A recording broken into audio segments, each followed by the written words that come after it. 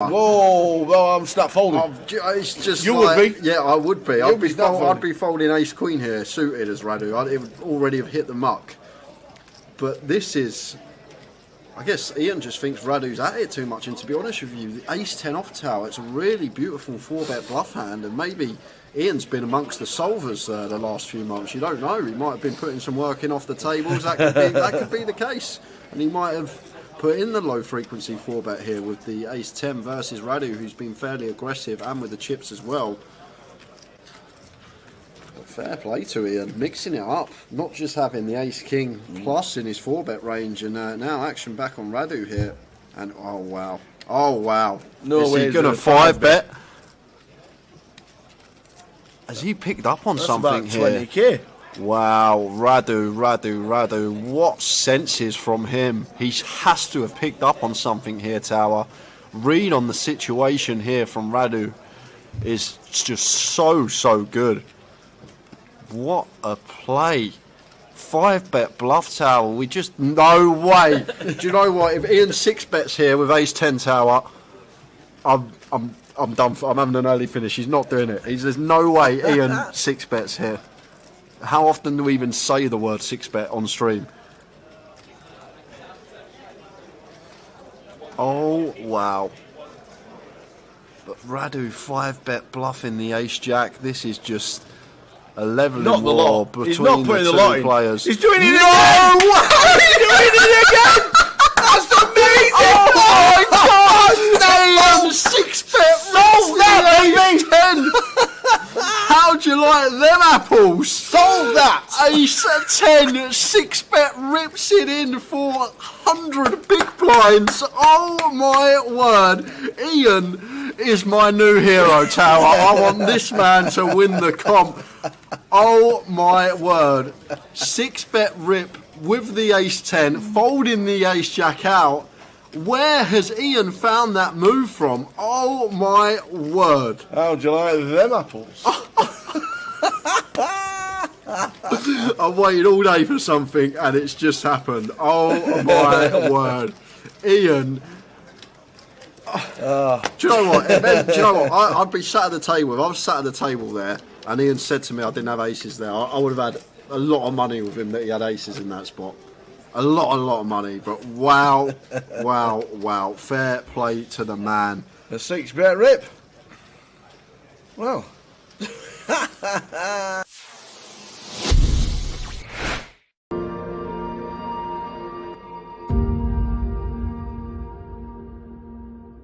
Brand new trick, never been done before, just for the Goliath. Here we go.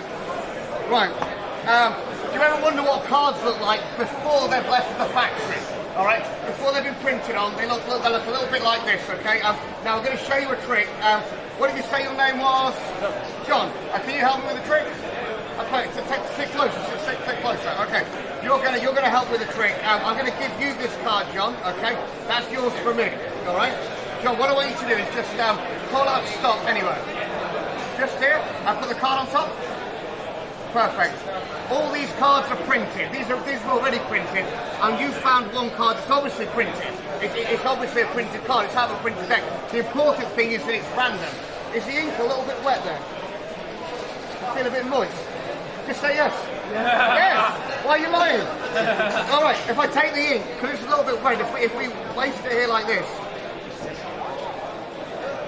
Now that's how you print the backs. This is how they print the faces. You actually take the face of the card and print it here like this.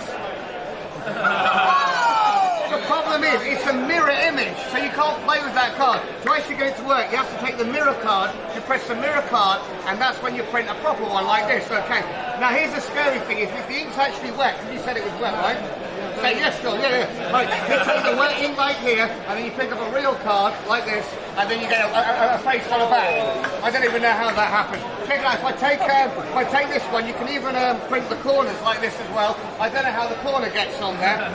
This is incredible, this one. If you actually take the card, and let's take where's the mirror card? Here. Take the mirror card like this.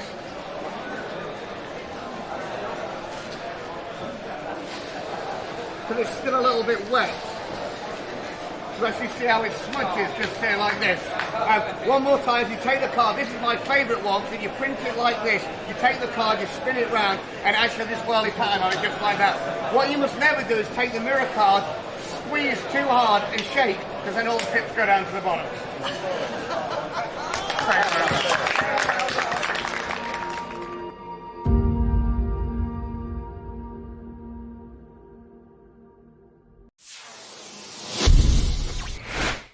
So we've got new players. Is that Tom Hudson there? No, Kieran coming in. Bit of a doppelganger there. He is a little bit. For the online manager, Mr. Tom Hudson. Deborah's called now, and Richard. Which Richard is it? Do we know which Richard it is?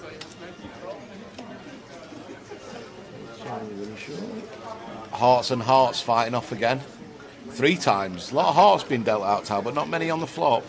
I did well. He hit the straight flushing hearts, didn't he? Yeah. Kieran Davey comes to our table. Richard Griffiths in C1. Richard Griffiths. I don't think I know him. Oh, look, what the 10, hell? 9, 3, Tower, all three of them hearts. 3 of them have flopped hearts. They've all flopped Queen to High, flush. King High, Ace High. Wow. This is going to be carnage. Oh my gosh. There's nearly every out on the board. The Jack of Have you Hearts seen is out this? for Richard. This could be a 3-way all-in, Tower, if it's played fast by any of them. This is absolutely ridiculous. When Kieran gets all this action, he'll have to check his cards back, see if he's bloody actually got the Ace of Hearts, Tower, and not the Ace of Diamonds. So Richard's just called. Oh, Richard's called just with a Jack, with a King, with a Jack. Yeah. He's got the redraw to the Heart. straight flush, he thinks. Blow me neck. So what's going to happen now? KK's going to squeeze it up. He's just called as well. Now what's Peter going to do? Yeah, Kieran's got the notes. I don't mind. I don't mind. No, I don't mind KK it. just flattered with his Queen High flush. Oh yes. And now Kieran's it's on got the Peter nuts. with the King High flush. He's going to raise here. Here we go. So he's going to raise. Oh man. Kieran's going to probably just flat call, or jam it, or just put it in, thinking he's never going to get a fold, Yeah. which he won't. Raise to How the action's 5k gone. from Peter. Kieran's getting a bit. Look at him. He's playing. He's giving it the old Hollywood, isn't he? He's got the stone cold nuts, and he's going. He's like, oh, what's going on here? What the blinking hell's going on? Does he call? I think he. I don't know, Tower. Or is it, does he think he's up against the set? I just don't think he's. Well, He's with all it- in. Yeah. He's and all in. Now what's KK going to do with his Queen Eye? He's going to have to go move all in, surely. Yeah. There's hands that Kieran could have aces with the Ace of Hearts here. Yep. This would be an amazing fold. And Peter's No, they're in. Peter's going to be absolutely sick. Peter, what you done? Peter's absolutely sick. Peter but raised it up He's with going to have to put it 5k. in. And just hope it's a set against the ace with a heart, I guess, or 6-7 of hearts, for example, or 7-8 of hearts. These are hands that are possible as well in Peter's eyes. It doesn't have to be against the nut flush here. This is just the most brutal setup I've ever seen. They're And in. he's in, They're in. and they're both drawing dead, aren't they? Pete, Wow. This is just dead. They're both dead. Wow. They're just dead. Look See you at later. Debs. It's just ridiculous. They're dead, aren't they? There's no runners, No, is there? no runners. Because the Jack of Hearts has been folded for the Queen. What a life. Wow. This is Kieran's first hand, and what a hand. He's on 60,000. Sits down, one hand, flops the nuts. Gets action from the and second trebles nuts up. and the third nuts, and trebles up. Oh my days.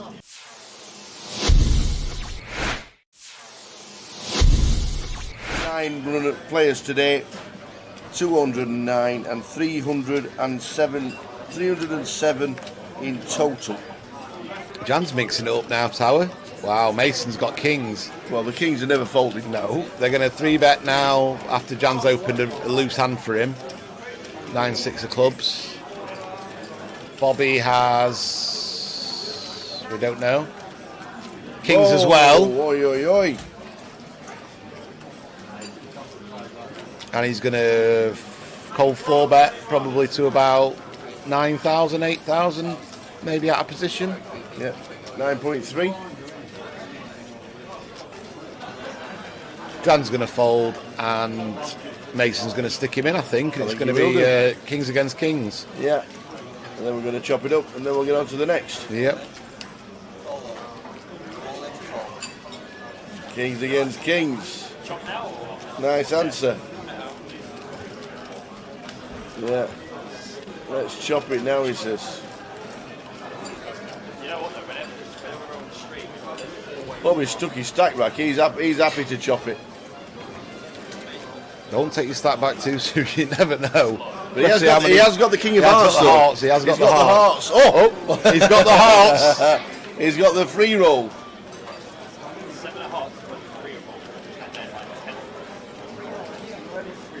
He's got the hearts. He's got the free roll of the hearts. This would be absolutely brutal for Mason. No way is it coming a heart. We've been saying hearts all day. It can't be again. Oh my God! It is. It is the day of the hearts. That is absolutely sick for Mason. Wow. That is brutal. Kings against kings and four. He's going to stand up and just have a minute there. That's just brutal. That is just brutal. He's going for a minute. He's having a minute. That's quite shows quite a level of maturity for someone who's 18 just to think, right, I'm going to have a minute away. That's a really ridiculous hand. Bobby. If ever there was a day to have the hearts there, Tower, and not the black kings, it was today, wasn't it?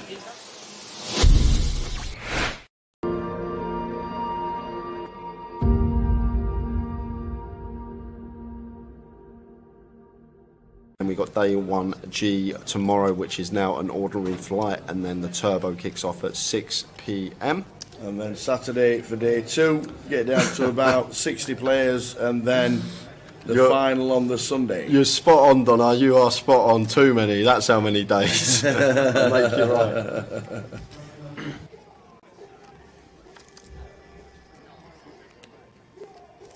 Ace 5 for Danny in the big after an initial raise from Keith in seat number 1. A nice 3-bet spot, I think, Tower here. We got Keith covered. Keith's third in chips. He's not really going to want to get involved too much. Definitely one we could be mixing in a 3-bet here as Dan Gormley. And on FTs, we don't have to go as big as usual, the normal 4x size, because of ICM. We can choose like 3x, 3.5x here as Dan, so make it somewhere around 700-800k. That's what I'd like to see, and he is going to take the spot, Tower. Very nice from Dan. Just recognising the situation and recognising where Keith is in chips and how he has to play tighter here because we have him covered. So this should do the trick a lot of the time. Back over to Keith here, and personally could go either way. I think Keith is probably more tight to let this one go. Oh, he's just going to quickly call, Tower here. So Keith happy to go float post flop here with the King Jack. Off to the flop. Another pot brewing. Queen 2 3. Yeah, so this is a big pot, Tower, already 1.6 milli in the middle here, and Danny does flop a wheel draw here with the ace 5, so probably one we're probably going to continue small, 400k, 500k, something like that. Somewhere between the quarter pot and third remit is the size I'd like to see here from Dan. As always in these 3-bet situations, can go a lot smaller. So it does choose the 350 sizing, goes even smaller than the 400. So south of quarter, between fifth and quarter pot from Dan Gormley and Keith here with the King Jacks. Jack of diamonds working, getting this price. Is he thinking about pulling out the float with this candidate? It's probably, if we are going to float the King Jack, it's probably one of the better combinations we can have. King of spades, Jack of diamonds. Let's see what Keith does. Like folding would be fine here as well. Just because tangling with Danny, who's got us covered, could put us in a world of hurt. It would be a disaster for us to come 8th from this FT when we go in with the chip lead. But big pot brewing here on the FT, guys. Oh, and there's the call from Keith. He does pull out the float, and pot has got 2.3 million here, working with 1.25 SPR behind. Effective stack of Keith. Whoa, King of diamonds. Brings in the flush draw top pair. Yeah, so Keith loves to see this, Tower. And now Dan, what's the play on the turn here? Obviously this King's supposed to be a lot better for the R range here. Does Danny ever expect Keith to be floating? That's the question. Does he expect Keith to have some floats with some King Jack here, some Jack 10 suited with backdoor spades, hands like that?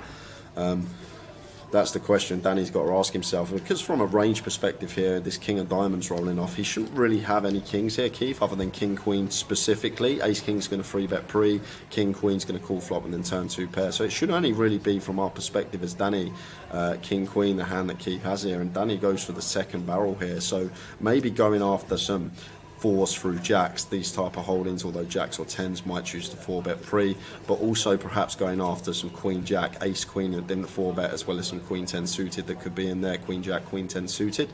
So it's a really nice bet that targets that proportion of Keith's range. The pocket pairs, the queen x, these type of hands are going to be in a really tough spot now faced with this double barrel. However, Keith has the one hand that he has pulled the float out with and does contain a king, so Keith's going to have to call once more with the second nut flush draw as backup. So it should just be an easy call here from Keith, and we're going to take a river tower.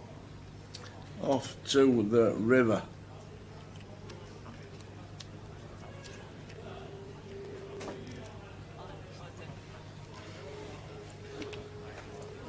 Fourth diamond.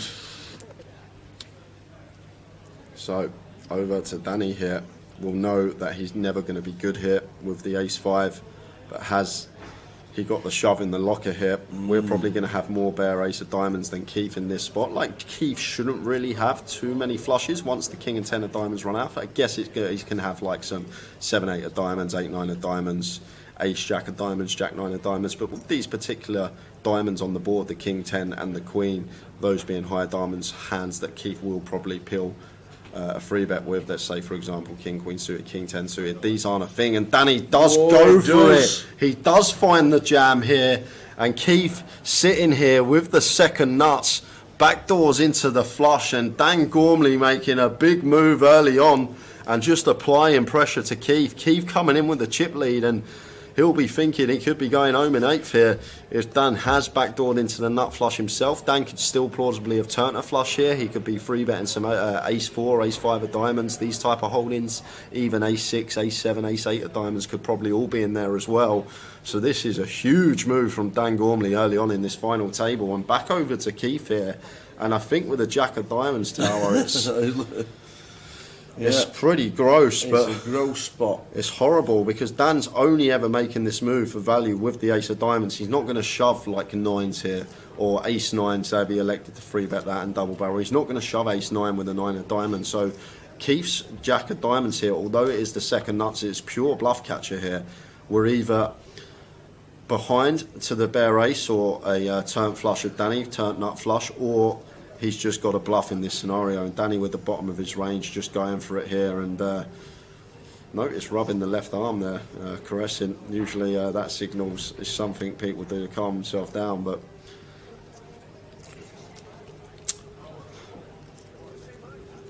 this is what we wanted to see, Tower. It's what we've been waiting all day. Yeah, exactly.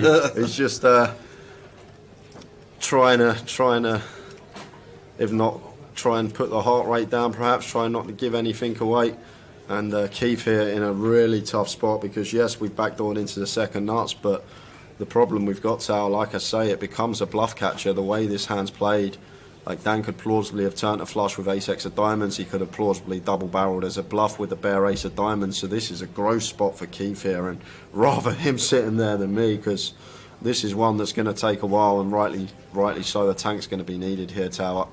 This is a big pot, and it's going to be for over a third of the chips in play if he can make the call and be correct. And fair credit to Dan, though. Let's go back to Dan. He's capable of running it in these spots. People aren't capable of making moves like this, 3-bet, bet, shove as a bluff on final tables. There's only a small percentage of players that have that in them, and it's a gift, if you like. I know this time it may leave Dan short if Keith makes the call, but I think it's you've got to be a certain calibre of player to be able to pull this move, the 3-bet, the bet, shove, without having the goods. Only certain opponents are capable of that, and if Keith's aware Dan is one of those that can have these bluffs, he may veer more towards call. But this is a fascinating hand, guys, and Dan Gormley just running it for chunks of equity here on the mystery bounty final table and putting Keith in the blender. What's he going to do, Tower? What do you think? He has a second nuts. He can only put him on the ace to fold, He flicks He it does in. make the It's call. the call of the final so far. And he does make the call, and Dan went for the lots, and he's going to be down to 11 big blinds now. But credit to Keith, coming with a chip lead, extending it to 8.1 million chips. Wow. And what a hand that is. That is a highlight of the week for me so far in terms of hands played. Everything that hand had. Really, really nice line from Dan. Unfortunately, we just run into it. It works if Keith doesn't have the Jack of Diamonds, if he doesn't have the Ace of Diamonds. This is probably going to work. But unfortunately for us, we've just run into it. And Keith up to 8.1 million chips, third of the chips in the play going to that man. And Dan now sitting with 11 big blinds. What a call.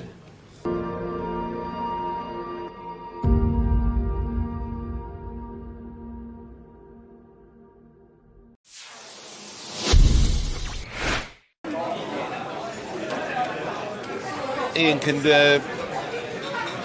decide to make a decent sized raise here against a pretty tight player in the big blind, or he can decide to call. Either's fine. Just decides to call. Anthony check his option. It's fine.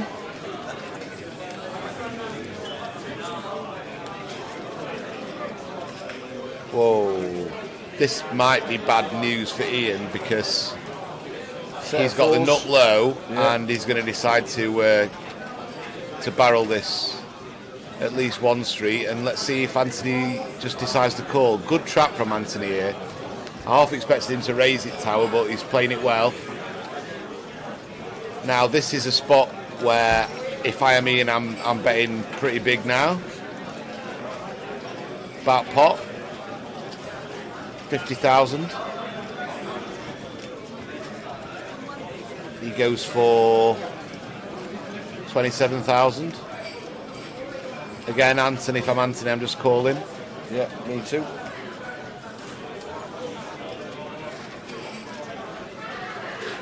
Got such a disguised hand, Tower. Yeah. Yeah, he just calls again. Yeah, Great play from any Anthony. low sets really disguised, aren't they? Yeah. And now a queen. Queen of spades on the river. Are we going to rep the king? Or are we going to rep something like ace, king, king, jack, king, queen? I'm betting massive here, Tower. At least pot, maybe pot and a half. We've got the nut low. Anthony can't have many kings in his hand. What can he really have? He can't have ace king because he just defended pre without squeezing it up. Wow, I like this play. I really like this play. I really like this play. And if Anthony finds the call, good luck to him. But I really like this play. Let's think about it. Ace king, he can't have ace king. He can have king jack, Anthony can, and make a pretty tight check back on the flop before the flop.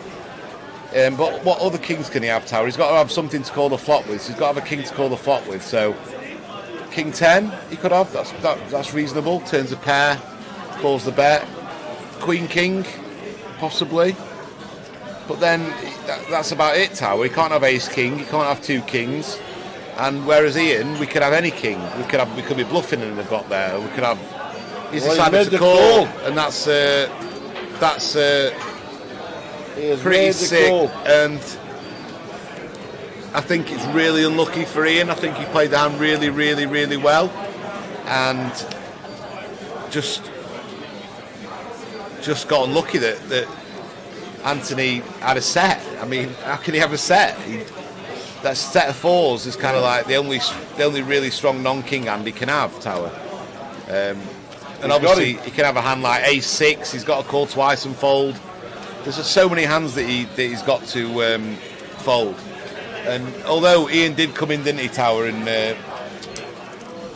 Ian did come in and try and ask if he could explain his decision, but I thought he played the hand well. Yeah. Maybe he didn't need to go quite all in. Maybe pot and a half, something would suffice. But I said as soon as I saw the river bet that I'd go over pot. Yeah. And I think it's a fine play. He just ran into someone who had a set and wasn't in the mood for folding it, Tower. Yeah. But if you think about the actual King X combos, it's not that many, Tower. It's not that many at all. Ian's got way more King X combos. If Anthony just had an ace, for example, he has to call the flop, he has to call the turn, and he has to just immediately fold the river. Yeah. Same with his 2-pair combos, but he had a set and he could have folded the set. He had a long tank about it. I think he played that hand well.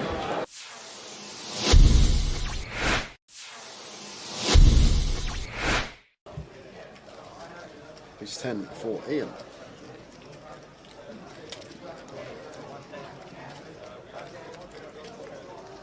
Raises to 1.3 under the gun +1.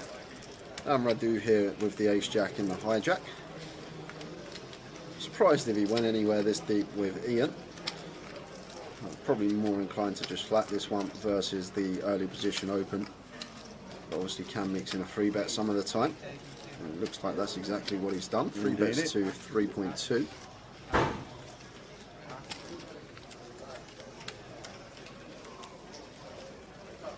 Julie, if you just give yourself a refresh, should be alright, because picture's crystal clear here for us. Yeah. So it's probably just connection at home or wherever you may be. But if you give it a little refresh, hopefully it kicks back in. Yeah, give yourself a refresh, Jules, and let us know that it's alright.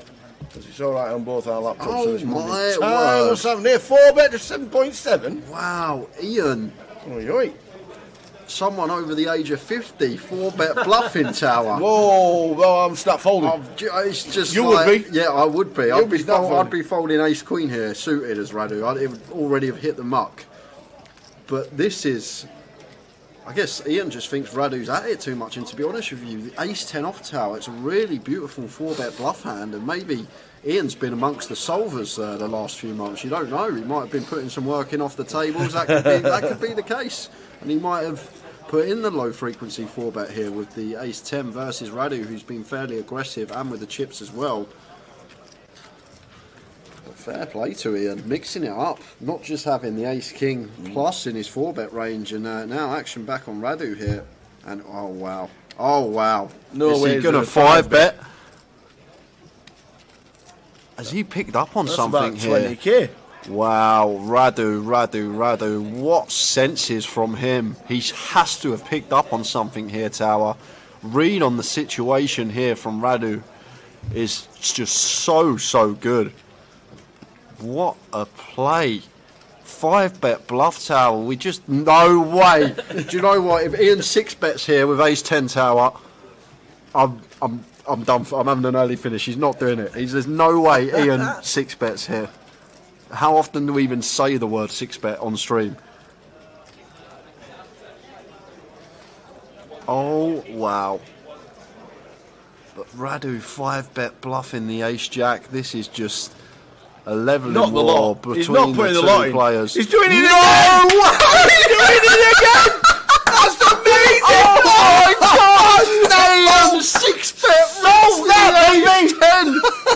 How'd you like them apples? Solve that! Ace-10, 6-bet rips it in for 100 big blinds. Oh my word.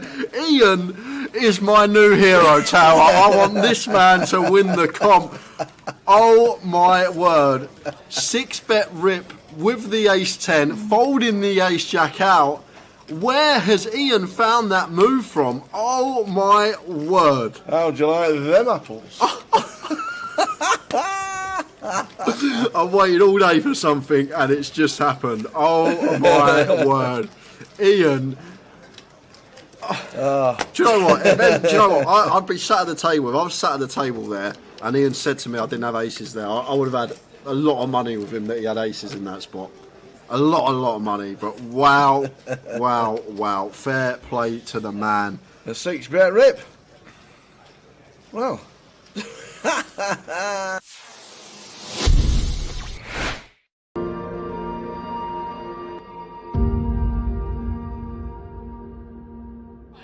new trick. Never been done before, just for the Goliath. Here we go. Right. Do you ever wonder what cards look like before they've left the factory? All right, before they've been printed on, they look a little bit like this. Okay.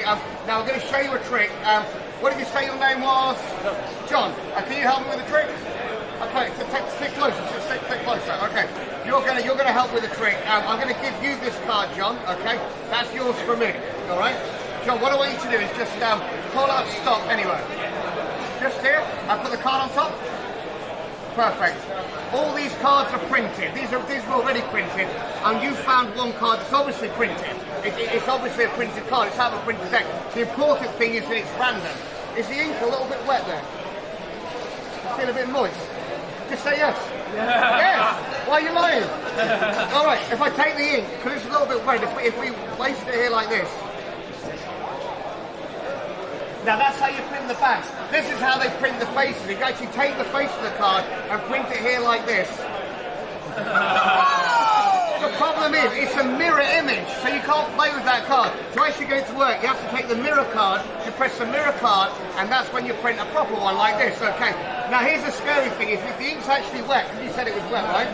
Say yes, John, yeah. Right, you take the wet ink like here, and then you pick up a real card, like this, and then you get a face on the back. I don't even know how that happens. Check it out, if I take this one, you can even print the corners like this as well. I don't know how the corner gets on there.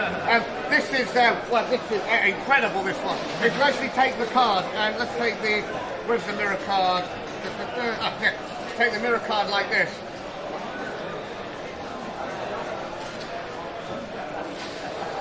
But it's still a little bit wet. You actually see how it smudges just here like this. One more time, if you take the card, this is my favourite one, because you print it like this, you take the card, you spin it round, and actually this whirly pattern on it just like that. What you must never do is take the mirror card, squeeze too hard and shake, because then all the tips go down to the bottom. Thanks very much.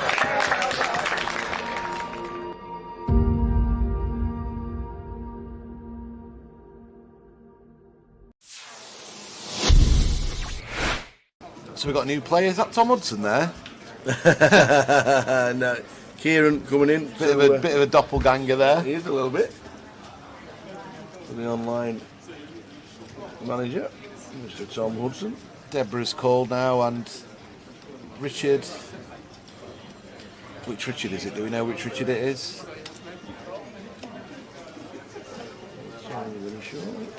Hearts and Hearts fighting off again. 3 times. A lot of hearts been dealt out, Tal, but not many on the flop. I didn't. Well, he hit the straight flushing hearts, didn't he? Yeah. Kieran Davey comes to our table. Richard Griffiths in C1.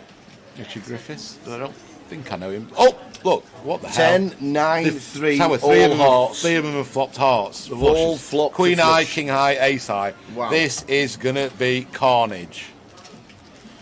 Oh my gosh! There's nearly every out on the board. The Jack of Have you Hearts seen is this? out for Richard. This could be a 3-way all-in, Tower, if it's played fast by any of them.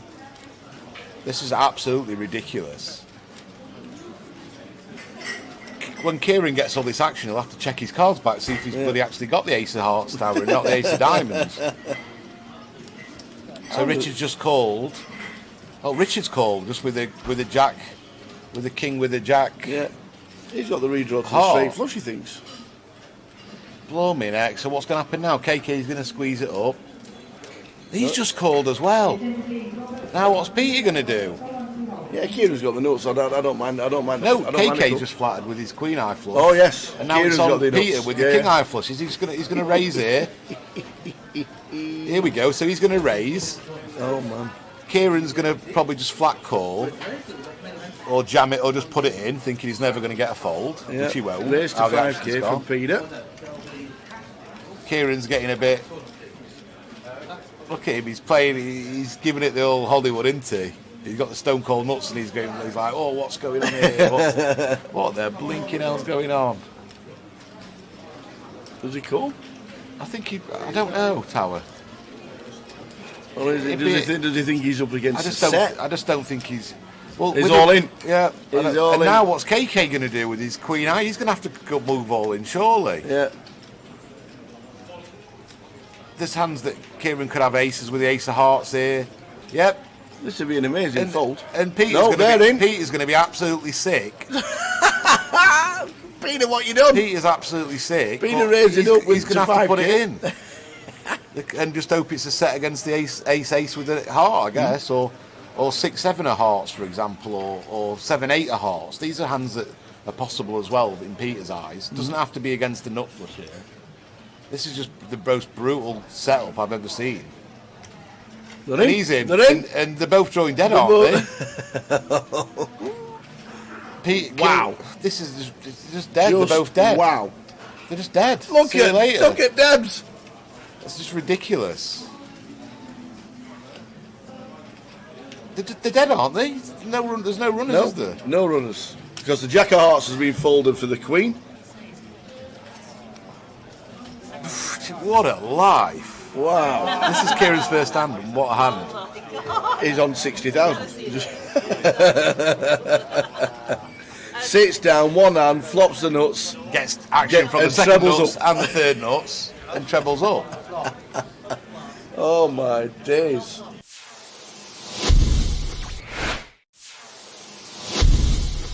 Nine players today, 209 and 307 in total.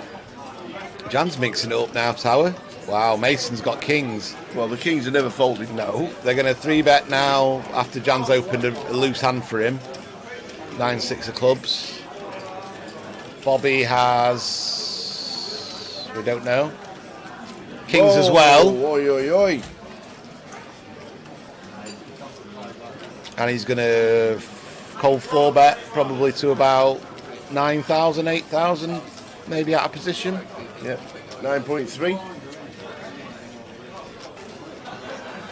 Jan's going to fold and Mason's going to stick him in, I think. And it's going to be kings against kings. Yeah. And then we're going to chop it up and then we'll get on to the next. Yep. Kings against kings. Nice answer.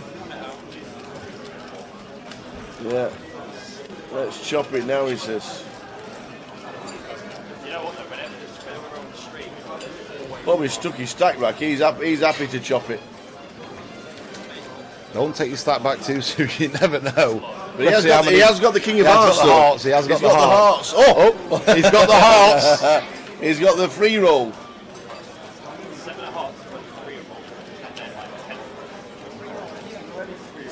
He's got the hearts. He's got the free roll of the hearts. This would be absolutely brutal for Mason. No way is it coming a heart. We've been saying hearts all day. It can't be again. Oh my God! It is. It is the day of the hearts. That is absolutely sick for Mason. Wow. That is brutal. Kings against kings and four. He's going to stand up and just have a minute there. That's just brutal. That is just brutal. He's going for a minute. He's having a minute. That's shows quite a level of maturity for someone who's 18 just to think, right, I'm going to have a minute away. That's a really ridiculous hand. Bobby. If ever there was a day to have the hearts there, Tower, and not the black kings, it was today, wasn't it?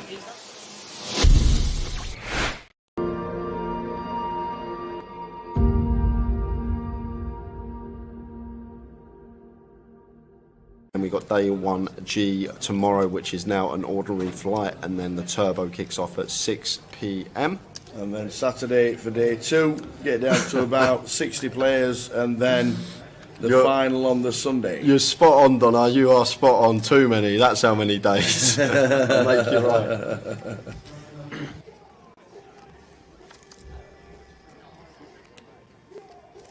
Ace 5 for Danny in the big after an initial raise from Keith in seat number 1. A nice 3-bet spot, I think, Tower here.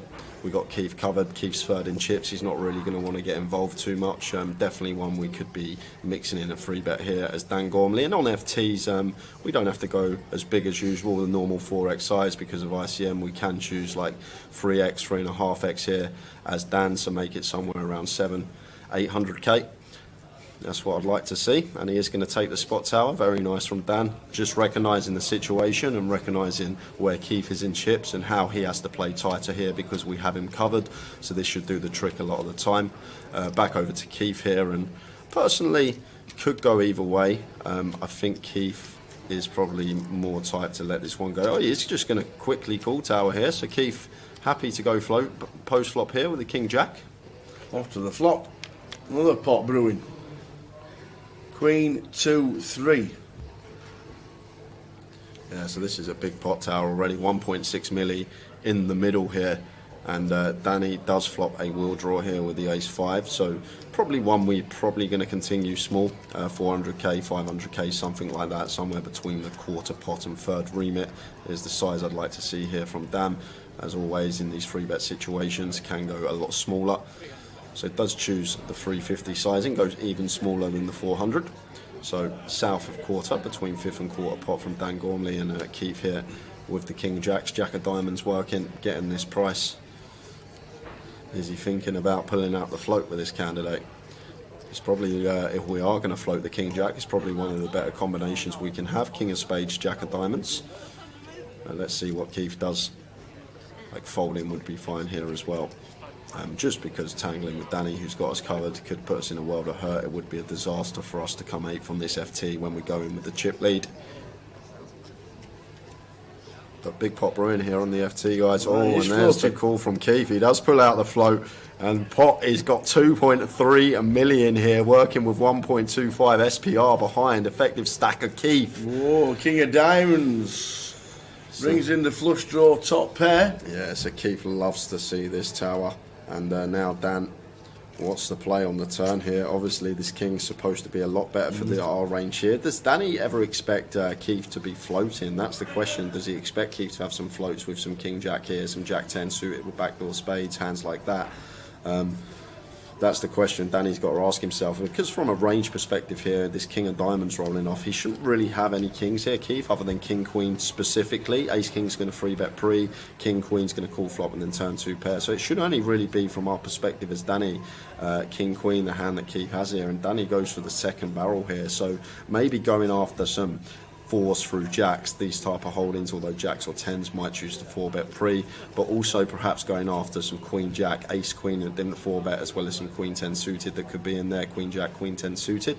So it's a really nice bet that targets that proportion of Keith's range. The pocket pairs, the queen X, these type of hands are going to be in a really tough spot now faced with this double barrel. However, Keith has the one hand that he has pulled the float out with and does contain a king. So Keith's going to have to call once more with the second nut flush draw as backup. So it should just be an easy call here from Keith, and we're going to take a river tower. Off to the river.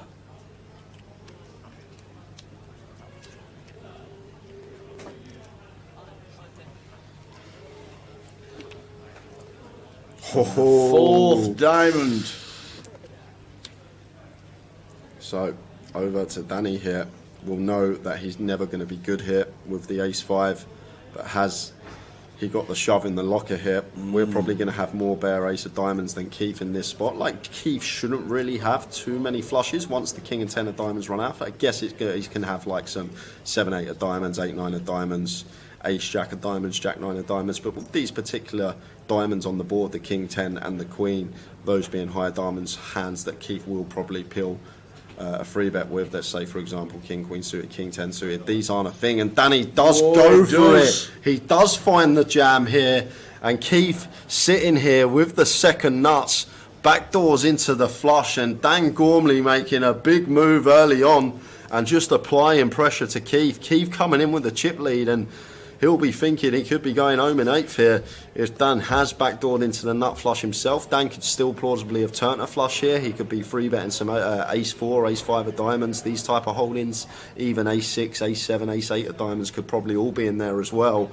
So this is a huge move from Dan Gormley early on in this final table. And back over to Keith here. And I think with the jack of diamonds tower, it's... It's pretty gross, but it's a gross spot. It's horrible because Dan's only ever making this move for value with the ace of diamonds. He's not going to shove like 9s here or ace-9, say if he elected to 3-bet that and double barrel. He's not going to shove ace-9 with a 9 of diamonds. So Keith's jack of diamonds here, although it is the second nuts, it's pure bluff catcher here. We're either behind to the bare ace or a turn flush of Danny, turn nut flush, or he's just got a bluff in this scenario, and Danny with the bottom of his range just going for it here, and notice rubbing the left arm there, caressing. Usually that signals is something people do to calm themselves down, but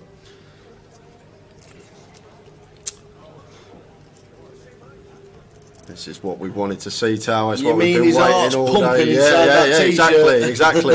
It's just trying to, if not, try and put the heart rate down, perhaps trying not to give anything away. And Keith here in a really tough spot because, yes, we've backdoored into the second nuts, but the problem we've got, Sal, like I say, it becomes a bluff catcher the way this hand's played.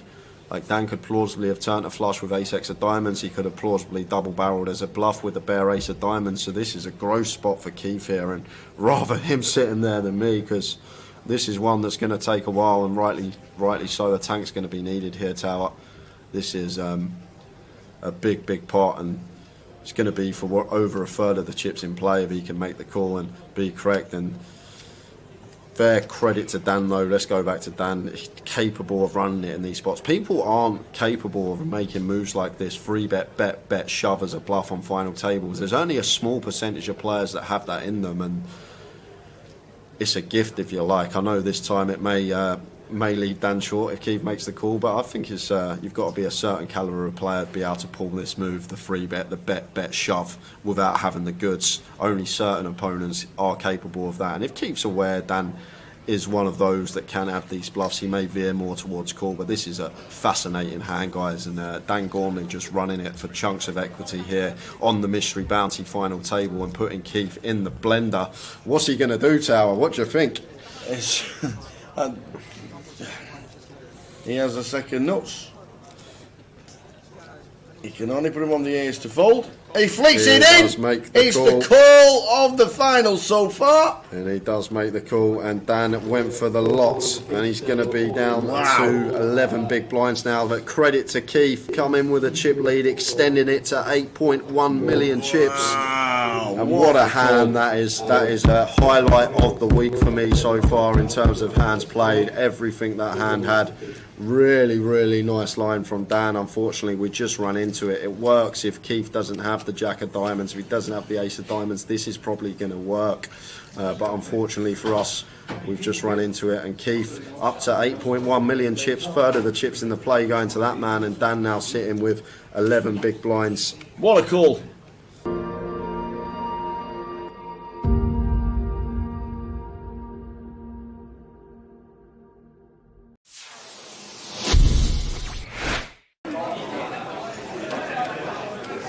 Ian can decide to make a decent sized raise here against a pretty tight player in the big blind, or he can decide to call. Either's fine. Just decides to call. Anthony check his option. It's fine.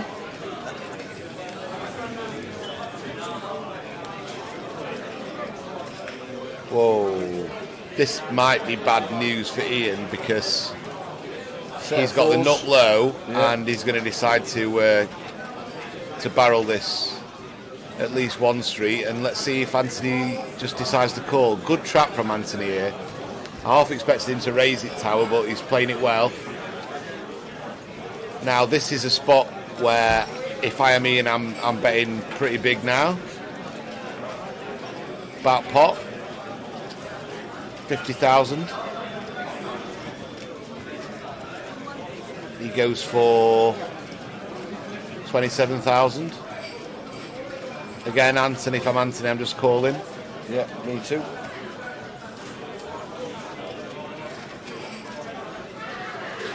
Got such a disguised hand, Tower. Yeah, he just calls again. Yeah, great play from any Anthony. Low sets really disguised, aren't they? Yeah. And now a queen. Queen of spades on the river. Are we going to rep the king? Are we going to rep something like ace, king, king, jack, king, queen? I'm betting massive here, Tower. At least pot, maybe pot and a half. We've got the nut low. Anthony can't have many kings in his hand. What can he really have? He can't have ace kings. He just defended pre without squeezing it up. Wow, I like this play. I really like this play. I really like this play. And if Anthony finds the call, good luck to him. But I really like this play. Let's think about it. Ace king, he can't have ace king. He can have king jack, Anthony can, and make a pretty tight check back on the flop before the flop. But what other kings can he have, Tower? He's got to have something to call the flop with. So he's got to have a king to call the flop with. So King 10, he could have. That's reasonable. Turns a pair, calls the bet. Queen King, possibly. But then that's about it, Tower. He can't have Ace King. He can't have 2 kings. And whereas Ian, we could have any king. We could be bluffing and they've got there. We could have. He's decided to call, and that's pretty sick. And I think it's really unlucky for Ian. I think he played the hand really, really, really well, and just got unlucky that Anthony had a set. I mean, how can he have a set? That set of 4s is kind of like the only really strong non-king hand he can have, Tower. And obviously he can have a hand like Ace 6. He's got to call twice and fold. There's just so many hands that he's got to fold. And although Ian did come in, didn't he, Tower? And Ian did come in and try and ask if he could explain his decision, but I thought he played the hand well. Yeah. Maybe he didn't need to go quite all in. Maybe pot and a half, something would suffice. But I said as soon as I saw the river bet that I'd go over pot. Yeah. And I think it's a fine play. He just ran into someone who had a set and wasn't in the mood for folding it, Tower. Yeah. But if you think about the actual King X combos, it's not that many, Tower.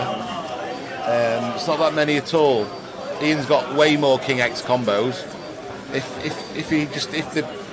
Anthony just had an ace, for example, he has to call the flop, he has to call the turn, and he has to just immediately fold the river. Yeah. Same with his 2-pair combos, but he had a set and he could have folded the set. He had a long tank about it. I think he played that hand well.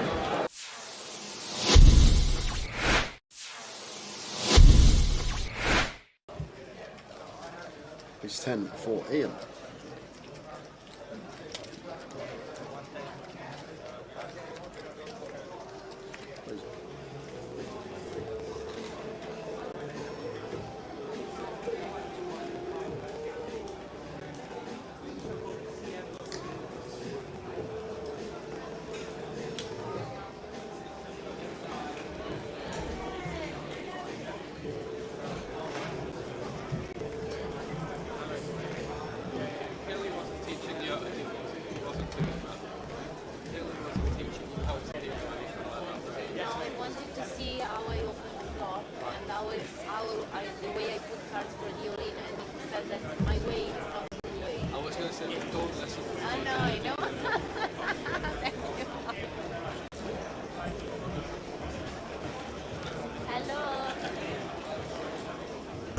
Attention all drive players, please make your way back in the hall now. You have 1 minute remaining on the break.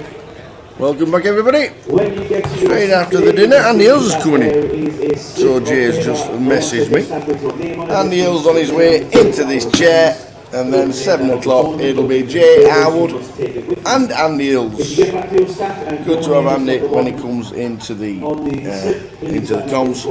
Neil Marshall, 1.2 mil in seat number 1. Jack Thomas in seat number 2 on 1,060,000. Drake Wolstenhall, 750,000 in 3. Cash Alades on 435.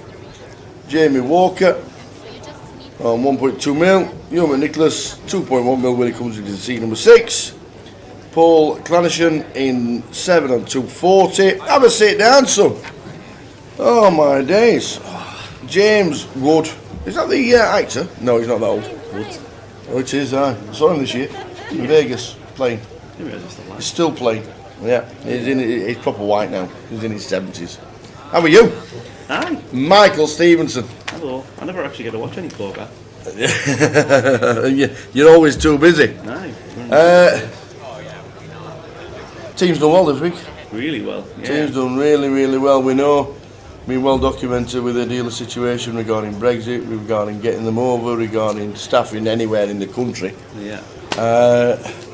You battled on. Oh, yeah. And you've done very, very well. Yeah, they've all been class, but the match effort in has been really good. Yeah. Everyone's been very receptive of it as well. Yeah. Reasonably Yeah. understanding. I think it's the way the situation with the world is, and especially the country as well. Once we came back out of lockdown as well, you realise how short people are in certain industries. and ours is one of them at the minute. So well done. Thank you very much. We're on his way back down to Earth soon. We've got this room, and that's it, man. That's it. Yeah. That's it. There's no other room at the moment. That's all I've seen. 3 events tomorrow, all capped at 300. Yeah, I think my. Is it?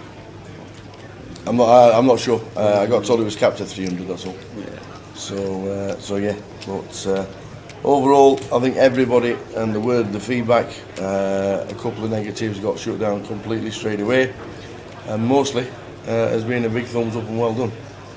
So it's been good. We're happy with it, like. Yes. Yeah. I can imagine. It is a blood, sweat, and tears to start with. But well done. So you're relaxing. I am. You're actually watching a bit of poker. Come to see what this is all about. I have not actually done this. Well, it's all good. We're just waiting for Andy Hills. Oh, here he is. Aye. I mean, you see. Andy Hills is here. Honestly, man, well done. Every credit has been an absolute top to bottom. Every single person, hands on deck. Yesterday, I know we changed things. I actually thought it worked. Well, it definitely was. I actually thought to where we needed to be. I actually thought it worked as well because there were like 1,700 played this flight, the main flight, and then you still got 400 in the turbo, and it just seemed to work having both on the same day. I think it'll be scheduled like that by design next year rather than a last resort. But yeah, I think the way the Thursday went, you know, it was going to be people wanted to play a longer day because the Thursday was starting out really quickly, wasn't it? yeah, I mean, to be fair, I think if Friday had been a full flight. Yeah. Advertised in advance, it would have been even busier. Yeah. But Yeah, we'll brilliant. probably end up doing that next year. Every credit, sir. Every credit to the floor. Michael Stevenson. And incoming. Here he is. Hey. Andy Hills. Joining me for the first hour, and then Jay is on his way down at 7 to finish off the session with you. How are you? Not seen you for a while. What's been happening? You did a stint yesterday and I missed you. Yeah, I don't think I've seen you since like Vegas time. No, not at all. Not at all. What's been happening? I mean, I missed out on Reading because of the tail end of Vegas, but Yeah. life's good. With Vegas, is it a case of there were that many events after the World Series main event that people just stayed? Yeah, it doesn't finish like Like he it goes. used There's to. a few more days after the main event. There was 18 bracelet events this year. After the main event. Oh, after the main. Yeah. 18. 18. Wow. Yeah. One of our guys nearly got one of those bracelets as well, right? They did, Gary Whitehead. Gary Whitehead was second, and they might have made a couple of deep runs as well. But we obviously got one with Rob Cowan. Managed to be on the rail for that one, which was cool. Really enjoyed that. Are we back travelling about? Flag hunting? Are we looking at these things like you used to do years ago? No, not like I used to. There's a few variables in that. One of them is flights are more expensive than they used to be. It's pretty brutal now, so I'm having to cherry pick. So I'm glad I did that while it was cheap to wreck the environment with the air miles. But no, it's going to be more select now. Just pick some interesting destinations, sort of maybe I've got my eye on a couple of slightly obscure flags, but no, just cherry picking and going to places where there's really good value. You must renew Malta. Somebody final tabled it in 2019. Yes, that would be a nice thing to repeat. Absolutely. Yes, it's always fun in Malta. Yes. How's Goliath been for you? Well, I'm sitting here, so that tells you it could have been better. But I got to, on a positive, I got to day 2 on 1 bullet. Yeah. And I did cash, not for a little bit more than a min cash. Yeah. A little disappointing. Alan Pearce was here as well, my mate. Oh, right, I've not seen Alan for a while, have Yeah, we both came back with decent stacks, both from 1 bullet, and we both busted within 5 minutes of each other. And oh, wow. So, you obviously... There's 1,000 players left. You don't have high hopes on a day 2, but it was fun. But we don't normally do bubbles with 101 tables and 1,000 people. You don't normally see that outside of Las Vegas. No, not at all. Not at all. So, did you ever work with Alan? How did you think he fared on? Did he enjoy it? Yeah. Of course. It's always fun. And he came back with lots of bigs. He came back with, I don't know, 530,000 or something like that. Wow, okay. So he was doing well, but he had his aces done by a set. for quite large chips, and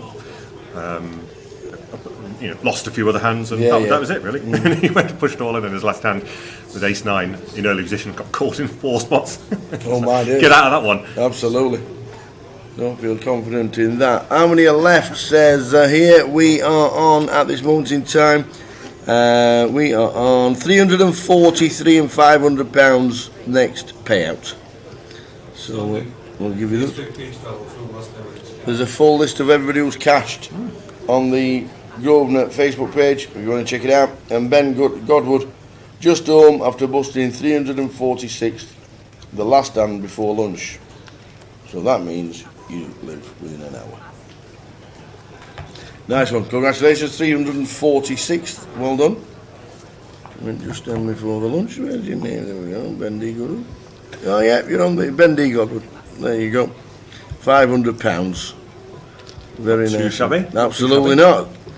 Absolutely not. We all know about the way to get in these satellites, and a lot of them were saying how great value they were. Oh, 500 is an amazing cash if you get in that satellite. Yeah, they're all saying how good they were and how soft they were and how many they actually guaranteed all the time. I think it was something like 2,000 guaranteed seats over the course of the 5 months that they did the SATs. Incredible. So fabulous. Great effort. And how's Ewan doing? 2.1 mil. Okay. It was up to 2.7 at its peak. Yep. But he's just come to this session with 2.1 million. We haven't seen much of his play then yet, right? He's just No, come on literally, in. yeah, this is it. Yeah, third hand in. Excellent. Third hand in, but chip leader at the table. Second in chips is to his right, Jamie Walker. So interesting to see how these guys get on. Playing 16 40-minute levels. And however minute we get down to tonight will be how many come back for the final day of Goliath. Have you had much chance to speak to the team while you've been here? Yes, we've had sort of breakfast and chatted a little bit, and I did a little bit of comms with Jamie. Yeah. Awesome. Yeah.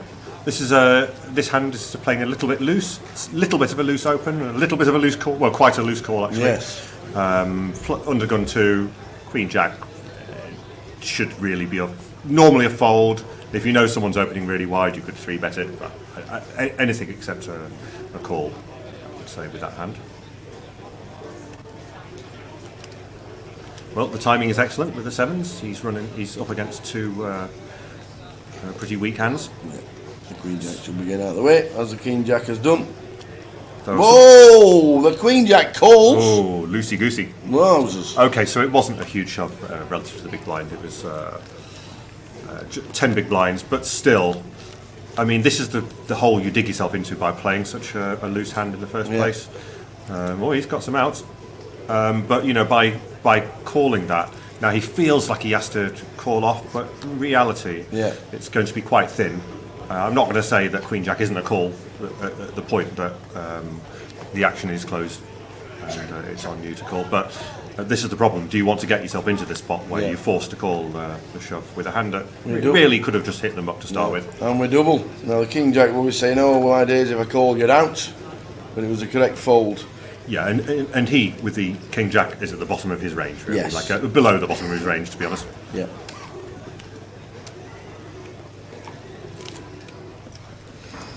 How's the day been? Yeah, it's been really good.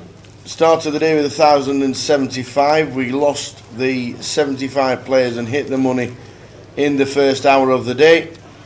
And then, I'd like to say slowly, numbers decreased. It's, as always on day 2, it's like 100 an hour.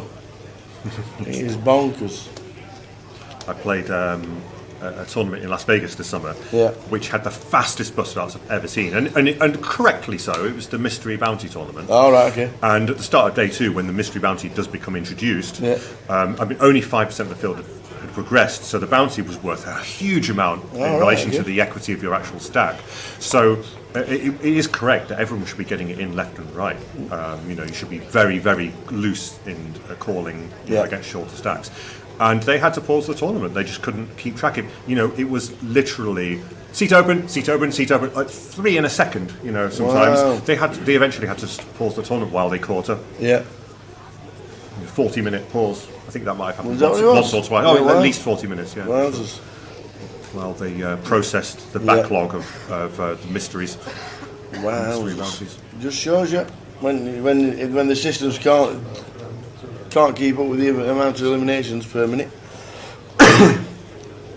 Wayno said the Hilton is sold out upstairs since we announced what dates were for next year. Okay. The Hilton is now sold out. Good game. For next year. Jeez. Who's the chip leader? Mick Dermott says it's just over 3 mil. Chip leader, Dave? It's the guy who was chip leader before. There's a guy called 2 seconds. Zula Vida. Zula Vida. How many? 3 mil? 3,020,000. Them 20,000. Them 20,000 make all the difference. 25,000. The dates for next year are the 27th of July until the 6th of August. We will be crowning a champion of Goliath on the 6th of August next year. Obviously late this year because of the Commonwealth Games.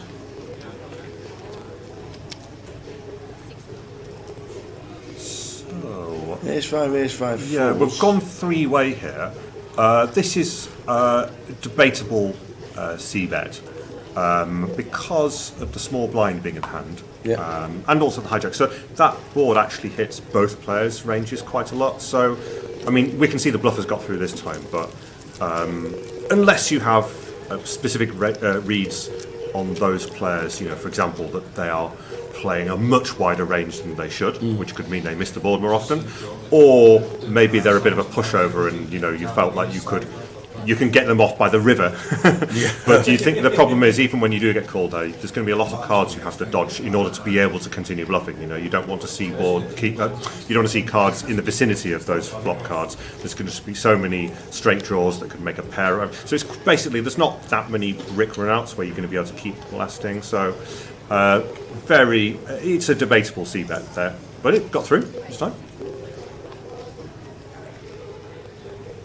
And we do have backdoors, of course, with the ace-5 suited there, so that will be part of the argument for sometimes bluffing there, but it's still on the thin side at best.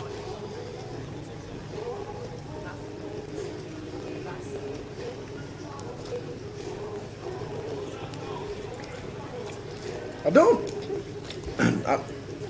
Will they change that much for next year? It's the same kind of length in dates. Starts on the Thursday. Probably start with a 1K, like you did for the GK, like a GKPT did. 550 runners said it was busy.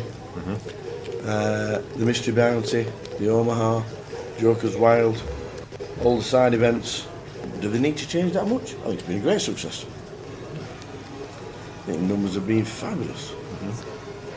550 in the main, something like 814 in the Mystery Bounty. Oh, incredible! The numbers in everything have been amazing. We've not even been able to keep re-entry open in some of the tournaments. There's literally just not enough dealers. It's not physically possible to do it. They're doing a Mystery Bounty in Leeds, but they're also doing a double satellite. Where if you have they're doing a cash out satellite, right, for I think it's £75 in total, where you get a seat for the Mystery Bounty and the mini in the same satellite. Excellent.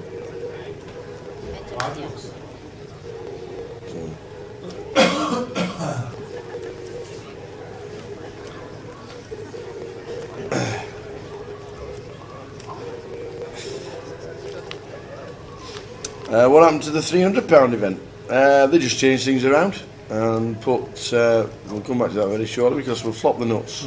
Just the nuts. We'll flop the nuts, but we have outs. And the Ace Jack is looking at this board thinking, "Oh, this is quite good for me as well." I know, yes. But it isn't that great for him. No, not now. We need a offsuit king.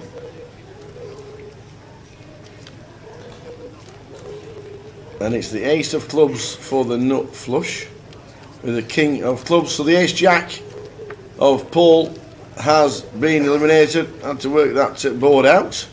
Bit juicy for both. Well done, Paul. Paul Clanachan. That's a Clanachan. What a great name that is. We'll quickly find out where they finished. Before Paul, we lost Callum Goodwin, Dan Habib, Guy Leatherley, or Leathley, Anthony Hollinshead, Alistair Franklin, Sen Manon. I've not seen Sen for ages. Nice to have said hello to him, but he bust out. Sen Manon. Darren Harris, Pete Griffiths, Stuart Haynes, John Lynch, Eugene Cummins, Connor McSpirit. Is that when you have a Scottish whiskey? Is that a McSpirit? Jenny Israel, Monica Moldovano, Dominic Sekil, Ross Percy, Kevin Smith, and Paul Clanachan in 324 for £500. You bang up the day with the eliminations. And we've got an interesting hand here. Ewan's thinking about what to do with his queens. Under the gun 1. I think he's about to 3-bet.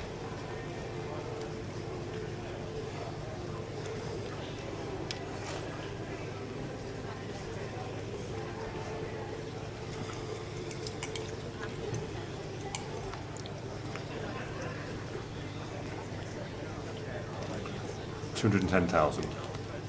So he's gone for about three and a little bit X.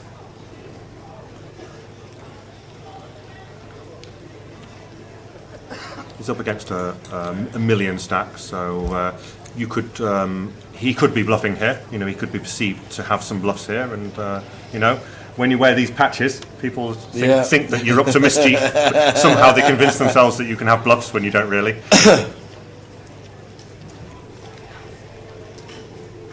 He's found Jamie at the lower end of his range, and that's absolutely fine to fold the ace-jack there.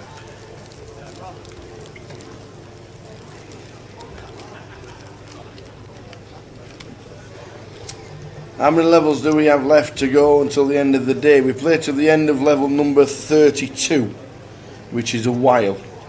I think the live stream today finishes around about 1:30 in the morning.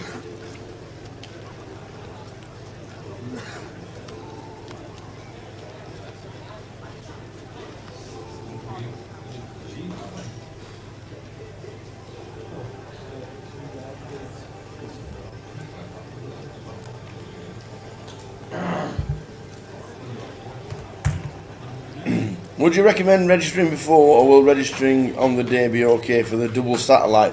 Registration won't be open before the day. For the satellite, it will probably be open in the club a couple of hours before, that's all, I reckon. For the satellite in Leeds.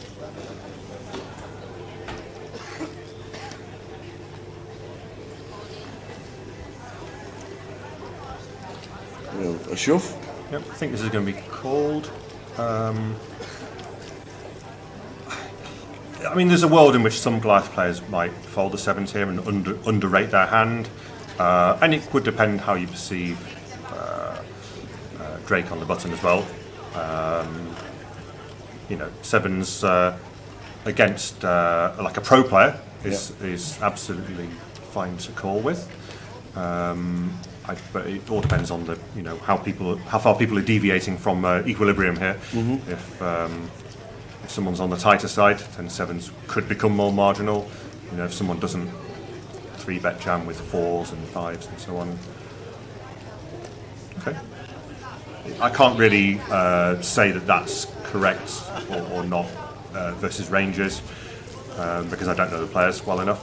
So you've got to make a judgment sometimes based on if you don't know the player personally, or if you haven't got any history at all, or you haven't been playing with them for a while, you've got nothing else to go on. You just have to look at demographic, like what we're in a £150 tournament. What do we think a typical £150 player would do here? Would they really shove with 4s? Would they shove with 5s?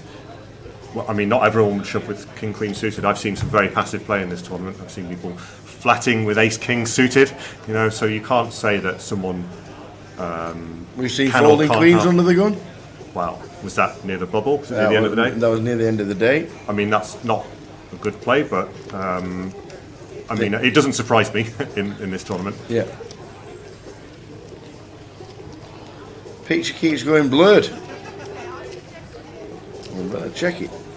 Maybe it's just the wobble of the internet wherever you are. Let's check our Twitch. YouTube and Facebook had to refresh, but everything is good. Let's have a look at ours. Right, it looks pretty sharp on Twitch, I must admit. So here we have another one. This time a little more likely to get the call. The shove this time is for 12 big blinds over a cut-off open. So there's definitely a world where the ace-9 suited sort of, it's not a fist pump, but it's a cycle. You know, we're getting odds, and we have opened from the cut-off, so we can have lots of hands like king, jack offsuit and worse. So it's a perfectly reasonable shove and a very reasonable call here. Well, we're in. Ace-8 at risk. Ace-8 of diamonds against ace-9 from Drake in 3. Then we lose another. Oh. No, it's not a bad flop. Good for the ace-9 suited. Yeah. Doesn't help the ace-8 who's all in. Diamond is the card. It is. Diamond on the turn Things. will be good. That's not it. It's got to be an 8. We need an 8. And not a heart. Nope, it is not. So we lose another. Another one biting the dust straight away. We can see that he's got it in dominated there, but there's lots of other good ways it could have played out there. I mean, some people do sometimes raise and fold to a 12 big blind jam. The cut-off is entitled to open with a few hands that can't call that shove. Yeah. And also, if the cut-off has opened with king jack or whatever, or pocket fives, you know, that you're in good shape against those hands. So even if they call, so that was I think that was a perfectly reasonable hand. It's played fine by both parties. Since we lost Paul on our feature table 5 minutes ago, we lost Mark Siegelutz, Dan Cryer, Jamie Smith, CN, Simon Fisher, Richard Hawes. Oh, Richard. Yeah, I've not seen Richard for ages, have I? Always used to remind me of Professor Brian Cox. The look. George de Bath, and just then Cash Ali. Cash Ali finished in 316 for £540. So a slight pay increase for Cash as he busts out. Oh, PK. Oh, yeah. Wow. When did he manage to play? There's a guy called Paul Kennedy who bust out.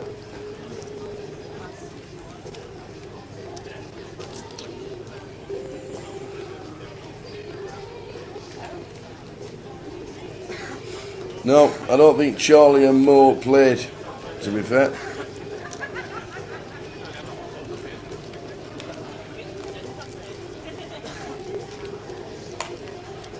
Turk did have a million here, about 1.4 million did Turk before the break.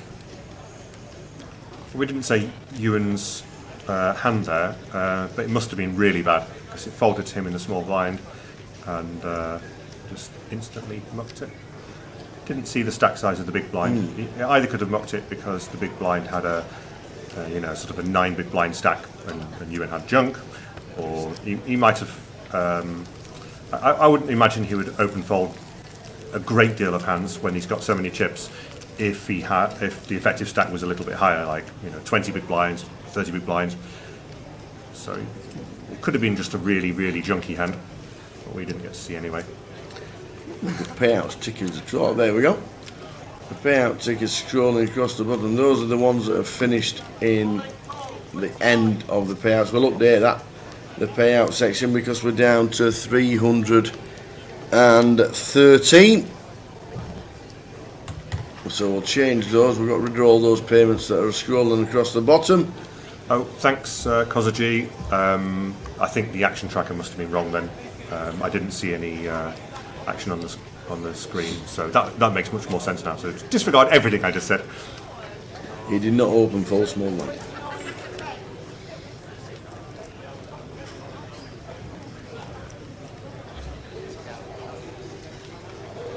Sean Lewis, so Pesky's on his way to play the seniors tomorrow at 3 o'clock. Nice. Capped at 300.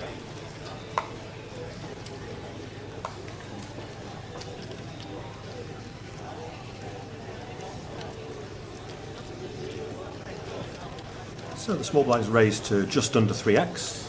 Yeah. Big blind thinks, nah.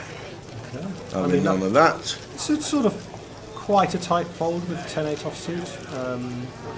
The small blind is supposed to steal quite a bit there. It's a little bit open-ended, big blind play. The solver nerds will tell you that you should do this with this, you'd limp this with this range, and you should raise with this range, and so on and so forth. But all that kind of gets turned on its head in Goliath, because your opponent isn't really playing the same ranges as you, so you can do something a bit more situational. You know, if you think someone folds too much, you can raise more. If you think someone never attacks your limps unless they have a real hand, you can limp more. So blind on blind play, especially in low buy-in events, is just as open-ended as it always has been.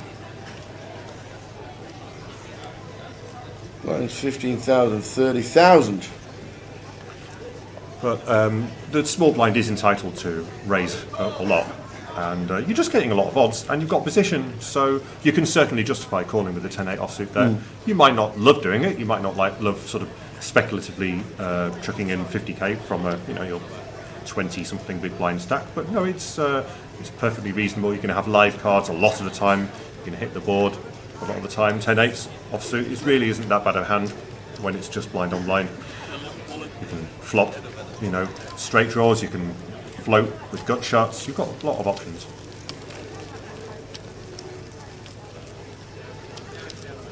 Ewan's still big chip leader on our table. 2.4 mils, 75 bigs. The trophy directly behind you is what you're playing for. Huge thing. Won't fit in the hand luggage.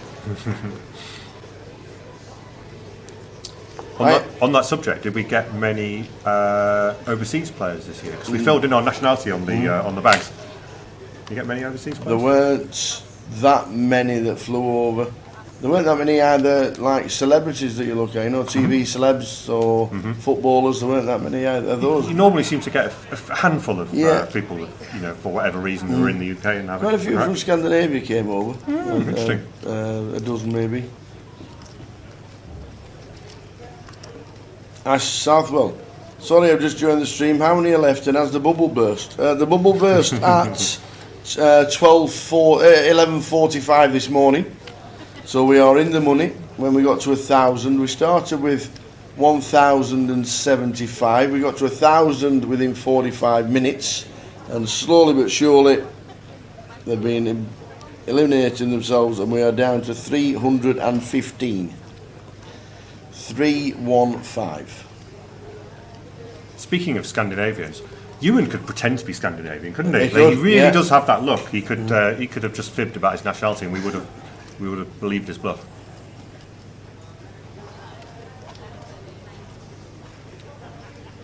I don't know if you can tell so much on the stream, but he is so tall. He's taller than you, right? Yeah, absolutely. I think he's 6'7".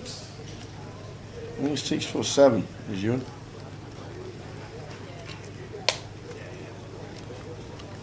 It's quite hard to predict what Jack's going to do with this hand, because you don't know what the hand is.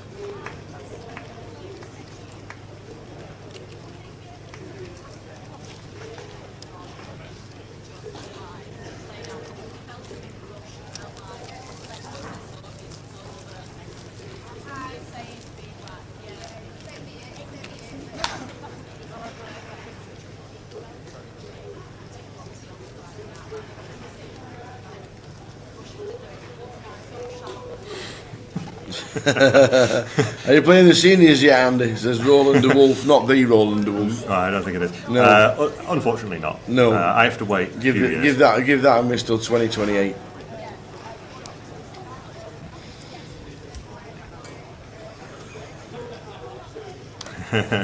No, it's fine. I've got no problem about that. I am looking forward to playing the seniors. 10 for Jamie. Raises to 65.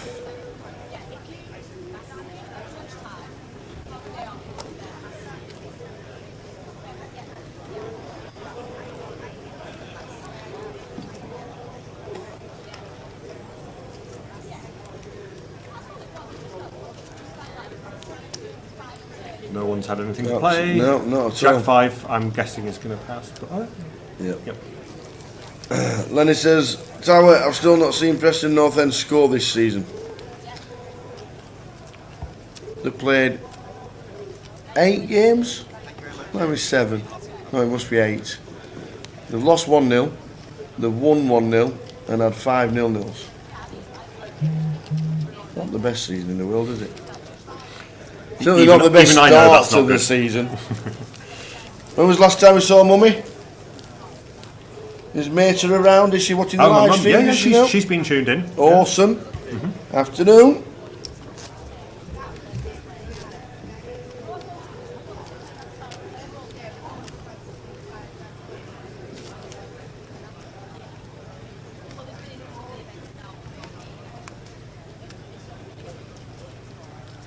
Tower, are you old enough to play the seniors? I am far too old.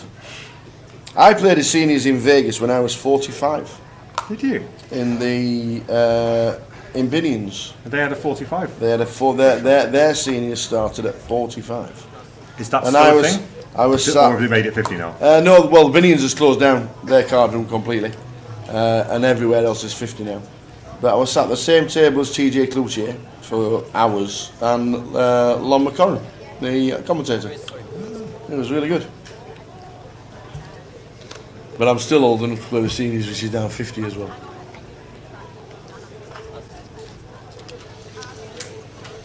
Did you get to do that more than once, or was there just 1 year before it closed, where you were eligible?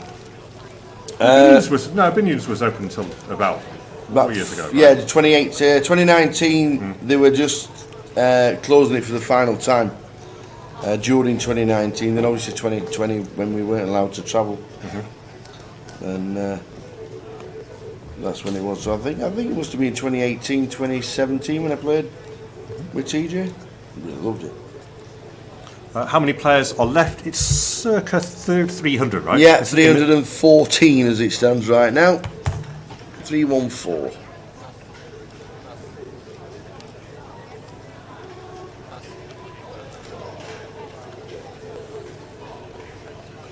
Oh, Lenny's put me right with Preston. You've won twice, 1-0.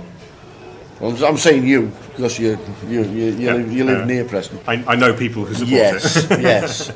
2 1-0s, a lost 1-0 and 5 0-0s. You're playing well, you're doing well.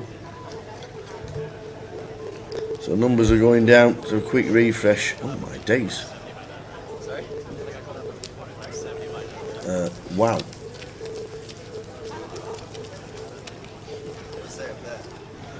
Okay. People decided that it must have been tea time. Also, though, whatever they put in the buffet. Wow.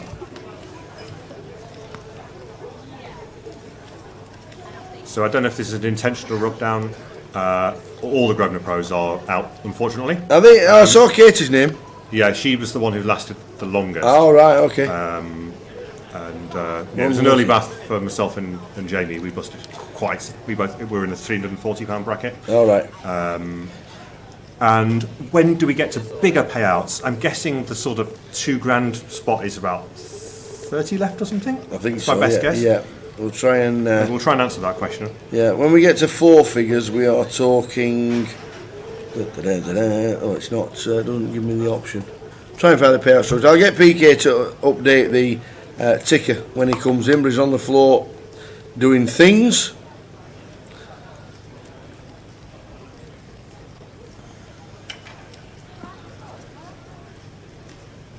Yep. Edie, Kelly, basically exactly what you said. You cash for 390 off a single bullet, so you've got a little bit more than me. Are you happy? Absolutely gutted. Not for the lost value, but the experience is over. I agree. I feel exactly the same way. It's not, Yeah. You know that you're not always going to go deep, but it's still disappointing because it's such an exciting tournament. It is. Hasn't lost its. We need an ace from space. Oh, we're losing another one, and I can tell you, since the last exit on the feast table, we've lost 20 players. Kev Baxter, Ewan, of course, is one of the pros now. So yes, apart from Ewan, who's on the feature table right now, the rest of us are outski. Yeah. So since we mentioned the last elimination, who was Shav, we have lost. Oh my days! Sorry, Cash Ali. We've lost Maslag, Penny Jones, Paul Kennedy, Jimmy Kebby, old footballer. Jimmy Kebby, I'm sure he used to play for Coventry City, and a few other surrounding local teams.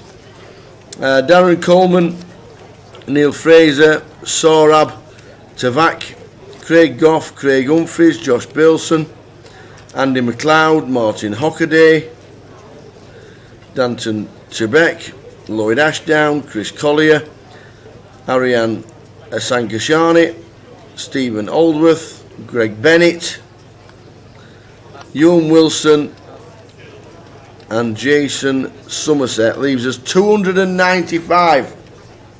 295. Wow. Carl the Jackal from Jersey. Yes, I played a really obscure tournament in Jersey one year. It was a year when I wasn't able to play the main. I was in Vegas, but I wasn't able to play the main event. Yeah. So, I could have played the early days, but not the later days. So I didn't play it, of course. But I found out through a fellow flag hunter, Lars Jürgen, as the top German flag hunter. Oh, right, yeah. He tipped me off about a festival in a tournament in Jersey. So we went to try and get a really obscure flag. Nice. And I'm sure people from Jersey don't think of it as obscure, but I don't think that many people would know what a Jersey flag looks like. So yes, I played their a small buy-in tournament there and had a really nice time. Called the Colossal. Yes, it was called the Colossal. Yes. And bumped into you at the Battle of Malta pre-COVID, which was 2019, which Carl also managed to cash in. UFT'd it. Yes, I do quite like an obscure one. Yeah. I've got a Ukraine flag, obviously from before it. Bad things happened there. Yeah. I think I've got a couple of other oddball ones. Got the Dominican Republic, although there was actually quite a big festival there, so for a couple of years, so not so rare.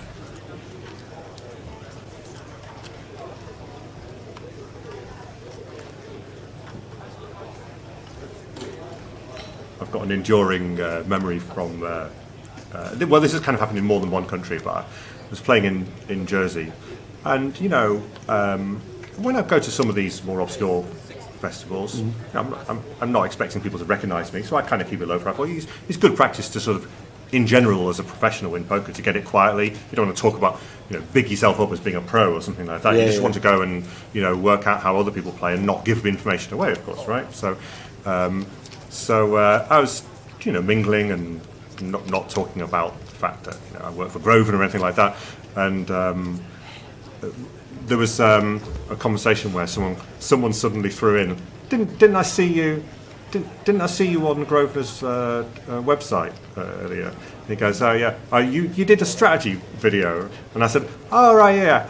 And then he goes, you're one of their sponsor pros, aren't you? And then this other guy pipes up, you've been rambled, mate. Brilliant. I've had this in a couple of other places as well. I've had one where I was, I think it was in Austria, and I was, saying, I said I was just on holiday and I found out about a poker tournament. I like poker and playing a game, and someone goes, didn't I play with you in Finland? And then another guy on the table goes, didn't I play with you in Malta? Yep, I've been rumbled again. Brilliant. Have you been to Thessalonica? Yes, Thessaloniki. That's Greece, isn't it? It is, yes. I didn't get the flag though. I've been there twice. I played one tournament each time. I would definitely go back. I've been to Thessaloniki on holiday. I'm pretty sure. Yes. Oh no, I went to Halkidiki.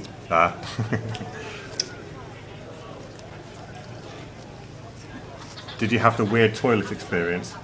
Yeah. Are we going to put anyone off their dinner here? No. No. Should we not talk about that? No. They don't use that. Let's just say they don't use toilets in the same way that we do. That's true. That is so true.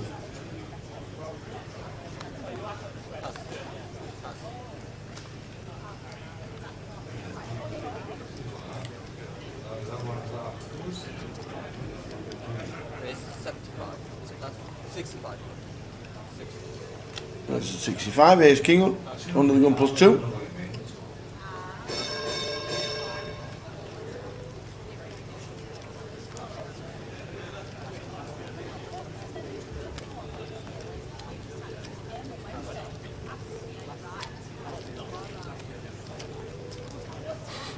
That's quite funny. Very good, Jim. They use 3 seashells on a shelf.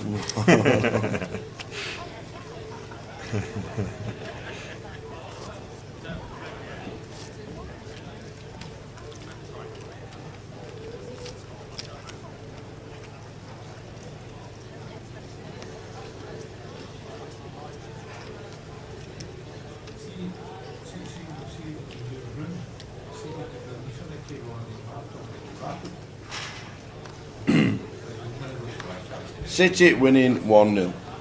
What a surprise.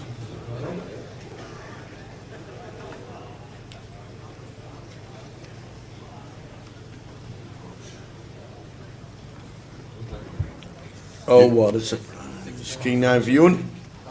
Under the gun +2.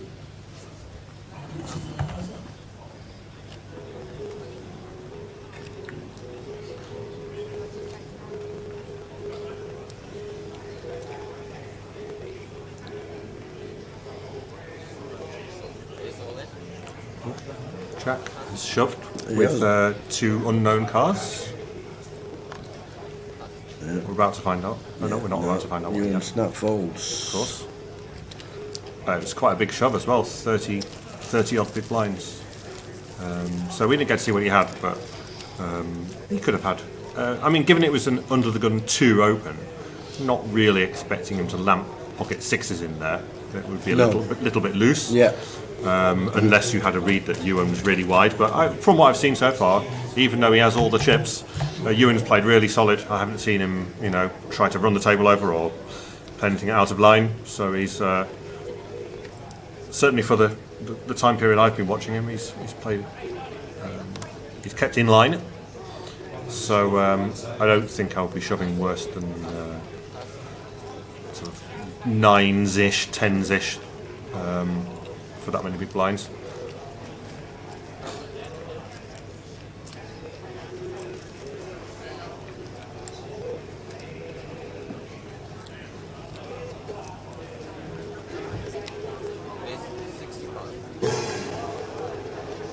Raise to 65 as next time the blinds go up.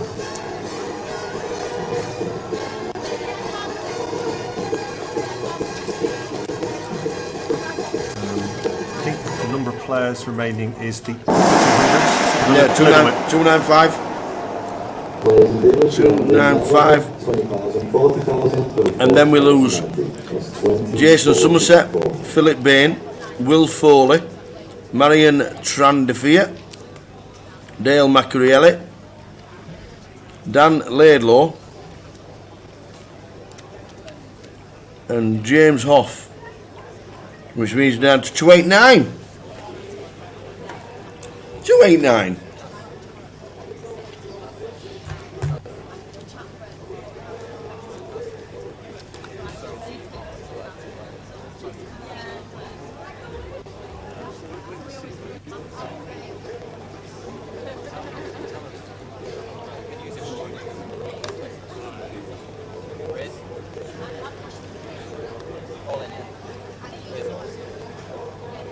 Jackson again. Card's not showing again. Bizarrely. Yeah, he does have his cards in approximately the right place. Yeah, so, he does. Maybe there's a little fault with the computer. He's not sort of dodging the sensor intentionally. I'll have to stick that down as a note. 2 hands on the top box. 2 has had the cards in the box and not shown. It's not up to the dealer.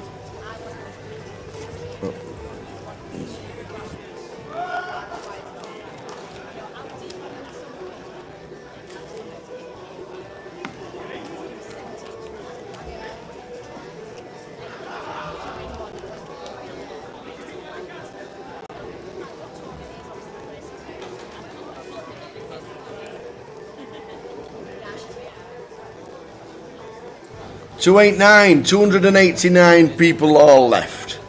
Skyway. And Billy answered the same question, 289.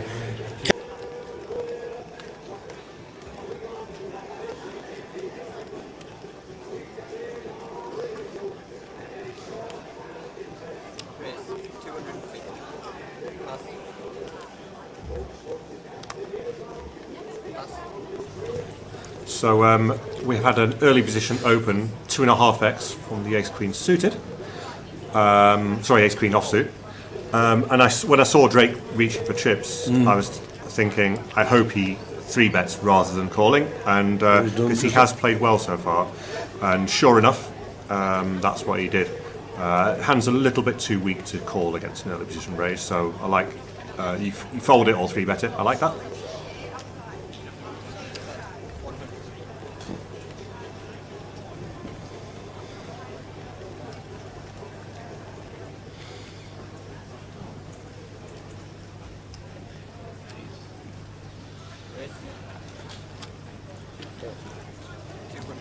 Back round to nil, the ace queen off. Looks like a substantial bet. It does. 1, 2, 4, and 2, 4, 8. Gone for the check raise with the ace queen.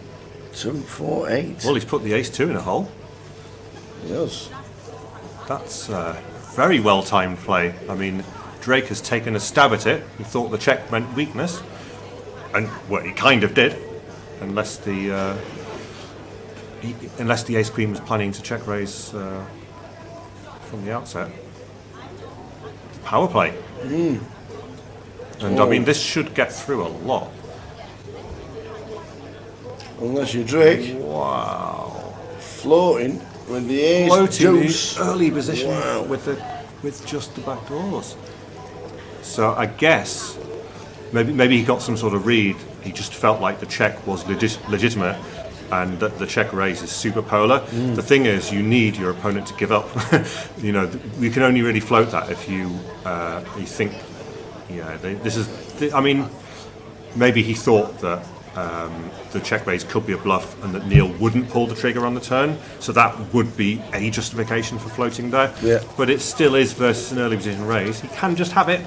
He can have top set or top pair, top kicker or something. Interesting one, very interesting. Creative play on both sides. It was. It was. Well done from Neil.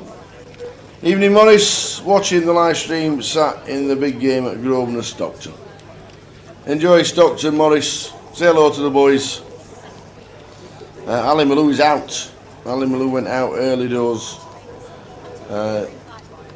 Flop 2 pair against the straight. Is what it was. I got both barrels from Ali Malou.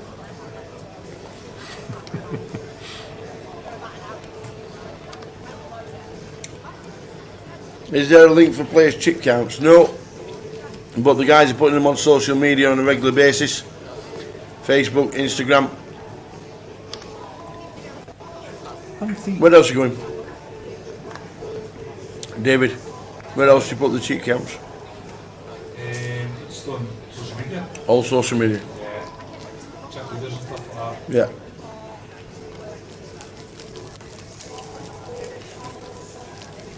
There are a couple of table photos as well. There's some still on. Nice.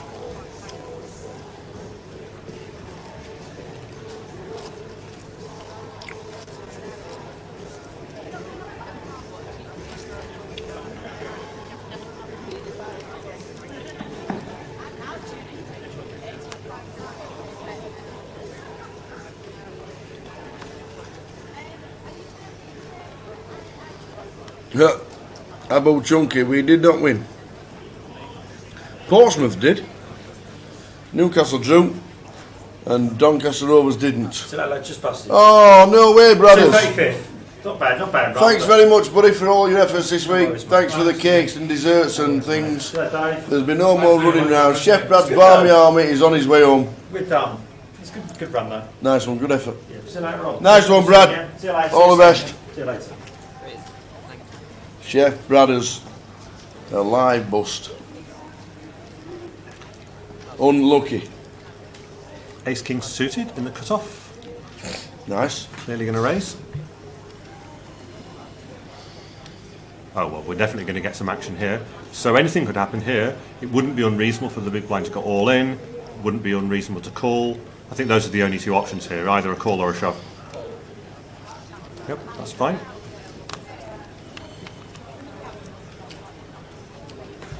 $8.52.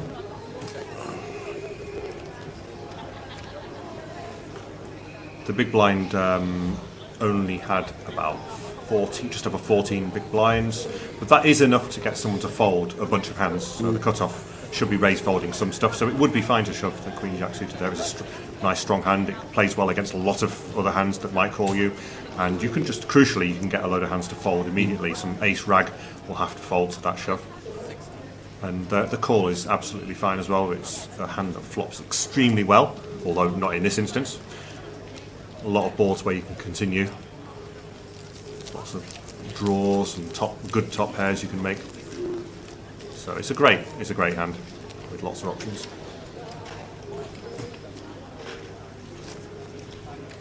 Is the Mad Turk going to hit another final table? What do we think? Edelweiss. Eddie? What a week, absolutely. Third in the 1K for 50,000. Then cashed in the eye roller. And is now running deep in Goliath. Is Sam Clark still in? We'll try and get confirmation. Sean? Tweets. He was tweeting quite a lot. Was he? So, I'll see. Okay, thank you guys, 2 minutes.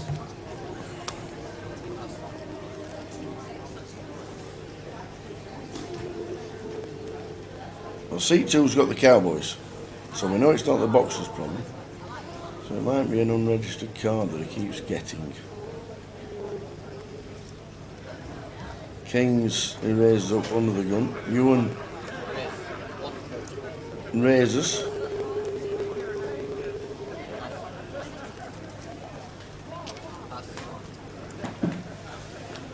So, some fairly bad timing from Ewan, but I can understand fully why he did this. He's read the limp as weakness, and in this instance it wasn't. Sam Clark.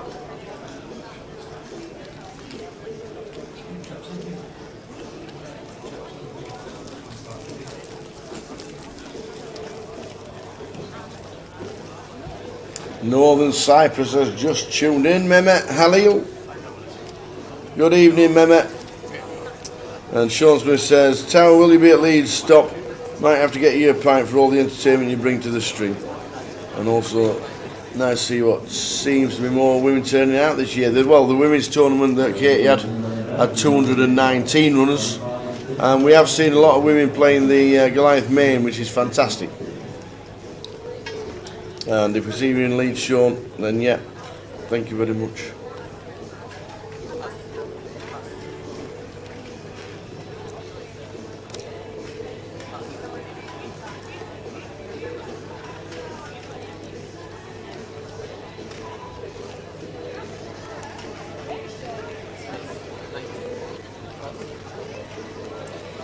Prizes scrolling across the bottom, and what we're playing for now, we are down into the 200s.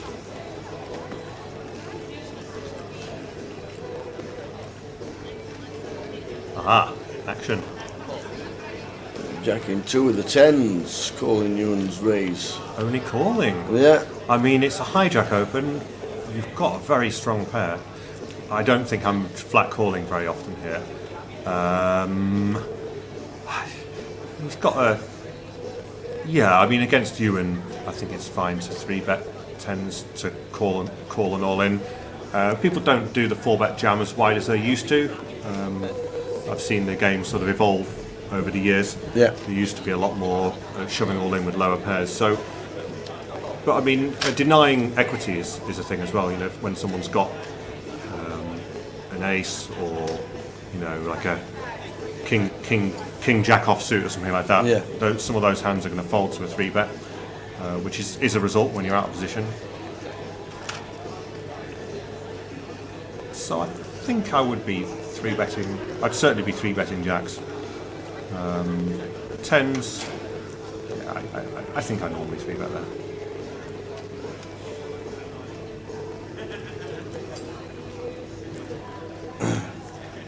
Afternoon, Colin. Testing 1, 2.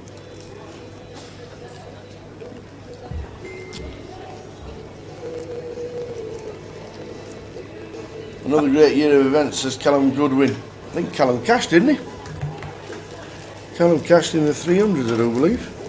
I think I saw the name going through. The old ticker of the eliminations.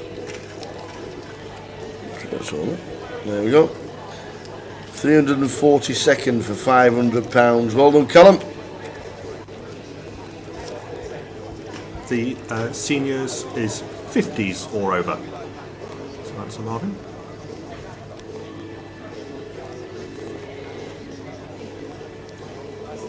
Yes, indeed. 50. I can play, Andy can't. Ewan is the last person standing from Team Grosvenor.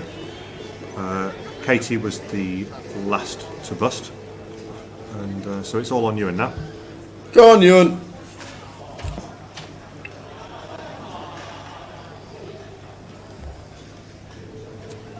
Cheers.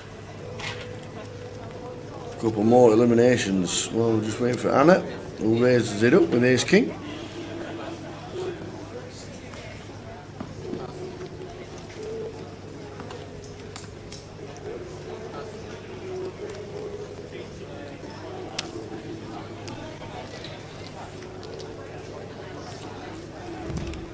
Oh, no action for Anna.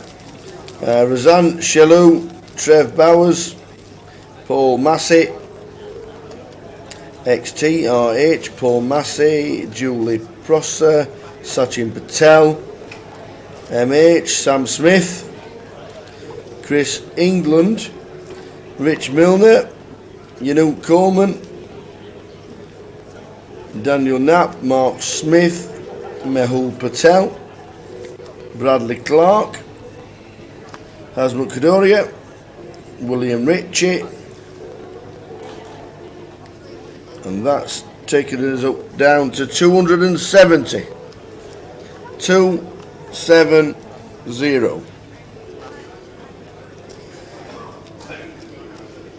Shout out to Kaz, who generously allowed Dean to watch the live stream all day. Hi Kaz. Hope you're well. While he's watching the live stream, have you made tea as well? Blessed if you have that, Dean.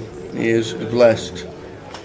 I got into poker by avidly watching it on TV back in the days when it was the Blue Square Poker on TV and such like. So yeah, I was glued to that stuff. I used to record it. It used to be late night TV back then, before all these sort of live streams. That's right, yeah. But, Poker After Dark. Yep, I used to record those shows and watch them, and watch them more than once as well. Tried to make sure I understood everything that they said in the commentary. That's what piqued my interest.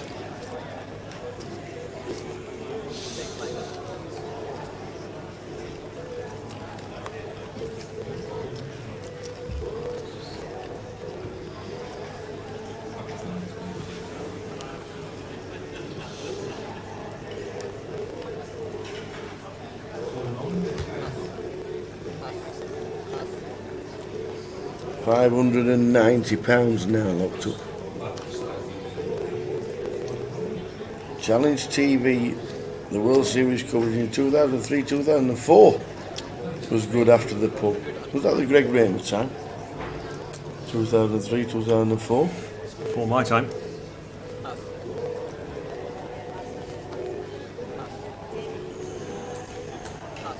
I don't think I learned the rules of poker until about 2007 or something.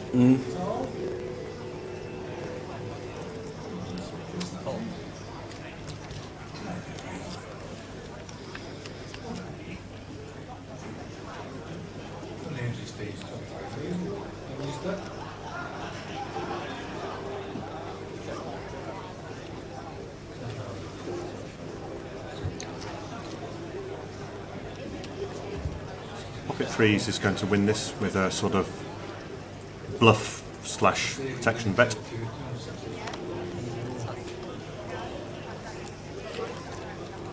Ace-9 isn't quite good enough to continue there. No, with no spade against an early-ish position open. There's just too many ways for us to be crushed. So Ace-High is a fine fold. How many levels are played today? 16, which takes us up to level 32 in the tournament. And we are on blinds 20,000, 40,000, which is level 24. And we are with Andy Hills. Daz, the time on the 5th bleep will be 1858. Bleep. And some more bleep. You could do voiceovers, you really could. Oh, thank you. I do think you could. You've got the dulcet tones of a voiceover guy. I've got more, I mean, obviously I don't sound quite as northern as yourself, but I,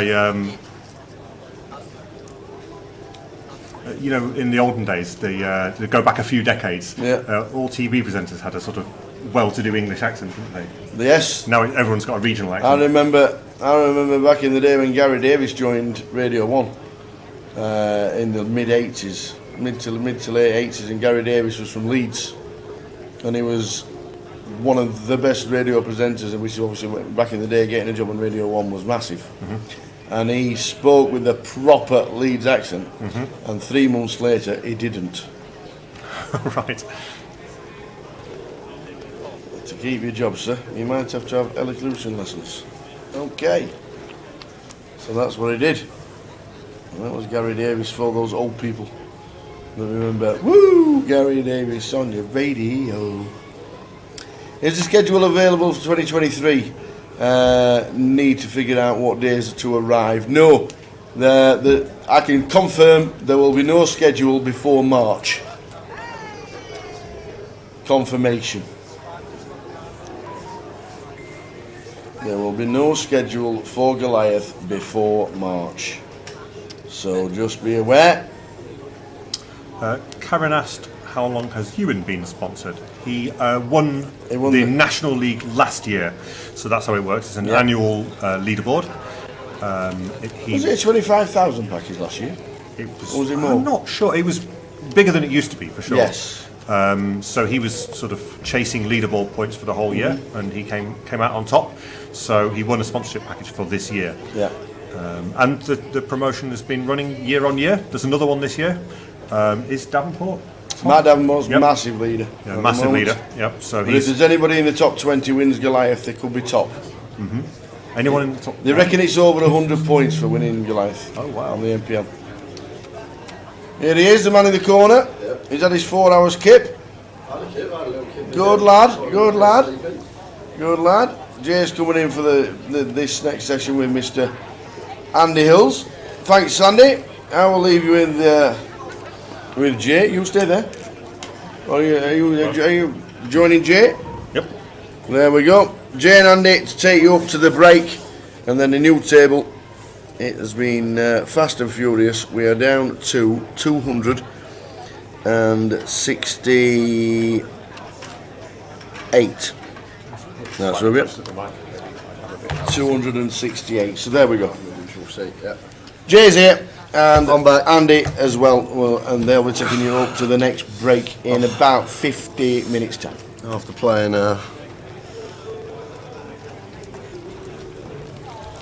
Ewan on the table, I see a couple of ladies on the table, which is good to see at this stage of the tournament. I noticed this year actually there's a lot more ladies playing the main event, I think, than ever before. Something probably to do with Katie Swift over the last year. I don't think so. I was on a single table that didn't have at least one. Which is great to see.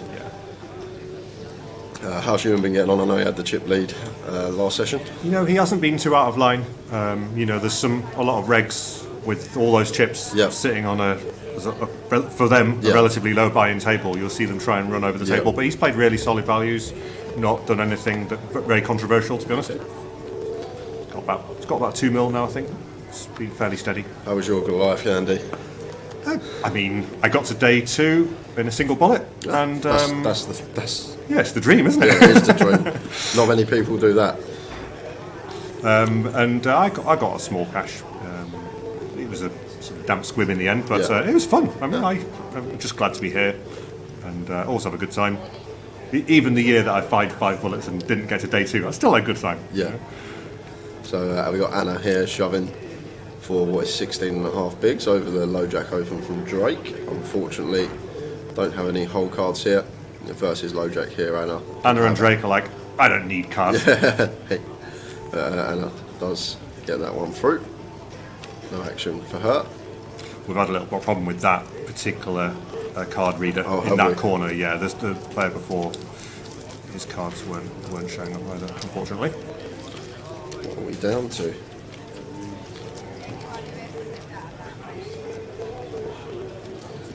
Lost Bradley Clark, Hasmut Kadira, Will Ritchie, Liam Oliver, Declan McBride, Melvin Green, Adam Bromley, Jake Kumar, Jamie Ocklin, Mark Harrison, Shahab Karimi.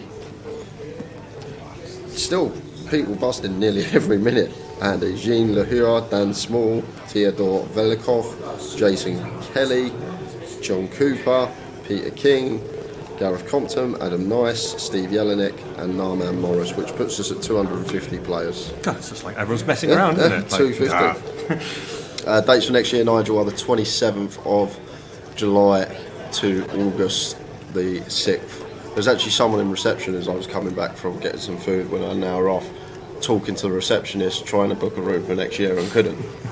Yeah, it's just gone. That's the reality. Everyone just gets on the room straight away as soon as they're released. We've got Jade here making it 3.5x with the Ace Queen. We could see the 10-9 defend. I think versus that size, they're just happy to let it go. I think if we saw a min raise might see action and yeah.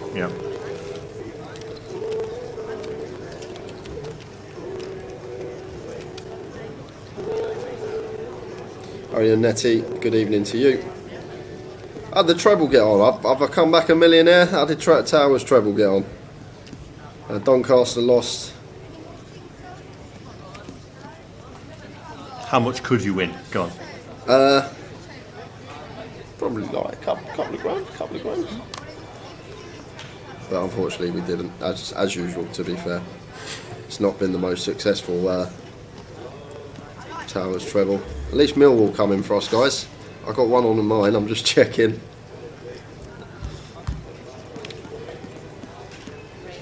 Mr. Shannonite, all in Vin busted earlier on today. He did get in the money, but Alan Vinicum was, I think, around 700th or something like that. He was in the money, but he's not here anymore. He has busted. Had a mid-position open with the King Queen, and Jamie has run into a dominating hand. Yeah. Anna's decided to play this passively. Could shove this one, Andy. Yeah, I think she should just put it in pre-flop. She's got 21 bigs. Yeah, and that's pretty much the sweet spot for if you ever have a hand that you know you could re-raise or call. When you have like 20 big blinds, it's really banging the sweet spot for shoving in. You just make so much profit on the immediate folds. It's such, and you're not risking too much. You know, it might seem like a lot, but in 20 big blinds to maybe a less experienced player, but in fact, when there's already the blinds, antes, and the open in the pot, you know, you stand to win sort of 5.5 or 6 big blinds, whatever. So it's a lot of chips to win when they fold. And Ace Queen suited is so strong that we can still get called by worse, called by hands in flip situations. It's one of those. And what I will say, this is one of the problems. The times that we miss the board, like potential to get bluffed off of our hand by a worse hand, like in this scenario here that Jamie has. The King Queen. However, versus this size, I'd like to see Anna call here. It's really small size choice. I would really love it if she did call. You know, on the basis that she could have the best hand with ace high. Just chooses the fold. Another reason why we could definitely shove that one. Potential to be bluffed off the best hand on the streets. It is quite a disaster on 20 bigs to lose to a crushing hand. Sorry, a hand that's crushed rather. Just due to a single act of aggression post-flop. If you're going to play it passively pre-flop, you've got to keep it in mind that you might have the best hand just with ace high.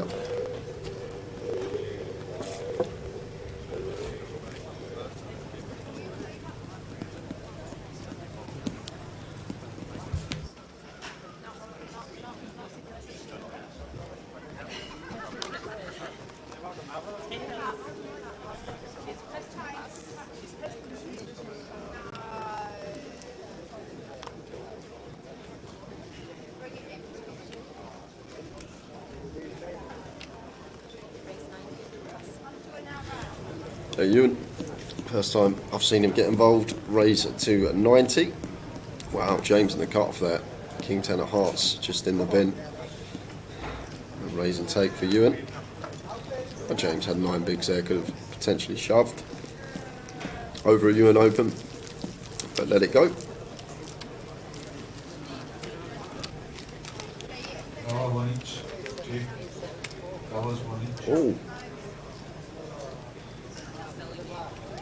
They're like 1 to 12 on, weren't they, see? Oh my word. I'm looking forward to the seniors this year in Blackpool. I'm 50 on the week at the start of the event. You don't look it, Jake. This is from Nigel Booth. I'm 50 on the week start of the event and no one thinks I'm 50. Got a young face, ha ha, says Nigel. Sin. Yeah, we're going to be playing his first seniors in Blackpool. How are we doing, Nicky BT on Twitch?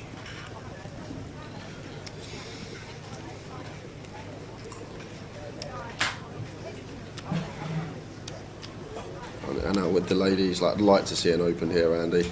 Yes, we've got 19 big blinds, but off of this stack, just fine to open the ladies here. Just min raise. Yeah, just make anything as long as it's sort of less than 2.5x. Like even 100k would be okay. Yeah. No more than that, please. It makes it 120, so 3x from Anna.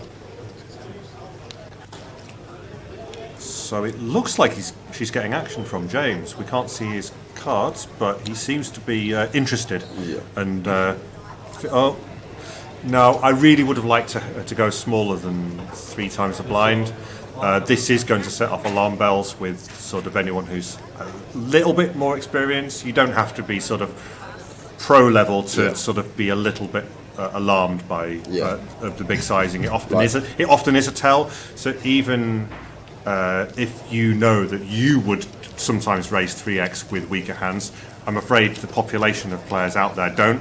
So it just does look a bit stronger. It looks like a hand that isn't folding. So I'd like to disguise the strength of the hand with a smaller open. Yeah, we want to get value from big blind defend range in that scenario as well. We saw Jack with the 8-9 of diamonds in the small, something that he probably would appeal to a min click. Getting value from 2 undercards would be massive there.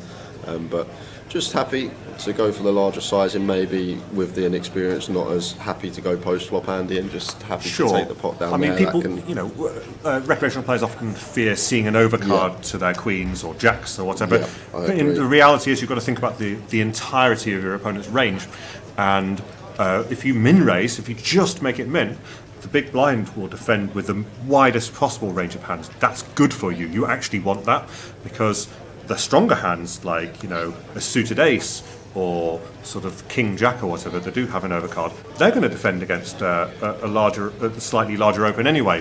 What you want to do is keep in the weaker hands, keep in the the 6-4 suited, and even like the 7-6 off, the 8-9 off, like exactly, they should 9-6 off, like exactly. All these type of hands, and those hands have dire equity. They can justify defending against your range, but against queens, if they could see your hand, they wouldn't defend them. So get them to make a mistake by keeping those hands in. Well said, Andy. I agree.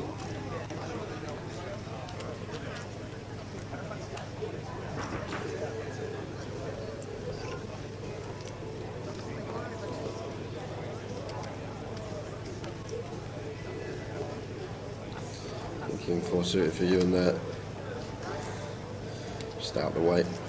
Problem Ewan's got as well, just looking around the stack size of the table, there's 3 stacks here that's sub 20 and can't probably open as wide because can get shoved on. It's not like mega deep, this structure, as we get deeper into the tournament. Some of it does depend on your customers. Are the 20 big blind stacks stack size aware? Do they know how wide they can shove over a raise if they think you're stealing? I mean, Ewan could probably push his luck a little bit more. He's got a very tight image. He hasn't done anything out of line, so he could probably get away with stealing a bit wider. People should be rightfully scared that he's opening a stronger hand. Yeah, nearly a min free bet here from Jade. Out of the blinds, here's going to do the trick with the ladies. Could definitely choose a bigger size, but Jade takes it down nonetheless.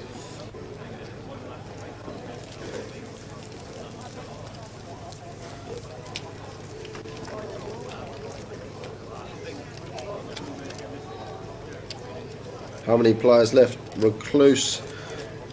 Well, we've just lost Wilco in 250th. We've also lost JD, Paul Davis, Josh Eden, Jordan Ellingworth, Ralph Osborne, Rob Boone, Thomas Towinski, Jason Chilmay, Dillian Patel, Andrew Krugskank, Jason Jones, Dean Piper, Stuart Griffin, Mitchell Lewis, and that brings us up to now 234 players remaining.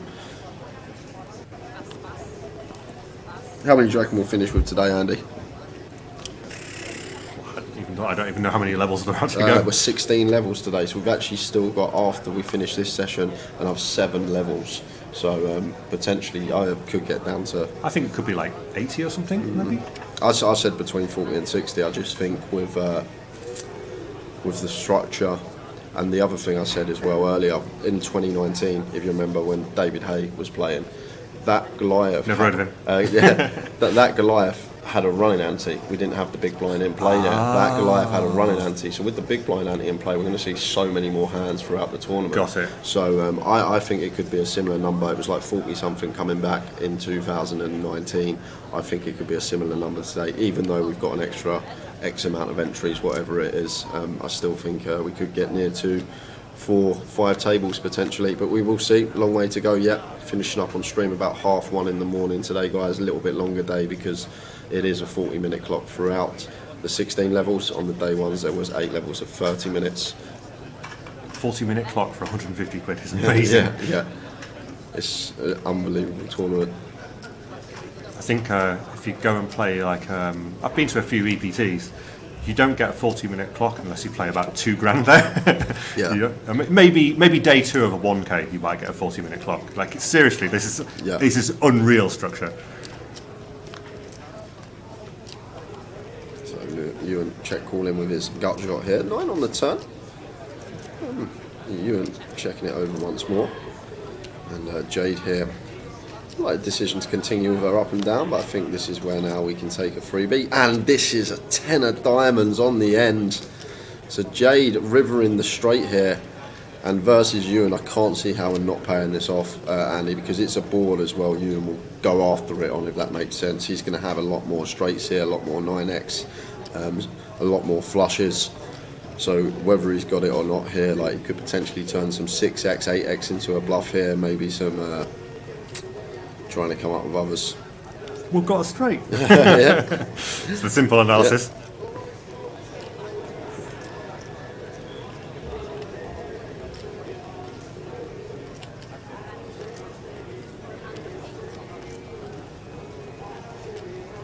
.480, so exactly pot. Always clued up on his sizes as well. You can always notice that with him. It's always like it's made it look like a bluff. Yeah.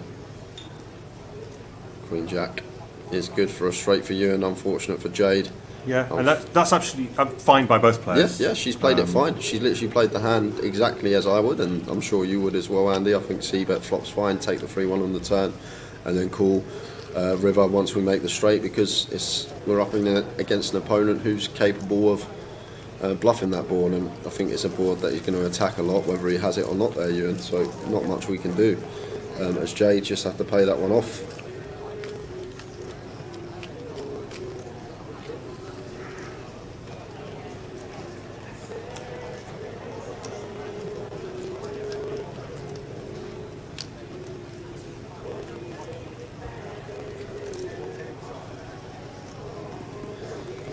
Yep, the bubble went, Alan, half hour into the day. Level 1 of the day was when the bubble went. When we were hand for hand, there was 2 spots to the money, and there were 2 all-ins in the same hand, and they both busted. Yeah. Both times the short stack. They were both flips, so it could have gone either way.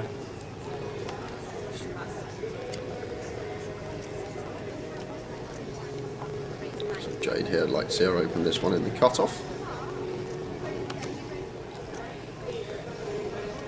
And does make it 80k, good to see. Yep, hasn't been too phased by the last hand, hopefully.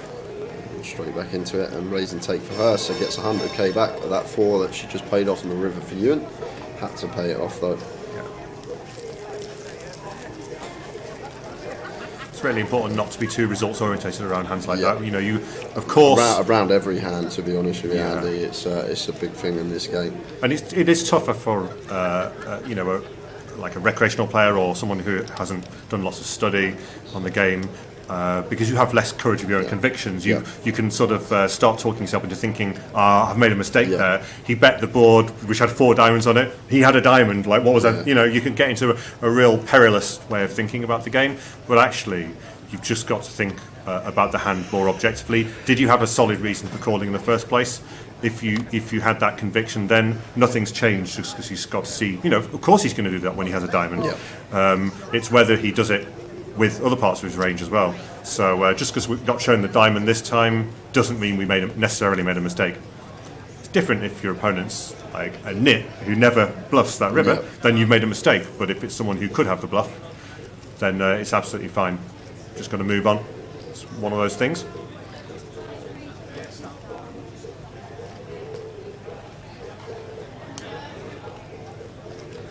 So James here, we have a pair, we have 6.5, well 7 big blinds. Facing quite a big open. Yeah. There's the better part of 3x. We're not loving this as James because we know we're basically hoping for a flip situation. However, our stack at the moment is at 7 bigs. It's a really close spot. This it doesn't jump out to me as an obvious get in or if it's a get in, it's a side get in. And when we fold, we don't love folding. We know we could be folding the best hand, and pairs, you know, do hold up quite well. Again, one of the factors here is that the bigger open often is a tell, especially in a lower buying tournament like this. You know, it can be that someone is trying to make sure they win the hand with 7s, and they don't want to see overcards or something like that, or ace queen, ace king.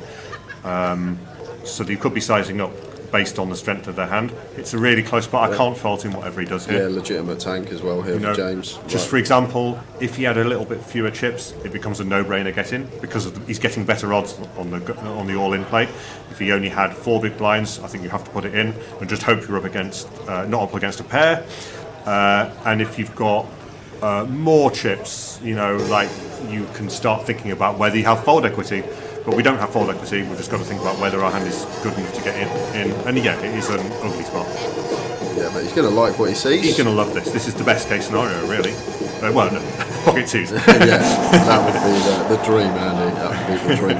How much of a hero do you feel when you see the 2s? 20,000, 50,000 with a 50,000 now. That's 20. Once I took it off to this hand. Well, no help there for the threes, unfortunate flop. So you're going to need to find a 3.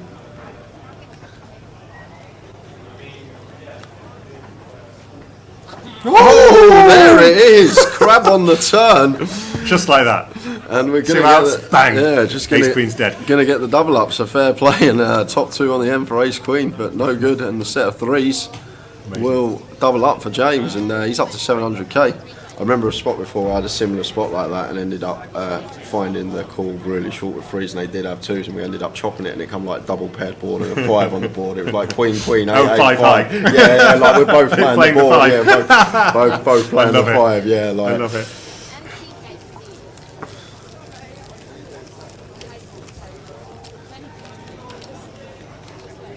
Yeah, paid top 1,000, Colin. Straight back on his phone, says Ash, probably texting family and friends, letting them know how he's getting on. This, for some people, is the biggest tournament of the year for them, so it's fine, right? Post on social media how you're getting on. Let everyone know your success. You're in the top 3% of the biggest poker tournament outside of Vegas, a live poker tournament.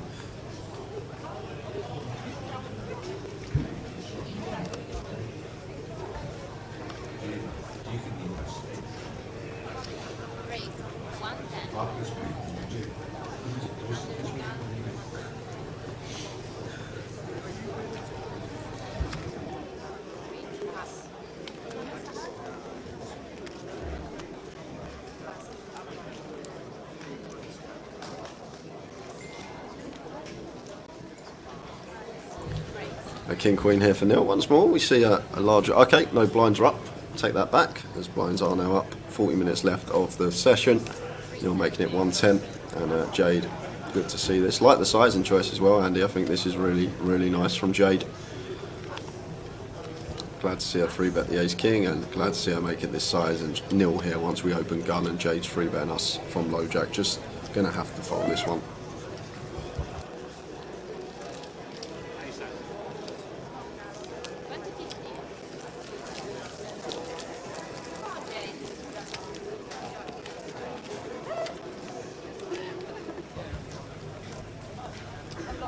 On my way home, 232nd for me, says Chef Brad. Unlucky Brad, thank you for everything this week, everything you've done for us. Brought us some amazing desserts in, as you do every year at the Goliath.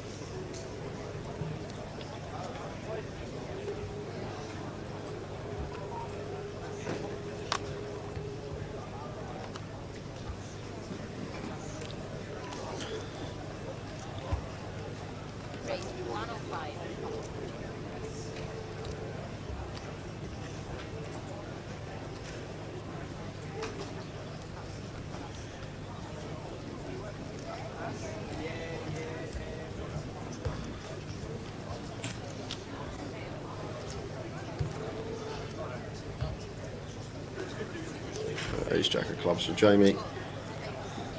We have stacks where the sixes are always just calling. Oh no, I take that back. It got opened off 20 big blinds.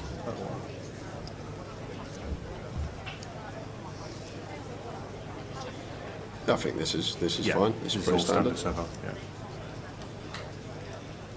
yeah. Jamie here not electing to continue on this 10-8-5 2 spades. Think checking's fine here.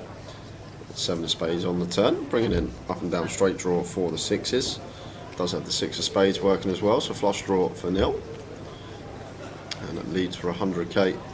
And we have picked up a gut shot here with our ace jack as Jamie, but this board should be a lot more favourable for Neil defending out the big blind. He's going to have a lot more nutted hands on here, more flushes than us, as well as the 2 pair and straight combinations. This isn't a fun spot for the ace jack of clubs.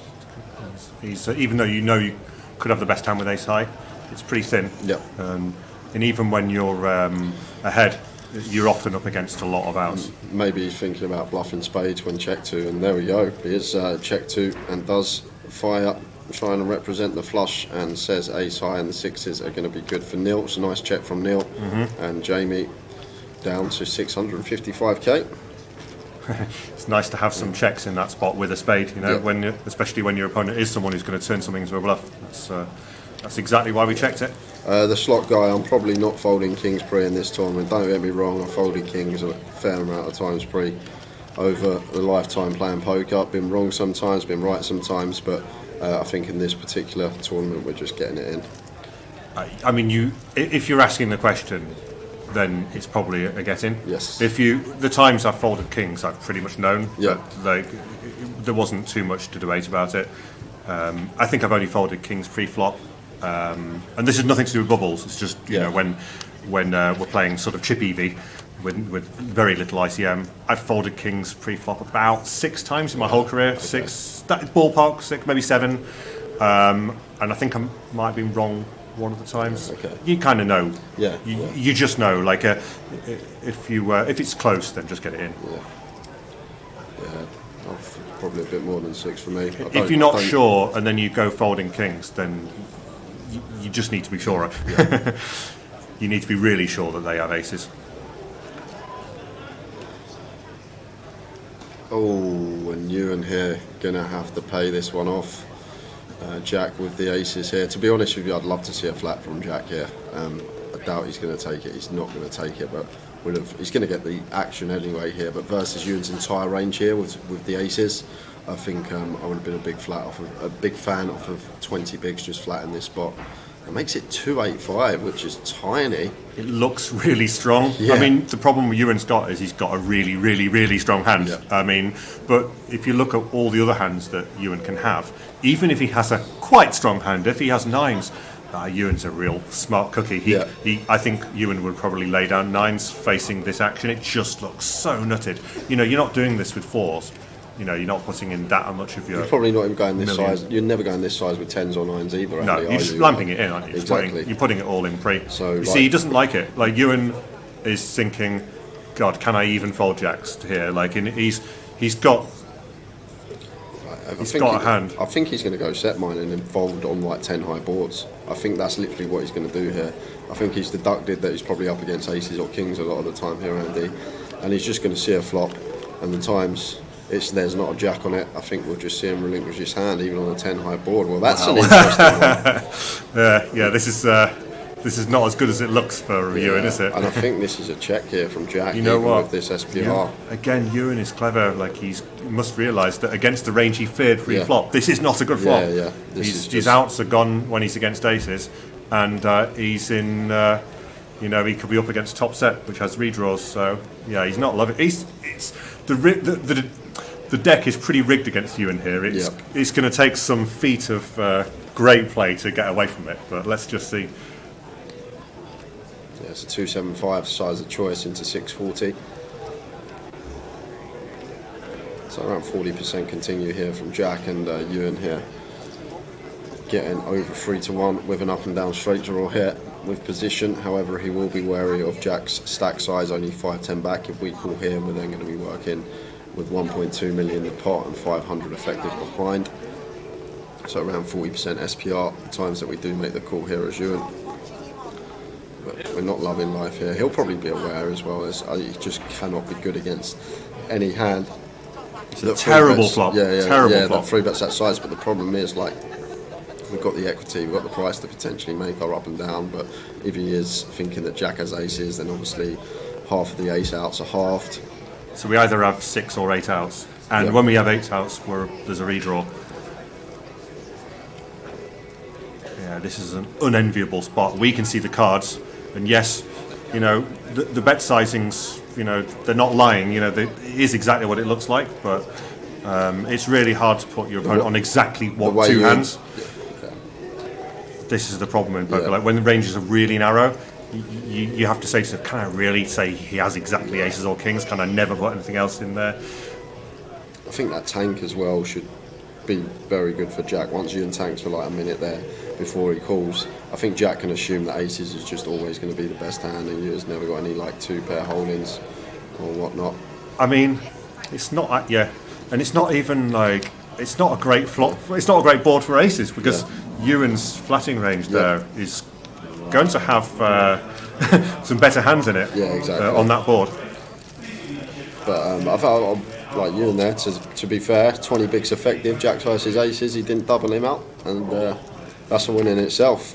20 bigs there versus most people, it's just going to be double. The interesting thing as well, if Jack shoves pre there, Ewan's going to call. It's as simple as that. If he shoves, Ewan's obviously snapping off the Jack. So, but once he chooses that sort of megaphone raise sizing, if you like, telling Ewan that he's got the goods, his hand sort of goes face up. And I think Ewan deducted he was probably up against aces or kings on the flop, and then just getting that 3.5-1 price. Thought we're going to pill once and see if we can snag potentially an ace or a 9.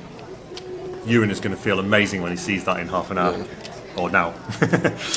Yeah, how he's just not 4-bet ripped and set him in for 20 bigs effective. But like I say, it all comes down to that sizing from Jack. It's just turned his hand face up pretty much for that particular stack size. It's easy to think, just as it happens with the hands that they did have this time, had the big blind made our choice of play, which would have been to flat call, which is a better play against range to keep in Ewan's weaker hands. As it happens, a similar outcome would happen. You know, I don't think Jack stack off on that board. I think he checks back the flop on that board. I think, and we only get 2 streets from aces maximum, and maybe even, I mean, Ewan might possibly call turn fold river. Call turn fold river. Yeah, I think it goes check flop aces lead turn, Ewan calls, and then unless the river's a 9 or an ace, it just goes bet fold. But we mustn't be too results orientated though. Against range and across all the possible flops that could come, there's just so many good things can happen when you flat call the aces. You keep in the worst hands. You know, a hand that's always folding to a 3-bet, like a king jack or something. They could flop top pair against you, and also they could bluff. You know, it comes ace high or queen high. The king jack's going to have a stab, so we get an extra bet that way. Yeah, and Drake just going to shove King 4 off here for 12 bigs after a Ewan Open and a Sean flat. A little undisciplined. I mean, I wouldn't advocate this without a really specific read. I mean, is he getting it through? Yeah, he gets it through. The 7s just folds for 12 bigs. Wow. I mean, I can only get behind this if he's... I mean, he's played very well so far, so if he's seen that Sean does fold too much pre-flop, that's the only way I could sort of get behind that play. It's still on the loose side, you know, even King 4 suited would be loose, but I could get behind that more easily, you know. If you make that kind of read, that very specific read that you think you can get your opponent off a very wide range, at least the times you're wrong, you have a bit more equity. And just a few more bust outs to tell you about, guys. So last out.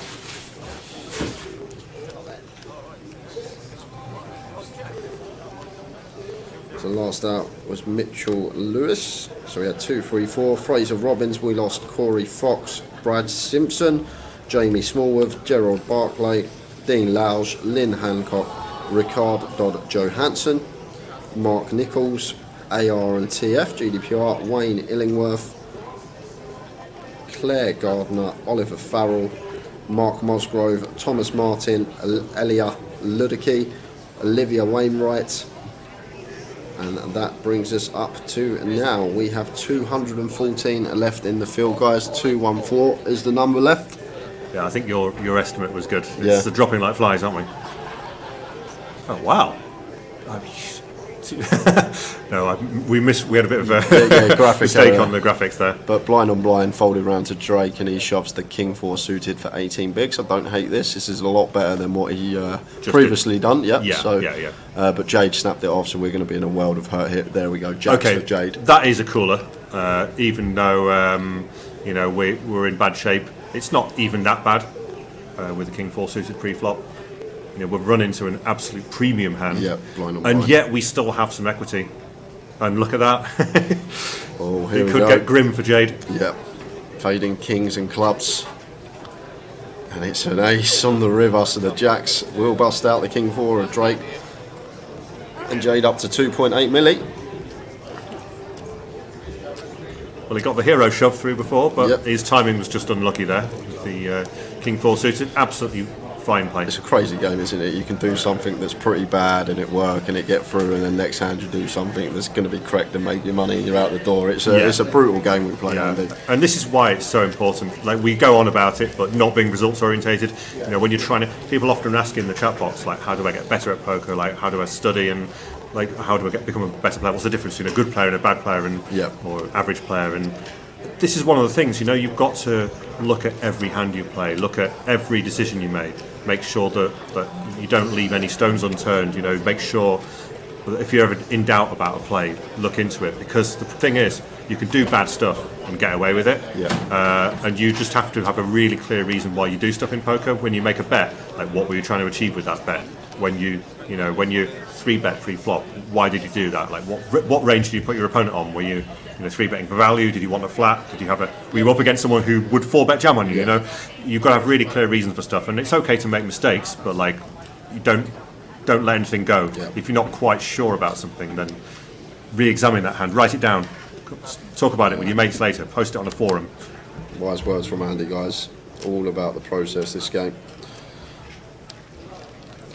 You're not going to do everything right. Of course, everyone makes mistakes. Even the best are still prone to missteps from now to time. Like, you look at the 100Ks and the top of the top, let's say, Andy, in the poker world, like, they're still going to make mistakes. They're still going to make missteps. We're only humans. We're not robots. We can't make perfect decisions all the time. We can't choose the correct sizings all the time. It's a game of mistakes. Yeah, exactly. We just try and make fewer mistakes than our opponent.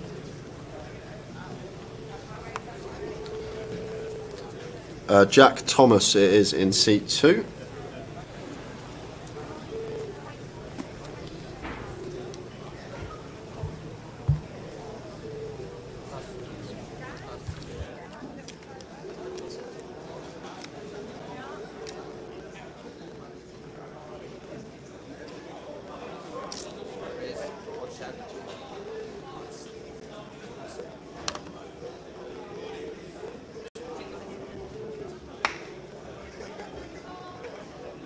We started today greenish with 1,075. Of that 1,075, we are down to 214. 214.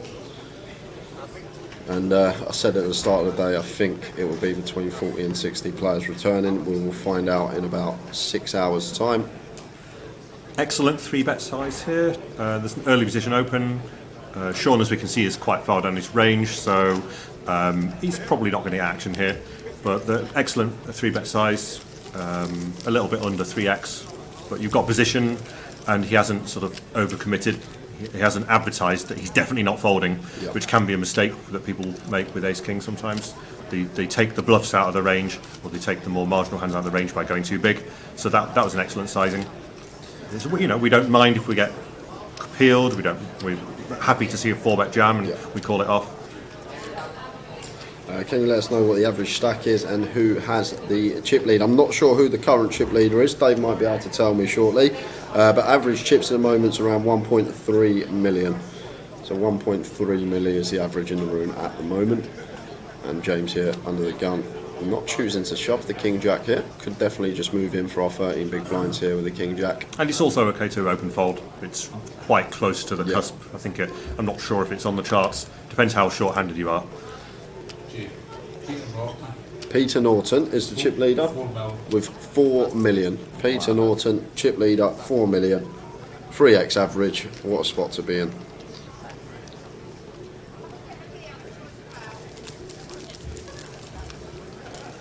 So 2% of the chips in play, so he's got about average stack for 50 left, the chip leader. Not a bad spot to be in.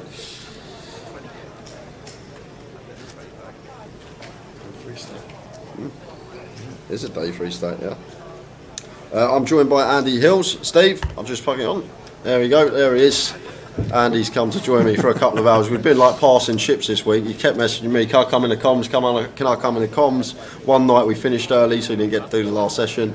Another session, somehow Jamie and Katie ended up in here, so haven't had the chance to get a commentary session in with Andy yet. So finally here, saved it till late in the week, but we got there in the end. And always very nice to have Andy come in, always good insights for you guys, speaks about the game very well and clearly, makes it easy to understand. If only I could practice what I preach, maybe I'll be on the screen. Is Katie still in though, yeah? No, I believe not. Oh, okay. No, she was the last person standing out of the pros before you. And yeah, when I went on dinner break, I know she was still in, and obviously I just got back and haven't seen her name on the bust out list. Yeah. So Neil making it 110. Jamie and myself busted quite early in the day. We got in the money, but he busted quite a short time after I did. I won a £110 ticket on the stream Thursday. Will it be in the account for tomorrow?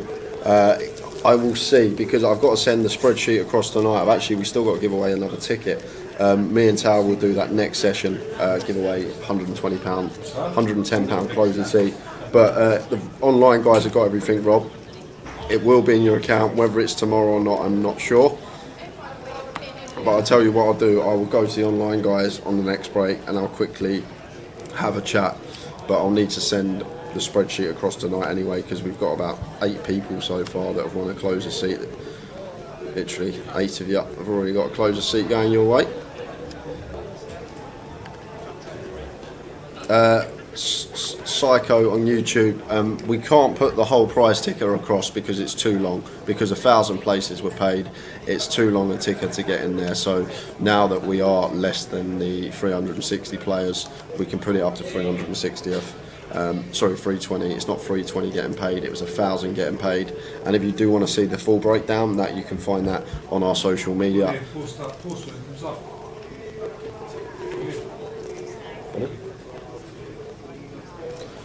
Pocket sixes for Jade makes it 110k. And the closer isn't on Monday, guys, it's on Sunday, so it's tomorrow this week, the closer. It is on Sunday. And don't worry, if you've won a closer ticket and you can't play, it will stay in your account, and it will be there until the next one, and then you can use it for that. So don't worry, if you have won one and you can't play tomorrow, it will still stay in your account and you can use it when you please. We have a closer at the end of every GKPT stop, usually on a Monday night. And tomorrow's closer is actually a 50k guarantee. They're doubling the guarantee of tomorrow's closer. Oh, wow. Because it is Goliath weekend, so there's a double guarantee tomorrow night, 50k instead of the usual 25 in the closer. It's a potential turn £110 ticket if you have won one into nearly 5 figures. Absolutely love Andy Hills' knowledge and how he explains everything, says Lil Suze. Thank you very much. And yes, there will be a live stream free roll tomorrow. No, Kieran, unfortunately not. That's the only thing with the closer tickets. They have to be used for the closer. Like if you won a Goliath seat or something like that over the weekend, they can be exchanged and used towards other things. But with the closer tickets, they're only for the closer. That is an excellent tournament. Yep. I can attest.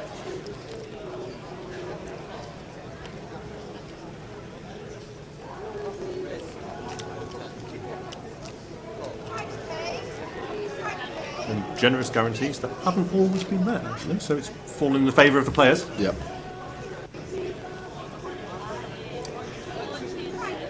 So King 75, 2-heart board here. Sean will flop in top pair, blind on blind. I like Sean's decision here to check this one with such a strong hand, blind on blind. Like a lot of the time, our opponent can be fairly far behind, drawing to runners. Well, actually, he has led. That was just a graphic error. He's just going to come out leading and just going to take this down. No, not continuing with the Queen Jack height.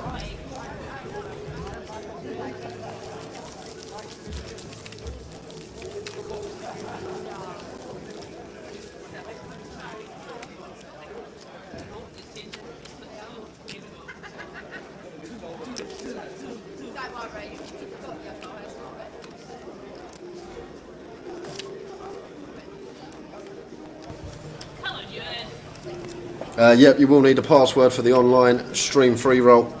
We give the password out on stream, so you will need to be tuned in for the big day free tomorrow. You're going to be tuned in anyway. Everyone's going to be watching tomorrow. Someone is going to turn £150 into £200,000. When do you even get to do that? In a live poker tournament. I know. Has online. that even happened before? I don't think so. I don't even know if there's an equivalent in Las Vegas. I think the buy-in's a little bit higher, Yeah, a little right? bit higher, yeah. I don't think there's ever been an equivalent I can think of. So nil in the small here, King 10 of clubs.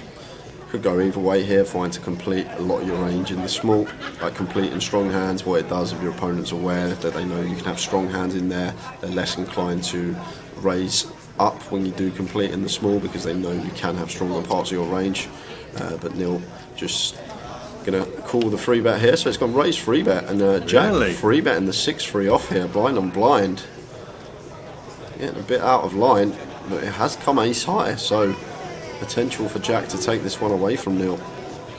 Ooh, not with the 10, yeah, not with the 10 on the board, and didn't choose to continue on the ace 10 board. Maybe thinking he can credibly rep an ace better, checking behind on the flop on later streets. Just a quick call from Neil. Now, against that specific hand, that line isn't going to work, but it could have worked against other hands. Yep. And I don't think I'm bluffing Neil when he snapped off seat 5 earlier with a 6-high spade draw. Didn't even think about it, he just threw his chips in. So I'm just going to slow down now as Jack. I don't think like we're going to be folding him off a 10 ever. Obviously, we're never folding him off of an ace. I guess it can be bad for us if we check behind. He just spins over something like 7, 8, 9 of hearts or something. But I like the decision to check there, Jack. The body language there as well matched up with what we were saying. He's had the same realisation that Jay just described. You know, you have to ask yourself, what we were talking about before when we say always have a reason for doing something. When you make that bluff on the river, do you know what hands you're trying to fold out? You know, you've 3-bet pre-flop and been peeled. So that means your opponent's got more likes of higher cards than lower cards. So their range, they don't have each pair on the board at equal frequency. They more often have the 10 than the other cards. So, and when he doesn't lead the turn, that takes away some of the flush draws and so on. So if you range them properly, you realise that he just has the 10 too often. So, and I think that's exactly why his body language is giving up there, is defeatist. I think you'd sometimes even get some heroes out of a lower pocket pair as well on that board. You know, you're kind of saying, I mean, I guess if you were bluffing with King 10 or something pre-flop, then you could. But I mean, I think a lot of hands are going to hero you there. Wow, having got that far. What a spot for you, and there's a 10 big blind shove from gun, and we're sitting here +1. Ewan working with 36 big blinds. So both options available to us here. I think if Ewan was deeper, he'd probably elect a flat here, Andy, a lot of the time, but 36 I think might just be that remit where we're just going to get it in and ISO, like picking up these 10 bigs here at this stage of the tournament. Well, we got the Hollywood going on. But in fact, he might. Genuinely he's deciding what to do. Flat. Yeah, he genuinely may not know whether to flat or ISO here.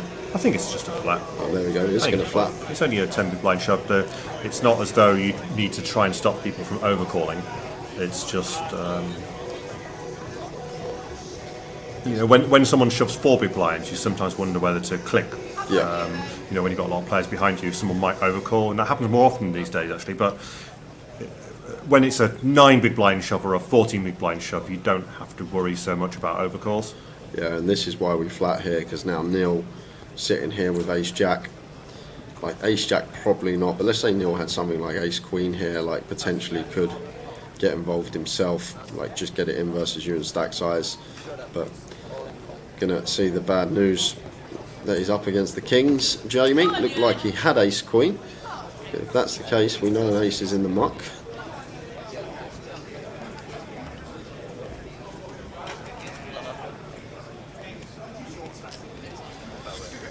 It's unfair when Ewan runs like this, says Jim Marlowe. Well, let's see if it is unfair, because it couldn't still come an ace. Jim, he's up against Ace King. A clean flop for Ewan. But there's some nice backdoors for the Ace King of Hearts. Heart, Jack or Queen, bringing in more outs. Well, there is the Queen. So Jack now working for the Ace King. Otherwise we are going to lose another one. And it's a 10, so Ewan going to bust the Ace King with his Kings. And we lose Jamie from the tournament. And we've also lost a few more guys. Just going to run you through some more bust out names. Drake Wolstenholme, Francis Calvert, Adrian Adru, Barry Salinger, Iman Sarkachik, Sam Clark, Alex Monkley, Matthew Mawson, Dave Osmond, Sean Bevan, Silvio Kinku, Gary Bertram, Andrew Flynn, Richard Hodgkins, Jamie Walker that we just saw bust on the feature table, and Lawrence Stone. Brings us up to 193 players, guys. 193 remaining. We started today with 1,075 and we're now down to 193.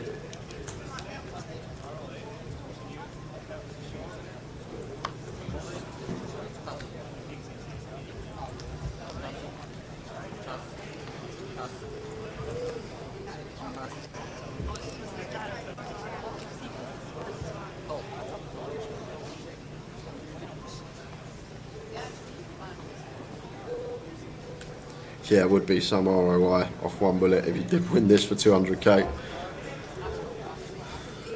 Things dreams are made of. And that's what's great about this tournament as well, Andy. Like, everyone believes they have a shot. Everyone believes they can win it and they can be that person, like shipping the 200k. I was talking to the other half that played it, and she genuinely believed, like this morning, where she's like, I think like if I have a good run, we've got a shot at this. Like, she's only been playing 3 months, but I think that's the great thing about this, the dream of running deep and being sat there on that final table and knowing there's 200k up top and being locked up 5 figures for £150. And if you are watching the stream today, guys, and you haven't been to the Goliath before, the dates are now set for next year, so book in early, get all booked up. Put it in the calendar, book it off work or whatever you need to do, because it is one hell of a 10 days of poker. Bars always booming throughout the day, throughout the night. There's plenty of side events, there's loads of cash games, and you've got a shot of turning £150 into £200,000. And if it keeps growing at the rate it does, maybe it might be £250,000 next year, we don't know. And it really is win-win. As you've said, there's plenty of socialising if the poker doesn't work out. The cash games buzzing for the whole week.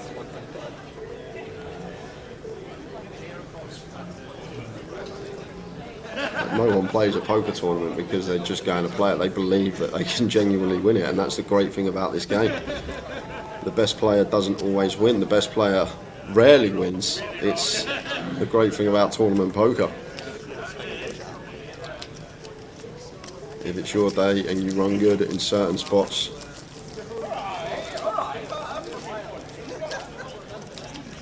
Aaron says roll on next year. Let's hope it's not 6 bullets again. Great tourney, enjoyed every minute. Next year's date is 27th of July until the 6th of August, and we have 193 players left.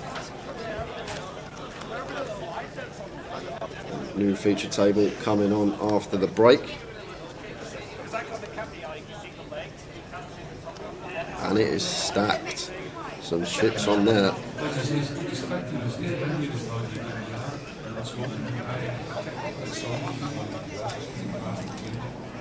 Brad is the only player that didn't think he could win because he's the worst player in F6. He's never said that before. Yeah, if you haven't heard.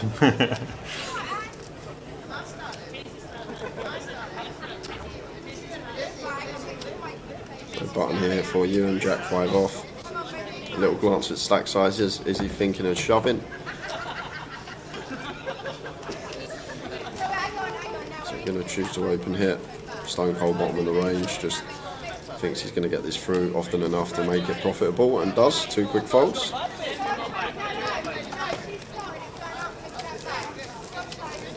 And you talk about the dream, and we all chase the dream. It's funny, and you don't have to be the best player. You don't even have to be like quite good to win a poker tournament. It's interesting. Someone in the chat earlier was saying like, oh, they hate it when they get busted by some bad player, and that they're rooting against that bad player. I actually do the opposite often. When someone really bad busts me, I actually root for them to win the tournament. I think it's great for the game, If they have to, if people have to win sometimes, they'll never come back. Exactly. It's necessary for everyone to have a shot. Like if the recreational never won, they wouldn't play, and then there'd be no poker. It's as simple as that. If they never won, and the good players always cashed or always won or always final table, the players that are winning players, then no one's going to play. No one's just going to sit down to know to get beat. You wouldn't go and play Gary Kasparov or Magnus Carlsen at chess, would you? If you're worse than them, thinking you're going to win once in a while. This is why chess is different. You'd never play against anyone better than you. Exactly. In this game, you can play against someone that's leaps ahead of you and still come out on top once in a while, and that's the thing that makes this game so exciting. We have Jack with the ace-9 off here, raising to 110.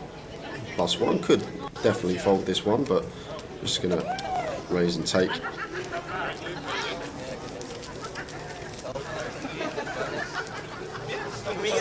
Yeah, that's just to do, like there's 30 plus cash tables running most nights, and obviously it's down to dealers next year. It's difficult. We've drafted every dealer we can in the country. We can't get dealers in from overseas because of Brexit.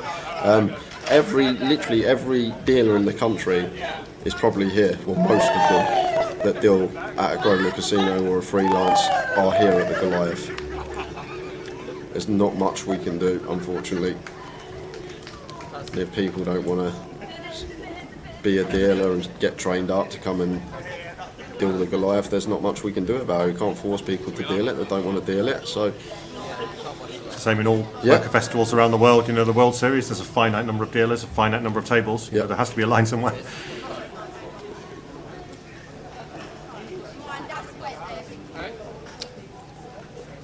How much play left today? We've still got about 5.5, 6 hours left today, Jacob. Finishing up around 1:30, 2 in the morning. That's when the stream should be finishing today. We had a bit of a delay because of the bubble, added about an hour onto the clock. We then had an unscheduled 25-minute break as well because of the bubble. And as well as that, it's actually 16 levels of 40 minutes today, not the usual 8 levels on day one, a half hour, and then a 40-minute clock for the rest of the day. Because it's 40 minutes throughout for 16 levels, it just means a long day. Yeah, a long day. 10 hours, 40 minutes of play, Andy, and that's excluding the breaks and the dinner breaks. It's like 15, 16 hours for us today here in the comms. It's a long one, but it will bring us to the back end of the tournament, and then we're set and ready for what's going to be a huge day 3 tomorrow. How are we doing, Valerie? Greetings from New York City. What an absolute value fest. 150 buying for 200k to first. Should get over next year, Valerie. Come and say hello. I know you watch every live stream we do. And maybe come over next year. We'd love to see a US flag in the nationalities. Fun guy for slots. I strongly agree. The dealers have been amazing. They've all been excellent. One of the things about tournaments with really big fields is go to the World Series of Poker, the standard is so low because they have to draft in so many dealers, and they actually have an equivalent problem to us, just as here now we have a problem getting European dealers in. So with there's a problem being created there. But in the same way, in the USA, they tend to only draft US dealers in. They don't get a lot of Europeans. I think there's problems with what's it called, visas and stuff. Working visas is quite a challenge, so they just go for American dealers. And the standard is so low. You know, there are some good dealers, but there's some that have only been training for a few days. It's a woeful standard. Some of them are not fit for the job, unfortunately. I know I don't envy them, doing it on so little training, but that's just the reality. So comparatively, it's incredible here. We have an excellent dealing standard. It does. To be honest, it's all down to opinion. It sounds buzzing to me. All the players that are sat there playing cash at the moment, it's all down to opinion. I think it's buzzing in there. So does Andy. I know some players are still waiting to get in. Might not be buzzing for them, but talking about the players at the actual table, it is packed out. It's all a matter of opinion.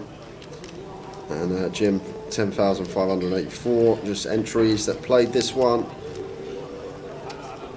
We're wishing the mother to get well soon, Valerie. And then she says the Americans will be coming, the Americans are coming. Sam Orledge is out, Paul Cohen.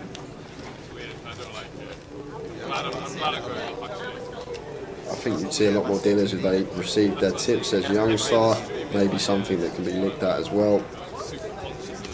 Dino, you've taken the words out of my mouth. Ewan crushing again. He's played that. He spotted that was not a great spot to continue bluffing. 9 high board with the 10 high. If his opponent didn't already have top pair or some other pair, then they probably have improved on the later streets. So he's just had one stab at winning that pot. We call it one and done. He's had one stab, and that is not a board where you want to keep firing. So it's a great decision by Ewan. Kept his variance down by not going after every single spot. So guys, this is the last hand of the session. We are going to be back at 8:25. Big thank you to this man, Andy Hill's coming in, doing a couple of hours of comms, giving Tower and I some time off that is well needed this week. Thanks, Andy, you enjoyed it? Oh yeah, always. Good. You're always welcome back, mate. Anytime you want to come in and do some comms, you are welcome. It's the last hand of the session. Gut shot for Young. Sean with just ace high, continuing for 125. Young here with the Jack 8 off here on Queen 9-5. I just like this. I like this hand selection. It's a check raise here with the dummy and gut up, facing the cut off continue here, and it's going to work versus Sean's particular holding. Should just see a quick fold here from Sean with the A7. And we are going to head on a 25-minute break, guys. Back at 25 past. Big thank you to this man, Andy Hills. I'm sure we'll see you back soon. And you in Leeds? Yep. Yep, we'll see you in Leeds as well. So see you soon, guys. 25 past 8. Tower and I will be back, and we've got a giveaway for you guys. So make sure you tune in. See you then.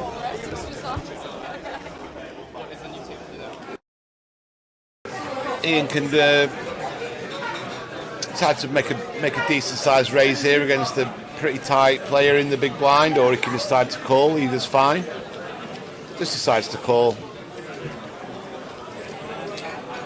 Anthony, check his option. It's fine.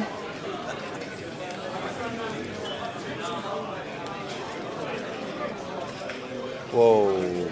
This might be bad news for Ian because he's got the nut low, and he's going to decide to barrel this at least one street, and let's see if Anthony just decides to call. Good trap from Anthony here.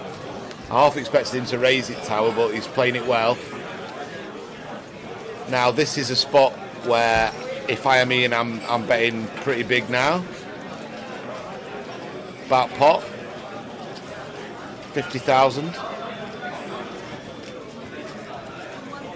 He goes for 27,000.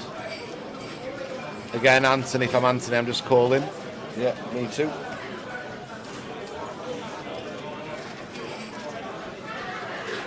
Got such a disguised hand, Tower. Yeah. Yeah, he just calls again. Yeah, great play from any Anthony. low sets, but really disguised, aren't they? Yeah. And now a queen. Queen of spades on the river. Are we going to rep the king? Or are we going to rep something like ace, king, king, jack, king, queen? I'm betting massive here, Tower. At least pot, maybe pot and a half. We've got the nut low.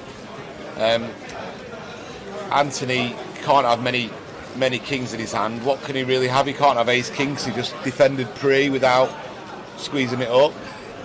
Wow, I like this play. I really like this play. I really like this play. And if Anthony finds the call, good luck to him. But I really like this play. There's not. Let's think about it. Ace king. He can't have ace king. He can have king jack. Anthony can and make a pretty tight check back on the flop before the flop. But what other kings can he have, Tower? He's got to have something to call the flop with. So he's got to have a king to call the flop with. So king 10 he could have. That's reasonable. Turns a pair, calls the bet. Queen king, possibly. But then that's about it, Tower. He can't have ace king. He can't have two kings. And whereas Ian, we could have any king. We could be bluffing and they've got there. We could have. He's decided to call, and that's pretty sick. And I think it's really unlucky for Ian. I think he played the hand really, really, really well, and just got unlucky that Anthony had a set. I mean, how can he have a set? That set of fours is kind of like the only really strong non-king hand he can have, Tower. And obviously he can have a hand like ace six. He's got to call twice and fold. There's just so many hands that he's got to fold. And although Ian did come in, didn't he, Tower? And Ian did come in and try and ask if he could explain his decision, but I thought he played the hand well. Yeah. Maybe he didn't need to go quite all in. Maybe pot and a half, something would suffice. But I said as soon as I saw the river bet that I'd go over pot. Yeah. And I think it's a fine play. He just ran into someone who had a set and wasn't in the mood for folding it, Tower. Yeah. But if you think about the actual King X combos, it's not that many, Tower. It's not that many at all. Ian's got way more King X combos. If Anthony just had an ace, for example, he has to call the flop, he has to call the turn, and he has to just immediately fold the river. Yeah. Same with his two pair combos, but he had a set and he could have folded the set. He had a long tank about it. I think he played that hand well.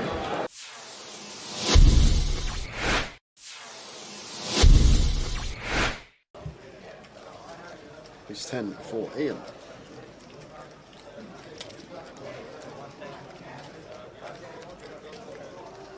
Raises to 1.3 under the gun +1. And Radu here with the ace jack in the hijack. Surprised if he went anywhere this deep with Ian. Probably more inclined to just flat this one versus the early position open. But obviously can mix in a free bet some of the time. And it looks like that's exactly what he's done. Free bets to 3.2.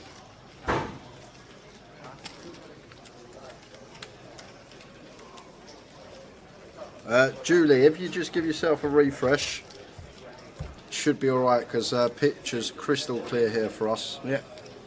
So it's probably just connection at home or wherever you may be.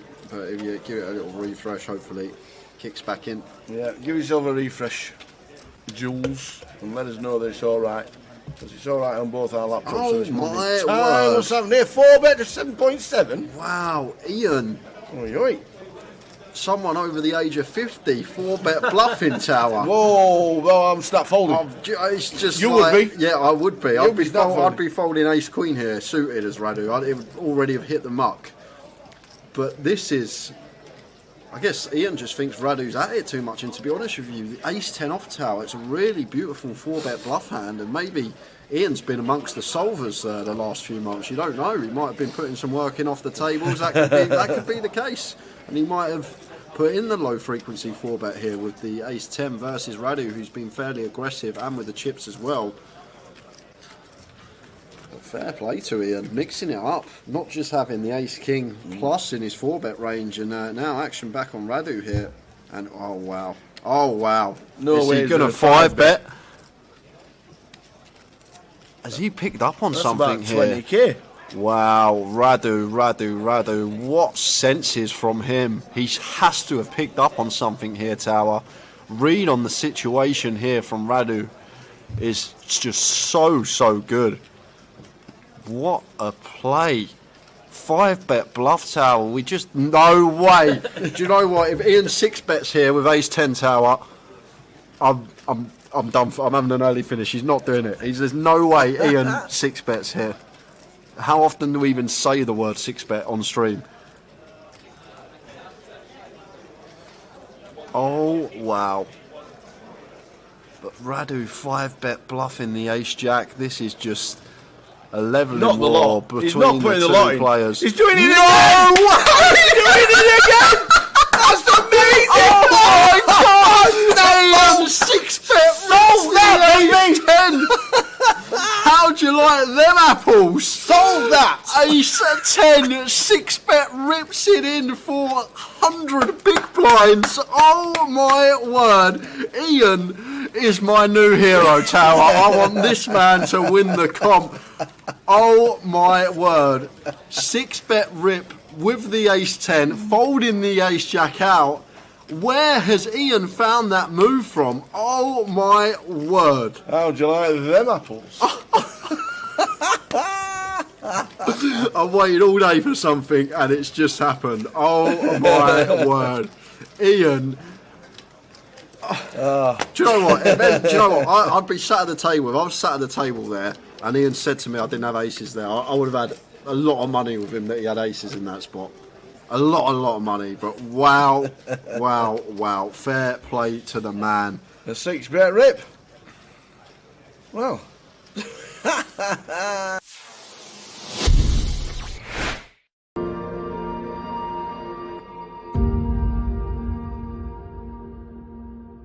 Brand new trick, never been done before, just for the Goliath. Here we go. Right. Do you ever wonder what cards look like before they've left the factory? All right. Before they've been printed on, they look a little bit like this. Okay. Now I'm going to show you a trick. What did you say your name was? John. Can you help me with the trick? Okay. So stick closer. Stick closer. Okay. You're gonna help with the trick. I'm going to give you this card, John. Okay. That's yours for me. All right. John, what I want you to do is just call out stop anywhere. Just here. Put the card on top. Perfect. All these cards are printed. These are already printed, and you found one card that's obviously printed. It's obviously a printed card. It's out of a printed deck. The important thing is that it's random. Is the ink a little bit wet there? You feel a bit moist? Just say yes. Yes. Why are you lying? All right. If I take the ink, because it's a little bit wet, if we placed it here like this. Now that's how you print the backs. This is how they print the faces. You actually take the face of the card and print it here like this. The problem is, it's a mirror image, so you can't play with that card. To actually go to work, you have to take the mirror card, you press the mirror card, and that's when you print a proper one like this, okay? Now here's the scary thing, is if the ink's actually wet, because you said it was wet, right? Say yes, John, yeah. Right, you take the wet ink like here, and then you pick up a real card, like this, and then you get a face on the back. I don't even know how that happens. Check it out, if I take this one, you can even print the corners like this as well. I don't know how the corner gets on there. This is incredible, this one. If you actually take the card, and let's take where's the mirror card? Here. Take the mirror card like this.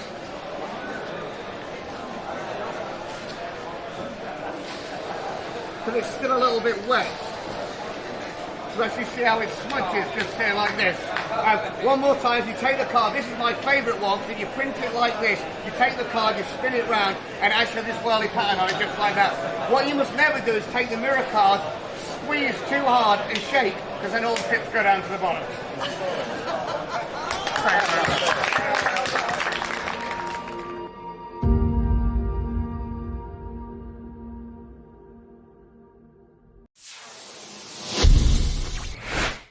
So we've got new players. Is that Tom Hudson there? No, Kieran coming in. Bit of a doppelganger there. He is a little bit. For the online manager, Mr. Tom Hudson. Deborah's called now, and Richard. Which Richard is it? Do we know which Richard it is?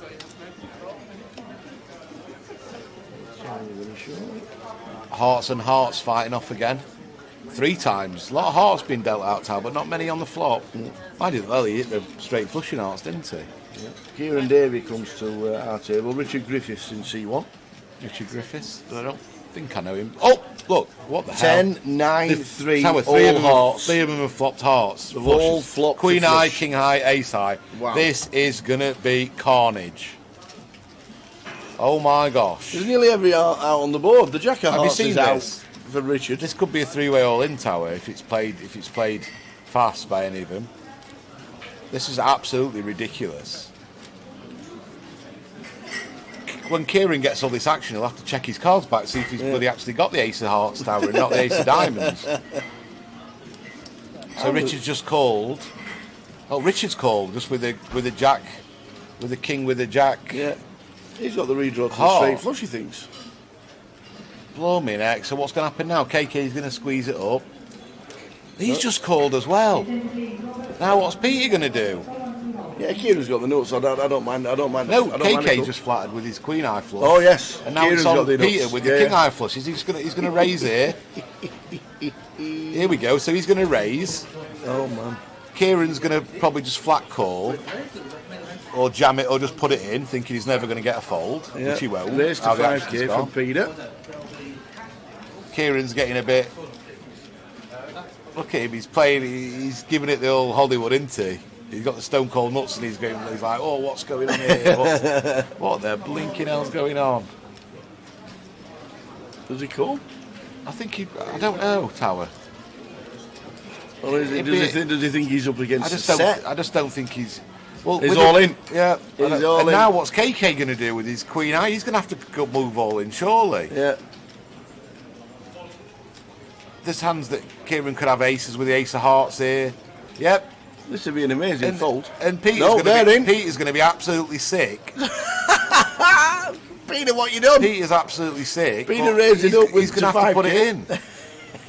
And just hope it's a set against the ace with a heart, I guess, or 6-7 of hearts, for example, or 7-8 of hearts. These are hands that are possible as well in Peter's eyes. Doesn't have to be against the nut flush here. This is just the most brutal setup I've ever seen. They're And in. he's in, They're in. and they're both drawing dead, aren't they? Pete, Wow. This is just dead. They're both dead. Wow. They're just dead. Look See you at later. Debs. It's just ridiculous. They're dead, aren't they? There's no runners, is there? No runners. Because the jack of hearts has been folded for the queen. What a life. Wow. This is Kieran's first hand, and what a hand. He's on 60,000. Sits down, one hand, flops the nuts. Gets action from the and second trebles nuts up. and the third nuts, and trebles up. Oh my days.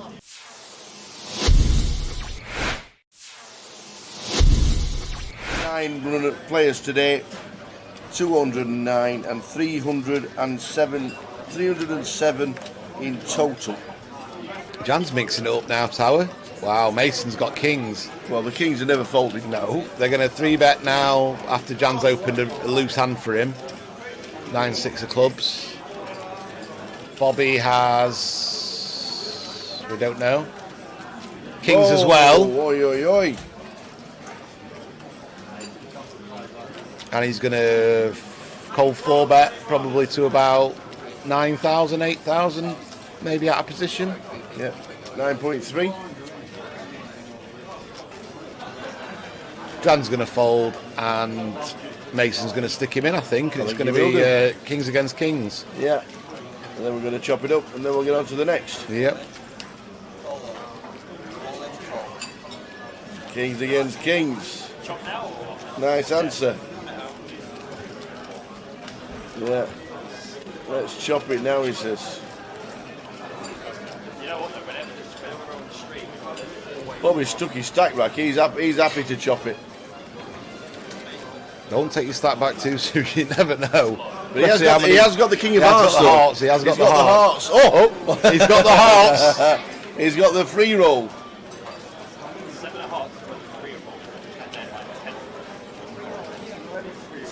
He's got the hearts. He's got the free roll of the hearts. This would be absolutely brutal for Mason. No way is it coming a heart. We've been saying hearts all day. It can't be again.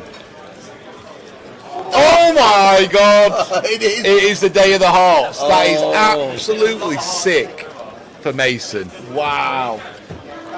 That is brutal. Kings against kings and four. He's going to stand up and just have a minute there. That's just brutal.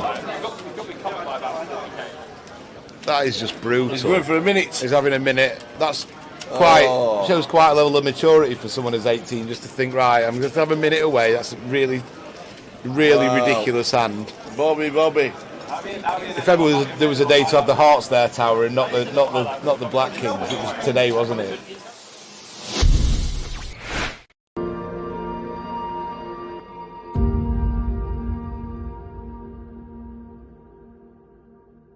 And we got day 1G tomorrow, which is now an ordinary flight, and then the turbo kicks off at 6 p.m.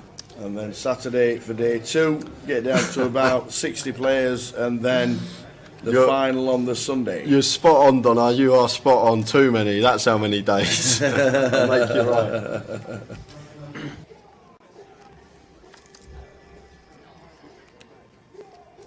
Ace 5 for Danny in the big after an initial raise from Keith in seat number 1. A nice 3-bet spot, I think, Tower here.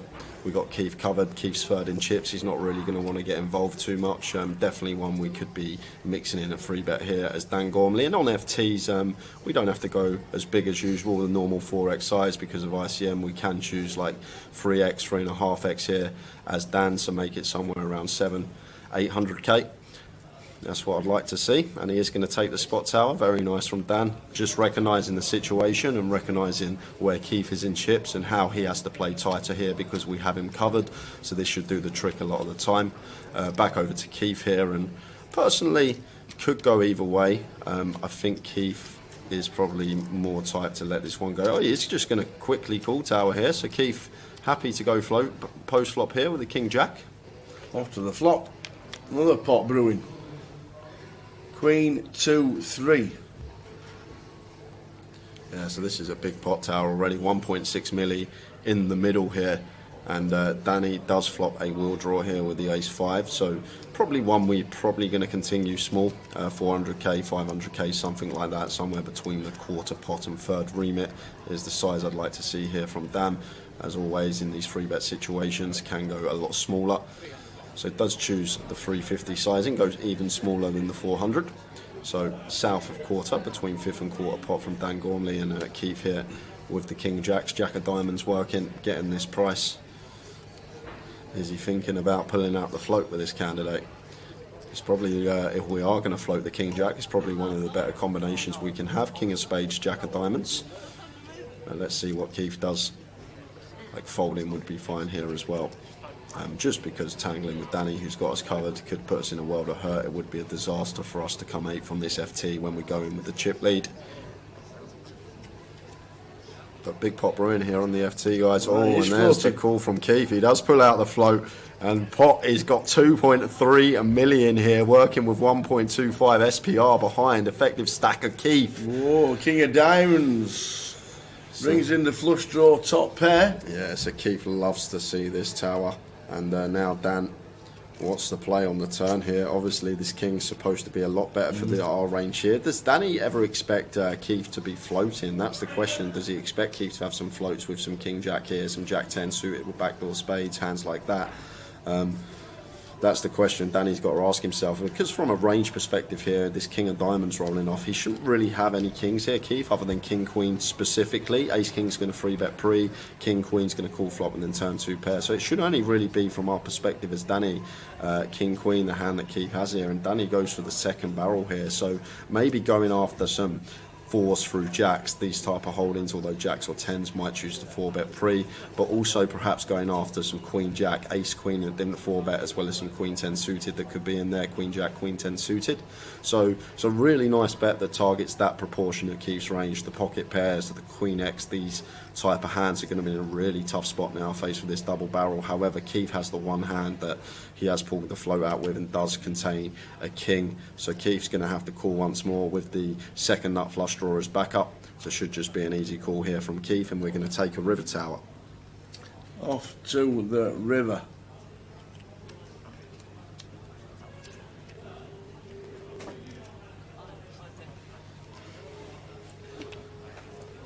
Fourth diamond. So over to Danny here. We'll know that he's never going to be good here with the ace-5, but has he got the shove in the locker here? We're probably going to have more bare ace of diamonds than Keith in this spot. Like, Keith shouldn't really have too many flushes once the king and 10 of diamonds run out. I guess he's can have like some 7-8 of diamonds, 8-9 of diamonds, ace jack of diamonds, jack 9 of diamonds, but with these particular diamonds on the board, the king 10 and the queen, those being higher diamonds, hands that Keith will probably peel a 3-bet with, let's say for example king queen suited, king 10 suited, these aren't a thing, and Danny does go for it. He does find the jam here, and Keith sitting here with the second nuts, backdoors into the flush, and Dan Gormley making a big move early on and just applying pressure to Keith. Keith coming in with the chip lead, and he'll be thinking he could be going home in 8th here if Dan has backdoored into the nut flush himself. Dan could still plausibly have turned a flush here. He could be 3-betting some ace-4, ace-5 of diamonds, these type of holdings. Even ace-6, ace-7, ace-8 of diamonds could probably all be in there as well. So this is a huge move from Dan Gormley early on in this final table. And back over to Keith here. And I think with a jack of diamonds tower, it's... It's pretty gross, but it's a gross spot. It's horrible because Dan's only ever making this move for value with the ace of diamonds. He's not going to shove like 9s here or ace 9, say if he elected to 3-bet that and double barrel. He's not going to shove ace 9 with a 9 of diamonds. So Keith's jack of diamonds here, although it is the second nuts, it's pure bluff catcher here. We're either behind to the bare ace or a turn flush of Danny, turn nut flush, or he's just got a bluff in this scenario, and Danny with the bottom of his range just going for it here, and notice rubbing the left arm there, caressing. Usually that signals is something people do to calm themselves down, but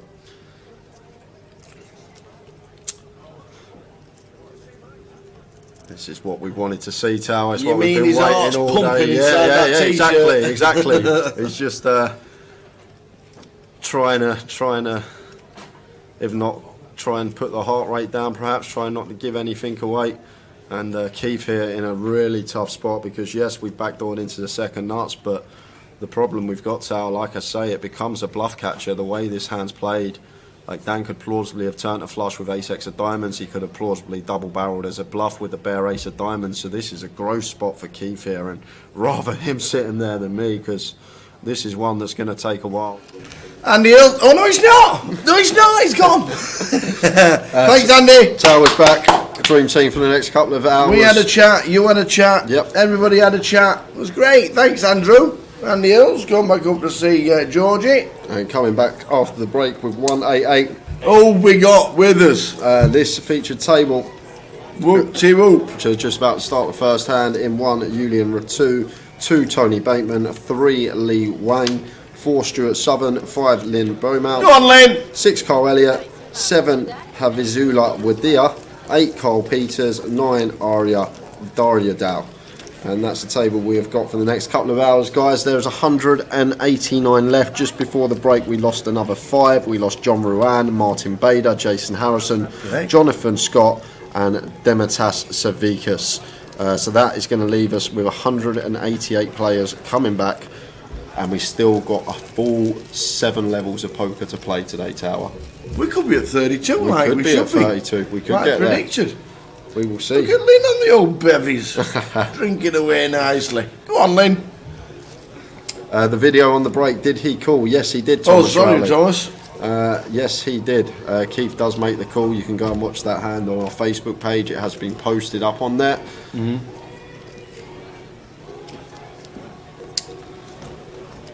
we've got one more closer ticket to give away this session, Tower. Oh, great. And then I'll have to get everything set across the online team tonight, and hopefully we'll have all those tickets in your account at some point tomorrow, guys, before the closer starts.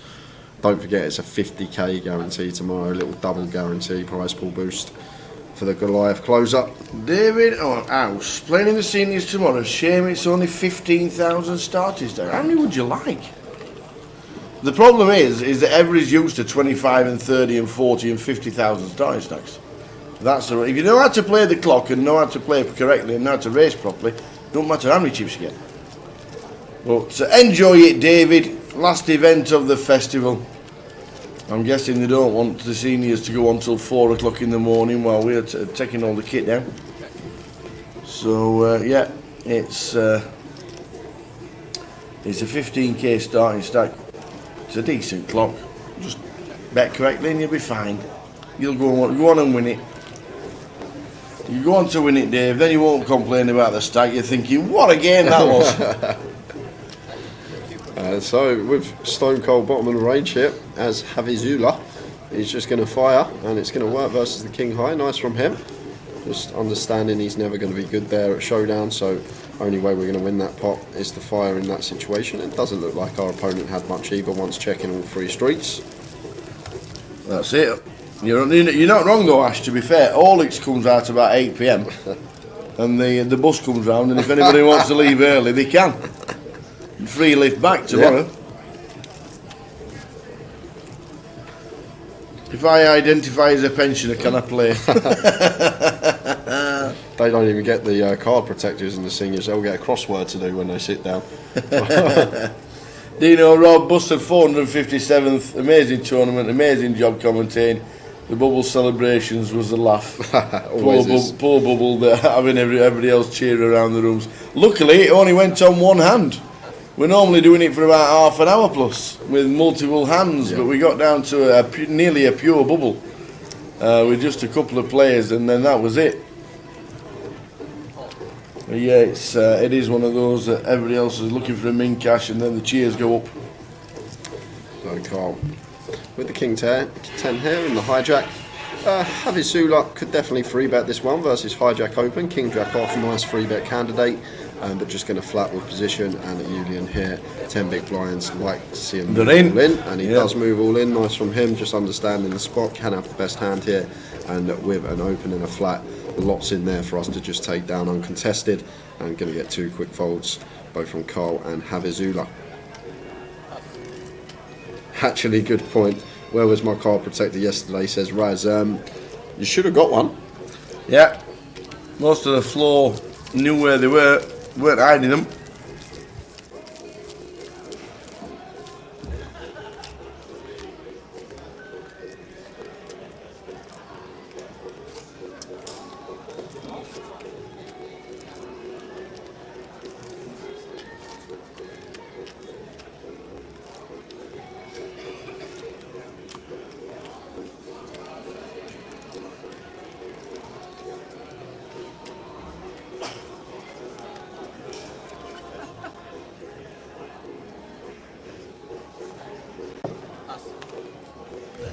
Raz says he's still got his 2011 card protector, the first one, as a marker in golf. How do you not lose it? I must have been, I've only been playing golf for 2 years, so I've probably been here for about 30 markers. Literally, I've probably been here for about 30 markers, Tower.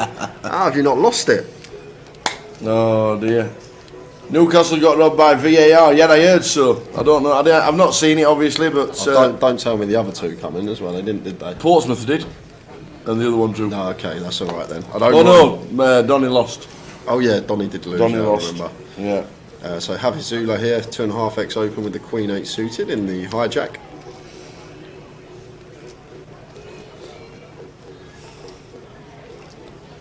We will try and find out the chip counts around the room. I'm not sure if Dave's put. Oh no.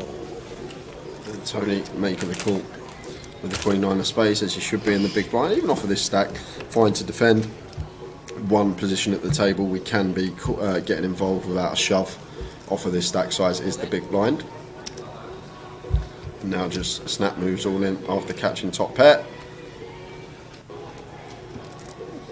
And Havizula can't do anything but fold with the Queen 8 suited. Yeah. Is Goliath always in Coventry? Yes, it is. Richie Evans watching on YouTube. Yes, it is, because the hall that we're in now is obviously not owned by Grosvenor. It's owned by the CBS Arena, but it's connected to the Grosvenor Casino. So the Grosvenor Casino hired out all the halls for all 4 of them for 10, 12 days or however long it was this year. And that's how it's connected. It's basically the only place where we can run the Goliath. Yeah, this is just a tank which is always going to end up in a fold. Like, as soon as he shoves here as Havizula, we should be snap folding, and does just let the Queen 8 of clubs go. And nice pick up for Tony there, up over the millie.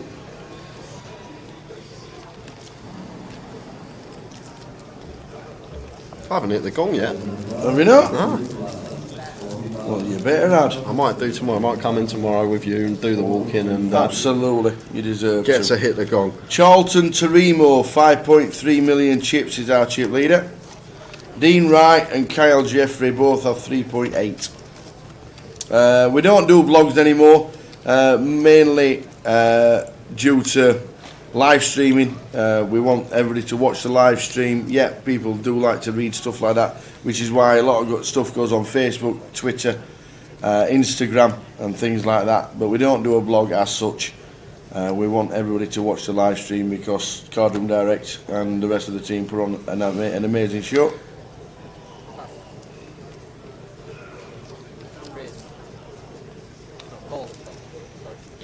7-6 suited. Havizula has been involved in almost every pot since we come back after the break. Just going to limp in with this one in the low jack. Definitely one we can still open here, but maybe limping because of the stack sizes behind. We see here there's 3 stacks with sub 20 big, so knowing that these stacks can just shove over our open, just choosing to limp when, so we save a big blind at the times that it is raised. And Lee, Lee's here. I just realised it was Lee, one of our GUKPT regs. It is. Won the high roller Lee at Wang. the Vic, a few months ago. So very notable name actually still left in the field. Old Lee Wang. And checks his option with the 8 deuce, as he should be doing. Catches middle pair. Actually jumps out into the lead here. And check from Tony. And Lee in a limp pot. Still going to be some ace-X that Havizula can have, and he is going to fire here on the ace-high board, representing the top pair. But should be getting called here by Lee, especially versus this sizing. 3rd pot exactly, 4-1 and a call for us here as Lee. Just want to be calling, taking a turn with our pair of 8s. Digital spectators around the tables in Goliath. Previous Goliath champ enter this year. Yes, he did. Lee Reynolds did, but he didn't make day 2. Did play, didn't make day 2. 10 of clubs on the turn. So bringing in dummy and gut shot here for Havizula, and he is just going to continue firing here. And now Lee in a tricky spot with our 8x holding. Our opponent can still plausibly have an ace hit. So wouldn't mind to see a fold here from Lee.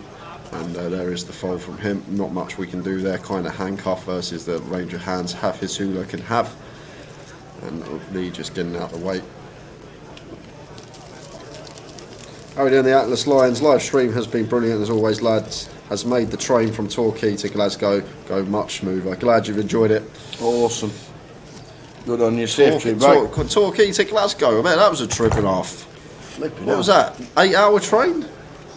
Torquay to Glasgow. That's as far as you can get south to as far as you can get north. Right.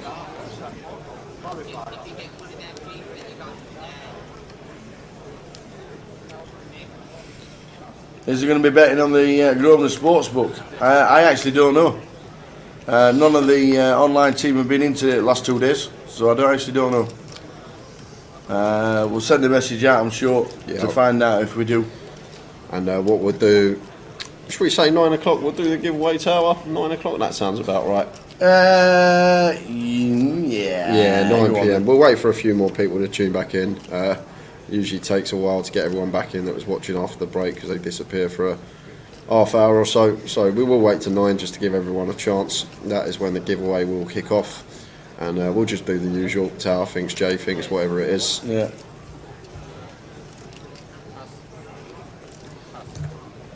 So Julian makes it 160k in the cut-off with the 10-3. Raise and take. Really, okay, that wasn't Julian that opened. That makes a little bit more sense.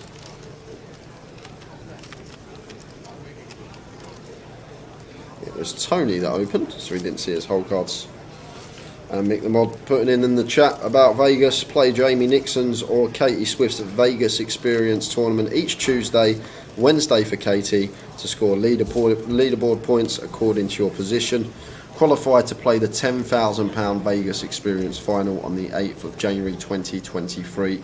And he's posted a link in the Twitch chat if you do want any information on that. How are you doing, Vicky? It's hit me, but I'm really nervous watching someone I know at the table. I know the feeling, Vicky, when you're rooting for someone and you're out of your control what goes on. You want to see them do well. Can be nerve-wracking sometimes. And how has this happened here? Ira shoving for 6 bigs with ace-king and somehow running into the queens here. And Stuart just isolating with his ladies. Lynn's out the way. And Arya with 2 live cards. The classic. The 6 big blinds.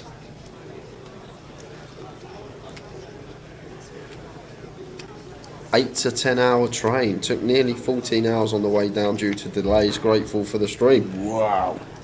And there's a queen on the flop, so the ace king. We've got outs still. Needing a 10. Yeah, we have outs with the ace king to survive. Diamond would help as well.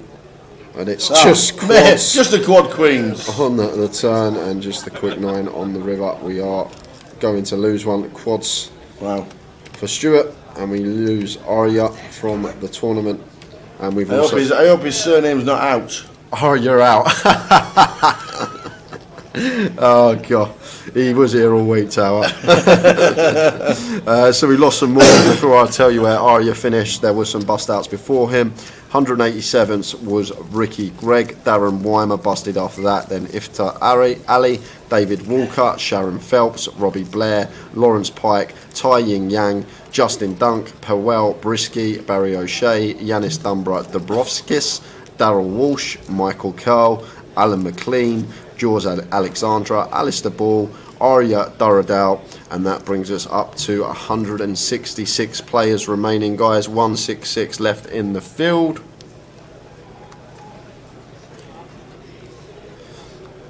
Keep you updated with the names eliminated and how many left. Yep, Malou has most certainly left the building.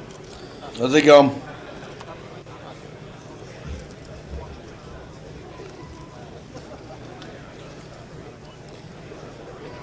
How we doing? Toysonator on Twitch. Just got back from Ipswich after the Goliath. Amazing tournament. It's run amazingly well. Shout out to Jay, Tower, and the stream team as always. Tower blessed me with some luck railing the roulette and a quick 2k winning session. Lovely little touch. Beautiful. Doesn't do that to me. Usually when I've sat Towers near me and I've got a treble on, it never comes in.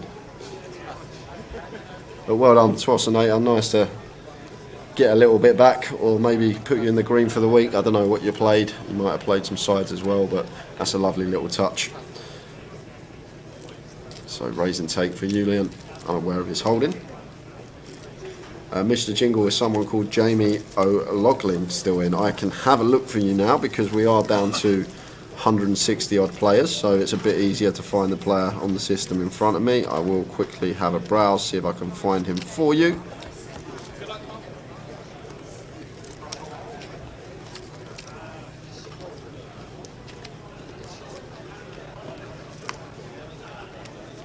I've got no Jamie O'Loughlin that is still in the field. Okay. Definitely not. What about Luke Cheslin? Let's have a look for Luke Cheslin. No Luke Cheslin in the field. If you want any other names, guys, it's a bit easier for me to scroll now because there's less in the field, and I can let you know if they are still in. Oh, there he is. Oh, who's that? There he is. Why don't you do it in alphabetical order? I did do it in alphabetical order. Oh, then what happened? Well, I went down in the L's. Yeah. And then I went past them and still looking at the I thought L's. it was surnames. But yeah, Luke Cheslin is still in. He's still in? Yeah, he's on table Luke's 12. still in. Seat 2. We got a Luke Cheslin in, we got a Luke Morton in, and we got a Luke Hallinan in. Yeah. 3 Lukes left in. Vicky's still in. Vicky's Southworth, she's still in. Jason Kelly, just checking now. Only 1 Jason in the field, that's Jason Lee, so no Jason Kelly. And Zahid Nadeem, that will be an easy one to find right down at the bottom. The dates have been confirmed, 2023. 27th of July until the 6th of August. Oh, now look what I've started. Rob Franks isn't in. No Zahid Nadeem. Let me have a look for Jason Kelly. I think I said that one actually. Passive Olive, no, he didn't play. No Jason Kelly. Richard Harrison, I'm going to have a quick browse. No Richard Harrison, only 2 Richards left in, neither with the surname Harrison. And then R.T. Azizi.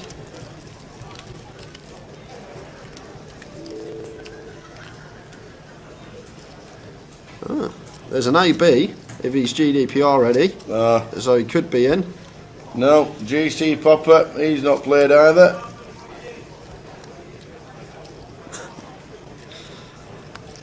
Oh, Jamie O'Loughlin went out in 264th. He's just been on Facebook. He's watching the live stream on Facebook. Went out 264th. Great effort. And a 10,000. What was the actual official number? 10,584. Yeah, yep. Chris Blaine is still in. Wolsey 1968. Chris Blaine is still in. I'm just checking Derek for you now. No Derek's left in the field. So Chris Blaine's still in, Derek Hupfield not. There we go. Let's have a look for Graham. Evening Fabio, watching on Facebook. The payouts are directly underneath. Gary Baldy busted yesterday, Nick Peters. He did! Bust yesterday, Tal. There was a Gary Baldy in the field that busted yesterday. Yeah.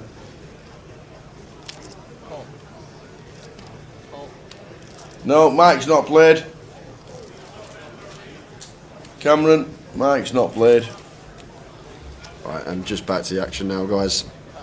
I will do one once in a while, but we are going to concentrate on the table. Business end of the tournament now, 166 left, getting close to single figure runners.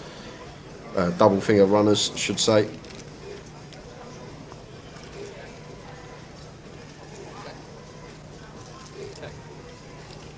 There's obviously going to be a full chip count overnight, but that's a while away yet. Try and get the guys to do a extensive chip count at the next break for you. Yes, Callum, that will be on delay as well. We get everything fed through on a half-hour delay. So when we are telling you the players that are busted, they may be out. Or for example, if I'm saying someone's still in, they could actually be out because we're on a half-hour delay. They could bust in the half hour. We get them fed back to us 30 minutes later because obviously if somebody moves to the feature table and we shout that they're out, and then they come to the feature table and you'll be saying, well, you said he's out. So then you'll know what's going to happen. You know he's going to be out. Yeah. So we get fed the names on that 30-minute delay as well, so we can put it in conjunction with the live stream. It's going to finish about 1:30 today, throw me eggs. That's assuming we play all 16 levels. If we somehow get down to 32 players, we'll finish before and bag up for day 3, but it's going to be about 1:30. And this is delicious from Stuart here, this value bet on the river here, just understanding that difficult for our opponent to have a King X holding here, so we've got the nut jack and we can go after some value with our Jack X. But Carl here, not having any of it, turning second pair into a bluff here. Prefer to have a spade in our hand, but Stuart here, can he find the 3-bet rip tower? This is like the ideal 3-bet rip spot. I don't think we're going to see it, but could potentially 3-bet jam this one as a bluff with the ace of spades blocker in there. I know he does actually have the best hand, but Cole here just maybe going after some one pair holdings of Stewart, and weren't expecting to see the raise here from Cole with this particular holding. Wouldn't mind it if it was Queen Jack with the Queen of Spades, but he is just going to make the call. Fair play. Fair play, big call. Yeah, good call, Stewart. Very nice indeed. And that's going to put Cole down to 1.8 million. Tried it, didn't work on that occasion for Carl Elliott. Come in with 3.6 million this session, and down to 1.8. Not been the best start for Cole there in trap 6. Oh, Popper. I had to send the wife to the cinema tonight so I can stream on the main TV tonight. 80 quid well spent, gents. A pair of legends, the both of you. Made the whole week addictive viewing. Thank you very much, Popper. I'm glad you enjoyed it. It has been a lot of fun from start to finish. What's your guys' most iconic Goliath moment? Has to be Nathan Slater with that horrible orange jacket. He's probably still got it. Yeah, he probably has. I remember Kellett rocked up wearing it in Blackpool It last is, year. that's Yeah. right. Our most iconic Goliath moment for me. We've had some over the years, obviously. It's hard to think that far back. There's been lots of laughs and whatnot on the stream. I can't really pick out too many hands. We had the 5-3 hand, obviously from the last Goliath in 2019, where he folded a straight on the flop, and I went pretty mental on stream. Nearly walked out. Nearly said to Tower, that was it. I'm not doing this event no more. But that was a moment.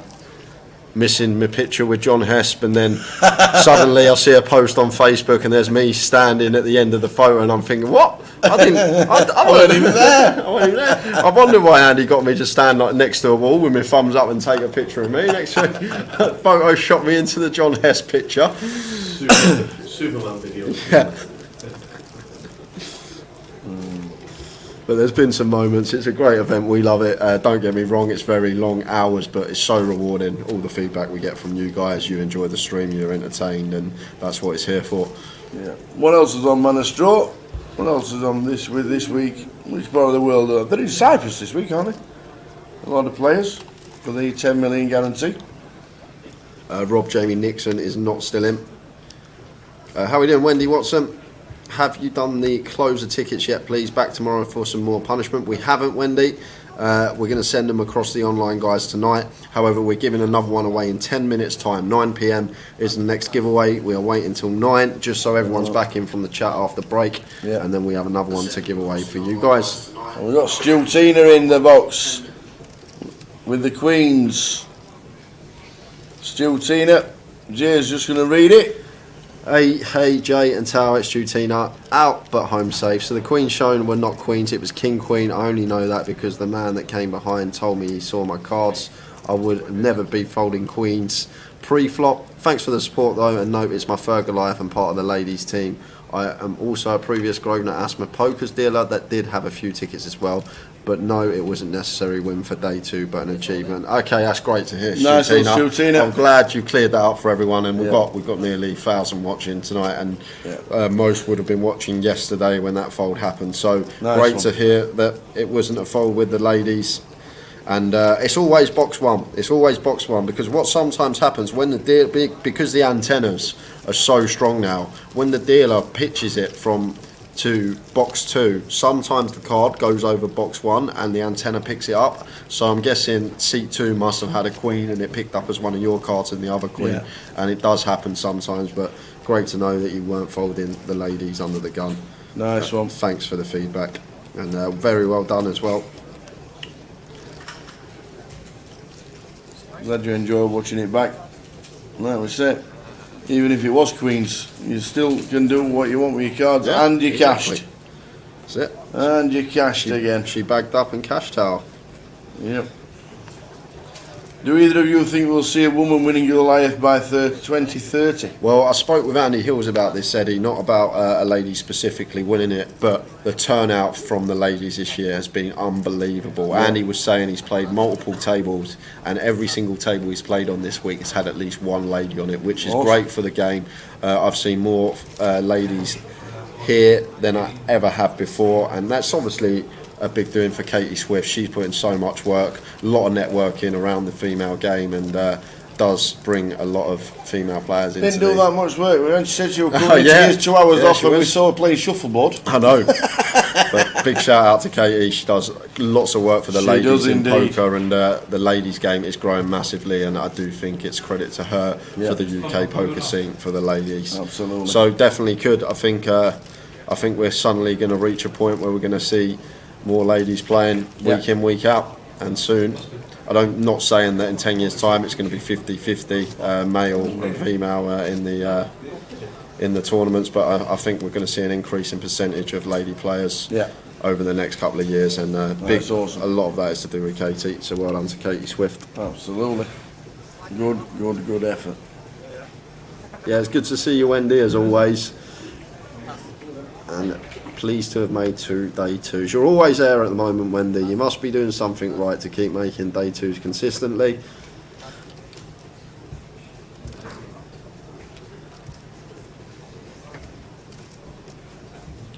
Cheers, Paul Beasley. Great commentary as usual, guys. Can't wait for the big money action tomorrow. Glad you're enjoying it.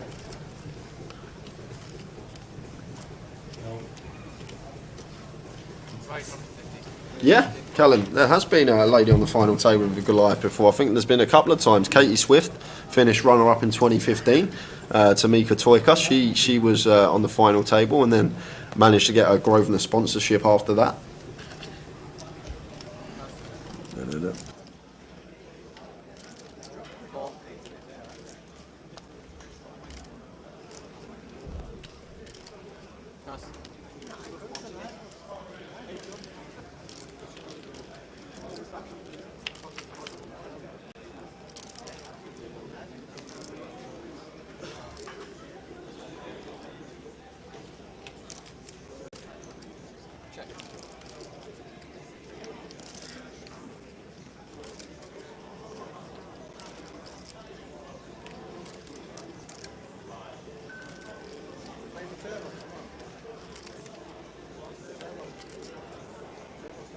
Your team is now on the clock.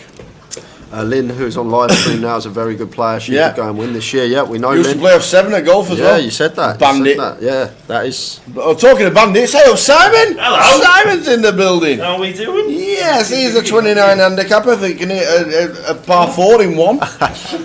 And putt for eagle. I didn't put for eagle. And a par 5 in 2, putting for eagle. So just answer it. You're a 28 handicapper. No. Well, you was. 23.6. We went to play a couple of rounds of golf in Newcastle. We certainly did. The first 9 holes, how many points did you hit? 27. 27. I feel like it was 30. 27. And then he got face on because he only scored 20 points by 9.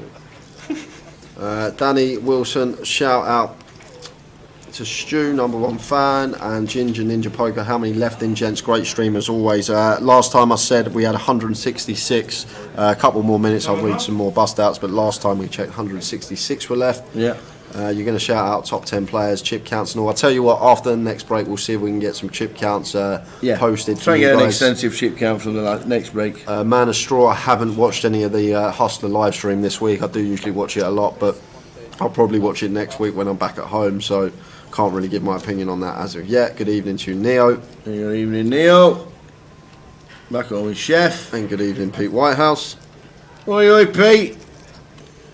And we got a giveaway in 5 minutes' time, guys. And Lynn making it 130k here with Kings. Like, the thing is, didn't Lynn go really deep in a massive field in America as well? Yeah, it was like the Colossus or the Millie Maker or something like that. So she's going to have an advantage on these guys. She's been here before. She's used to navigating through a field of thousands and thousands of players, and she'll have a set strategy which she's going to try and apply throughout the evening, and definitely one to look out for.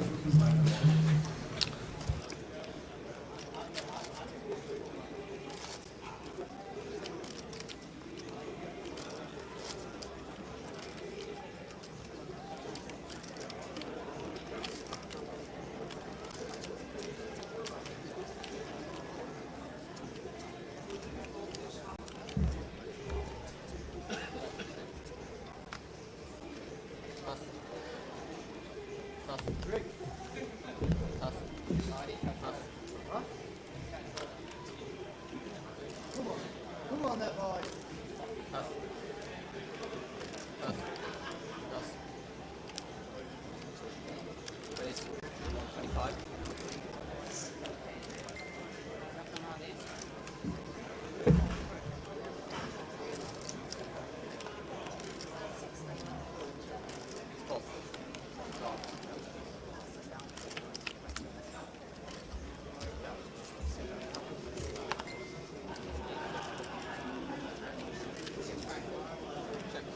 So guys, just going to run you through some more bust outs over the last 15 minutes. We've lost Daniel Griffiths, Tiago Castro, Ewan McNicholas is gone. Whoa! What? Ewan McNicholas is gone. That must have been some kind of cooler.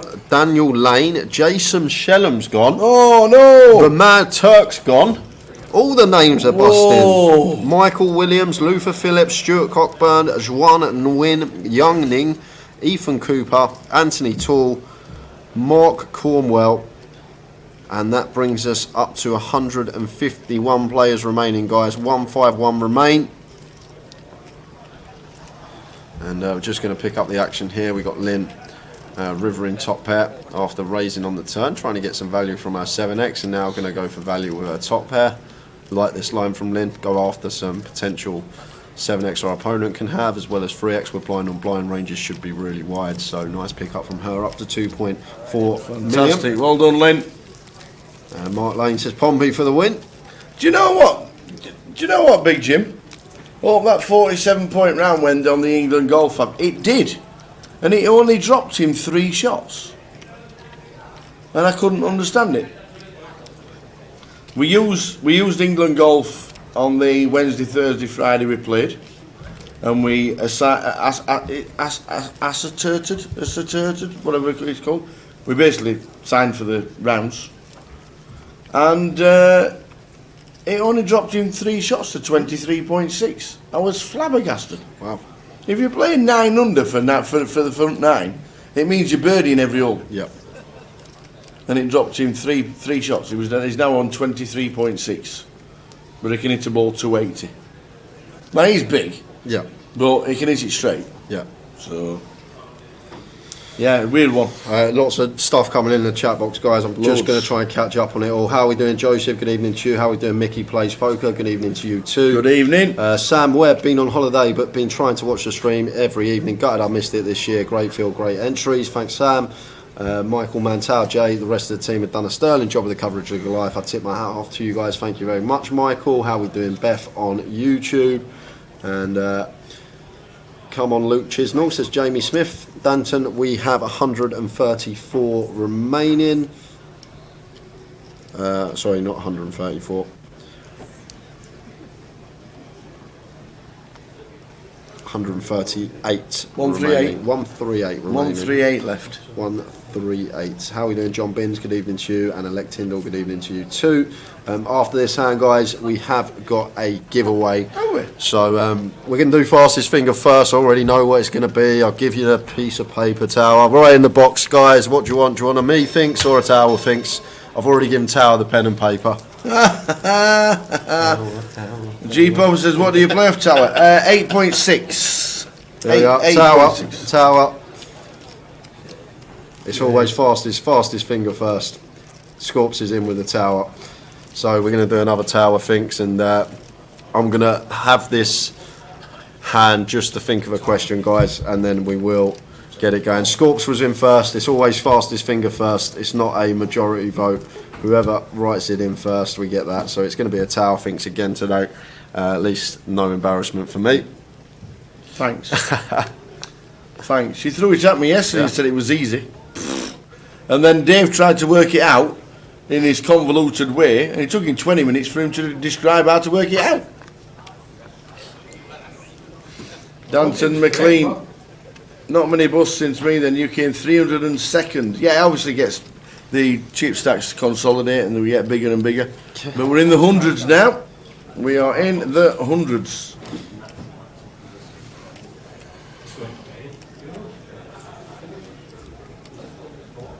Get table 10 on the featured table, says David Sanford. Table 10, we need to know who's on table 10. Who's on 10, Dave? Who's on 10, Dave? One of the DCM mob on there. Cammy, any well-known people still going? Lee Wang still in, that's on this table. We got Lynn in seat 5. Ewan just busted. Not really too many I'm aware of. Right, you ready, guys? Giveaway time. Tower thinks you know the rules by now. If you don't, quick rundown of the rules. What's happening? You're looking for the Tower's answer, not mine. Closest to the Tower's answer is going to win themselves a £110 closer ticket.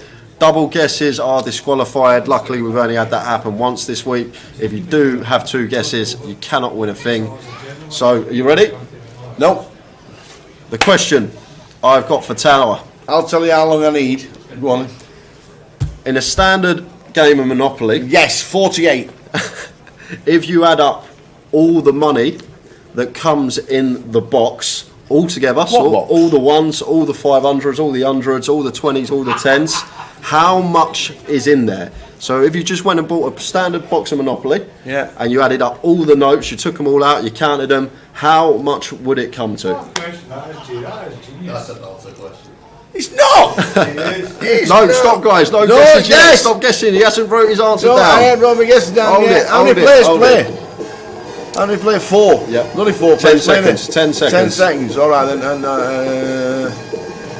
And he's not looking at the chat box, so it's okay. It's okay. 1 guess per person. Right, his answer's in. Go, guys. Get your answers in. Closest to the Tower's answer is going to win themselves a £110 closer ticket. That's tough. We will give away the answer at 15:15. We'll give you 12 minutes to get your answers in. Back to the action for us. We got Lee here with Ace Queen, shoving for 1.2 million here. And over Tony's open with the ace-8 suited. And Tony probably should have shoved this one, Tower, off of 11 bigs, but decided to open and now in a bit of a rough spot here. flipping heck, that's tough, man. How many questions? How many coming in? Whoa, we need to score from top. Let's have a quick score. That was tough. That was quick and tough. That was tough, that, Jay. Got me again. That's what I do, Tower. That's what I do. You got me again. You proper got me again.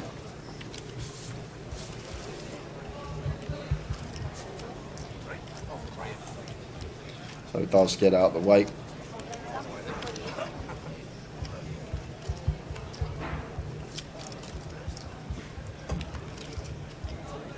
I think I know the answer. You know the answer? No, but Brian wrote the right answer down.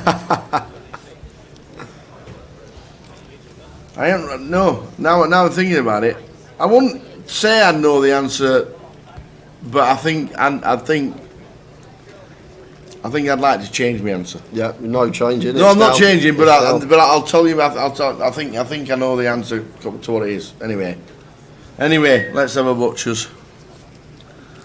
Let us have a butchers.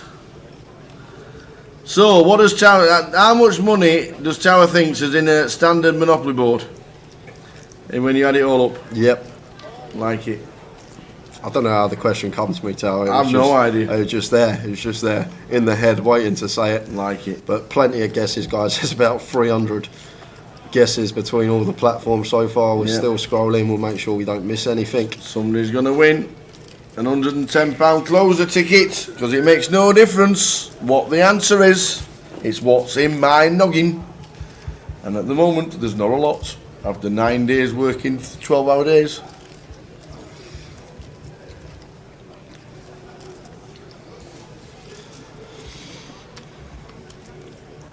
We will still be concentrating on the action, but keep getting your guesses in, guys. I am double checking as well that there's no double guesses.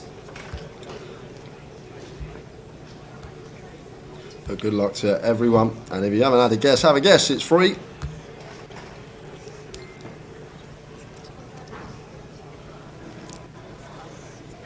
It is free.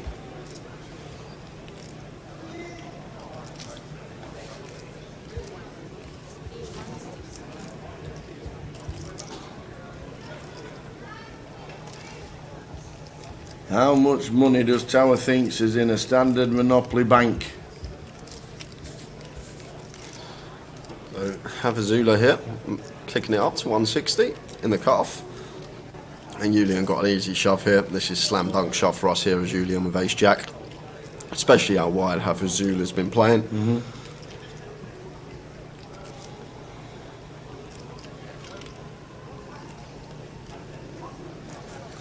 Very nice indeed. So good luck everyone in the giveaway. 8 minutes to get your guesses in, and then we'll do the usual. Reveal the answer, ask Tower for his thought process. Waynio, is there a party tomorrow? I think there's a staff party, but I think that's staff only, Wayne. I think they're going to use the hall 3 where the Joker's Wild was. Yeah, I heard earlier. A party? Yeah, there's a staff party. What about us? Yeah, well, it's literally there, Tower, where it's going to be. So, when are you on the DJ decks tomorrow? What night, time? They better not be loud. They better not be partying when we're still working. Yeah. No. Yeah. So if you have heard of the party tomorrow, Wayne, it's literally for staff only tomorrow. They all deserve it. All the dealers, all the floor staff, been working effortlessly for the last 10, 11 days.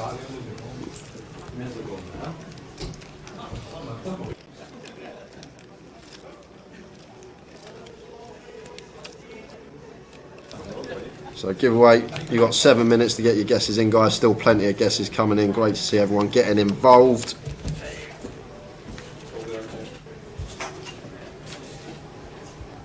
Yes, mate.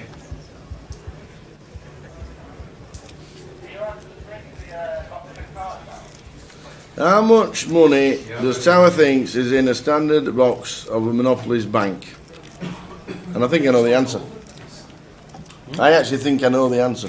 Now I've thought about it. Mikey plays. Because I used to be able to recite the Monopoly board. I can still recite the Monopoly board. I'm not as good as you, and I'm old and I forget things. But I used to recite it because back in the day there were always quiz questions about Monopoly.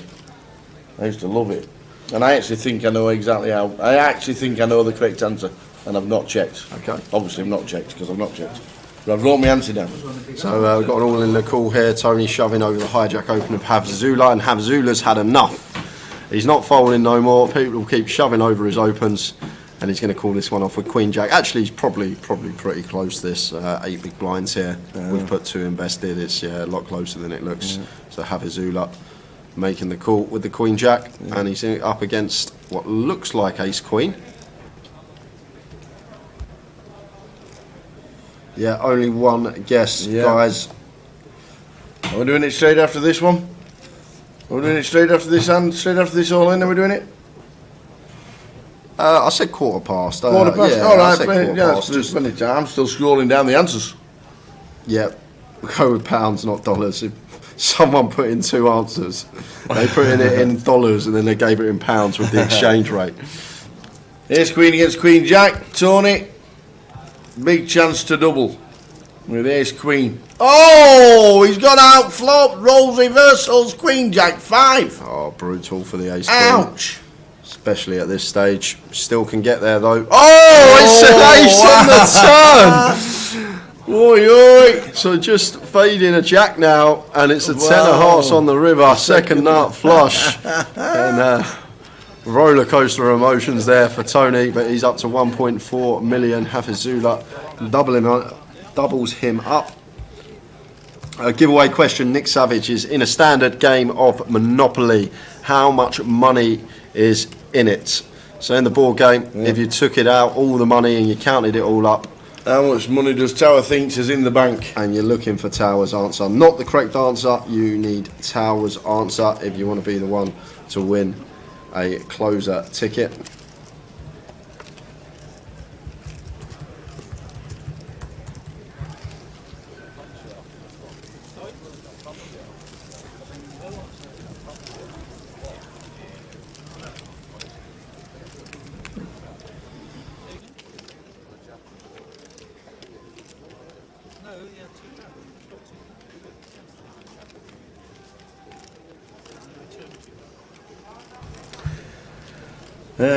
Have you all had your one guesses? After this next hand, we are going to reveal the answer. Yep. How much money does Tower thinks is in a standard Monopoly bank? Evening, Neil. Neil Jilt's watching on Facey. Ewan and Turk both busted at the same time, Eddie. Very similar times, those two busted. Wendy Watson, I completely agree there. Incredible job to accommodate so many people. The logistics of organising this are immense. People should really look at the big picture and hours everyone puts in. Amazing. Jim Marlowe says, can you recite the Monopoly board whilst doing the Rubik's Cube? I probably could, yeah. I probably could. That's brilliant. Oh. I'm still scrolling.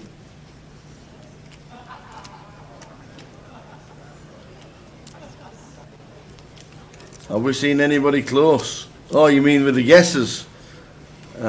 Maybe. Maybe there might be someone who's very close. Maybe there's somebody that's got it correct. Jim goes, right, I'm bringing a Monopoly board and a Rubik's Cube to Leeds. Imagine that, you're walking through the casino reception. What are you doing with those, mate? You can't bring those in.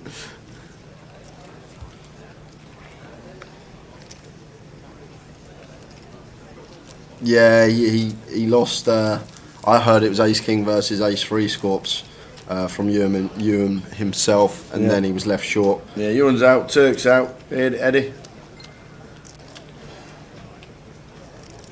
So, guys, we're going to close the competition. As soon as the last card's dealt off the deck here, we are going to close the competition, and I will tell you who the last guess is on each platform. No more guesses after that, please. And Cameron Brown, once this giveaway is over, we will put out the 2022 schedule for you so you can see what is coming up.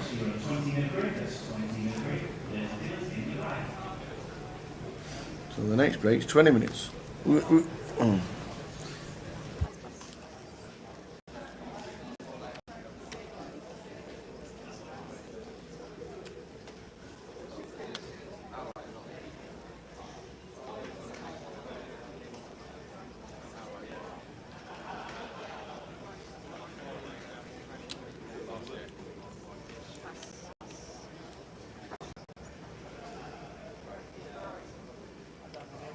Is this unfinished yet? Not yet. Not yet. But the last guesses are competition now closed. Last one on YouTube, Jamie Smith. Last one on Twitch to get in. What did John Binns guess? Because he says, just stop at my answer. Last guess on Facebook, Michaela Humphreys. And last guess on Twitch was Scuba Snacks. Scooby Snacks. So here we go, Tower. Oh no, I think, has he finished? Hand is over. Right. I know the answer. Right, go on then. What's the actual answer? Well, the actual answer, I thought I knew, and I don't even know if anybody's put the correct answer in the chat box, but I thought, after thinking about it for a while and remembering my olden days, I think there's £20,500 in the pot. I think. You're very close, Tower. Very close. I think there's £20,500 in the pot. What is it? It's £20,500 without the ones, but if you count the ones as well, you get the £20,580. 80 out. But that's not what he guessed anyway. I didn't write that. He didn't guess that anyway, I didn't write that because I only had 10 seconds. I weren't thinking about my youth too much. I weren't too bad. So what are you on for, Tower? It wasn't too bad eventually because what it wasn't actually too bad. It was £17,500. The Tower went for 17. So it weren't bad. 1,500. If I'd have had 5 minutes, I would have been £80 out. Well, that's not bad. And believe it or not, Tower, yeah, we actually had not just someone, 2 people get it on the nose. So well done. So the winners are. And you know what? Because it's the last giveaway, and we've only got one more ticket to give away, I'm going to be nice, and rather than flipping for it, I'm just going to give you both a £110 closer ticket for tomorrow, which is Sunday. I'm then going to send it all off to the account. So the winners are... Is it your money? Mark_AAA on Twitch and Sophie Rose on Facebook. You two guys are going to get yourself a token. All I need from you two, drop me your alias, please, in the chat box. Mark AAA on Twitch and Sophie Rose on Facebook. And rather than flipping for it like we usually do, because it's the last giveaway, because we've got the live stream free roll and day 3 tomorrow, I'm just going to give you both a £110 closer ticket. The actual answer was £20,580. I actually thought it was 25,000 exactly, but it's £80. 20,500. When I thought about it after 10 minutes of remembering, I play Monopoly a lot and skinting my sister or my mum and my dad all the time. Do you know what? But I'll put 17,500 as a quick guess. The best thing about that when we was playing as kids, and my younger sister, we had like the rule in the family, we weren't allowed to buy a colour that she'd already bought. It's not fair. Yeah, we weren't allowed because she started screaming and shouting, "Oh, I'm going for the cream! I wasn't supposed to get Sun Street when you've got Regent Street." Yeah, exactly that. That's how it was in our household. We weren't allowed to buy the colours she'd already bought. But great little giveaway there to close things up with the giveaways for the week. Mark AAA and Sophie, please could you just drop me your aliases, and then I'm going to send it all off to the online guys immediately. So hopefully they will be in your account for tomorrow. Yeah. David Hine, we've got another claim. That's what I said. Yeah. Can we get an extensive chip count, please? Oh, okay.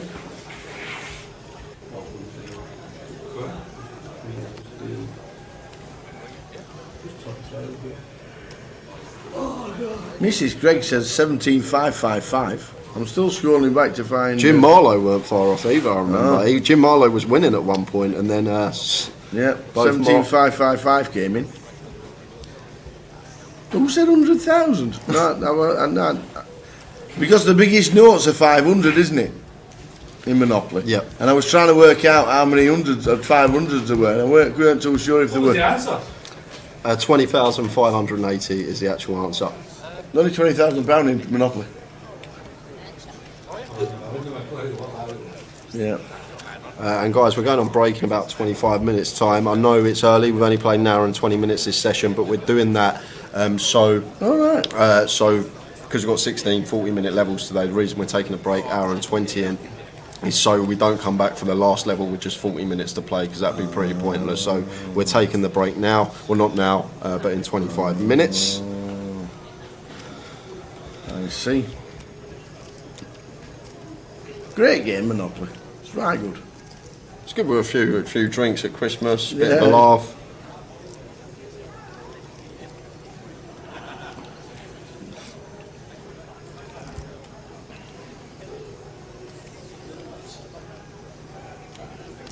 Average stack is 2 million chips. Is it? Yep. But still waiting for both of you, please. Both Sophie and... yeah, Mark's in. Jay is Mac 5014. Lovely. Cheers, Mark. Congratulations.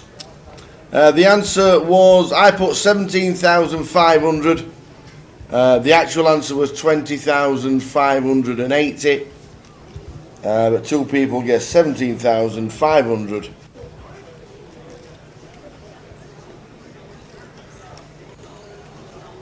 And two people have got themselves close-up tokens, which is actually tomorrow on Monday, and not Monday, Tuesday. Mac 5014 got you. You're all done, Mark. So just waiting on Sophie now. There she is. I'm useless with technology, but my username is Soph90. Lovely, thank you, Sophie. SOPH90. Thanks, Sophie. Congratulations. That will be in your account. Tom's going to have a heart attack when I send him this spreadsheet. Tonight. Need to send it tonight or tomorrow morning. I'm going to do it on break. I'm going to do it on break, Tower. It's on tomorrow. Yep. Tomorrow night, the closer for the first time ever. It's on a Sunday. Looks like we're going to have an all in the call here. Oh, what's happened there? Whoa, what's happened there? He's exposed his cards. Whoa, there's going to be a rule in here. No, there's going to be a... Wow. What's happened here, Tower? Hafiz has just thrown his cards over, and about 8 seconds later he said call. Oh dear. And we know the ruling. That if you're facing a bet and you expose your cards, then this could, oh my days, this could be... surely, Tower, like the ruling... Rules are rules. Yeah, at the start of the tournament was said, any time if you expose your hand deliberately, even one card, your hand will be declared dead. Yeah. And he hasn't said call yet, so I'm guessing that this one's got to hit the muck. He is behind.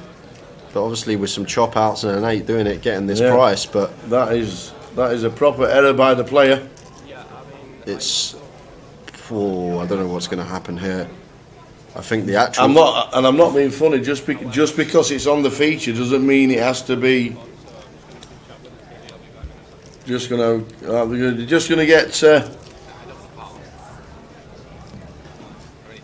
It's actually cutting for call because he's actually in front. Yeah. But to be honest, we want the fold here with the chop outs and because the price he's getting. Yeah. Like he's getting a ridiculous price to call here. What, like 15 to 1 on a call? So he's actually getting a break even price, like 15 to 1 here. Tower, we're going to need like 6% here. So we're actually break even plus more. It's actually profitable for us to call here as half Zula. Even seeing that we're behind to the Jack 10, knowing the 3 outs, we're getting the right equity, the right Here price to comes hit Simon, the 3 outs. And because the ruling says if you expose your cards while facing a bet, your hand's dead. Yeah, of course it is. And unfortunately, Hafizula, I think that's what's going to happen. I think Simon will come to the correct decision, Tower. It was announced at the start of the tournament that you cannot expose your hand. If you expose your hand at any point during the hand, your hand will be declared dead. Simon's just asking is if there's a proper space between throwing his cards over and then saying call. Okay, we announced at the start of the tournament that if you expose your hand facing a bet, your hand will be cold folded. In this situation, your hand will be cold. No, but the problem is, this is, I didn't know he got more than me, but I thought I got the top 6, So Hafizula just giving his side of the story here. You exposed your cards without. There you go. You're taken as a fold. Well, it's still in, to be fair. Just human error. It happens. It happens in every event that there is around the world. Yeah, so hand was declared dead. The hand was declared dead. There we go. Every now and again, something happens. Yeah, seat 7. Someone asking what happened. I missed it. Seat 7. Exposed his hand, waited about 6 seconds, and then announced call. Yeah. If he announced call before and then turned his hand over, it would be fine. But because of the length of time, has to be declared dead. Unfortunately, it's said to everyone at the start of the tournament, you cannot expose your hand, otherwise it is declared dead. These rules are announced at the start of the flights. So unfortunate for him there, but to be honest with you, he did have the worst hand. Yes, he was getting a price 15 to 1 on a call there that meant we would have still had to call it even seeing our opponent's hand.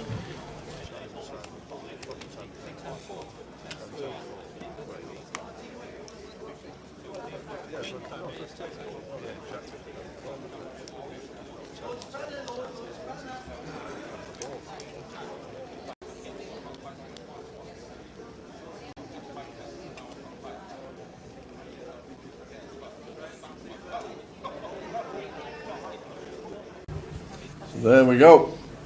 Still in though. Still in. Have we lost anybody in the last 20 minutes? You've not been Grim Reapering. We probably have. It's because we've done the giveaway. I'll have a Oh yeah. Well done, everybody. Yes, it looks like lots. The answer to that is lots. So going to run you through some more bust outs, guys. We have lost Benito Lar, Nathan Devlin, Derek Huckfield, Hitesh Naran, Elliot Slessor, Ben Murray, Peter Gisby, Barrington Galloway, Chris Stewart, Bruno De Lima Toledo, Leslie Lamnia, Martin Chan, Charles Dennis, Michael Rosserman, Aaron Chandler, Thomas Ritchie, Gabriel Gasutu. I've already said that lot. That's why it looks Just like forget that lot, ladies and gentlemen. I've already said the last 10 minutes he's been chatting away. I was like, you McNicholas, he's already bust. That was the list I'd already read. That's why it looked like there was loads. Right, let's try again. So, we have lost Barry Cobb, James Parker, Michael Walker, Ram Mayer, Simon Booth, Peter Mundy, Taylor Hughes, Tina Avery, Daniel Prynne, John Bakewell, is that? Oh, tarts. And that is it. We have... no, Ewan's out, Jim. Jim Morlow says, yeah, it's a good rule, particularly with lots of rakes in the field. 131 remaining, Tower. Nice. 131. But it's starting to slow down a bit now, the bust out sky, as expected. It is starting to slow down a little.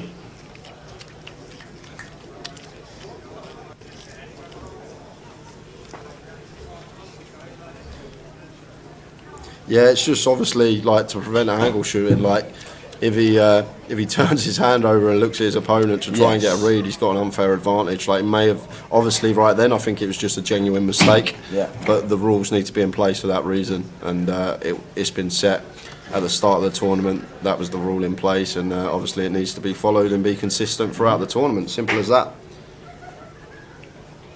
Soon it will be quicker to tell us who's still in, says John Brown. Yes, you're right. Chip leader had around 5.4 milli last time we checked, Joseph. Prizes coming across the bottom there. Tower just flicking them on. 200 grand up top, 134,000 for second and 89,000 for third. Yeah, Mikey plays poker. We play down to 4 tables or 16 levels. If we do manage to play all 16 levels, we'll be finishing up around 1:30 in the morning. If we do get down to the last 4 tables before that, we'll finish whenever the stream finishes. Yeah. And we're left with 32 players. So Lee just getting it in there with the King Queen suited, gets it through.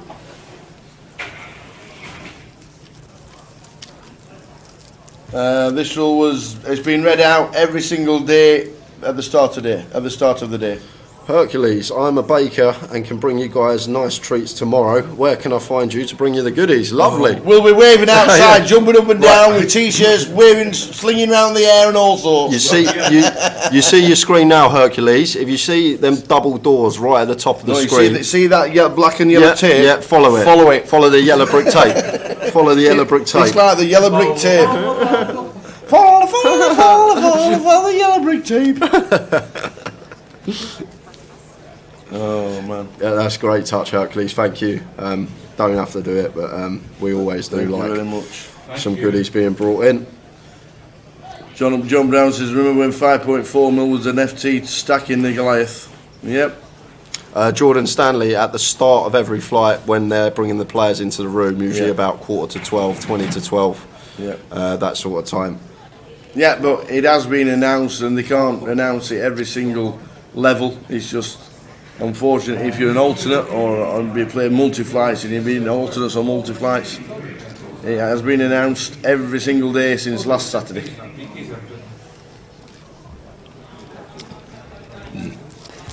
Is Charlie Reid still in? I don't know. Yep, final table tomorrow then, long old day for us tomorrow. I'm not too sure, Average Gamer, about that. I don't think it's going to be like a 1 AM finish. With the structure, it's a 40-minute clock. Average stack at the moment is now up 2.2 million, so less than 30 bigs. Obviously that will increase as the tournament goes on, but we will see.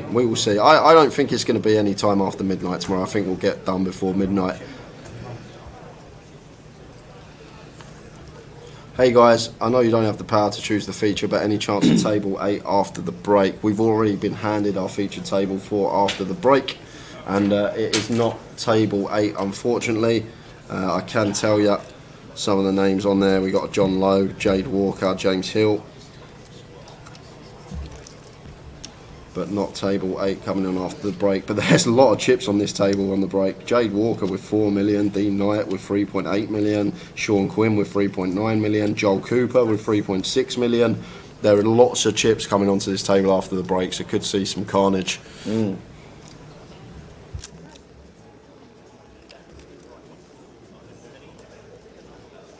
We'll get the template for Leeds up later on tonight and definitely tomorrow for Leeds. How are we doing, Eagle Eye Joe? Alright guys, what advice would you give someone playing live for the first time? I'm making this on the assumption, Eagle Eye, that you've been playing online and you want to make the transition to live poker. First of all, I'd say just start. Doesn't necessarily have to be a casino. There's lots of pub leagues that go on where you can buy in for £5–10, that sort of thing. Just get used to playing live, feel of the chips, feel of the cards, just the handling, just how it feels to be in a live setting at the poker table, and then you can start moving up, start playing some £30, £40 at casinos. But just enjoy it at first, like at these sort of buying levels at casinos. Most of the field, if not all of the field, are just there for a good time and like a night off just to play some poker and enjoy it. But just start understanding like different flops, different spots you get yourself in, and then just keep practicing and go away and absolutely try and do some study, work on your game, and then come back, apply at the tables and keep working up. And that's probably the best advice I can give you. Yeah, there you go, Cameron. Cameron wanted to know what are the big tournaments at Grosvenor's in the next 4 months, and that is that. Goliath is the top one that's not crossed out. That'll be crossed out Monday morning. And then a week's break, and then it's Luton, Glasgow and Leicester with the deep stacks and 25-25s. Then we're back.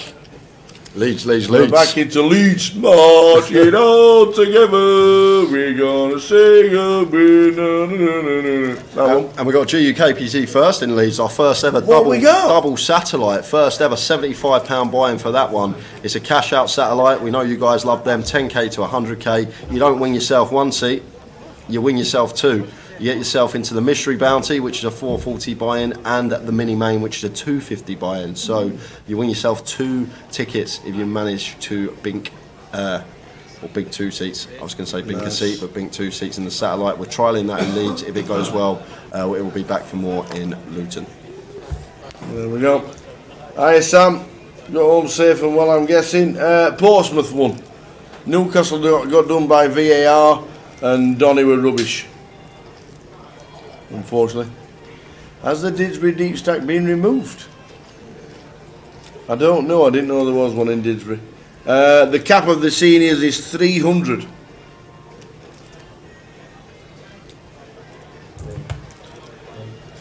I doubt it, Jim.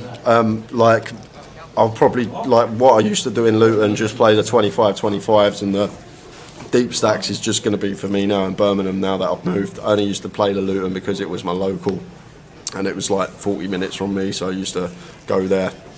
But there's no real point now me travelling down for 2.5 hours to go and play a 25-25 in Luton when I can wait and play when they have a tournament on in Hill Street or even Walsall, which is only 25 minutes from me, so you won't see me in Luton, unfortunately. 25-25 is a 25k guarantee with a 25k starting stack.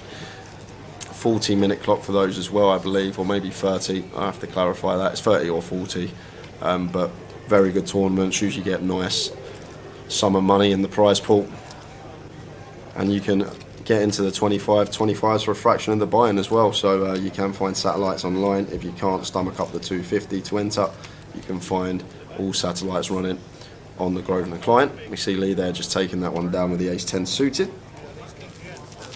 Yeah, Jim, I moved back in March. Been in the Midlands for 6 months now, nearly. It's flown by, to be fair.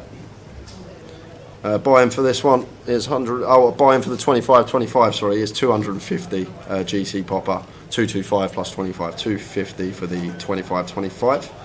And Alan Budge, good to see you earlier, mate. Nice to put a face to a name. What a great tournament. Well done, Grosvenor, Tower and Jake. You were both great. Big thanks, Alan. Not over yet. We've got another 4 or 5 hours left this evening, and then we've got the big day tomorrow, which we are looking forward to. David Ian Howes is there free Horlicks for us seniors tomorrow.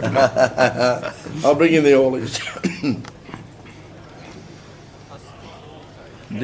How are we doing, Darren Piper? Back from my first ever Goliath with the lads. Joker's Wild Night Wednesday was class. Think I pulled a hammy dancing about. Brilliant event. Glad you enjoyed it.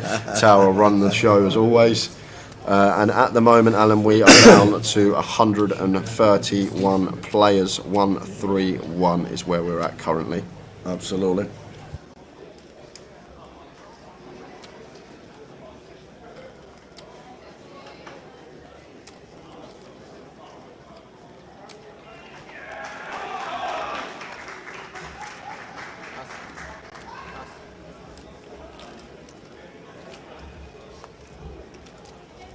Yes, I can confirm that the turbo is open to all tomorrow. Sky Blue Loop. Sorry, it is 300 cap. Yeah, when it's so busy, guys, because you've got to remember we've got all 3 chat boxes collated together, and when you're all in there and they're all coming from different platforms, we sometimes miss a question. We're not ignoring you. If we happen to miss the question, just repost it in the chat and we will get to it. Yeah. The reason why there wasn't a side event on today was because they weren't aware, and they were right. They used a lot of space for that Red Tooth invite event, didn't they? Yes, they was running a Red Tooth. There was a full Red Tooth, and they weren't sure until the last minute whether Coventry City would be playing at home as well, which would have been chaos in the car parks and what have you. So it's the tournament or cash tables. 35 cash tables running at the minute. Yeah, we'll get the Leeds full schedule up at some point today. We did promise you that, so it's ready to go out. We've just got to put it onto our stream deck, and then we can put it up for you guys to see. So later on this evening, probably next session, probably won't be the final session. I'm guessing next session is when you are going to see that being released. So that will be next session. We'll get the full Leeds schedule up for you guys. Cap for the turbo is 300. Yeah. Cap for the seniors is 300. And cap for whatever else is on is 300.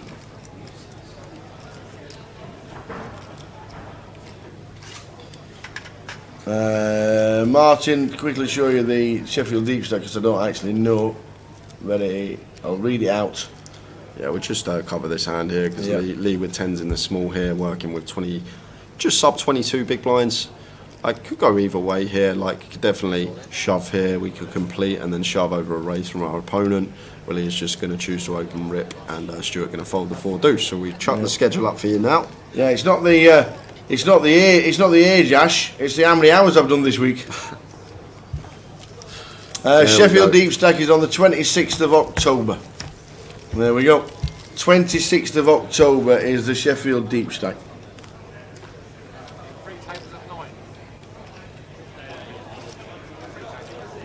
Yes, Cameron Brown, we will be at Leeds live streaming the cash game and also the £1,000. We will be there.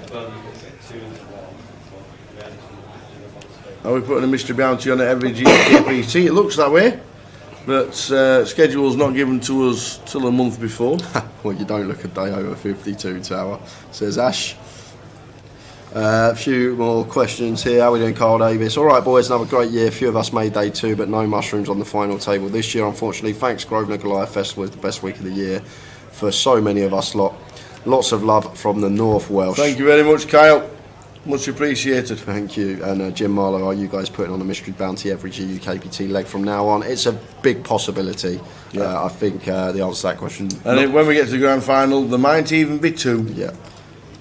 Yeah, and Leeds is £1,000. Cameron, are you going to Leeds for a £1,000 entry? Then it's a big tournament. Is that why you? Yep. We do all the GUKPT main events, Cameron.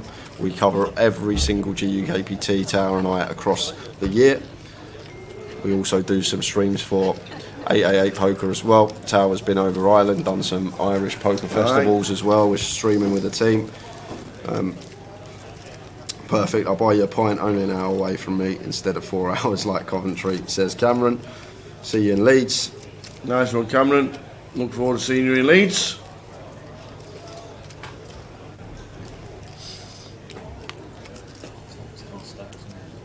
Thank you.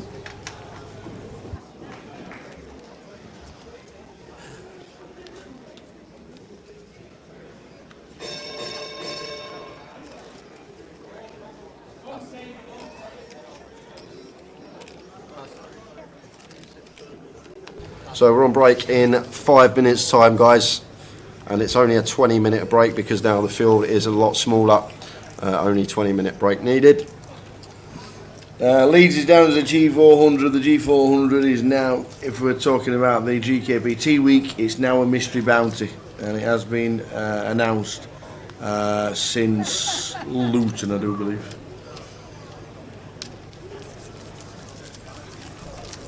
Yeah, but make sure you're all tuned in tomorrow, guys. We start at 11:30 on stream, 11 in the club. It is going to be a huge day here on the live stream.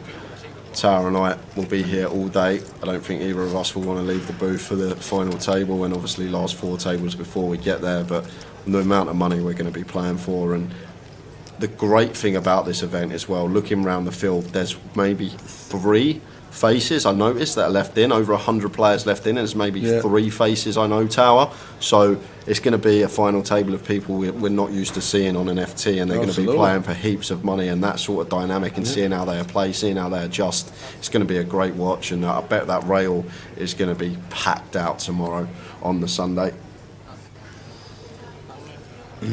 Yeah, thanks for the pies, Peter. Thank you very much indeed. Everybody loved them. Yeah, literally. Like hotcakes they were, Pete. That big pie was great.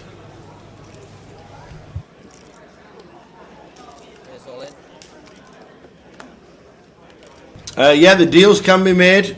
There will be something left to play for, and the massive trophy as well. Katie is out, holding in the call on the table. Lynn Beaumont's got the ace king. And Tony with the pocket 7s. Tony's at risk. We're going to squeeze one more hand in after this hand. Sean Smith, no, we lost Ewan about half hour ago. Katie's not in either. And we're finishing around 1:30 this morning. So to the all-in. 7s of Tony at risk. And Lynn finds a king on the flop. She does. So Lynn, just a 7 to fade. Up to 3.5 mil soon, Lynn Beaumont. If she doesn't see a 7, that makes no difference. Yeah. With just a 7 to fade or a 7 to survive. And it's a 5. So we lose one. Yeah, she'll shake the hand of the player. Always does. And we've lost seat 2. Well, lucky Tony. Great effort. And that's it. Last hand of the day. Last hand of the day. I wish it was. It's only quarter to 10. That's it. So, boys, girls, thank you very much. Back in 20 minutes, guys, just before 10 o'clock for the penultimate session of the day. We've got 2 hours and then another 2 hours, and then that is going to be us closing up for the day. Unless we get to 32 players, that's the only way we're going to finish early. Probably not happening. We have currently 115 remaining at the moment. Are reaching the 15 players that busted out in the last 10 minutes. When we get back after the break, we will see you at 10 o'clock. 20 minutes. It's going to be needed here, Tower.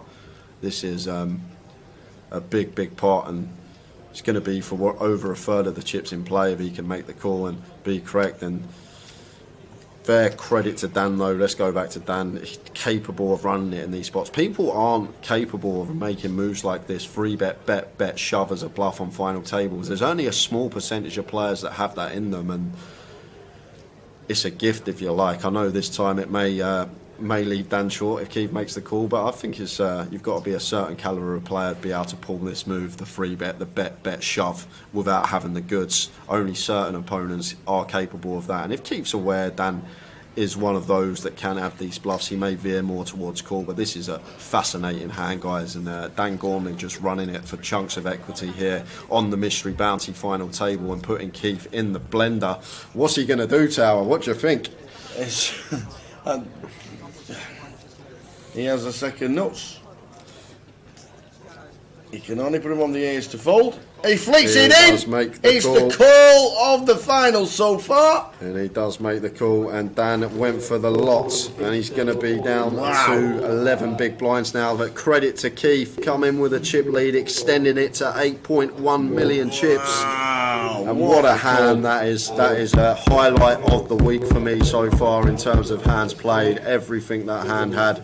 Really nice line from Dan. Unfortunately, we just run into it. It works if Keith doesn't have the jack of diamonds, if he doesn't have the ace of diamonds. This is probably going to work, but unfortunately for us, we've just run into it. And Keith up to 8.1 million chips, third of the chips in the play going to that man, and Dan now sitting with 11 big blinds. What a call.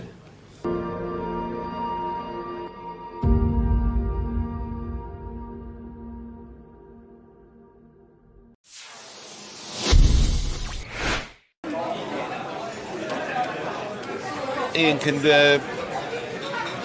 decide to make a decent sized raise here against a pretty tight player in the big blind, or he can decide to call. Either's fine. Just decides to call. Anthony check his option. It's fine.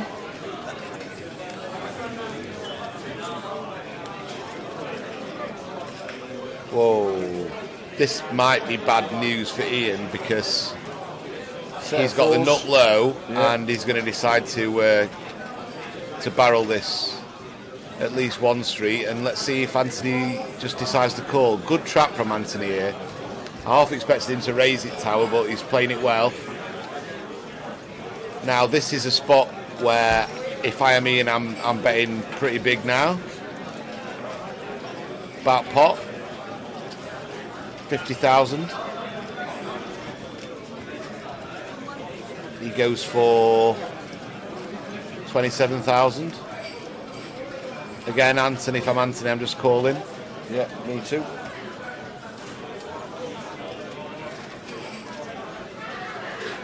Got such a disguised hand, Tower.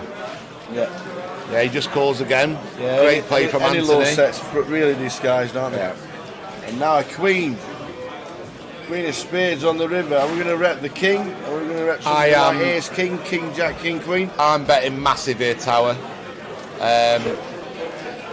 At least pot, maybe pot and a half. We've got the nut low.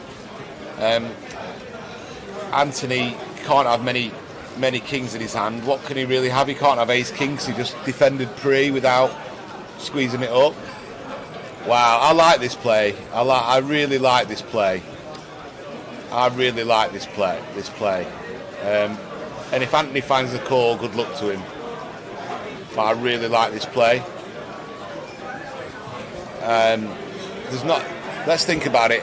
Ace king. He can't have ace king. He can have king jack. Anthony can and make a pretty tight check back on the flop before the flop. But what other kings can he have, Tower? He's got to have something to call the flop with. So he's got to have a king to call the flop with. So king 10 he could have. That's reasonable. Turns a pair, calls the bet.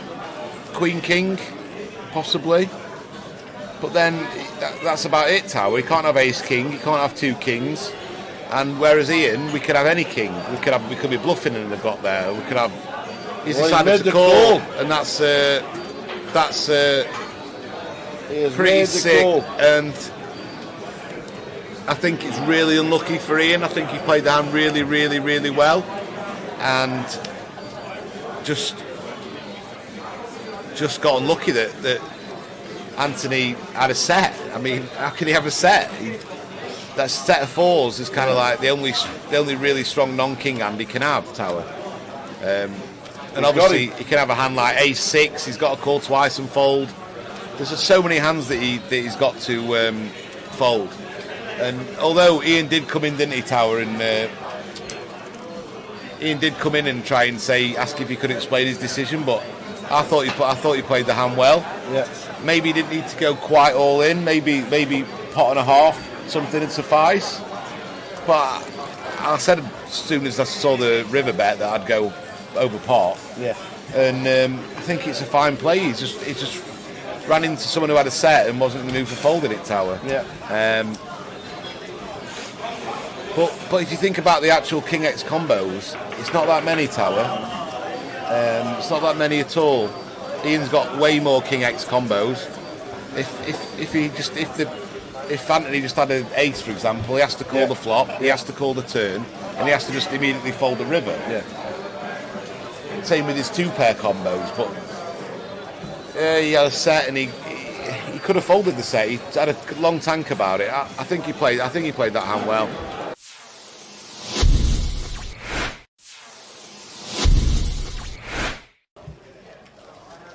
It's 10 for Ian.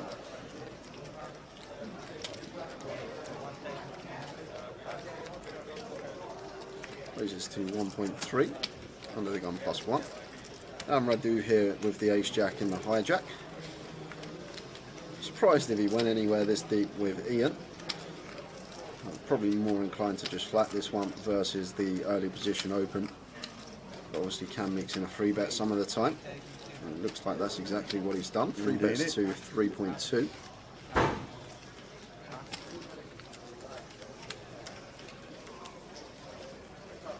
Julie, if you just give yourself a refresh, should be alright because picture's crystal clear here for us. Yeah. So it's probably just connection at home or wherever you may be. But if you give it a little refresh, hopefully it kicks back in. Yeah, give yourself a refresh, Jules. and let us know that it's all right. Because it's all right on both our laptops. Oh, so it's my word. What's happening here? 4-bet to 7.7. Wow, Ian. Oi. Someone over the age of 50, 4-bet bluffing tower. Whoa, well, I'm snap folding. It's just you like, would be. Yeah, I would be. You'd be I'd be folding ace queen here, suited as Radu. I'd already have hit the muck. But this is, I guess Ian just thinks Radu's at it too much. And to be honest with you, the ace 10 off tower, it's a really beautiful 4-bet bluff hand. And maybe Ian's been amongst the solvers the last few months. You don't know. He might have been putting some work in off the tables. That could be the case. And he might have put in the low frequency 4-bet here with the ace 10 versus Radu, who's been fairly aggressive, and with the chips as well.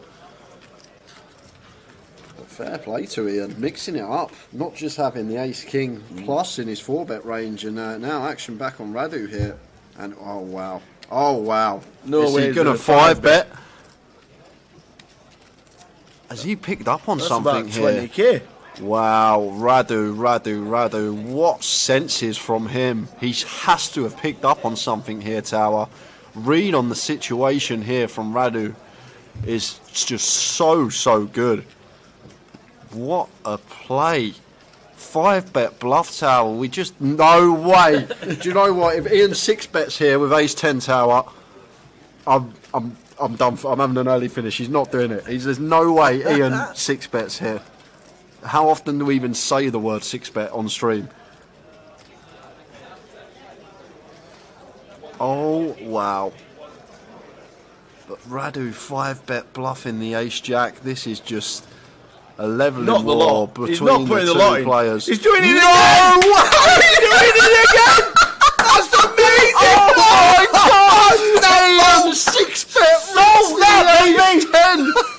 How'd you like them apples? Solve that! Ace 10, 6-bet rips it in for 100 big blinds. Oh my word. Ian is my new hero, Tower. I want this man to win the comp. Oh my word. 6-bet rip with the ace 10, folding the ace jack out. Where has Ian found that move from? Oh my word. How'd you like them apples? I've waited all day for something and it's just happened. Oh my word. Ian. Do you know what? I'd be sat at the table. If I was sat at the table there and Ian said to me I didn't have aces there, I would have had a lot of money with him that he had aces in that spot. A lot of money, but wow. Fair play to the man. A 6-bet rip. Well. Brand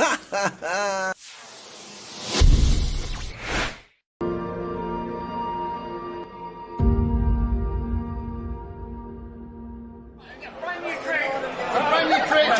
Never been done before, just for the Goliath. Here we go. Right. Do you ever wonder what cards look like before they've left the factory? All right, before they've been printed on, they look a little bit like this. Okay. Now I'm going to show you a trick. What did you say your name was? John. Can you help me with the trick? Okay. Stick closer. Stick closer. Okay. You're gonna help with the trick. I'm going to give you this card, John. Okay. That's yours for me. All right. John, what I want you to do is just call out stop anywhere. Just here. I put the card on top. Perfect.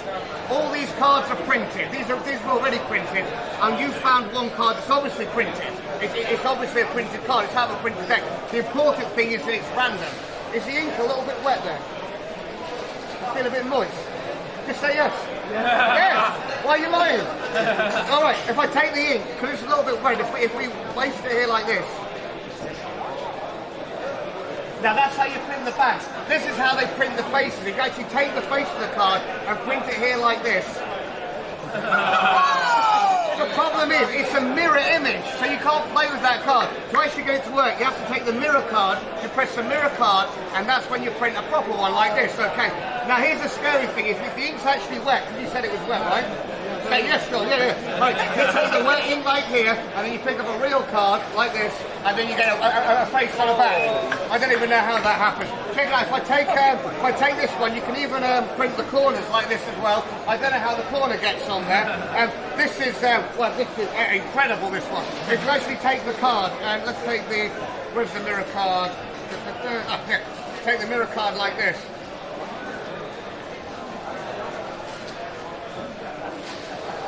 But it's still a little bit wet. You actually see how it smudges just here like this.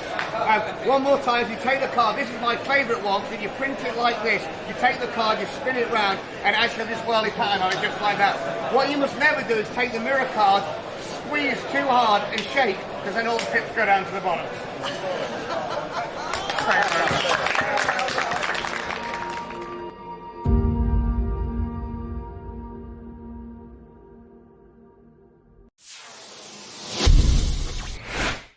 So we've got new players. Is that Tom Hudson there? No, Kieran coming in. Bit of a doppelganger there. He is a little bit. For the online manager, Mr. Tom Hudson. Deborah's called now, and Richard. Which Richard is it? Do we know which Richard it is?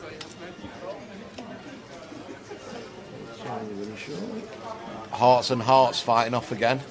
3 times. A lot of hearts been dealt out, Tal, but not many on the flop. I did well. He hit the straight flushing hearts, didn't he? Yeah. Kieran Davey comes to our table. Richard Griffiths in C1. Richard Griffiths? I don't think I know him. Oh, look, what the 10, hell? 9, 3, Tower, all hearts. 3 of them have flopped hearts. All flopped. Queen High, King High, Ace High. Wow. This is going to be carnage. Oh my gosh. There's nearly every out on the board. The Jack of Hearts Have you is seen out this? for Richard. This could be a 3-way all-in, Tower, if it's played fast by any of them. This is absolutely ridiculous. When Kieran gets all this action, he'll have to check his cards back, see if he's bloody actually got the Ace of Hearts, Tower, and not the Ace of Diamonds. So Richard's just called. Oh, Richard's called just with a Jack, with a King, with a Jack. Yeah, he's got the redraw to the straight flush, he thinks. Blow me neck. So what's going to happen now? KK's going to squeeze it up. He's just called as well. Now what's Peter going to do? Yeah, Kieran's got the nuts. I don't mind. No, KK just flattered with his Queen High flush. Oh yes, and now Kieran's it's on got the Peter nuts. with the King High flush. He's going to raise here. Here we go. So he's going to raise. Oh man. Kieran's going to probably just flat call, or jam it, or just put it in, thinking he's never going to get a fold, which he won't. Raise to 5k from Peter. Kieran's getting a bit. Look at him. He's playing. He's giving it the old Hollywood, isn't he? He's got the stone cold nuts, and he's going. He's like, "Oh, what's going on here? What the blinking hell's going on?" Does he call? I think he. I don't know, Tower. Or does he think he's up against a set? I just don't think he's. Well, he's all in. Yeah. He's all in. Now what's KK going to do with his Queen High? He's going to have to move all in, surely. Yeah. There's hands that Kieran could have aces with the Ace of Hearts here. Yep. This would be an amazing fold. And Peter's going to be absolutely sick. Peter, what you done? Peter's absolutely sick. Peter raised it up with he's going to have to put it in. And just hope it's a set against the ace with a heart, I guess, or 6-7 of hearts, for example, or 7-8 of hearts. These are hands that are possible as well in Peter's eyes. Doesn't have to be against the nut flush here. This is just the most brutal setup I've ever seen. They're in. He's in, They're in. and they're both drawing dead, aren't they?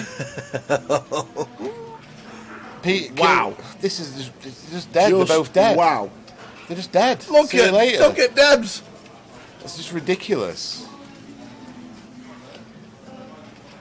They're dead, aren't they? There's no runners, is there? No runners. Because the Jack of Hearts has been folded for the Queen. What a life. Wow. This is Kieran's first hand, and what a hand. He's on 60,000. Sits down, one hand, flops the nuts. Gets action from the second nuts and the third nuts, and trebles up. Oh my days.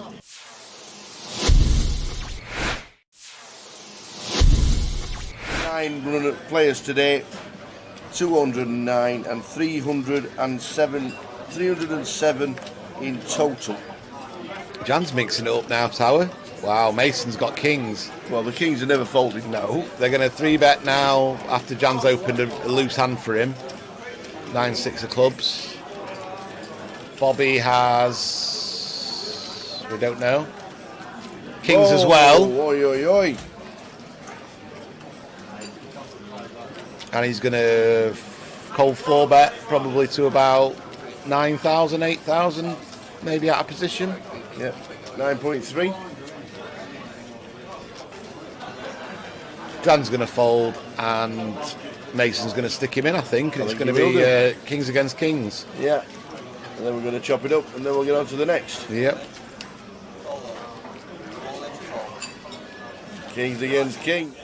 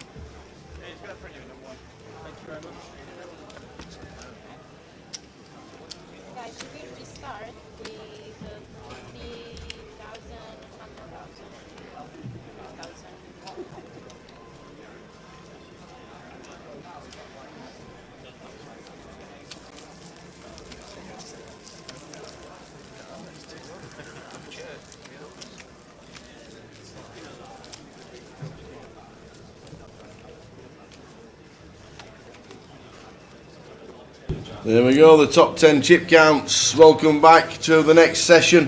What is it? Is this the last session? No, penultimate. We've got 2 more sessions, 2 hours here. We're then going to go on a final 20-minute break. Are you sure it's not last session? Yeah, I'm 100% Tower. It's not last session. Yep, we're on level 12 now. We've got another 5 levels to go. 10, 11, 12, 5 levels to go. Yeah, awesome. So good news. Last session's only an hour and 20 minutes. So we've got 3 levels now for 2 hours. Finishing at midnight, we'll go on a break at midnight, and then we'll come back an hour and 20 minutes, finishing up at about 1:30, as we mentioned earlier. There's the chip counts. Yes. Who is your favourite right there? RB. Boo. GDPR. Boo. So 5.4 mil chip leader. Yeah, just going to run you through the bust outs as I said before the break. We lost Michael Walker, Ram Mayhar, Simon Booth, Peter Mundy, Taylor Hughes, Tina Avery, Daniel Print, John Blackwell, Claire Taylor, Frankie Hillier, Tony Bateman, and that leaves us with 117 players coming back after the break tower. 117 remain, and another 2 hours of poker to look forward to. Awesome.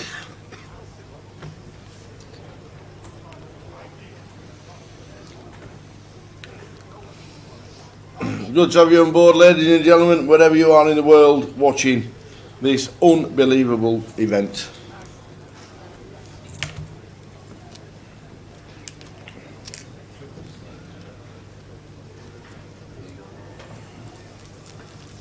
And if you want to say hello or follow us, me and Jay, the Tower 68 and at Just Jay, and you find Jay straight away. Yeah, so feature table for the next session, guys.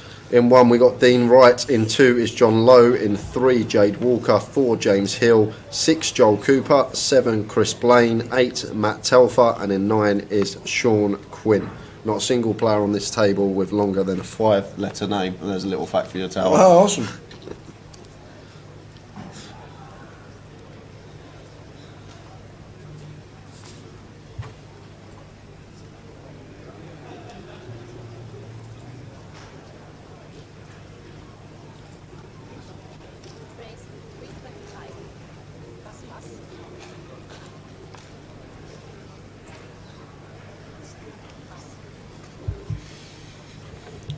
So 2-hour session, guys. And that's going to bring us up to midnight, and then we'll go on the final 20-minute break, and we'll be back for the final hour and 20 minutes of play of the day. We got John here with the ladies, making it 325k to go. This is a huge sizing choice from John, but Chris still going to take the spot.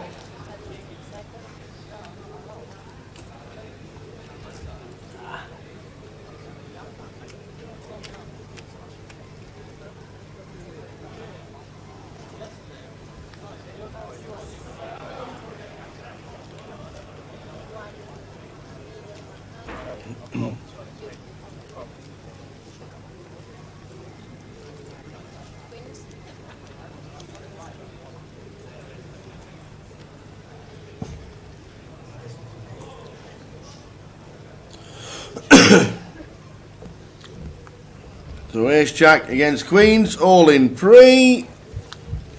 Ace Jack at risk. Chris is on his way out the door. Yeah, Chris Blaine looking for help here, Tower.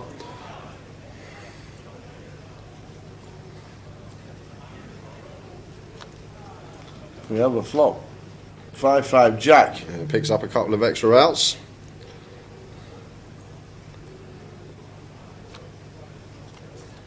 And it's not. So Ace Jack eliminated by the Queens, who he eventually made the call. Oh, good effort. How much does Chris get? Chris Blaine, cash for £910, Tower. Well done, Chris. 6x his money. Very nice indeed.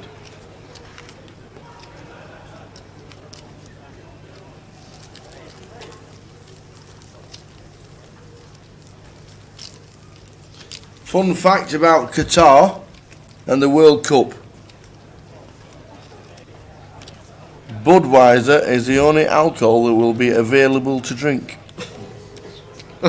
Really? Yep. Yeah? Yep. Okay. Yep. Bet they're going to make a killing, old bud. There you go.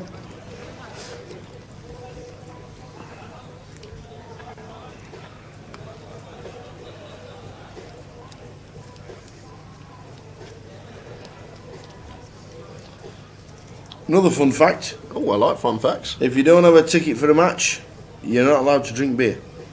Really? Yep. It's going to be really good, this World Cup. What do you mean? How's that working? You have to prove, you have to show a ticket for a match that's coming up in the World Cup, and if you ain't got a ticket, you're not allowed to drink beer. What in the pub? Yep. Anyway. Jake makes it 2.5x here with aces, probably the maximum size we want to raise with this hand. Still want to see like 2x in these spots a lot of the time with such a good hand, well, the nut hand that we want to get value from. But chooses 2.5x, only a smidge more. And over to John in the big blind, who is counting out defending chips, so it looks like we're going to sweat with Jade this hand. We are indeed. Jimmy Kebby is out, Sean. Ex-footballer Jimmy Kebby is out. Yeah, Queen 4 rainbow. So both options available to us here as Jade. We can check this board for sure if we're thinking about how equities are working in the hand. Definitely a good board to check. It's a situation where we're either well behind against a Queen X hand, or we're well in front against just two random cards. Like if for example, like you think of John's big blind defend range here, he's going to have like random hands 7, 8, 9, 10. Like these hands are drawing to less than 2% equity. They're only going to win the pot 1 in 50 times. We want to keep these hands in, so checking this spot isn't a bad option as Jade, but she's opted to bet small, fine as well, try and get some value from some 4x. But I think on this board here, it's a nice little check candidate here with aces. Just for those reasons I spoke about, equity-wise within the pot, we're either well behind against the Queen, drawing to 2 outs, or we're well in front against 2 random cards. But John does call flop tower, and now Jay goes for the second street, 300k, and shows him the aces, which are good. Unfortunately, we didn't get to see John's hand there, guys. It's a little blip with the RFID. A nice pick up from Jade, takes that one down, and here comes the support on the rail for her, I'm guessing. There we go.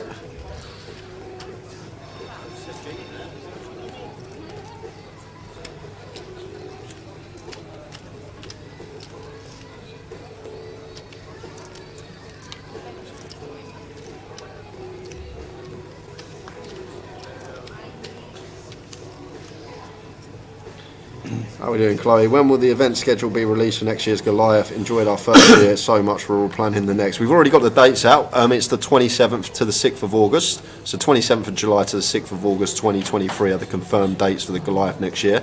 The schedule won't be released until March, maybe April time. It's usually 4 or 5 months before the event is going to take place. Well, they're passing the aces round because it's Matt's turn to be the beneficiary here. 1.8 million. And just going to raise this one up.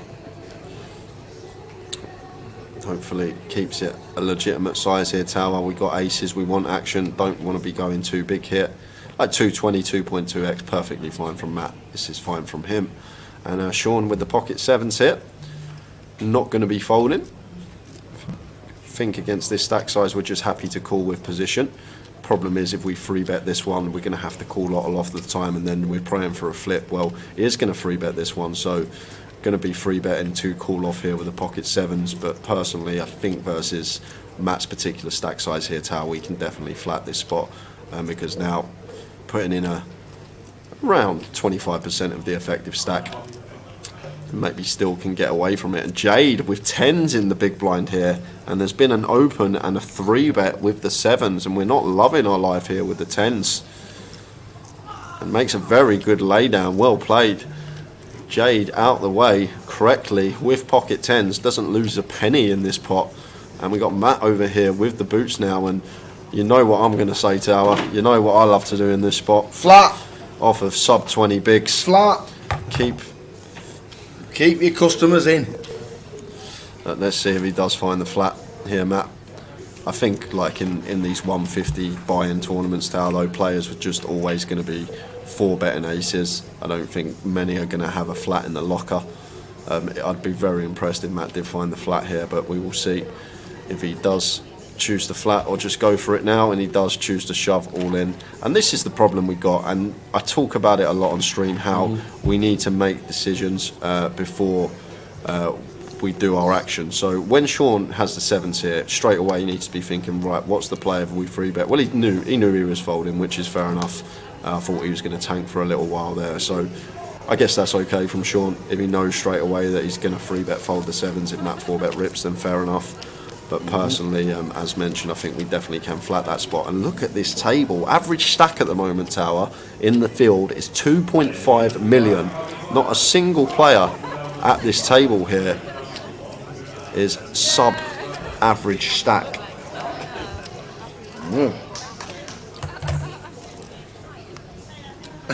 Callum Goodwin says, these feature tables and cameras don't do any favours for bold spots, so we learnt yesterday. Yeah, the thing is, DMUK, this is a 150 buy-in, so players, like I say, I don't think many will have flats in the locker with aces. I think most of these players will 3-bet, 4-bet, or re-raise a bet, if you like, with aces all the time. But like, the higher the buy-ins you go up, like, it's just going to be a call all the time. We see it a lot on the GUKPT, the 1Ks, the 2Ks, the 750s we play. Off of that 20 big blind stack remit, people just incorporating the flats in with aces, keep their opponent in. Especially when we block a lot of the continue range as well, holding 2 aces in our hand, obviously removal to the continue range of our opponent. Yes, James Madison did play the 1K. He did. Played the 1K side event earlier on last week. Not seen Anthony Gardner this week. He's been here. Anthony Gardner's been here, yes. Did see Anthony, came and said hello to me. Nice. Always a surreal experience for me when Anthony comes up to me and says hello. Always is. I still remember being at the lane with the old man and watching him play. Yeah. What, Bramall then? No? Oh, no. Bramall Lane.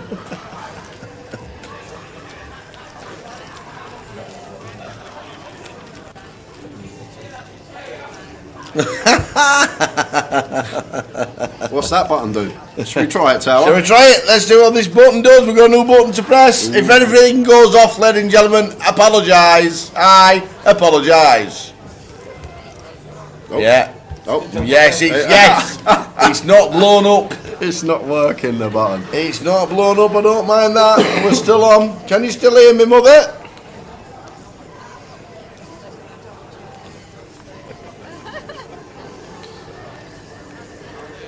How many left? We last lost Chris Blaine, and there's 116 left. Chris Blaine in 117th, and we are down to 116. Every 15 minutes now. I won't do it every 10, every 15 minutes. Yeah. I'll go through the bust outs with you guys. Nice one. So 6 for Jade here on the button. And opening here to 260. Like, I don't think no one in this field's going to find the jam here, but like Jade on the button here, I think the effective stack is James for 22 bigs. Like, we could most certainly just... Oh no, Joel's got more chips than I thought. So this is fine from Jade. This is what we want to be doing, just opening the 6s on the button. If, for example, it was like 22 big effective remit blinds behind us, we can just open rip. But with stack size in question of Joel in the big, 34 bigs effective, just going to open the 6s. And Joel shows the 8-4. Another pick up for Jade, chipping up nicely over there in seat 3.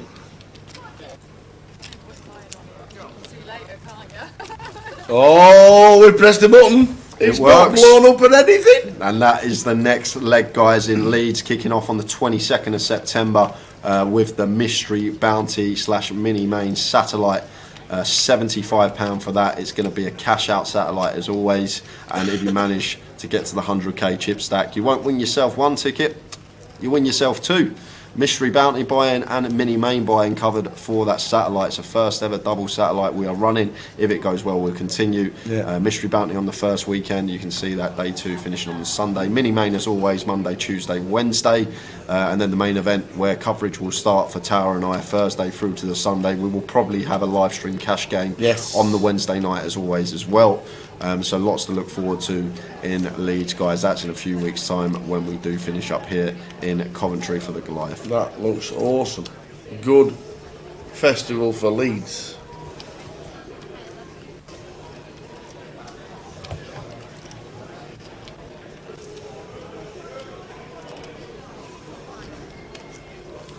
Yeah, BXRN. This is a 150 tournament. These guys, like, they're not going to be aware of all this stuff. Well, I don't think at least they were. Like this is like a bit higher level, like using the wheel aces, the shove for like X amount of big blinds, like up to 25 in that spot versus button open. But I don't think these players are going to be doing that. I had a chat, who was it with? I think it was with Danny last night, Danny Ryder, who joined me in the comms booth, and I say, like, these guys, they just want to keep lasting and just not put their chips in unless they really have to. They don't really want to take the spots or maybe aggressive lines which could see them bust.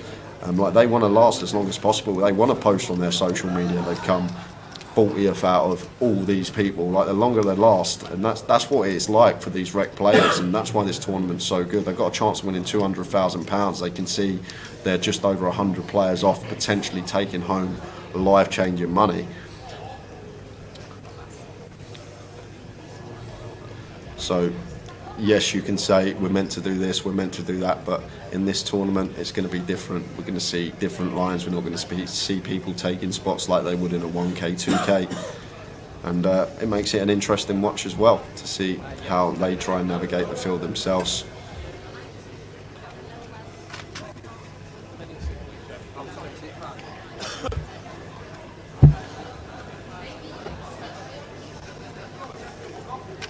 How many ladies are left in our Man of Straw? I know I've seen 4, I think. I don't know the name. Sure, the one that won the joke as well, Vicky, she's still in. Still going strong.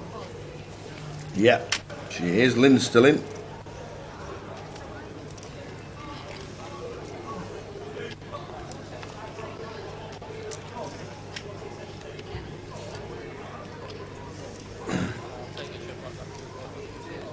Yeah, absolutely. Cookies Craft Mick answered it correctly. Not ever.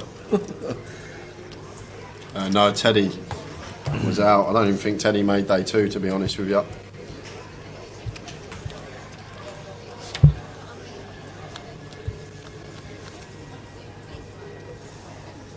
Oh, you mean for the Leeds leg? I don't think there's online day ones scheduled anymore for the GKPTs. I know they did it for Edinburgh because of travelling and restrictions were still in place at the time. Live tournaments, just the way they are. We love live. How many's left in, says Zahir Ibrahim. After this hand, so here I'll run you through the bust outs we've had in, since we come back after the break, and then we will let you know how many are left in. So just after the end of this hand, King of Hearts on the turn. Nice one to see for Joel, turning a pair now to go with his gut shot, and also got the best hand. So check to him, and he is going to fire, making the assumption here that John's never going to check an ace twice. So sitting here with the nut king, finds a bet here, start getting some value from some worse king x, potential 10x and 9x with a gut shot in there as well. Hands like Jack 10, Jack 9, Queen 9, so on. As well as that, charging the spade draws, the backdoor heart draws that can be in there, not letting those hands realise their equity for free. And there's the fold from the fives. Good fold from John, not getting sticky with an underpair to the board.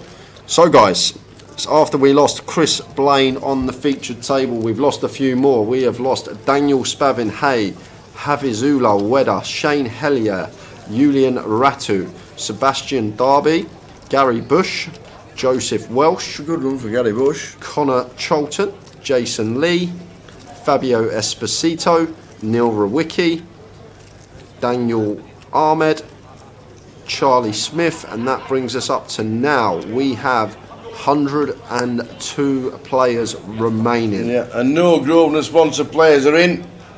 All made day 2, all out, including you, Nicholas, who won the package and the sponsorship for last year. So they're all out.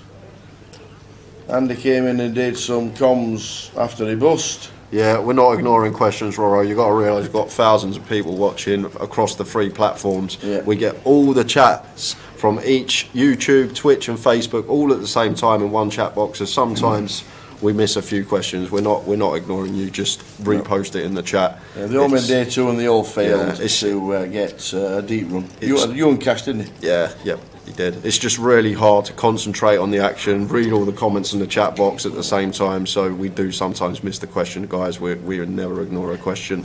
What's if the you do min pick payout it in. now? Scrolling across the bottom, if it goes to 100, and the min in cash now, I think he's just been eliminated for £980.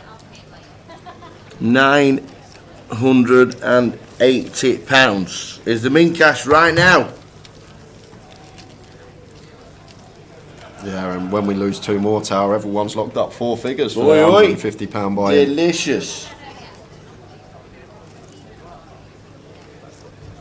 I'll tell you what I'm going to do this second before I forget as well. I'm going to get this spreadsheet over to Tom Hudson, head of online, so we can get all the tickets in for everyone. Good lad. All playing the closer tomorrow. Excellent stuff.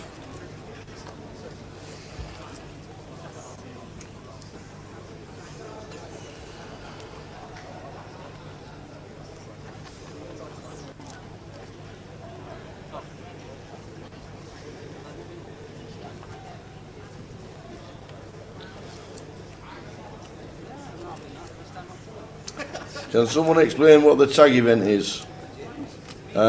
All, and if there's any entry requirements. Sorry if this is already answered. 300 runners, 75 teams of 4, all play, all get points the longer you last. Is that the one?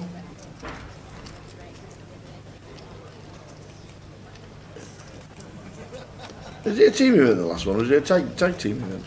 Four-way team event. 4-way team event. All 4 players play. All 4 players play in the 4-team event, and whoever lasts longest gets more points.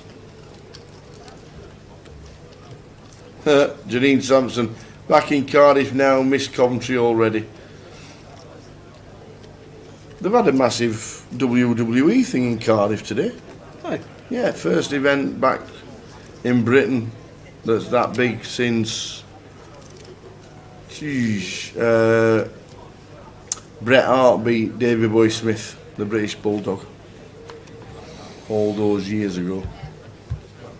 Right, that's sent, guys. So if you have won a ticket this weekend, well done. If you haven't, you've got one more chance tomorrow with our live stream free roll. That is password protected. We will give out the password tomorrow on stream whilst we are covering day 3. Yeah, the starting stack is 15,000. They up the cap. It's been slightly changed, but if you still know how to play it and put a bet size in pretty good, it's still a decent starting stack to the game. I know people like to splash 20k and 25k and 50,000 starting stack, but the starting stack is 15,000. Now up to you if you want to play it, Nige. SummerSlam 1992, is that what it was, Darren? I remember Davey Boy, the British Bulldog. They were awesome, weren't they? They were the best. So to the flop, Queen 5-5, 2-spade board.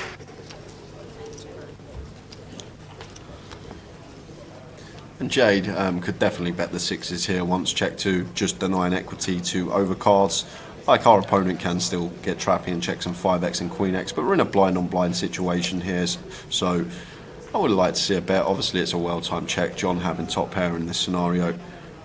But I could have definitely fired the 6s on the flop. But the call in turn, fine once John leads. And the king of clubs on the river. And I'd like to see John go for another bet here, Tower. We're never up against ace queen. That's going to raise pre. Yeah. King X shouldn't really be in Jade's range. Once she calls the turn, she's not going to have any hands that contain a king unless it's king X of spades specifically. So we can go after the 7x and maybe some small pairs that Jade's elected to check in the blinds. Maybe some raggy aces. And she wants the hero down with ace high. But just checking his option there with the Queen 10, maybe worried about getting raised as John takes the pot nonetheless. Rec Gambler, any mystery bounty, does the bounty start straight away or after registration ends? After registration ends, if you started straight away, nobody would win anything. You'd win your buying back. Mystery bounties start after registration ends. Most of the mystery bounties now are 2-day events, so you'll play 3 flights maybe, and then day 2, and your mystery bounty starts on day 2.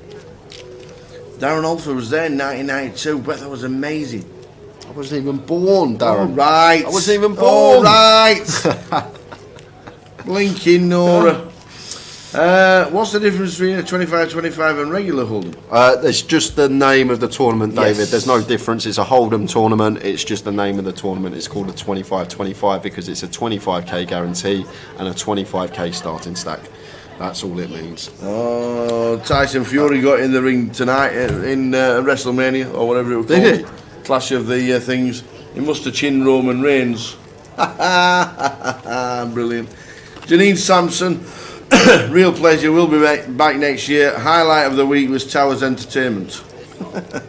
Yeah, no Grosvenor pros left in. Mickey Graham, Jamie and Ewan are out. Ewan was the last survivor, finishing around 200th and something. Yeah. And dates for next year, thanks Janine, putting them in the chat. 27th to the 6th, 27th of July to the 6th of August. Ah yeah, he did. The British Bulldog did win, you're right. I remember Bret Hart looked a bit astounded.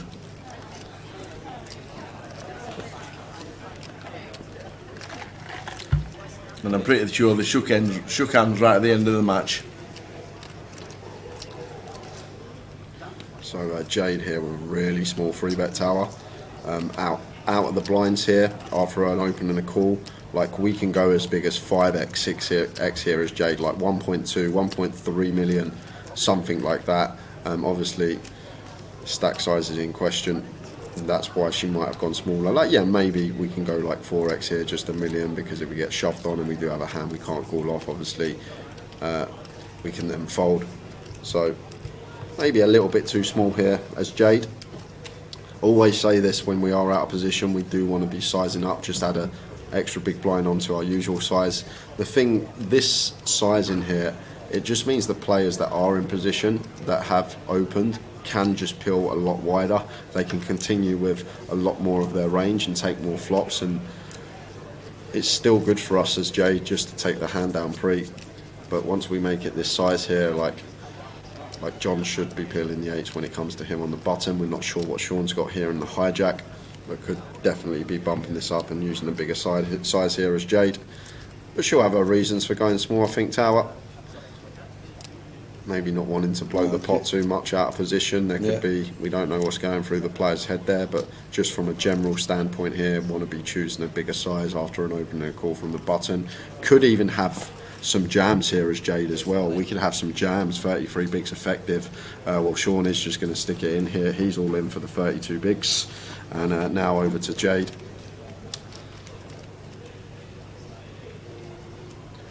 And unfortunately, we've got 2 unknown holdings this hand. Sorry about this, guys. This is a weird one. That doesn't happen very often. Yeah, and Jade looks like she's just going to fold, so whatever Sean has managed to get it through. Maybe choosing that smaller size has saved some chips for Jade.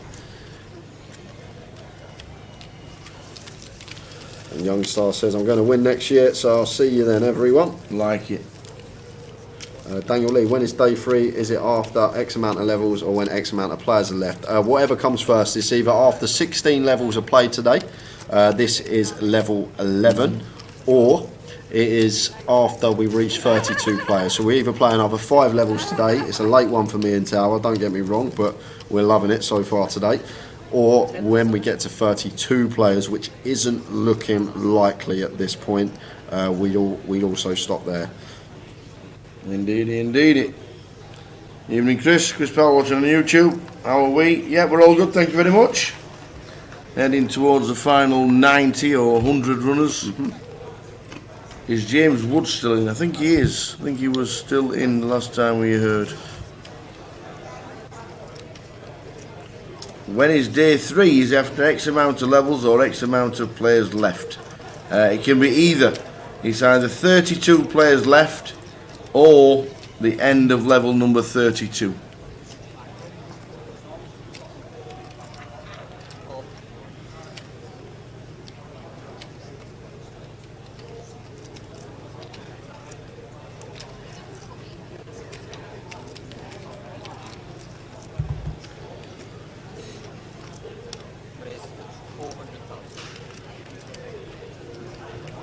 Blind on blind action here, and Jake raising bottom of the range here in the big after a complete. Not a bad thing this Tower. Maybe we can choose a little bit smidge smaller, 300k with position, but got an easy decision the times that we are met with the old complete jam with this part of our range. Should just go in after it here with the 10 deuce. We're going to have an easy decision met with a 3-bet. So like I spoke about this yesterday, and these are the spots you do want to be pretty polar in Tower. You want to have like really trash hands, and you want to have really good hands in these type of situations. Your range needs to be polar, and it does get that one through. Chris Johnson's not still in, Phil Pratt. Chris busted a few hours back. And Ben Godward played Joke as well for the first time this year. It was a great experience, such fun, well done on the hosting Tower. He is a star when it comes to that event. I don't know how he does it on that stage in front of all them people for 7-8 hours on the bounce and just dancing around. I wouldn't be able to do it, put it that way. Something I would not be able to do. Cracking event. 430 runners. In Joker's Wild, all good.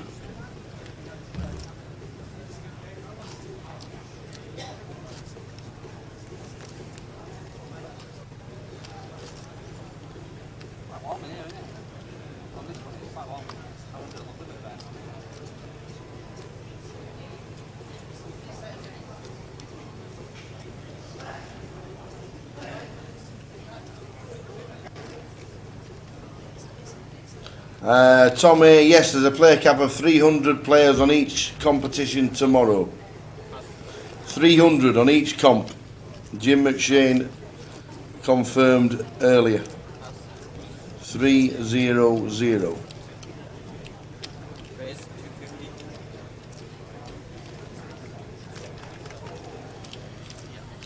Is anything with a Joker better than ace-ace pre-flop in that format? Yes, Jacob Rees-Fogg. You won't always win if you've got a Joker in your hand, but you are going to be equity favourite because basically against aces, you're going to win on any paired board.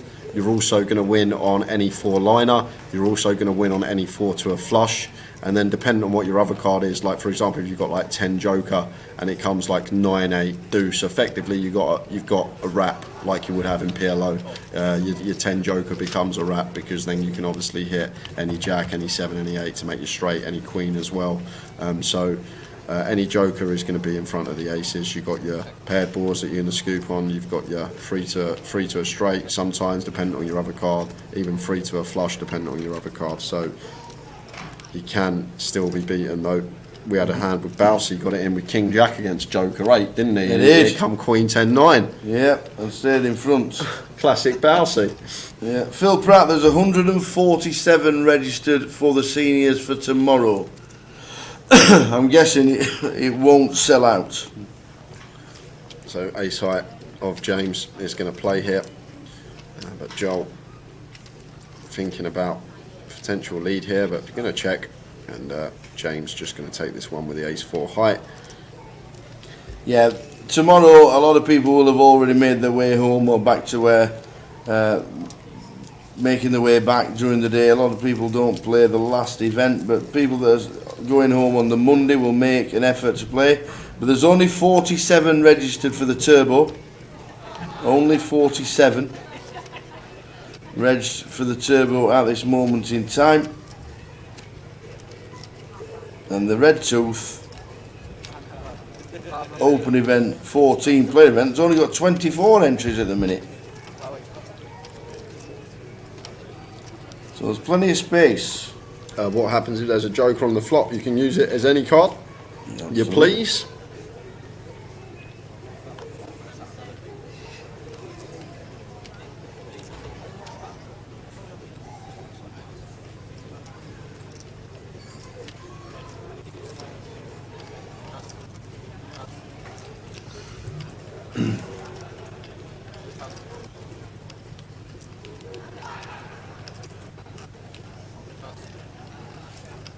How many are we down to, Mister? Right, I'll do some Grim Reaper stuff, yeah, Tower. So we have down to 102 players. Since then, we have lost Charlie Smith, Chi Zhang, Matthew Goldby, William Norsden, RR GDPR, Asjus Salinkus, Jack Nichols has gone, Benjamin Sweetman, Charlie Claydon, and Daniel Hopkins. They're slowing down the bust outs now. 93 remaining, guys. 93 remaining, which means we've got 10 tables left out there. How old do you have to be for the seniors? 50, 50, 50. It's off to play poker I go. How are we doing, Stevie baby? Thank you guys for your commentary over the last 3 days. I've learnt a lot, and we'll definitely make next year top job. Thank you, Steve. And can you explain about the previous where the double satellite in Leeds? Yeah, it's pretty simple. It's £75 buy-in. If you manage to get a 10k stack to a 100k stack, you will win yourself 2 tickets. You'll win yourself the 440 bounty buy-in, and you'll win yourself the 250 mini main buy-in. So potential to get 2 tickets for £75 into the mystery bounty and into the mini main for Leeds.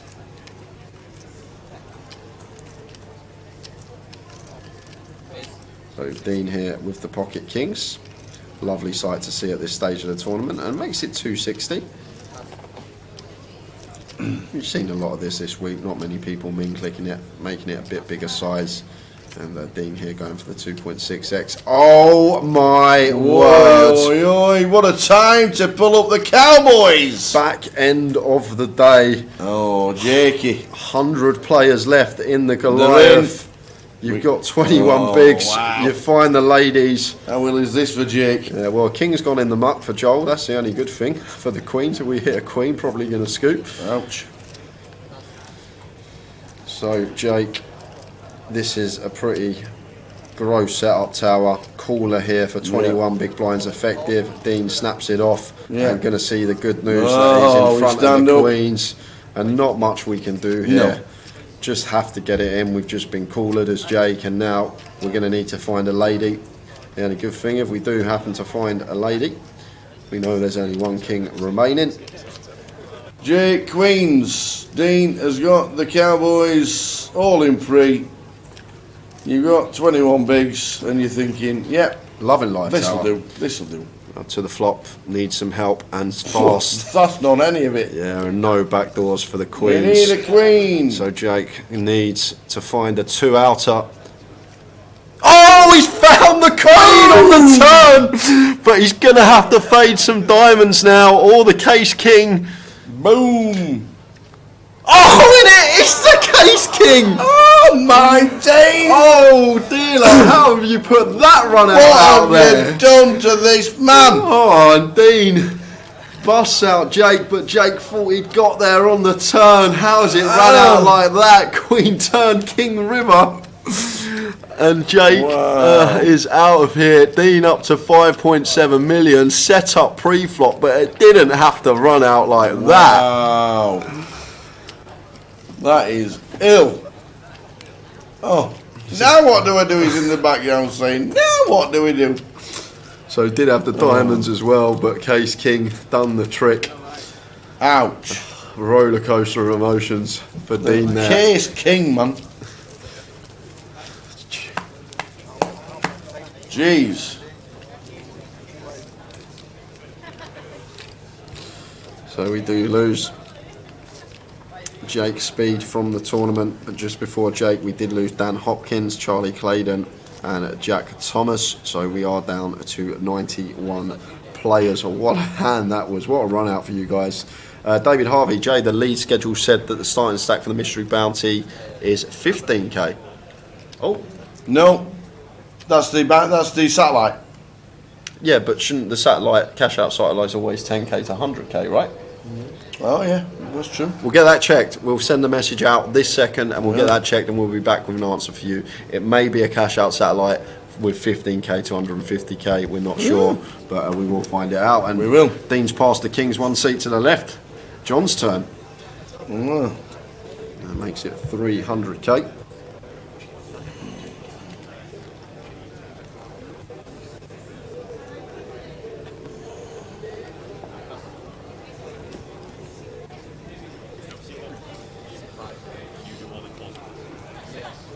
Maybe a little bit too large here from John Tower. As I always say, we want action from these premium holdings. When we start veering towards that 3x remit, we don't start getting action from hands we want to get action from in the big blind. They now need to defend tighter. We want them to put money in with hands like 7-8 off, 6-5, 10-7, all these type of hands they're going to defend, or at least should be defending versus a mini click. But just went for the 3x size and there were the kings and didn't get any action. Evening, Colin. How are you?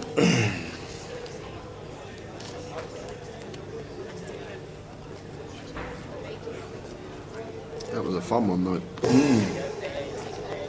Oh, lines up, next hand.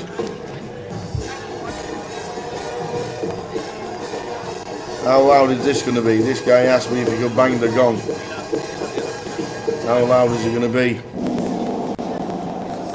Oh, not bad. Players and dealers in the client, you have blind, small blind 60,000, big blind 120,000 with a 100. So 60-120 next hand. 120.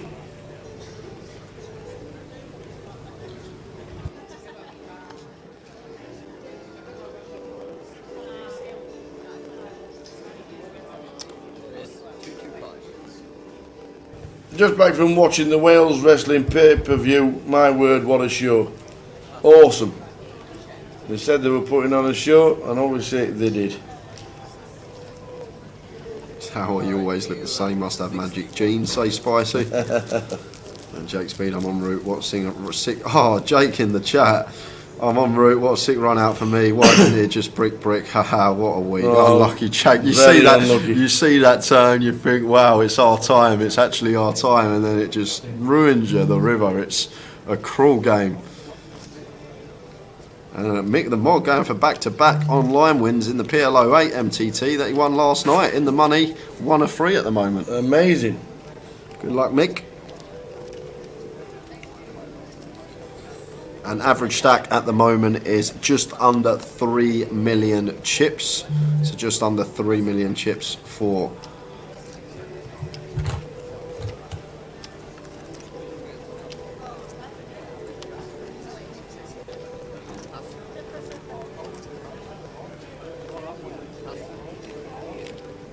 And Tom has just confirmed, head of online, they will all be added tomorrow afternoon. So if you have won a seat over this weekend, they're all going to get added for you tomorrow afternoon, so they should be in your account then, just in time for the close-up, which is a 50k guarantee.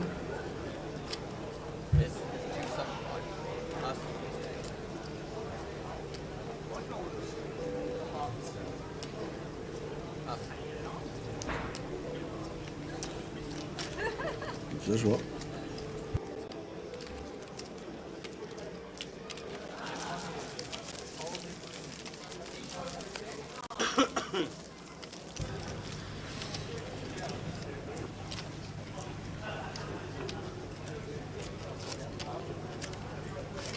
I'm sat in West Brom playing poker and the Queen versus King hand was on.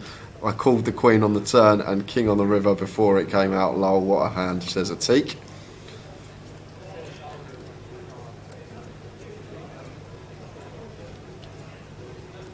Yep, Mick the Mod, you will be able to use it, not the following week if it's a closer ticket, but you will be able to use it in Leeds for the closer in Leeds, which will be in about 3-4 weeks' time.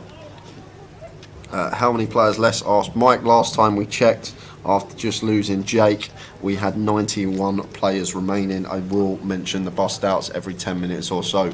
It's pointless telling you everyone as they come because it's like every 2-3 minutes at the moment.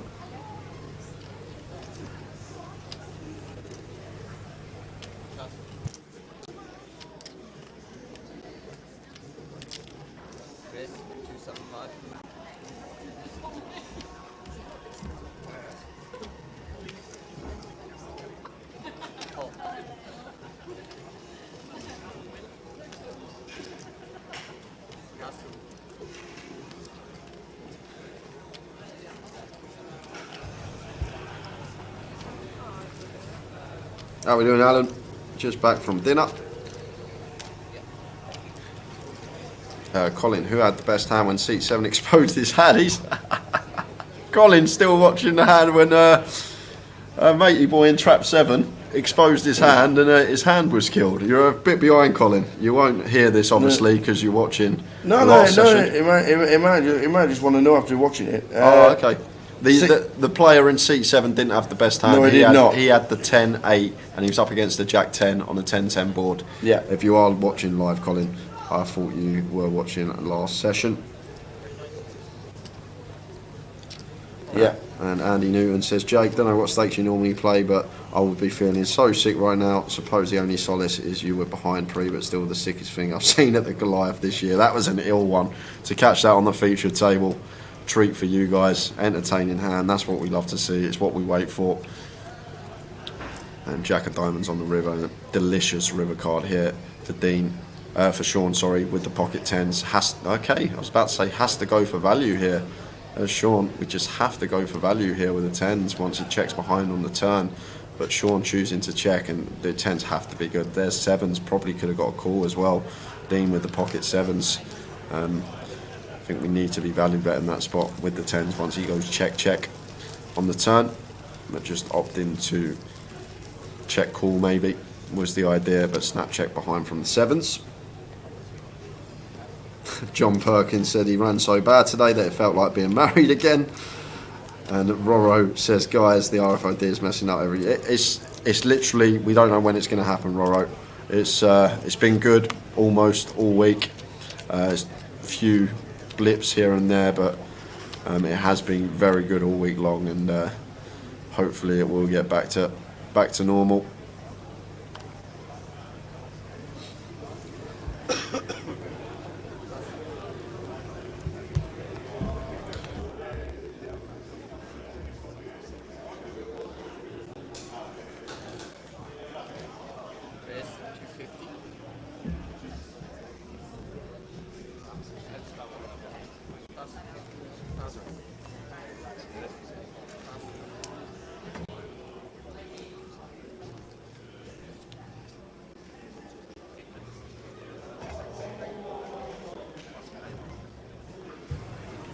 Jack here with the king at 10.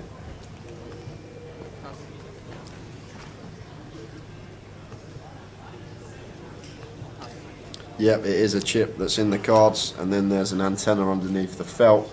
It then reads it, and then it sends it to the system, and then we get those pictures fed through to us on a half-hour delay, and Tara and I commentate on those live, so we get to interact with you guys in the chat box.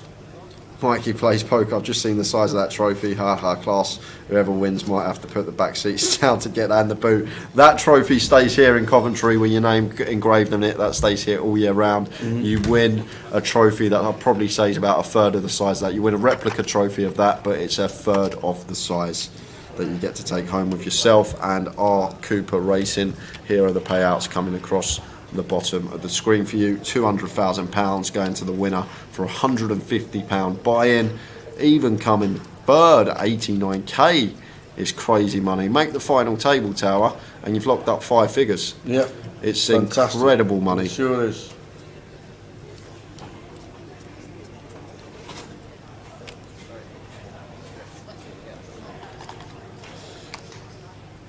Yeah, Queens is a bit more dicey off of that stack size, Stuart. Like aces obviously don't need protection to overcards. However, Queens off of that stack, I think it's fine to just rip for 20, 21 bigs. Like maybe if we're playing against a super aggressive opponent that's going to have a lot of hands in his range that we can have crushed like 2 undercards, then yes, maybe we might incorporate in the flat time to time. But I think most of the time we're just going to be ripping it in with the ladies.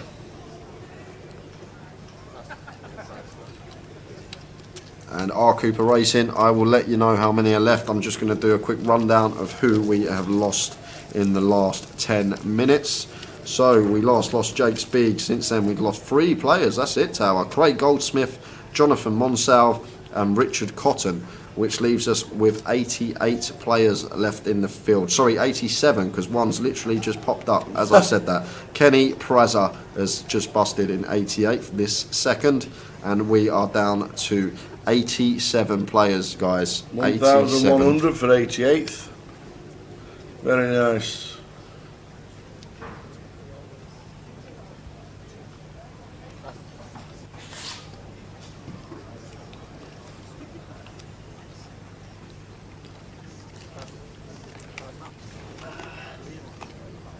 Yeah, we've never ever had an hand with 30 minutes. I know there was one in the World Series this year for like 22 minutes or whatever it was.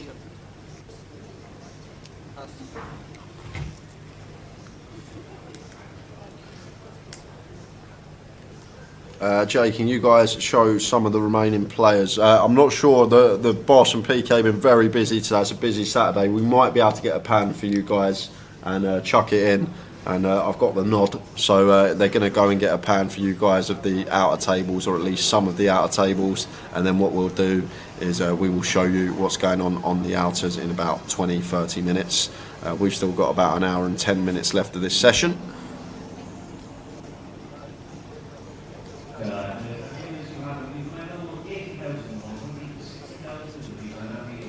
think the Moz now heads up again.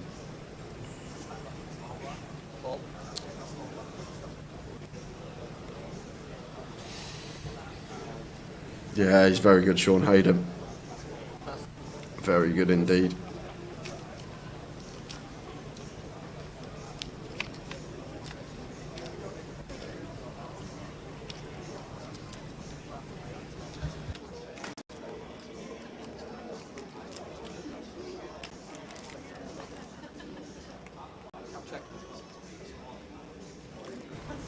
Well, we got some news, which we'll tell you after this hand.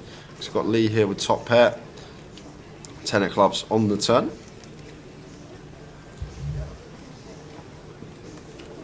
Lee now going to lead. And John just going to have to let this go with the sixes. This board is all over the small blind calling range. And John does get out of the way. So, back to Leeds, Tower. Back to Leeds. Well, we thought, and we were told, that there wouldn't be no more ordinary satellites. It would just be cash outs from now on the GUKPT. However, the reason it is a 15,000 starting stack, this is going to be an ordinary satellite. Oh. So the double satellite is not cash out, it's just an ordinary satellite played as usual. And That's that. Easy as that. So that's why it's 15,000 chips. So it's keeping at 15,000 chips. So it's not a cash out satellite. It's just an ordinary satellite, which is going to kick off on Thursday, the 22nd of September. So that clears that up, guys. If you are coming down to Leeds, it's not a cash out satellite. It's just an ordinary satellite with 15k starting stack. There you go.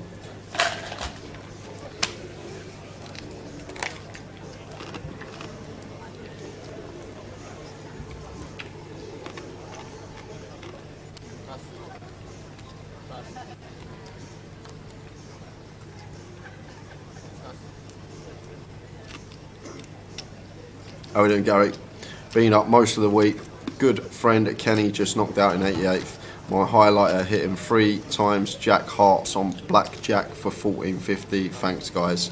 3 times Jack of Hearts on the top 3, betting on blackjack for £1,450. Well done, Gary. Another little scoop on the table game from someone in our chat box. Has a Saturday qualifier ever won a GUKPT event? I'm guessing. The thing is, like, you get most of the pros as well playing online, playing the satellites, like the 110s and stuff. They all grind online to win a seat. So I'm guessing there has been. Man of straw, no way of me actually finding that out. And May Yellow, we are down to. Just mention it. We are down to 87 players.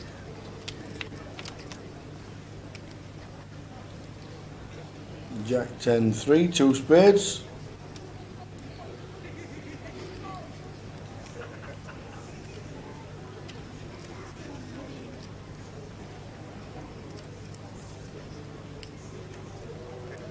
Yeah, it's another blind on blind action here. It looks like Joel's just going to take the initiative. And King 7 off here for Jack. 260k size of choice here from Joel. So just south of 40%. Jack with King High here. It's a close one. Like, I think Ace Highs we're going to be calling blind on blind, facing a lead for this size. King High, maybe if we had a spade here, Tower, we would be floating with position.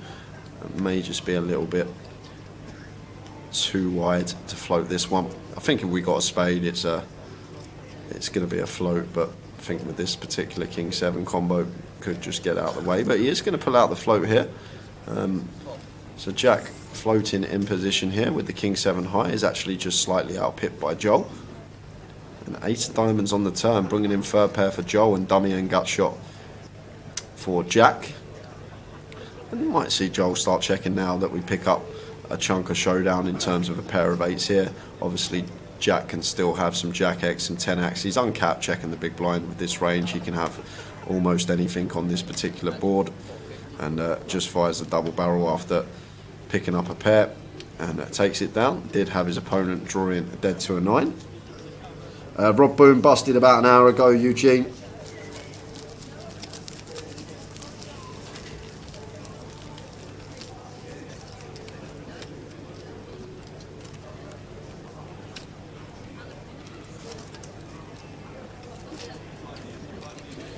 Jim Trott, the pros, that's their job. They're a poker pro.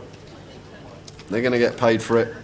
If you're a milkman, you're going to get paid for being a milkman. If you're a postman, you get paid for a postman. If you're a poker pro, you're going to get put in some poker tournaments. You get paid. It's as simple as that. If it's their profession, then of course they're going to get put in, or at least have a budget that they can spend to put themselves into the tournament. Yeah, they do have a budget, and they work it out to where they want to go. Might get told that they need to go here, there, and wherever. Tower and Jay, that shot of you both of you just now shows these days have taken their tolls on you. They have, John. I am on my last legs, honestly, but I am gonna soldier through until tomorrow evening, because I want to make it as entertaining for all you guys that have been tuned in throughout all the week, watching the Goliath and building up to the big day 3, which is coming tomorrow. So we will.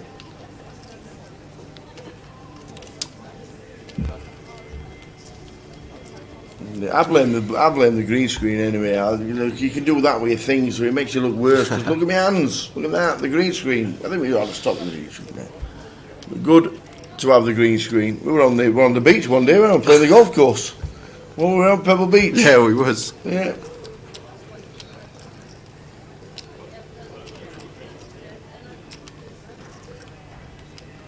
first time Tower's avatar actually looks better than in real life. I need to change mine. I've had that one stuck since 2018, since I started this this role here. 4 years. Changed a bit since then. Cheers, Phil. Glad you're enjoying the coverage. You guys do a fantastic job for us on the stream. Thank you very much, Phil. Does Jay have hair under his cap? You'll never see me without a hat on. Unless it's a GUKPT stream. That's the only time. However, Andy has bought us some lovely caps for me because he knows I always wear a hat and like to wear a hat. So fair play to him. Got the logo on it as well. Team Card Room Direct. There we are. All patched up on the cap. But I do have hair under here, I promise, Michael. And Tom Dunn says, think this was an amazing experience. Had 2 bullets and bust both day ones on late levels. Can't wait for next year and want to make day 2. When's your next event? We're off to Leeds in a few weeks' time. Quickly put it up before 3 weeks' time. The deal up riffles. Yeah. Thursday, 22nd September, when that all kicks off with a normal satellite. And then we've got the Mystery Bounty at Leeds. 2-day event for that one, mini as always. Wednesday we'll have a live stream cash game, so we'll be starting the live stream on the 28th of September, all the way through until Sunday the 2nd. Yes. £200,000 first prize. 134,000 second prize. Like, well.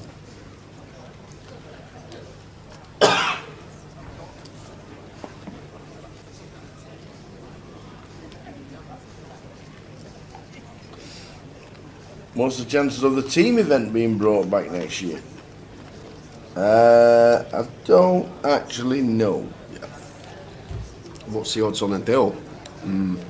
Big. Yeah, I think quite likely, Mike. Yeah. Like these guys, I think if it's like a final table full of recreationals and there's not a pro on it, which is very likely because right now I think I think there's only 2, maybe 3 people that play for a living left in the field, so I think it could be quite high because it's a lot of money we're talking about here for a £150 buy-in. Like these guys are used to playing local, like most of these guys are maybe used to playing local £30-40 comps where you're lucky to see £800 up top. So when you're looking at 6 figures, it's a whole different ball game. Towers treble equals dismal. Stick to poker commentary, lol. Okay. I agree. Yeah. Lowell Brown. Me too. Couldn't agree more. It's 120. What was the last prize in last Goliath, PK? You'll know this one. Was it 125? Yep. Jack Hardcastle. 125 and. No, the last Goliath in 2019. Oh, the last Goliath. Yeah, not the 1K. Not the 1K. I think it was 110, wasn't it? Haha, here he is. Kevin Quinlan. Oh, they're both here. And the Fletch. How are we doing, Kev? Unless he's playing Kaluki, he says. They got me in the Kaluki school recently, taking my money. No. Taking money off me. Kevin Quinlan, Paul Fisher, both of them. They might as well rob my trousers while I'm still wearing them, Tower, honestly. 118 was up top last year in the Goliath. How you doing, Kev? Good to see you. You'll probably see me in a week or 2. I will be down, so I will see you soon, mate. Thanks for tuning in. Hope you're well. Hope everything's going good. And Paul says, if Potwasher Senior keeps going and going at this rate, we will be doing a Ewan and getting an Uber down from the Lion.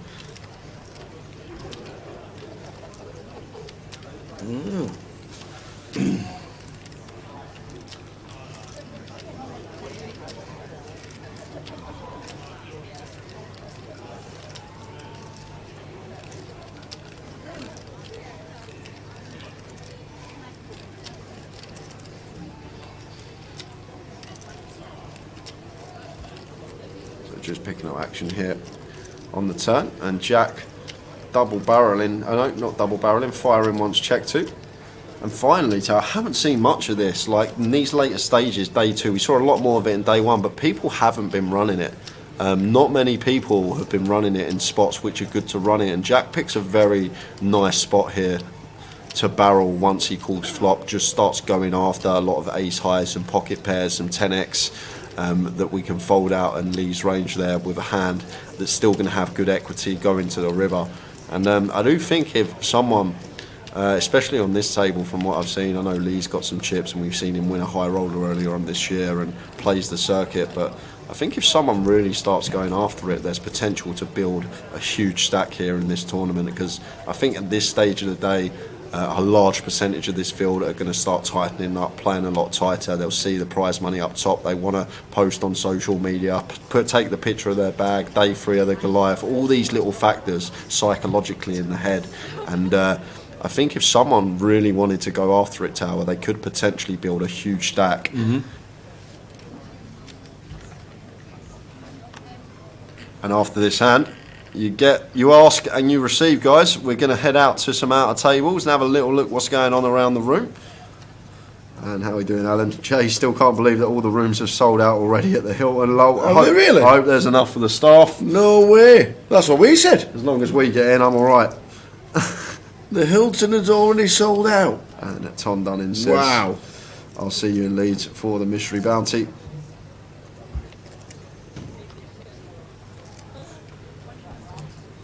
So Joel here with the pocket nines, making it 275 in the hijack.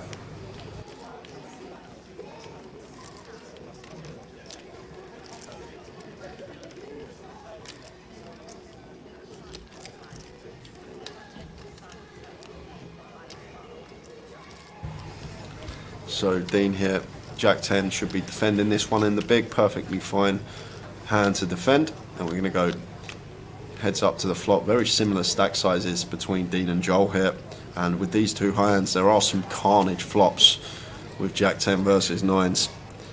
7, 8 ace. Yeah, that's not one of them. 9 on the turn would be carnage though.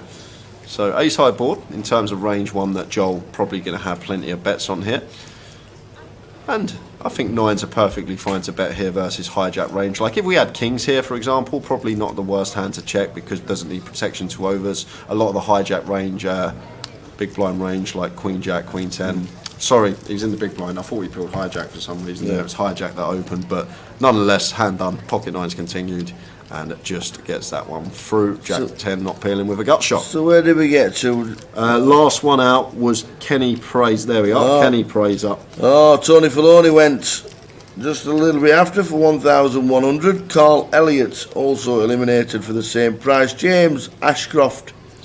And that is it. So we're down to 84. 84 remain, and as now it stands we are into double digits, guys. We'll get you a little prize ticker at the top right hand of your screen. 84. 84 remaining. From 10,584. We've lost 10,500, Tower. Wow. 84 left. Wowzers.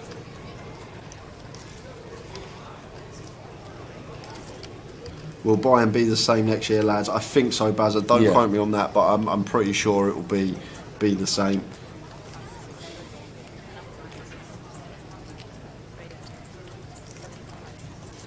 Yeah, I think the side events from top to bottom have been excellent, and the price tag for Goliath means everybody can play it. Is Darryl Walsh still in, Jay? Let me just check for you, Kev. Let's have a look. No, there's no Darryl left in the field, Kev.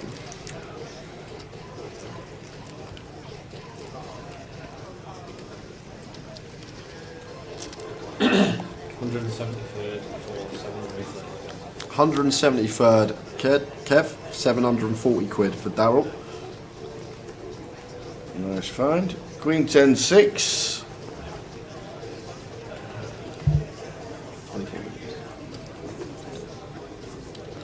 So in about 55 minutes time, guys, that will take us into the last break of the day. Still got near another hour of action. 3,002.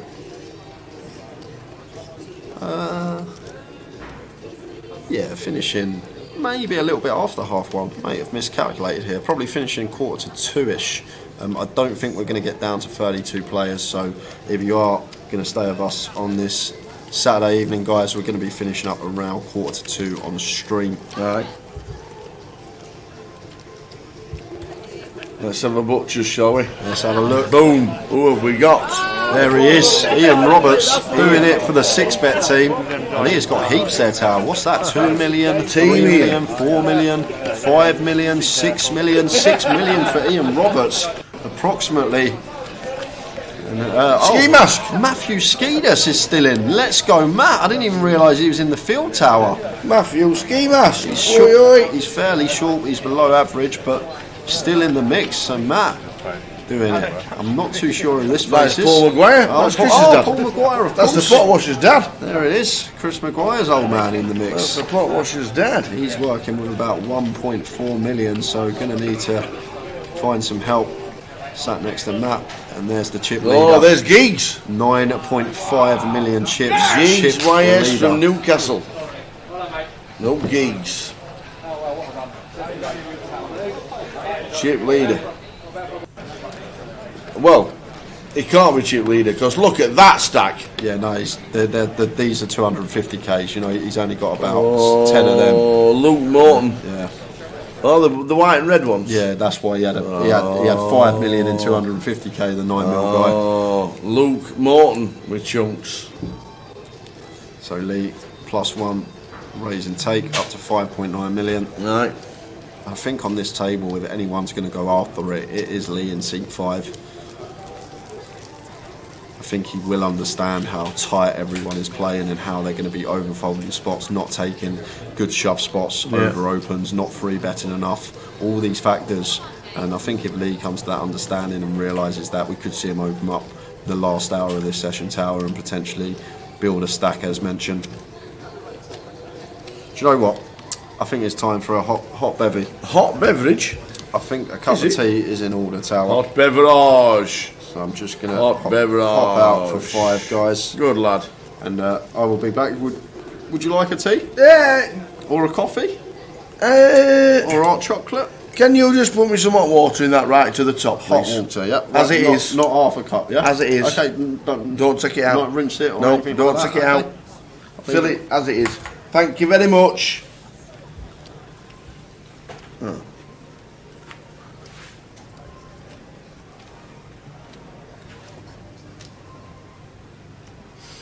Yes, that's what we're having. The white chips are 250,000.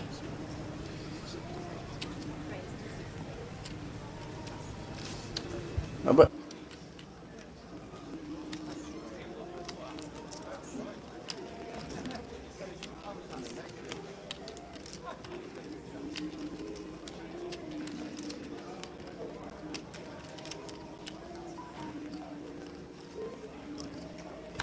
yeah, the white chips, the red and white ones, are 250,000.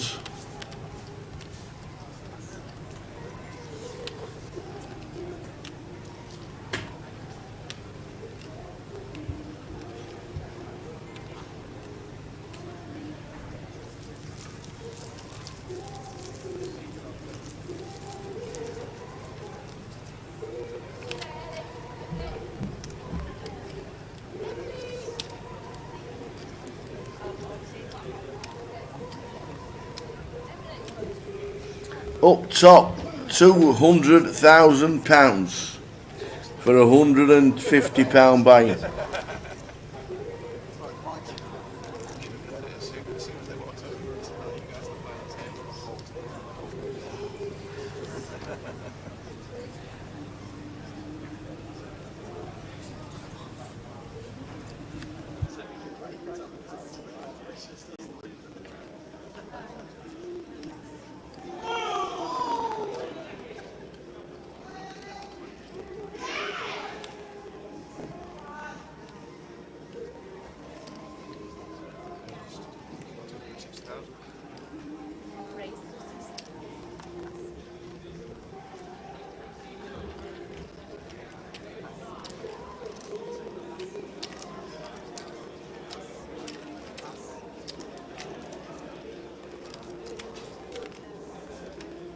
So 200,000 up top and life-changing money for the top 3. Absolutely amazing.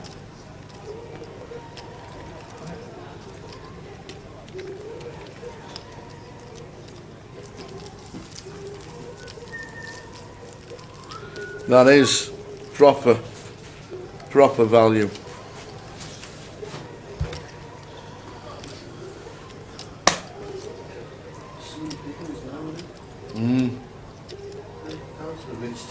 Someone got headset before his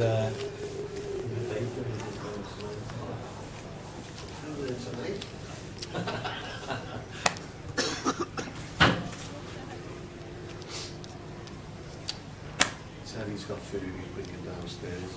He said he's got a load of food there.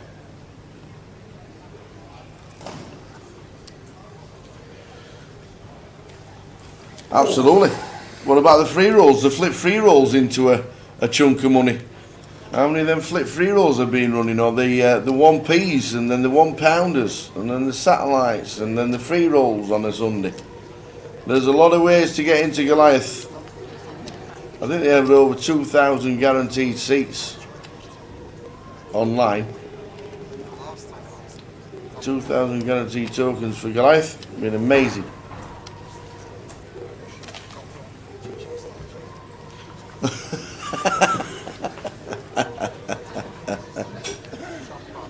There we go. I think it might be time to crack the rich teas out that have been sitting there. That's the only thing that's there that's left at the moment. I said that before. Well, mate.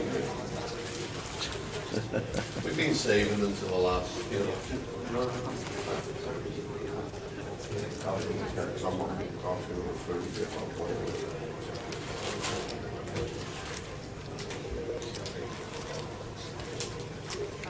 We are on 84. Let's just have a quick scan. I think it was 84. 84th was Shane Ross.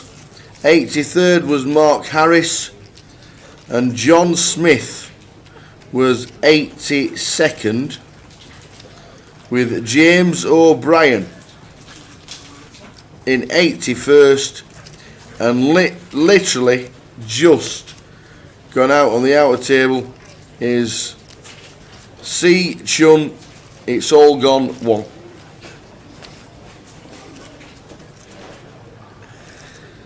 Chun Wong, last man out in 80th. We're into the 70s now, Jay. Into the 70s? We're into the 70s. 79. Boom. 79, 79.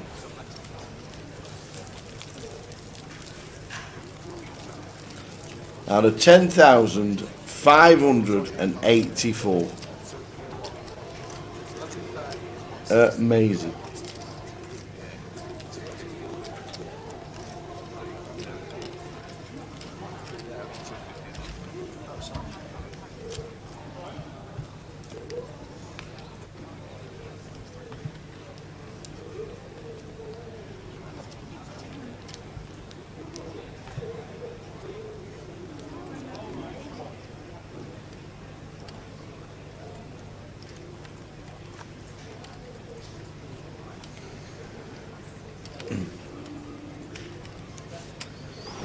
So 10-6 suited for Sean. Out of the way, as he should be. And John with the ace-4 in the low jack, not choosing to open this one. Looks like Jade going to take the initiative. 2.5x here with the king-queen suited. Raises to 300.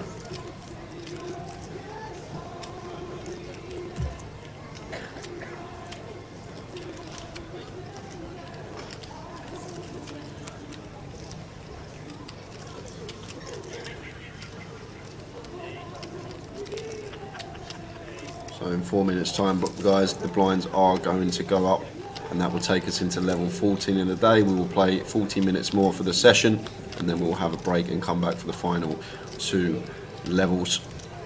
What a delicious flop for Jade. Ace 9 jack, 2 diamonds. Yeah, not only the fact that we flopped the nut flush draw and gut shot tower, but this is a board that's just going to be good for our range, and we can just continuously bet on this board. Even when we are called on flop, we're just going to be double barrel in turn, or at least we should be. So nice pick up from her. Good to see her bet the flop. Gary Wilson says Glamrock 70s right up your street, Tower. I actually think that this is most of my playlist from the other night. What? Here? That's in the hole. Because I saved it all so they could use it again.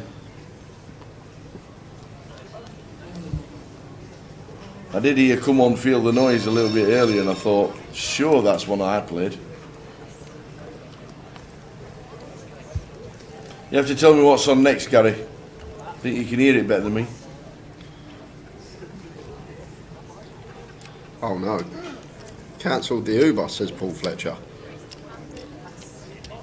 Uh-oh. Yeah, we haven't got it through to us yet, Paul. We get it on a half-hour delay, so you're not on the featured table, so it's not going to be a spoiler for anyone if you have busted.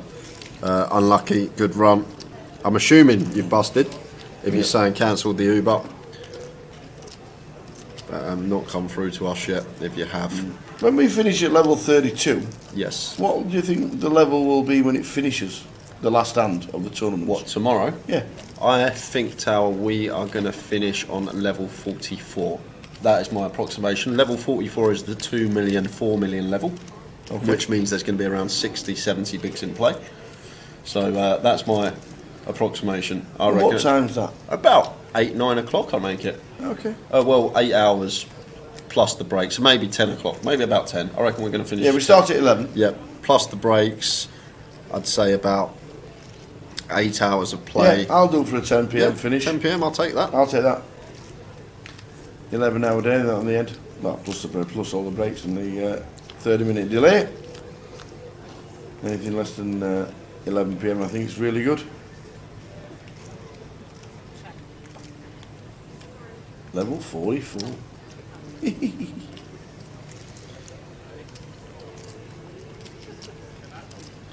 Both players here catching middle pair. Jade with jack out kick. Good to see Jade opening this hand from the low jack tower. Like a hand that some people might not choose to open or limp it perhaps at this buy-in level. And Jade going for the second barrel now after being called on the flop. However, it is a fairly small barrel, just north of 20%. And Jack now picking up straight flush draw to go with his middle pair. Like here, I'd go after it, Tower. With Jake's stack size, I would go after it. Like Jade here, like she can have a 10, she can have an overpair, but I think if we just move, if we raise here or even potentially just shove against Jade's stack size, we're going to fold. I think she's going to fold a 10. I think she's going to fold jacks or queens, these type of hands, because like the times that this happens and we just brick river, it just goes check check and we lose the pot too often, and it does go check check and Jade's going to win this with the jack 9. Nice chunky pot going her way up to 2 million. But like those are the spots there when Jade's just, I don't think she's going to have too much 7-8. Some of the time we might run into a set, but probably only going to be a set of 10s as we've got the 9. Like it's a really nice spot for us for Jack to just go after it, flatten out the small blind, really go after Jade's one pair holdings that she's probably going to choose that size with on the turn. And just elected to take the passive approach and didn't work out on that occasion with a big brick on the river. So blinds up next hand to 81.60. How are we doing, Jim lad? Good evening to you. And Paul McNeil rooting for Chris Kirkley.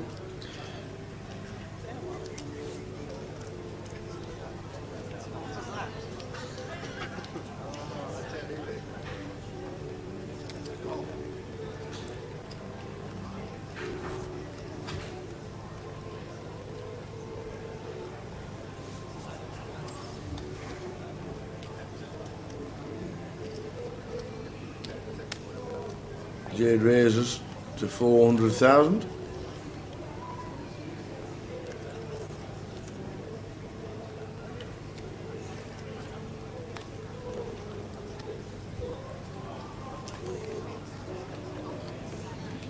Who was the first person to bust out of the main event and what level? Level 1 of every day. Hand 1 most of the time. Yep. Yep. We had an elimination on the first hand of Tuesday and Wednesday, I know for a fact. We only lost 3 yesterday. Oh, sorry, on Thursday. in the first level. Well, it might have been Friday. Might have been yesterday, actually. We only lost 3 in the first level on Friday.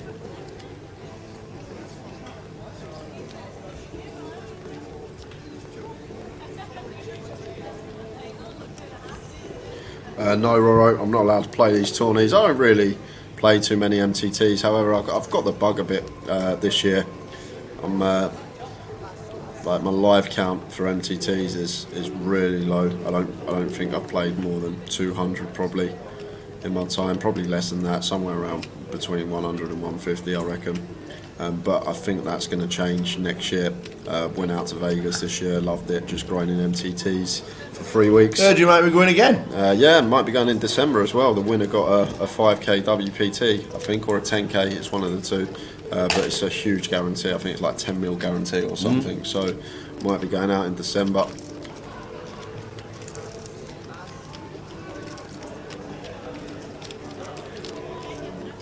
Are we keeping the same feature table to the end of the day?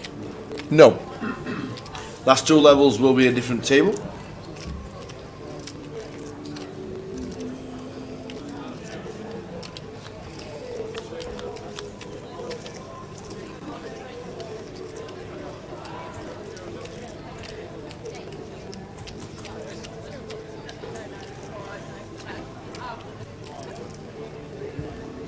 And yet there's no bad beat jackpot or bad beat pot for this tournament. There's that many hands being dealt. It'll be impossible to monitor. Yes, just north of third here from James, and Dean's going to have to check call here with the 6s. He does check call.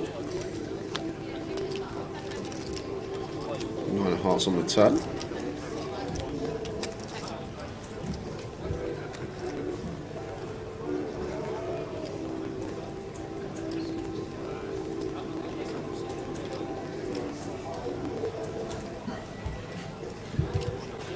So the boots for James, 1.5 mil with the blinds at 160, so 10 bigs. In they go. Yeah, this is a bit too big, Tower. Like, we can go small again here as James. We can go like third again and then just set up a nice third on the river. What would it be? Third on the river as well, yeah. So like third here potentially would have been the line for me with the aces. As well as this as well, like Queen X on this board, we don't really have too many bluffs, maybe some Jack 10 and backdoor hearts.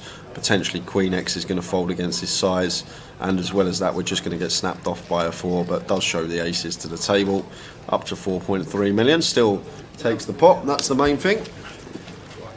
Kevin Anderson says going to start saving for next year as suggested. £20 in a pot every week. We'll have a nice pot of cash to join in the chance of cashing a nice bit of dosh. Yeah, you mentioned that yesterday. Yeah, guys were saying in the chat yesterday that it's a bit pricey and they can't afford it to do the whole week or play many events. So just a suggestion, guys, do a little Goliath jar, and every Friday, whatever day you fancy, just put £20 in, and this time next... It's a tenner or a fiver. Yeah. Well, this time next year... If you do a tenner, it's 500 quid. Yeah. Even a tenner's 500 quid, but if you want to play a few events, few bullets, get just over £1,000. If you start this week, put £20 in every week, and then this time next year, you have £1,000 to come here, have a few bullets, have some beer money, maybe some expenses. But good to see you doing it, Kevin, and hopefully we will see you here next year. Bust out time, Tower. They are dropping a lot slower now, so we will just let you know as they bust. We've lost 4 players since last time. We've lost Peter Foster, KP GDPR, Omar Geffor and Craig Gibson, all taking home £1,160. 75 players remaining. Those 75 players remain, and in just over 30 minutes time we are going to be heading out on the final break of the day. Exactly, Richard, that's the other thing. Play the satellites online, you can get in for as cheap as £1, £1 to a fiver, 5 to 30, 30 to a ticket. That's the other option. And how are we doing, Donna? It is an amazing experience. And current cash is 1,160 Mayberg. Everyone has locked up 4 figures. It looks like the mystery bounty is the one to play. A massive grind unless you make the final table and the Goliath return isn't as great, says Casey.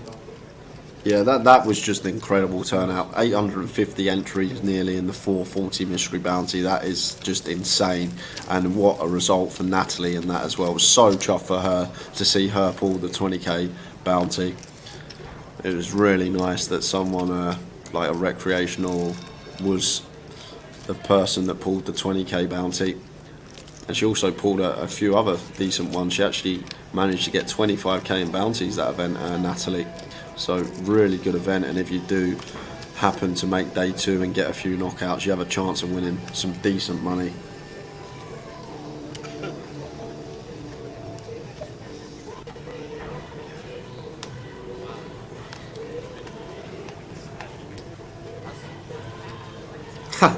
Matthew Bully just wondering how much it's going to cost to run the electric this time next year at this place. I will bring candles just in case. Yep.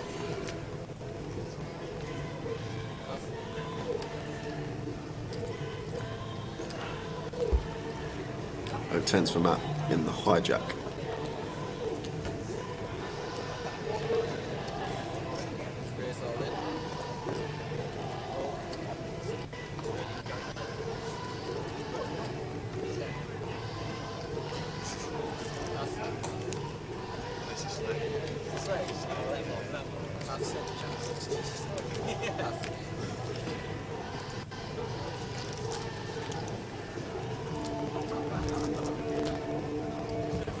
Mystery bounties of the future, says Lenny. You can see them win a catch on the circuits.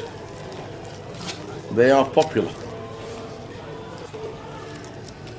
They are popular.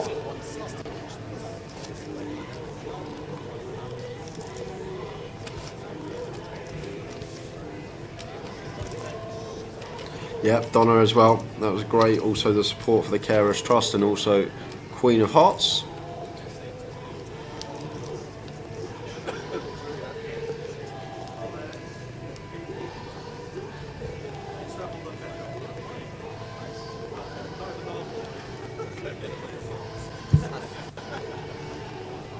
They were nice. Love them cold coffees in the can. A lot of ice. Iced cappuccino in the morning. Bish bash bosh. Nearly as nice as going to Tim Hortons. Nearly.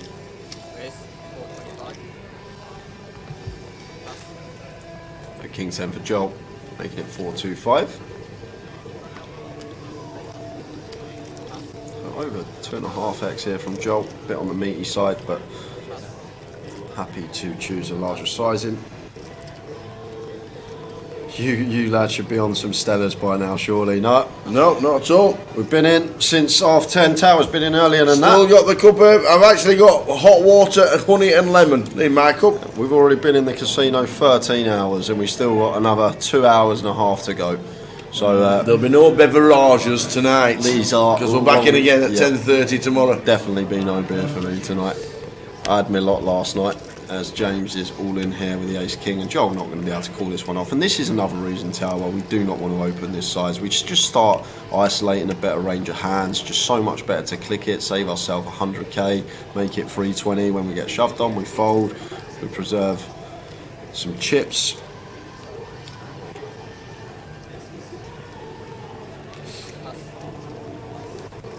The maple one they do at Tim Hortons. Oh my god, I had that the other morning. That was impeccable. That was really nice. Like the iced maple latte, I think it's. You called. just got the one in, did you? Yeah. No, it wasn't. I say the other day, it was a couple of weeks ago. Ah, we weren't at not during that. You didn't nip to Tim Hortons in Coventry. We'll let you off then. We've actually got a Tim Hortons literally 5-minute walk from us, so it's a dangerous game. Like it. Like it.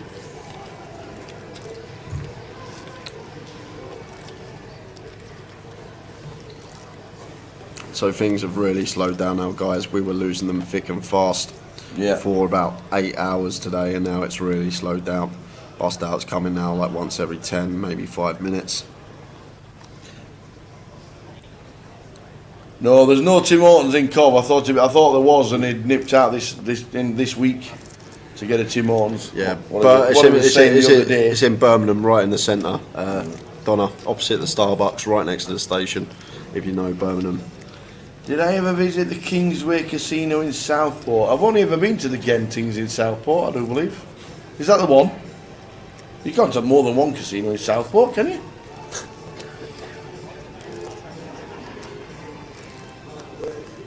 Mother wears his Sunday best. Mother's trying to interest, the kids are playing in the street. It's just playing in... music's alright in the background. Nearest to you is Crystal Peaks. Is it a Genting or a Genting? Well, I always say Gentings, because that's what I got told it was. Yeah, it's Genting. They used to go, didn't they? Gent as in garage. Yeah. And G as in draft or something like that, they used to say. I remember asking one of the dealers years ago. Always Genting. A lot of people call it Genting, but I think it's Genting. Yeah, that's what we got to.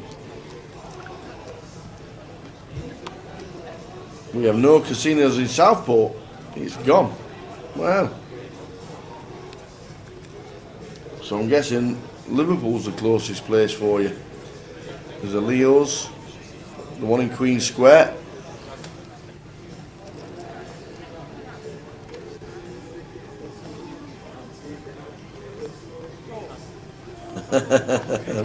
Roro's just typing it down and saying it just sounds weird.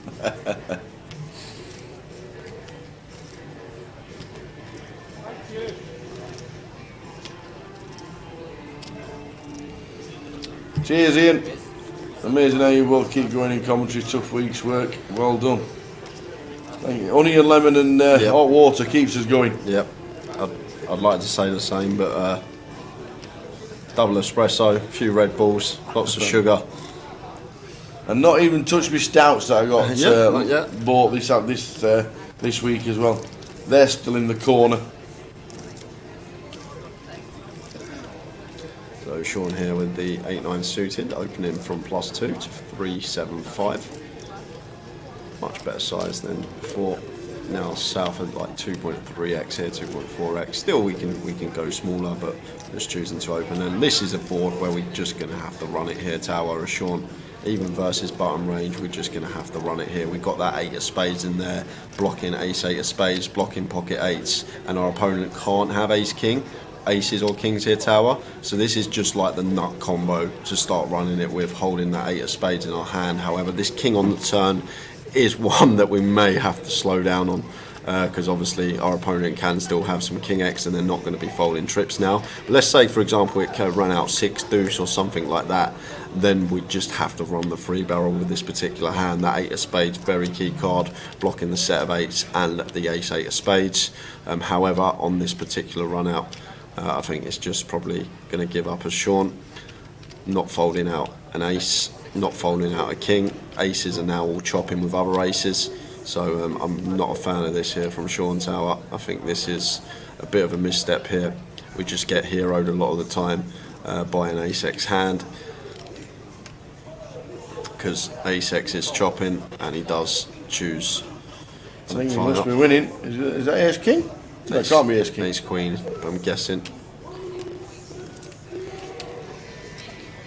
It's ace queen and James up to 5.2 million. Nicely done, James.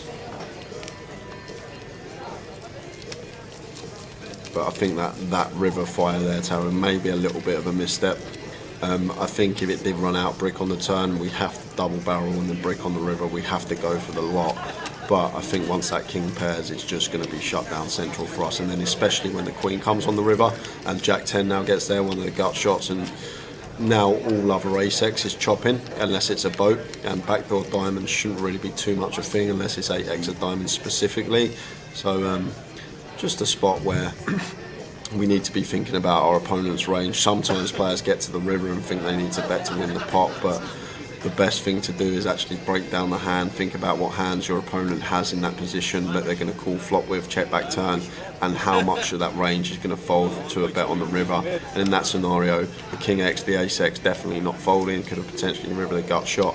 If he's got 8x himself, he's probably not going to go after it on that board, which we chop with. So just taking things into account and really thinking about the hand can help you to find the better spots to bluff, if you like, rather than barreling into a range that's probably going to be calling a lot of the time. So we are on break in 30 minutes time, guys, and it's going to be another 20-minute break, and then we will have a final hour and 20 minutes of the day. Yeah.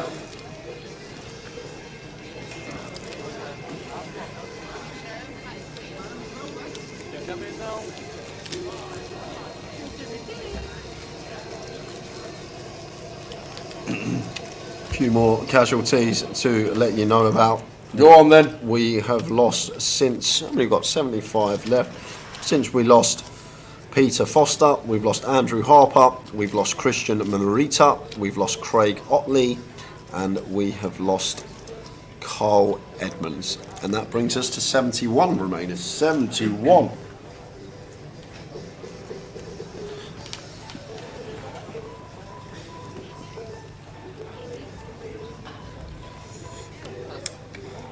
Andrew Newton, one of the highest rate tourneys, the ones for so-called Rex, sorry guys, doesn't sit well with me. Joker's 20%, Goliath 25%, by far higher than the higher rollers and the ladies. It's the only way to run the event, mate. People don't come here.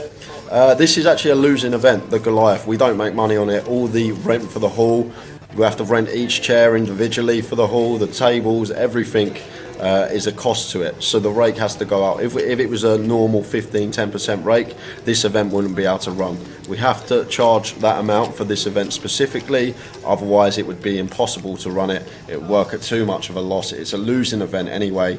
The organisation doesn't make profit from the Goliath itself. Yes, maybe from the people in the casino, the F&B and the table games, whatnot, but the actual event itself is non-profit. So it's the only way to get this event on. If we are charging a tenner per buy-in, it's just not going to be able to happen.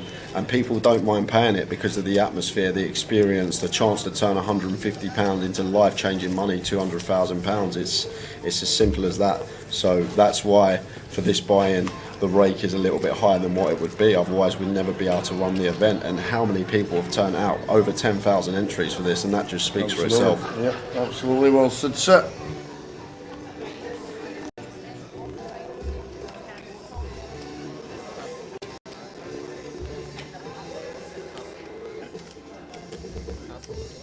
Shazza, great tournament.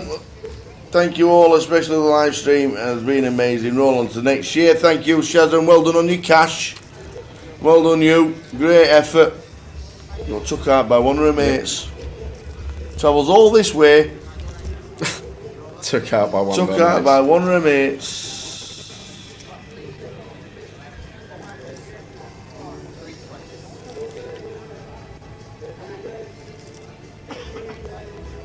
And the other thing, obviously, dealers, you've got to put 100 dealers up in a hotel for 10 nights. Each dealer, like all these things. There's just so many costs to this event, and it would not be able to run without the rate being what it is. It's as simple as that. And if you don't like it, don't come and play it. There's enough people that come and play and enjoy it and just love the event, and that's what it's all about. Yeah. The cost of everything has increased since 2019 as well. Around the world, every event. You're looking at Vegas, you look at the EPTs, you look at what they take out of the prize pools. It's a tough job.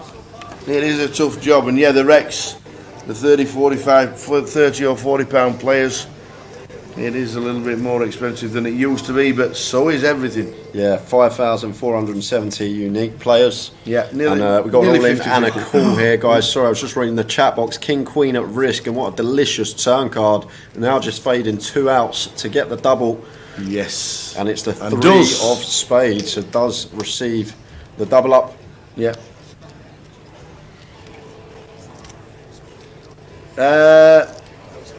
No word on that, Neil. What's the price for Goliath 2023? But I wouldn't be surprised if it's exactly the same as what this. Yeah, Lenny says don't see the £30 reg fee. I see it as £150 comp. Yeah. Don't forget, got to keep buying the towers, tea and biscuits as well. Yeah, I spend less. I'm very expensive. I get lemons bought for me, thank you very much, and then I put it in hot water.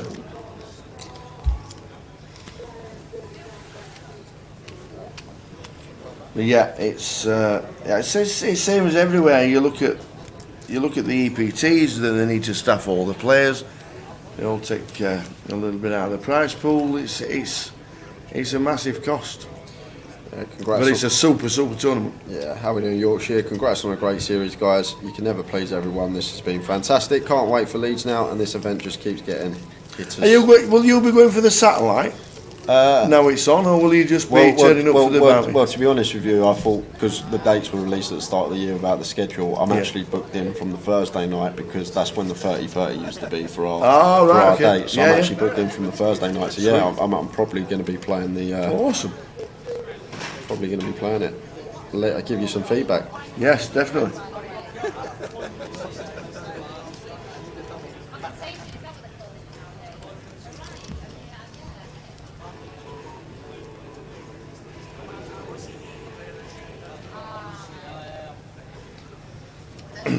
I think with the structure and the 40-minute, 30-minute levels and the 40-minute levels after the break, I think it was due to the potential increase in player size.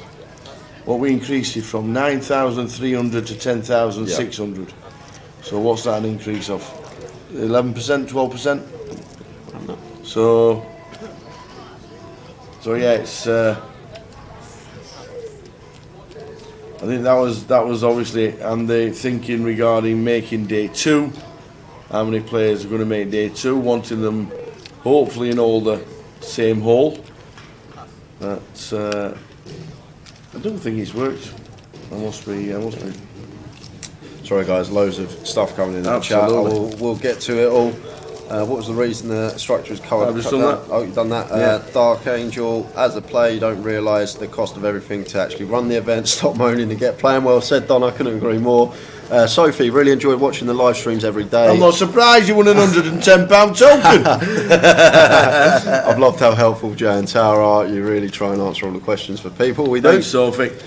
So be grateful that Grover are willing to take a punt on the basis of marketing.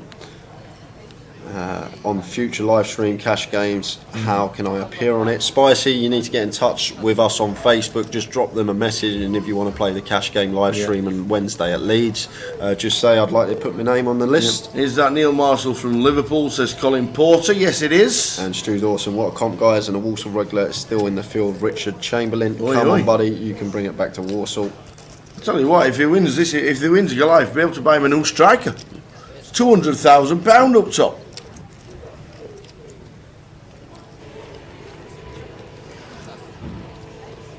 Loving it. Yeah, you're absolutely right, Daniel. They must make a lot of money from having thousands of people through the casino on a Tuesday, etc. They could take a hit on the rate just a bit. You're absolutely right, but the casino, for hosting the tournament, obviously take their share as well, because that's the casino side of it. So I'm sure in the background they'll work out whose money goes where and who pays for what. Yeah, don't forget there's 35 dealers. There's 35 cash tables today. Yeah. That's 35 dealers. Yep. Dealing every hour. Yep. So somebody has to come up. It'll all work itself out in the background, and I'm just glad I'm not involved in it. Yeah, exactly. We're on this side. We're entertaining you. You're entertaining us, and we've got the best tournament this side of Vegas. Is there a payout structure? Says Cole Southworth. Yes, Carl. Scrolling across the bottom, sir. Yeah, we got Jack all in here for 1.8 million, so shoving for 11 big blinds over the open here from Lee, and facing 11 big blind shove here. Ace 10. I don't think in this tournament Jack's going to be shoving a hand like Ace 9, Ace 8. May have some King Queen in here, King Jack suited. Obviously, all the pairs are probably going to rip this in, but I think Lee here is going to feel like he's going to have a decent enough edge post flop not to take this spot here of ace-10 off. I think ace-jack will probably see him call. Ace-9 would have already hit the muck. Ace-10 probably the line here. Like in a normal situation, Tower 11 bigs here. If this was like a 2K, Lee would probably snap this off if it was against an opponent that he knew was competent and shoving the right range. Would snap this one off for 11 big blinds. But it's a different scenario, the Goliath, and that's what you need to take into account. Players aren't shoving as wide and taking the spots and shoving their entire range that they should be. They're going to be shoving a tighter range, and we see it a lot at this back end of the tournament. Players really start to tighten up and overfold. They see that money, they want to make day 3, they're nearly there, they've only got to play 2 more levels. Coming back after 4 years absence made you want to play more regularly and ask local Red Tooth League, but don't think the pub does it anymore. A lot of people do play the Red Tooth, and I know Grosvenor have got some kind of association with the Red Tooth League. There's actually an event on yesterday and tomorrow, so they have some kind of association. No, I've been honest, Stu. You could buy a new striker. How did you go on this weekend, Stu?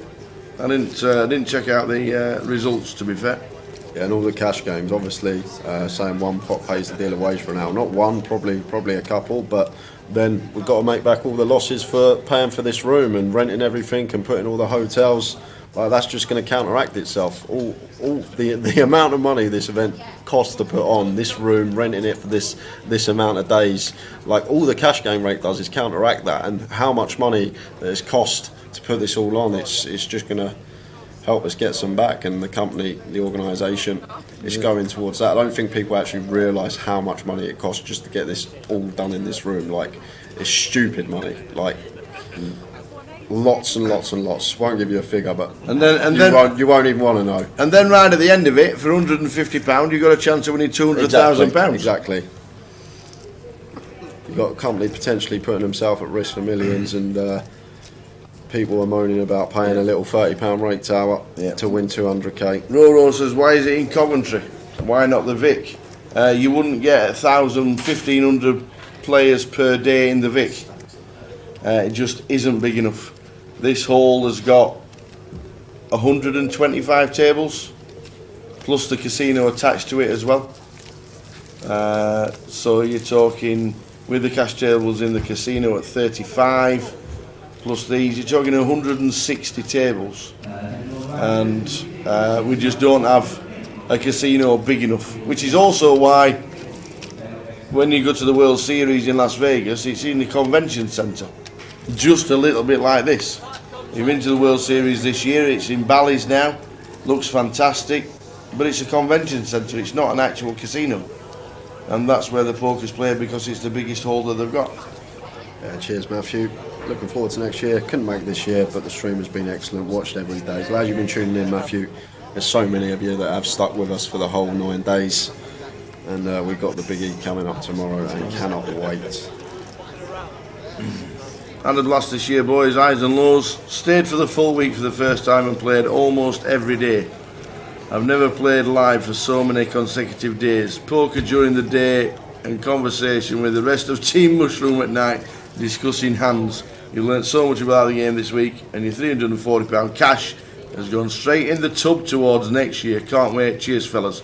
That's Paul Crawford watching on Facey, and he's put it straight into his tub. Like it, Paul, and we will see you again next year.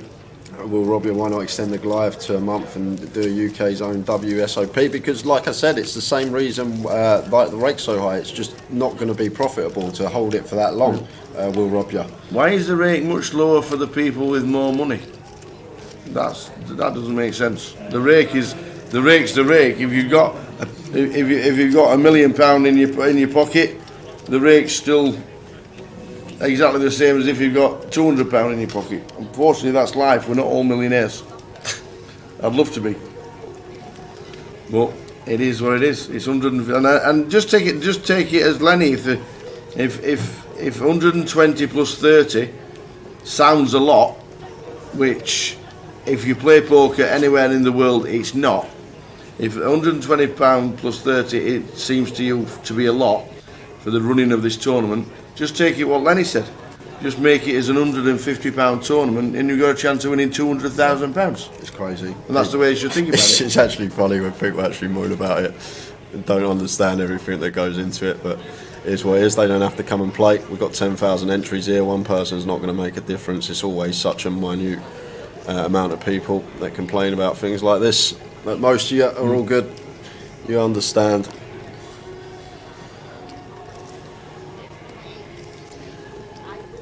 So, I will get back to the poker, guys. There's just lots of people in the chat box. Absolutely. Have we had any eliminations? Yeah, we'll go through them now, Tower, as we've just finished the hand. We are getting back to the poker. A little bit sidetracked there from just going over that with everyone. So, last one out was Carl Edmonds. Paul Maguire. We knew Paul had gone. Paul's just come through. Paul Maguire was sitting in seat 1, table 1. Lucky seat. Not today for Paul, but Paul went. Then we lost Cameron Beckford. We lost Luke Hallinan. And then that brings us up to now, Tower, when we have 68 players remaining. So 68 left in the field.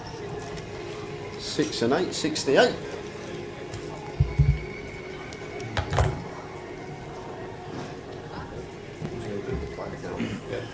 Go. 68 remain. 68. I said we'd have 7 tables left at the end of the night. Do you think it'd be less? I've done the maths, Jim, and the people in the 1K are paying £70 more. £70 more.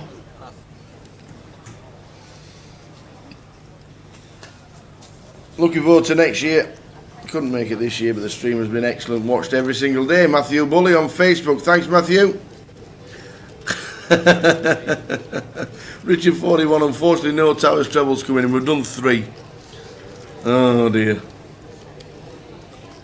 Maybe instead of doing Towers treble, put what you'd put on it into a jar, and then you'd have enough money to play Goliath next year. Yeah.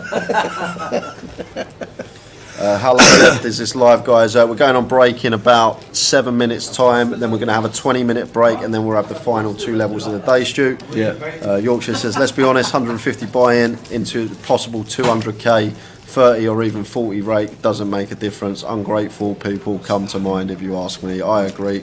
Yorkshire. When's the next good tournament? Let's have a quick scan. Here's the next ones for us. Luton, 14th to the 18th of September, Glasgow and Leicester on the same weekend. Then we're in Leeds, and then we've got Edinburgh, Birmingham and Stockton on the 5th of October. Luton, GUKPT on the 7th to the 16th, and then Coventry a couple of weeks later, London, Manchester and Sheffield, and then Blackpool for the party, and then Leeds, Portsmouth, Leicester, Edinburgh. And then we finish the grand final in London. The 1st until the 18th of December is live, and the 19th, I think, must be the closer. Yep. So there we go. Plenty to chew on for the rest of 2022. Back to the action. Folds to Lee on the button. Like here, King 6 off with the chips. Fine to open here as Lee. When we're on a break, kidder. Very soon. So why not make the high roller 20% rate? Because the 1Ks, the 2Ks, they don't make a loss. This event makes a loss. We need to get some money back of what we're losing. The 1Ks and 2Ks, when we're usually hosting them throughout the year, they don't make a loss. So why are we going to put 20% rate on it? We're only up in the rate for the main event and the lower buy-ins, because obviously all the halls that's used here, it's just the costs. But that's enough in the chat regarding that. I think we're done. Yeah. I think we are done with all of this in the chat. Awesome. I'm annoyed now, Tower. Moderator's coming out.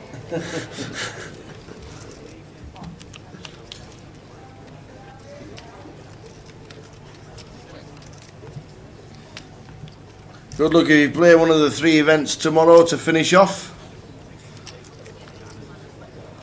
Yeah, we struggled with Towers treble today. We got 1 out of 3 today.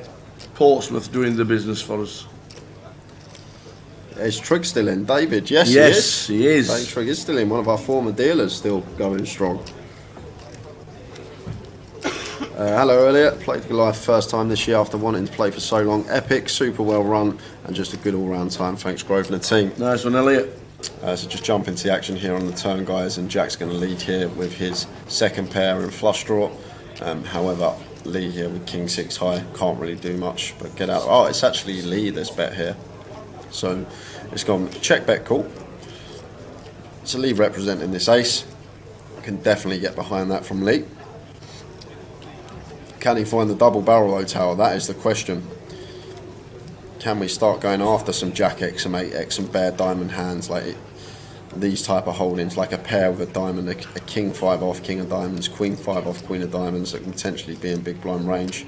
Other may not be defending versus button once he goes 2.5X, and Lee has got it in him, and I love this. And this is what I mean, Tal. This is what I'm speaking about. Lee's a seasoned regular on our tour, and he's just understood now, if we go after it when all these players are playing too tight and overfolding spots, we're going to make a lot of money and a lot of chips, and we can potentially build stacks. No one wants to bust now.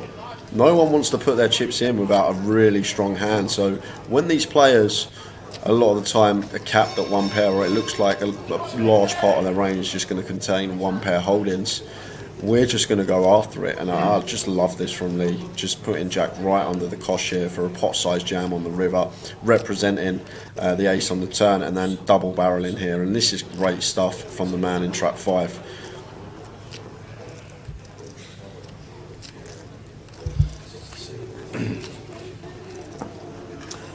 Damon says, no, it's all dealer delts. Never played Goliath before. All the tables on the floor, dealer delts or player delts. All dealer delts, every table, including cash tables.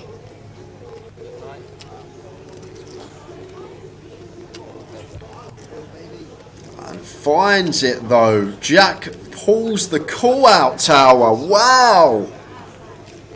I did not expect to see that. Finds the hero. And Lee down to 2.7 million, but what a call from Jack. Don't take anything away from him here. Wowzers. On a board when Lee could definitely have ace king, ace queen, ace 10 with a diamond, maybe some turn 2 pair aces ups, some check back flush draws, and just finds the call with second pair there with a diamond blocker in there as well for his tournament life this deep in the Goliath. Well done, sir. That is a big call to make, and credit where it's due, Tower. I'd looked away because I just thought that was just going to get tossed into the muck fairly promptly, but thought about it and just finds the hero, and that's a huge pot for him to put all your chips in for your tournament life this deep with just second pair.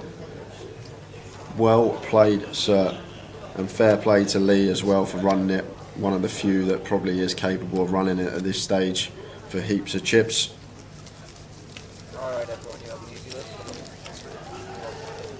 So a new dealer for the final hand of the session. Yeah, 1 minute to go, and then we are going to be on a 20-minute break, guys. So we're going to be back at 25 past midnight for the final hour and 20 minutes, probably finishing up around 2 AM.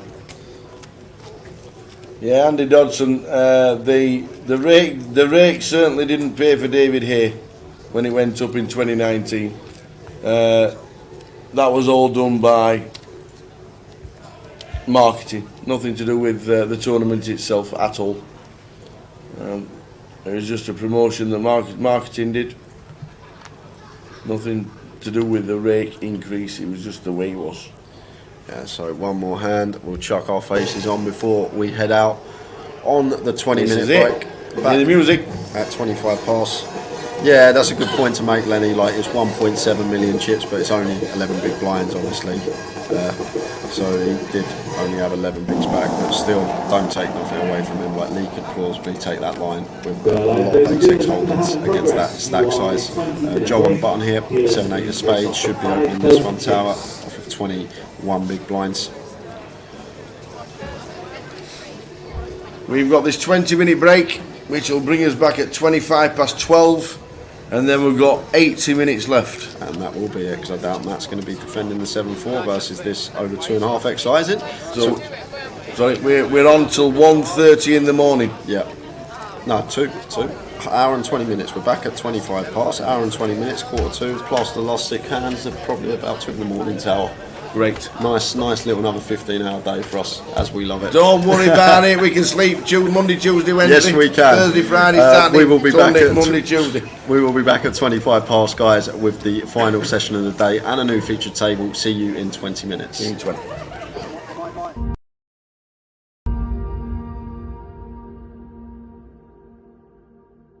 And we got day 1G tomorrow, which is now an ordinary flight, and then the turbo kicks off at 6 p.m. And then Saturday for day 2, get down to about 60 players, and then the final on the Sunday. You're spot on, Donna. You are spot on. Too many. That's how many days. I'll make you right.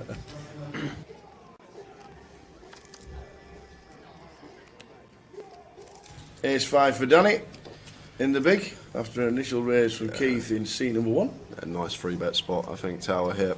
We got Keith covered. Keith's third in chips. He's not really going to want to get involved too much. Definitely one we could be mixing in a 3-bet here as Dan Gormley. And on FTs, we don't have to go as big as usual, the normal 4x size, because of ICM. We can choose like 3x, 3.5x here as Dan, so make it somewhere around 700-800k. That's what I'd like to see, and he is going to take the spot, Tower. Very nice from Dan, just recognising the situation and recognising where Keith is in chips and how he has to play tighter here because we have him covered, so this should do the trick a lot of the time. Back over to Keith here, and personally could go either way. I think Keith is probably more type to let this one go. Oh, he's just going to quickly call, Tower here, so Keith happy to go float post flop here with the King Jack. Off to the flop, another pot brewing. Queen 2 3. Yeah, so this is a big pot, Tower, already 1.6 milli in the middle here, and Danny does flop a wheel draw here with the ace 5, so probably one we're probably going to continue small, 400k, 500k, something like that, somewhere between the quarter pot and third remit is the size I'd like to see here from Dan. As always in these 3-bet situations, can go a lot smaller. So it does choose the 350 sizing, goes even smaller than the 400. So south of quarter, between fifth and quarter pot from Dan Gormley and Keith here with the King Jacks. Jack of Diamonds working, getting this price. Is he thinking about pulling out the float with this candidate? It's probably, if we are going to float the King Jack, it's probably one of the better combinations we can have. King of Spades, Jack of Diamonds. Let's see what Keith does. Like folding would be fine here as well.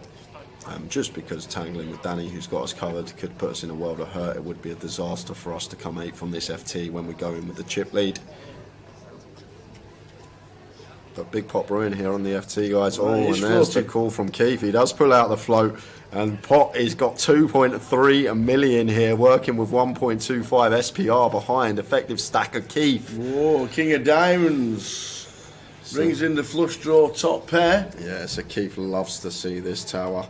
And now Dan, what's the play on the turn here? Obviously this King's supposed to be a lot better for the R range here. Does Danny ever expect Keith to be floating? That's the question. Does he expect Keith to have some floats with some King Jack here, some Jack 10 suited with backdoor spades, hands like that?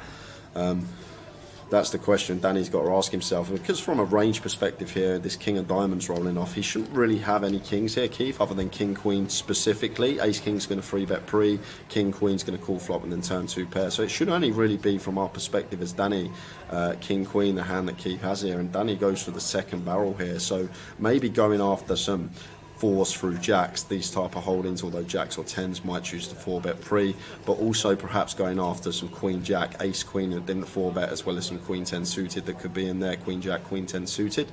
So it's a really nice bet that targets that proportion of Keith's range. The pocket pairs, the queen x, these type of hands are going to be in a really tough spot now faced with this double barrel. However, Keith has the one hand that he has pulled the float out with and does contain a king, so Keith's going to have to call once more with the second nut flush draw as backup. So it should just be an easy call here from Keith, and we're going to take a river, Tower.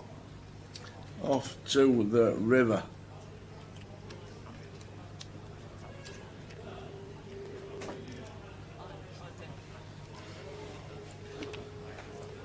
Fourth diamond. So over to Danny here. We'll know that he's never going to be good here with the ace 5, but has he got the shove in the locker here. We're probably going to have more bare ace of diamonds than Keith in this spot. Like, Keith shouldn't really have too many flushes once the king and 10 of diamonds run out. I guess he's going to have like some 7, 8 of diamonds, 8, 9 of diamonds, ace, jack of diamonds, jack 9 of diamonds. But with these particular diamonds on the board, the king 10 and the queen, those being higher diamonds, hands that Keith will probably peel a free bet with, let's say for example king queen suited, king 10 suited, these aren't a thing, and Danny does go for it. He does find the jam here, and Keith sitting here with the second nuts, backdoors into the flush, and Dan Gormley making a big move early on and just applying pressure to Keith. Keith coming in with the chip lead, and he'll be thinking he could be going home in 8th here if Dan has backdoored into the nut flush himself. Dan could still plausibly have turned a flush here. He could be free betting some ace 4, ace 5 of diamonds, these type of holdings. Even ace 6, ace 7, ace 8 of diamonds could probably all be in there as well. So this is a huge move from Dan Gormley early on in this final table. And back over to Keith here. And I think with a jack of diamonds, Tower, it's pretty gross, but it's a gross spot. It's horrible because Dan's only ever making this move for value with the ace of diamonds. He's not going to shove like 9s here or ace 9, say if he elected to free bet that and double barrel. He's not going to shove ace 9 with a 9 of diamonds. So Keith's jack of diamonds here, although it is the second nuts, it's pure bluff catcher here. We're either behind to the bare ace or a turn flush of Danny, turn nut flush, or he's just got a bluff in this scenario, and Danny with the bottom of his range just going for it here, and notice rubbing the left arm there, caressing. Usually that signals is something people do to calm themselves down, but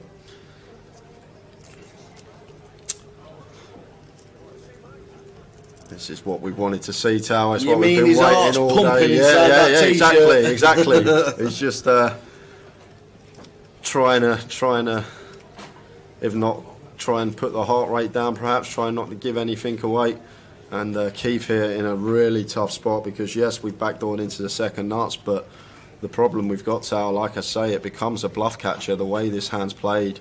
Like, Dan could plausibly have turned a flush with ace x of diamonds. He could have plausibly double barreled as a bluff with the bare ace of diamonds. So this is a gross spot for Keith here, and rather him sitting there than me, because this is one that's going to take a while, and rightly so. A tank's going to be needed here, Tower. This is a big pot, and it's going to be for over a third of the chips in play if he can make the call and be correct. And fair credit to Dan, though. Let's go back to Dan. He's capable of running it in these spots. People aren't capable of making moves like this. Free bet, shove as a bluff on final tables. There's only a small percentage of players that have that in them, and it's a gift, if you like. I know this time it may leave Dan short if Keith makes the call, but I think it's you've got to be a certain calibre of player to be able to pull this move, the free bet, the bet shove, without having the goods. Only certain opponents are capable of that, and if Keith's aware Dan is one of those that can have these bluffs, he may veer more towards call. But this is a fascinating hand, guys, and Dan Gormley just running it for chunks of equity here on the mystery bounty final table and putting Keith in the blender. What's he going to do, Tower? What do you think? He has a second nuts.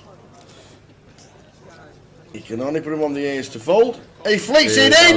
It's the call of the final so far. And he does make the call, and Dan went for the lots, and he's going to be down to 11 big blinds now. But credit to Keith, coming with a chip lead, extending it to 8.1 million chips. And what a hand that is. That is a highlight of the week for me so far in terms of hands played. Everything that hand had. Really nice line from Dan. Unfortunately, we just run into it. It works if Keith doesn't have the jack of diamonds, if he doesn't have the ace of diamonds. This is probably going to work, but unfortunately for us, we've just run into it. And Keith up to 8.1 million chips, third of the chips in the play going to that man, and Dan now sitting with 11 big blinds. What a call.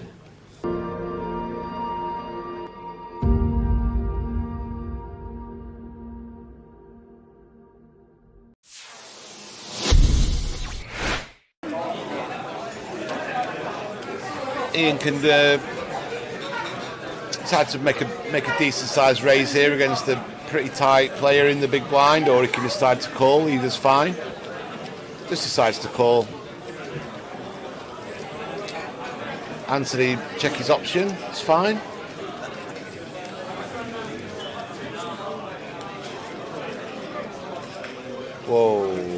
this might be bad news for Ian because Set he's got the fours. nut low Yeah. and he's going to decide to barrel this at least one street, and let's see if Anthony just decides to call. Good trap from Anthony here. I half expected him to raise it, Tower, but he's playing it well.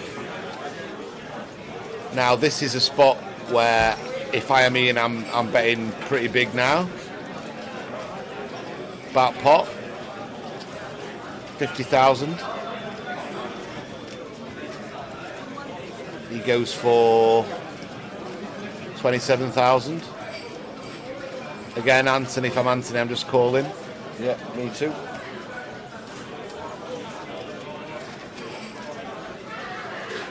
Got such a disguised hand, Tower. Yeah. Yeah, he just calls again. Yeah, Great play from any Anthony. low sets really disguised, aren't they? Yeah. And now a queen. Queen of spades on the river. Are we going to rep the king? Are we going to rep something like ace, king, king, jack, king, queen? I'm betting massive here, Tower. At least pot, maybe pot and a half. We've got the nut low. Anthony can't have many kings in his hand. What can he really have? He can't have ace king because he just defended pre without squeezing it up. Wow, I like this play. I really like this play. I really like this play. And if Anthony finds the call, good luck to him. But I really like this play. There's not. Let's think about it. Ace king. He can't have ace king. He can have king jack. Anthony can and make a pretty tight check back on the flop before the flop. But what other kings can he have, Tower? He's got to have something to call the flop with. So he's got to have a king to call the flop with. So king 10 he could have. That's reasonable. Turns a pair, calls the bet. Queen king, possibly. But then that's about it, Tower. He can't have ace king. He can't have two kings. And whereas Ian, we could have any king. We could be bluffing and they've got there. We could have. He's decided to call, and that's pretty sick. And I think it's really unlucky for Ian. I think he played the hand really, really, really well, and just got unlucky that Anthony had a set. I mean, how can he have a set?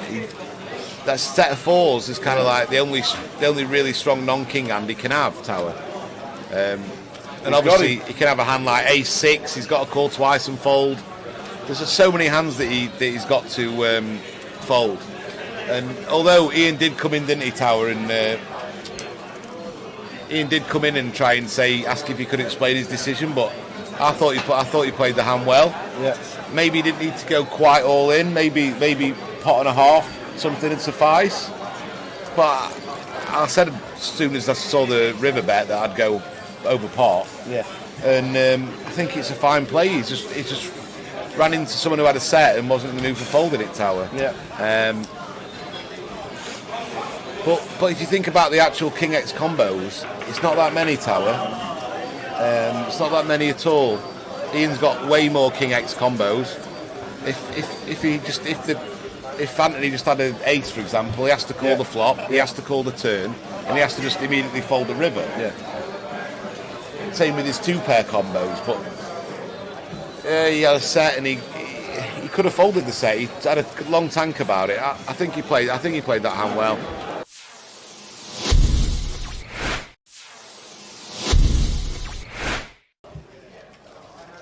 It's 10 for Ian.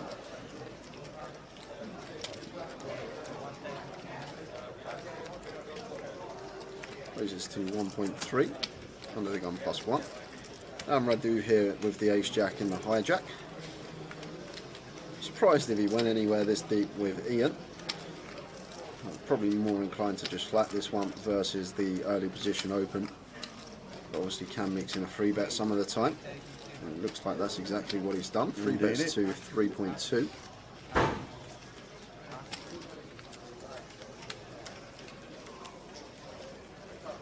Julie, if you just give yourself a refresh, should be alright because picture's crystal clear here for us. Yeah. So it's probably just connection at home or wherever you may be. But if you give it a little refresh, hopefully it kicks back in. Yeah, give yourself a refresh. Jules, and let us know that it's all right. Because it's all right on both our laptops. Oh, so it's my Monday. word. What's happening here? 4-bet to 7.7. Wow, Ian. Oi, oi. Someone over the age of 50, 4-bet bluffing tower. Whoa, well, I'm start folding. It's just You like, would be. Yeah, I would be. You'd be start I'd be folding ace queen here, suited as Radu. It would already have hit the muck. But this is, I guess Ian just thinks Radu's at it too much. And to be honest with you, the ace 10 off tower, it's a really beautiful 4-bet bluff hand. And maybe Ian's been amongst the solvers the last few months. You don't know. He might have been putting some work in off the tables. That could be the case. And he might have put in the low frequency 4-bet here with the ace 10 versus Radu, who's been fairly aggressive, and with the chips as well. But fair play to Ian, mixing it up, not just having the ace king plus in his 4-bet range, and now action back on Radu here. And oh wow, No way. Is he gonna 5-bet? Has he picked up on That's something about here? 20k. Wow, Radu. What senses from him. He has to have picked up on something here, Tower. Read on the situation here from Radu is just so good. What a play. 5-bet bluff Tower. We just, no way. Do you know what? If Ian 6-bets here with ace 10 Tower, I'm done. I'm having an early finish. He's not doing it. There's no way Ian 6-bets here. How often do we even say the word 6-bet on stream? Oh, wow. But Radu 5-bet bluffing the ace-jack. This is just a leveling war between He's not putting the the lot two in. players. He's doing it No way! Just wing it. I literally just wing it. Correct 9, yeah? Excellent. Yeah. I still need this. Yeah. Okay. I think I've thrown it away because I scrunched up and threw it away. I bet you did. Threw it away. I'm not doing that. It's all this heavy. So you don't want the pros to see how I'm playing now, don't you? Yeah. Go see what I'm squeezing with them.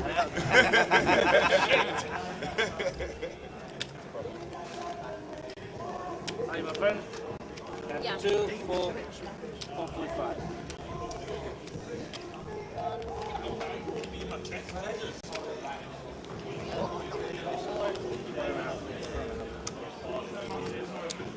Alright. See, I told you, calm down. We are tired. I just wing it. And since you're here, gentlemen, can we check this 1 minute? Do you agree? Yeah. And this is 1 minute. Thank you. And a million as well. Million here.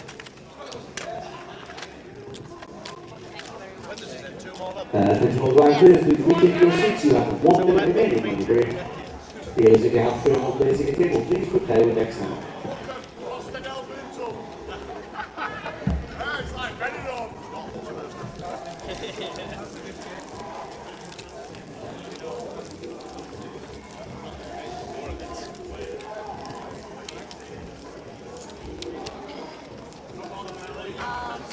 I think your chair is that one. You will win this one. Here we go, here we go, here we go. Here we go, here we go, here we go. Last 80 minutes. Yeah. 120. Yeah. Last 80 minutes. For So we finish at 2 o'clock. Thanks for sticking with us, guys. Yeah. We know it's a late one. We're nearly there. It always is on the Saturday, the day 2. So we are just about to start the final session.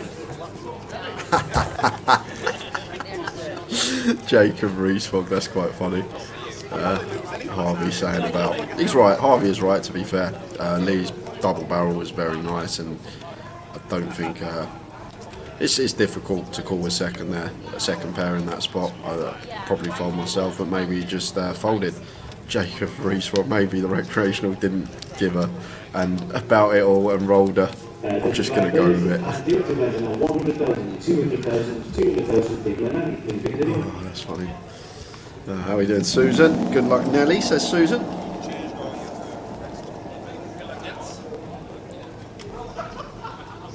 So here we go, guys. Final hour and 20 minutes of the day. We have got some chips on this table. Wow. So average sale at the moment is around 4 million. We've got a 10 million stack, a 9 million stack, a 7.7 million stack, and a 6.3 million stack. Wowzers. Could see some chips flying on this table. Going to run you through. We got Neil Marshall in 1, Robert Kipling in 2, Luke Morton in 3, Alan Fox in 4, David Reed in 5, Liam Coulthard in 6, Young Soo Yoon in 8, and Michael Simmons in 9. Blinds now 100k, 200k, and 2 more levels left to play today.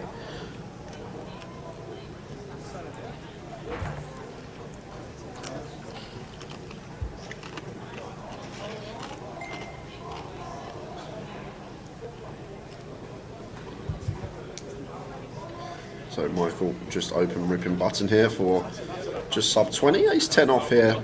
Don't necessarily have to rip this one on button, even off of this just sub 20 big blinds. I think we can definitely just open here, but Robert with the ace jack in the big blind, and he's gonna be, okay, he gets the fold, and this is what I talk about in these tournaments, in a spot that you usually see snapped off. Robert just folding the ace jack, and Michael actually getting a better hand to fold there that had him in a dominated spot. And this is why I think this stage of the tournament, if you've got the chips, it's a real time to excel and up the aggression, start running it a bit more, because players are over folding, they're not calling the correct range. I know we saw previous to the break a hero call with second pair for tournament life, but that has been an anomaly for the day 2 that I've seen. That was probably the one anomaly in there, and went for it, but unfortunately Lee getting hero by second pair. And Stephen Marshall rooting for Nelly too, and that's Neil Marshall in seat 1. Neil's got 9 million chips, guys. He has had a very good... Is that a card from Direct Patch? Where we're looking?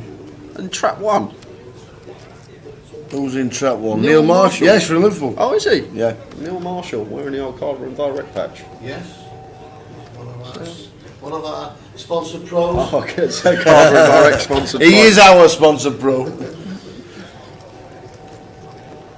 So Young Soo Yoon with Jack 10 in the hijack here. I'm going to choose to open. Makes it 500k. First time seen the old Young Soo on the table.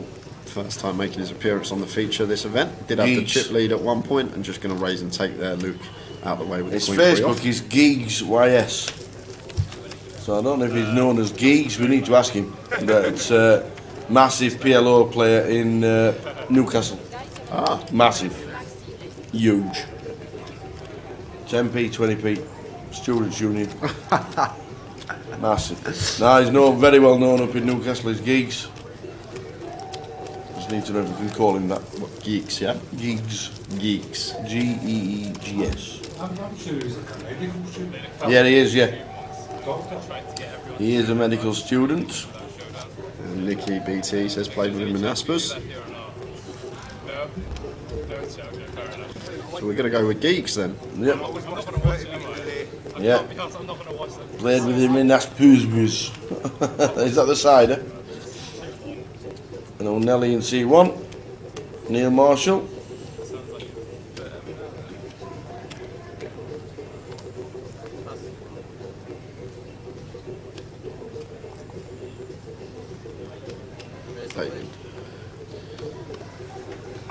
So we have an all in. Liam, ace jack of clubs here, 10 bigs, in they go, and he's going to get looked up because Geeks with the ace king isolating straight away. And Neil easy fold with the 5s here. Thinking about it, but we're never calling this one off. It's a reship for 7.4 million. Yeah. It's just too much to call, which equates to 37 big blinds, so have to fold this one with the 5s. Luke's out the way, and Alan in the big blind is going to do the same. So Liam needs help. All in call, feature.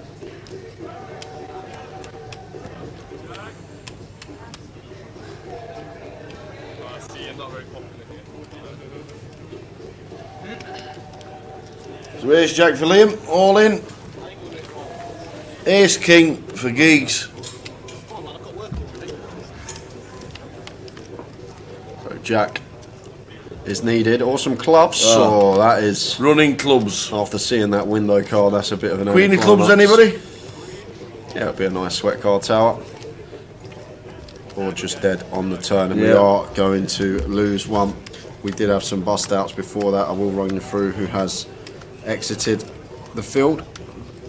Let's have a look, Tower. Go on then. Give us the news. So, just lost. Where are we? Where are we? So we was up to 68 players.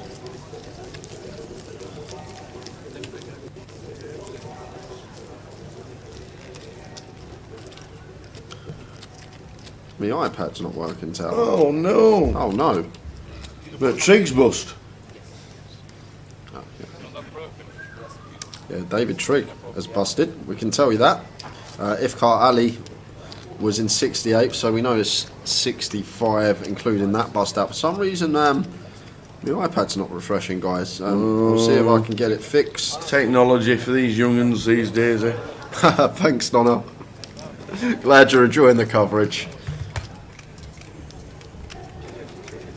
Sophie Rose, the 110 ticket that you managed to win, you can either use it for tomorrow or you can use it for any other closer. So there will be another closer in Leeds every time there's a GUKPT festival. The closer is always usually on the Monday after the festival finishes. Yeah. So if you can't play tomorrow night, don't worry, you won't lose the ticket. It will stay in your account and you can use it as you please.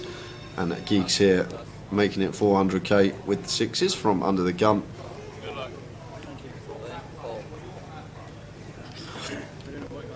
Paul, feature.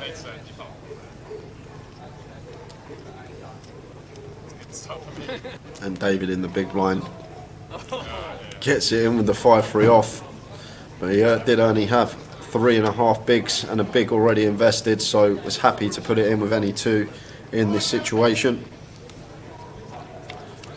But in a terrible shape here versus this hand. This is not the hand we want to see. We do pick out a direct out now. Drawing to 2 3s, running straight not a possibility because would make our opponent a boat. So only a 3. Oh, only a 3! Ouch! Blinds the 2-outer on the turn, and now just fading a 6 or a 7 for a chop, and it's a 9 of diamonds. So the 5-3 cracks the 6s and up to 1.8 milli now, David. He's going to love to see that. Thought he was gone when he saw the hand he was up against. Yeah, so unfortunately, guys, the tablet that I have been using, is just. If I'd have looked, I wouldn't have done it. That's actually a bigger pot than I thought. I thought it was like for 300k. Yeah, the old 5-3. The old 5-3.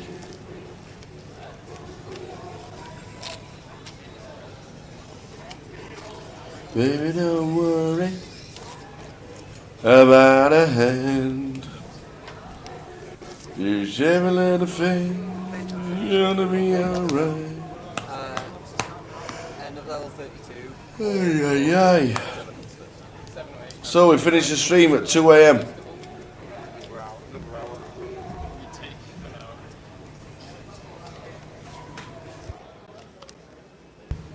(2 AM)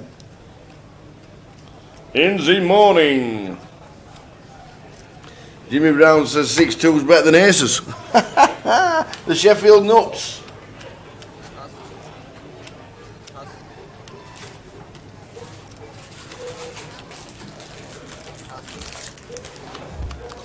The old Sheffield Nuts, the old 6 deuce.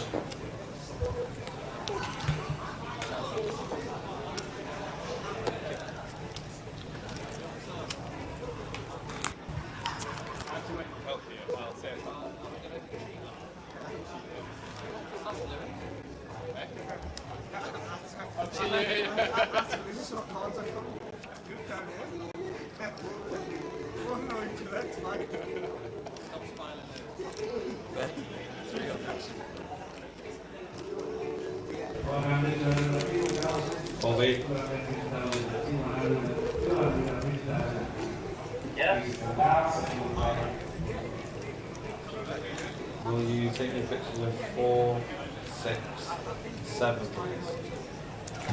Yeah, will do. Joe and James are on 54.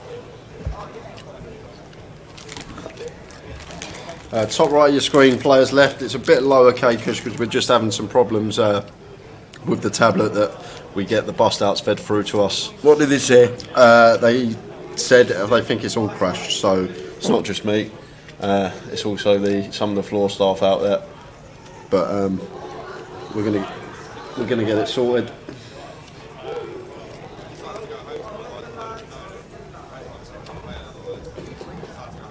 I think it's close to like 63, 64 players left.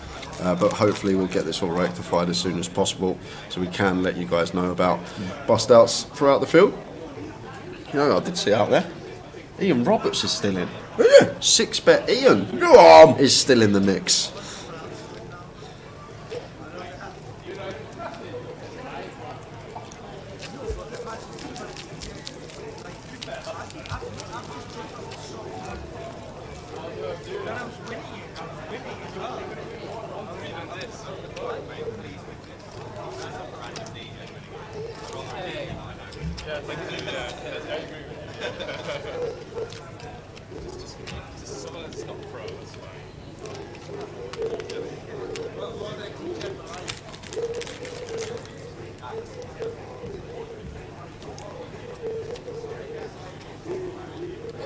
Yeah, sorry guys about that all in the call. 7 wasn't a chop, 7 was a scoop for the 6s.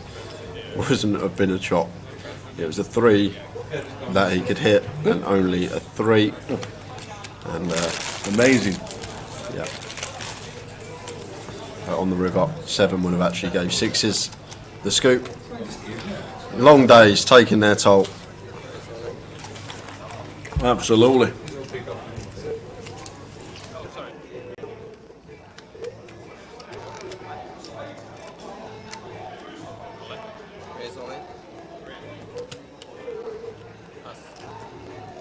All in call, feature. Good shape this time. You got 2 overs. All in a cool hit. So shove from David on the button for 8 bigs, and a young Sal or Gigs is isolating here with the ace 8. So 3's at risk.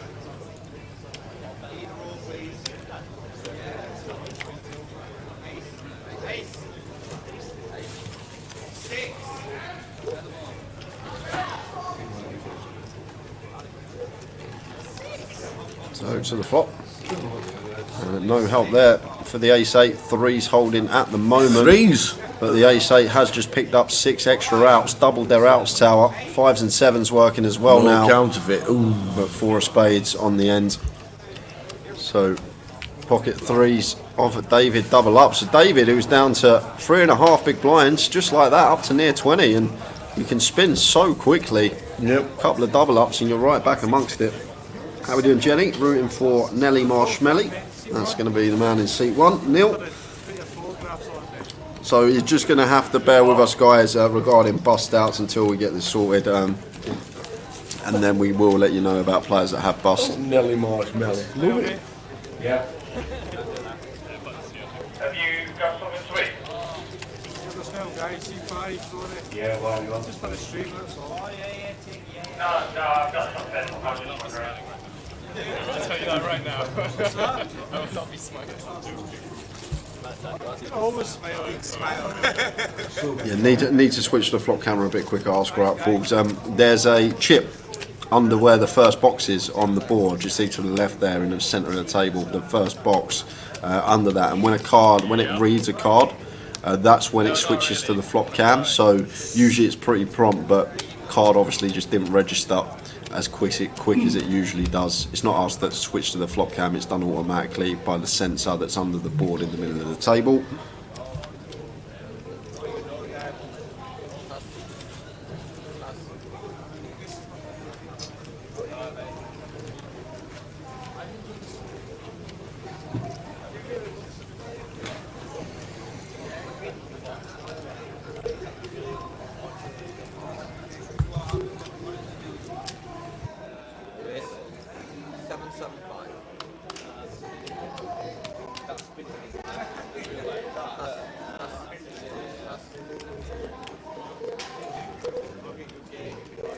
This is rather large here from Alan, making it near 4x at this stage of the tournament, and Michael here is going to move all in with the 9s, and we're going to have a big flip. At this stage, Alan's going to have to call this one off. We're never folding ace-queen here. No, we're not. For 20 bigs. Well, we've only actually got 12 bigs. We started the hand with 16, so 16 bigs effective. We've invested 4. There's the call from Alan, and this is a big flip for both players. Alan with the ace-queen, Michael with the 9s. Flips a huge part of poker.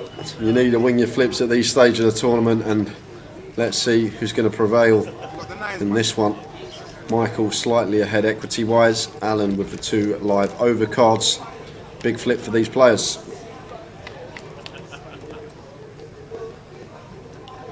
Eight, 6, 3. No help for the ace-queen. There are no runners either here, Tower, so drawing directly to an ace or queen on turn or river.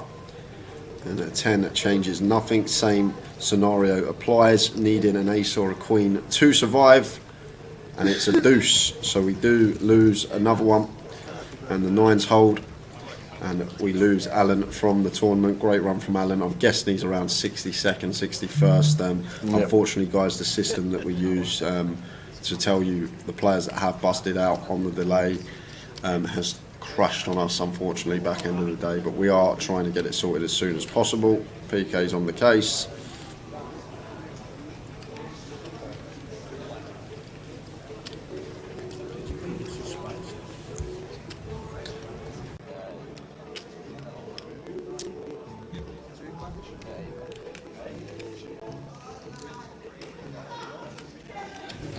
How are we doing, Mr. Emig? Lads, just got in from an 8-hour tourney grind. Good to see you're still live. Yes, we are, and we still got another hour and a bit.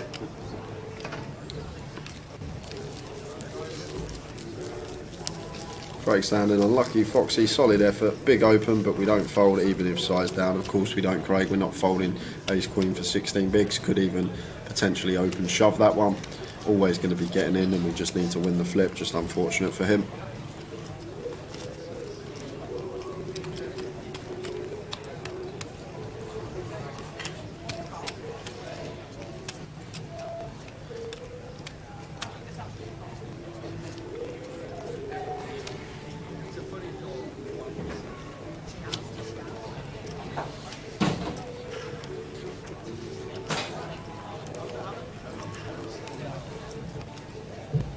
Yep, grow up full. Scorps has got it spot on.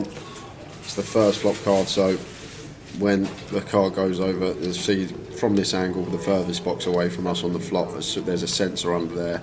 As soon as it hits it, it will turn to that. Same with the turn, the fourth box along, sensor under there, and same with the river as well, sensor under there. So when it registers the card, then it switches to the flop can. That's how it works. It's not us that change it manually each hand. Can you imagine if we had to do that, Tal? Switch the camera angles each hand, me and you are commentating, and it would have been a bit too much of an arse for us. About a 4-man production team to do that. Yeah, as well as everybody else. Oh, then Susan, love being able to watch this live. Susan Marshall, assuming she's supporting Neil in seat 1. Absolutely. And Phone Me X has been pretty good, really. Tony Todd learning a lot tonight. I thought I was a decent player, but I wouldn't last 2 levels in a tourney like this. I play so many hands that these lot fold, says Tony. Great thing about the stream, it's free coverage, it's a learning tool. I'll just try and give them the insights for the guys watching at home, how we can potentially play the hands, try and give them an understanding of why as well, not just telling us we should be doing this, trying to actually give them the understanding of why we should be doing this, not just saying we should raise here. That's what I think people like about the stream as well, actually giving the explanation and the breakdown, the science behind it, if you like.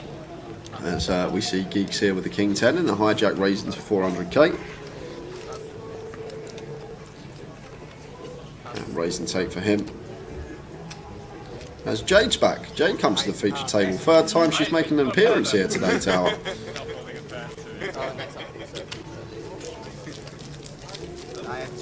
To the feature.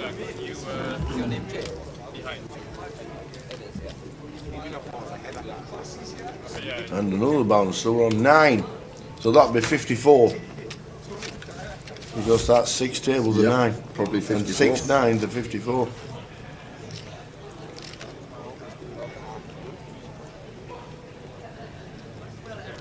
How are we doing, Eddie? Was asleep for a few hours, came back, and it's all still happening. Yeah, we're finishing up about 2 today. It's a much longer day because it's still playing 16 levels, but it's all a 40-minute clock throughout. That's why it's a bit extended today on a Saturday. But we're nearly there, Tower Night.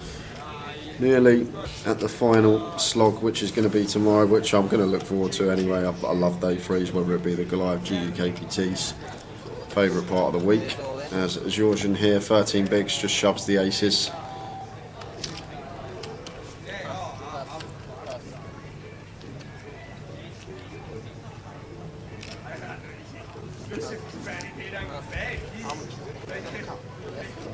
Jay, do you want a figure update from the app? Yeah, no, we've got the app in front of us, so me and Tao can go on our phones and have a look at the app ourselves. We'll wait for PK just on the third. We don't. So what we can't, we can tell you the number of how many are left. Obviously, yeah. We just can't give you the names. That's all. We can't give you the names, and then we don't want to spoil it for the 30-minute delay. Whoa! I've just seen Luke here. 13 bigs, ace jack off here. And he's just going to let it go. Very well timed fold from him. I think ace queen would have definitely called, but no action for the aces. Sounds like Danny Dyer commentating. I doubt he's talking about you, Tower. I've never heard that one before. Go out false. That's a first. That is a first. Whoa! Drop him. Anybody watch that? The wall. Miller plays a bit out of action news, but in a WSOP online with top 5 stack, 100 left. Give me that ring. Good luck to you. Miller plays. Sending the run. Good vibes. Steve Warburton's just finished third in a massive event in Cyprus. Finished third. I think they chopped the money as well. I think he got most money. So well done, Steve. He would have been here this week if it hadn't been in Cyprus. Well done, Mr. Steve Warburton.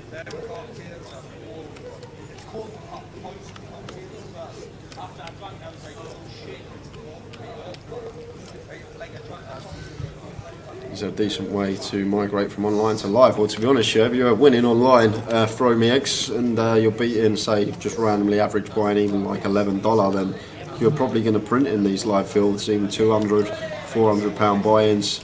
Real sweet spot for live poker. Best thing I'd say, if you want to start low though, just to get the experience of playing live, sit at a table. You got your local games in the casino, 30, 40 pound buy-ins, just to get a bit of experience, get a feel for it.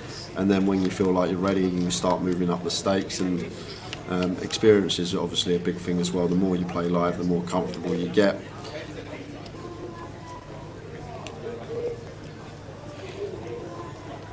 How many are left, and what number is the bubble? The number of the number about 11 at what? 12 hours, 13 hours ago.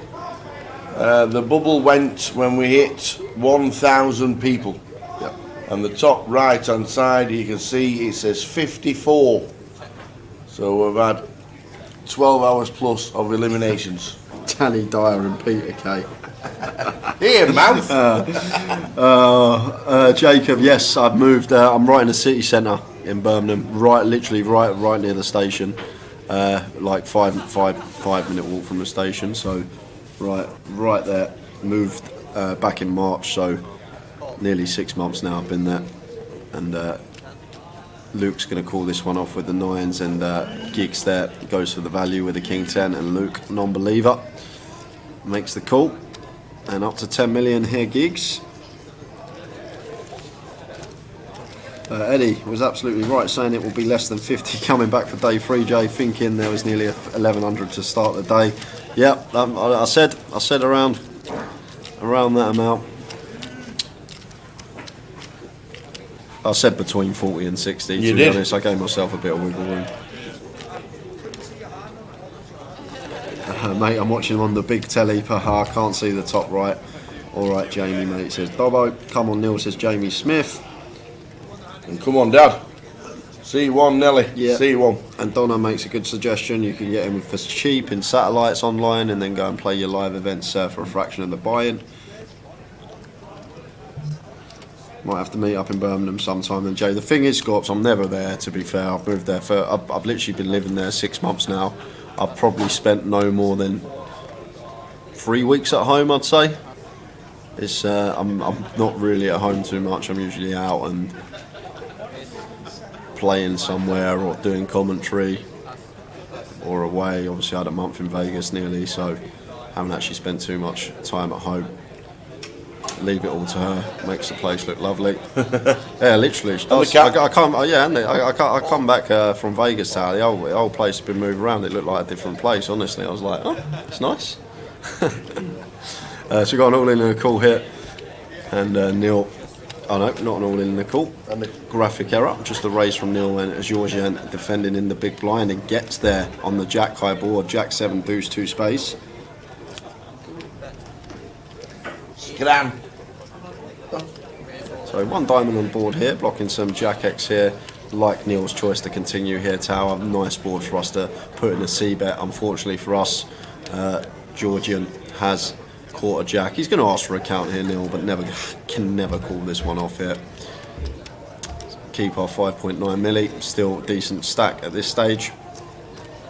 He counted it out, as if he is going to make the call. I don't think so. He's going to see what he's got left after he's counted it out. Jake and Breeze, yeah, I play a fair amount, to be fair. I'm trying to, I've toned it down in the last 12 months, obviously. Need to spend some time doing other things rather than just playing poker. You go back 3-4 years ago, 7 nights a week, I'd probably be playing nearly every day of the year. So not as much volume as I used to, still probably 4 times a week. Online wise, every now and again, like I'll probably play a couple of W coops coming up, just rarely online though, to be honest with you. But yeah, that's about it, just a bit of live stuff, 4 nights a week. Cheers, Bowbag. Thanks to the cracking commentary guys, epic job. We'll see to a detective in the bill, says Jim Marlowe. I've never watched the bill.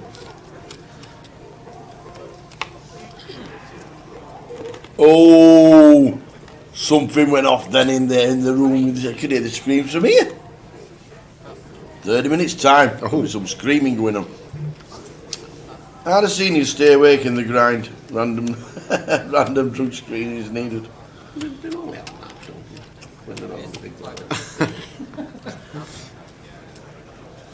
Yeah, what was his name? The detective in the bill. Doesn't look like you actually, oh Bob. Bernstein. No. Burnside. Burnside? Burnside.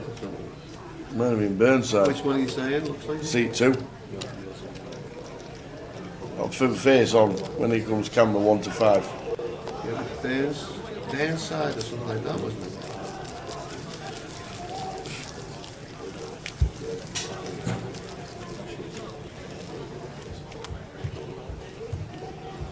So guys, PK has managed to somehow get into the system. How did he manage that? Not on our tablet, but on his laptop, so we will let you know who has busted. So we lost Lee Wang, we lost David Trigg, we lost Liam Cuffard, Christian Popsicle, Vicky Southworth's gone tower. Oh no, Vicky's gone. Alan Fox, Daniel Ahmed, Anna Gregg, and Susan Hammers.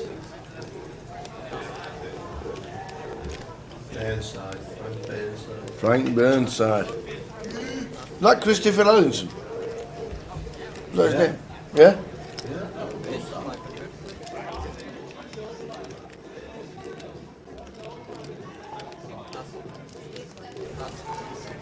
He was called Tash. You're right. That is Lugmorn. Seat 3. 10 mil. 10 mil, great stack. DC Tosh Lines. Cheers, Mac. That looks more like seat number 2 than old Burnside. Just Google Tosh Lines. Was he in the bill? Aye. I've got Bob Cryer. No, he was a tall, thin one, main man. Reg Hollis. Oh, Reg was a nutty one, wasn't he? Yeah. Jim Carver. No, he was in Grange. Bloody hell, pass from the past. And Quadrophenia. That's him. DC Tosh Lines. Oh, it does look like him. Oh, yeah. What a great shout that is. Like Willie Thorne. We're there. That is a good shout. There we go. DC touch lines. Brilliant. Oh, brilliant.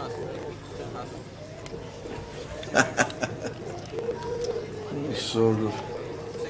Luke with the king queen, raising under the gun +2.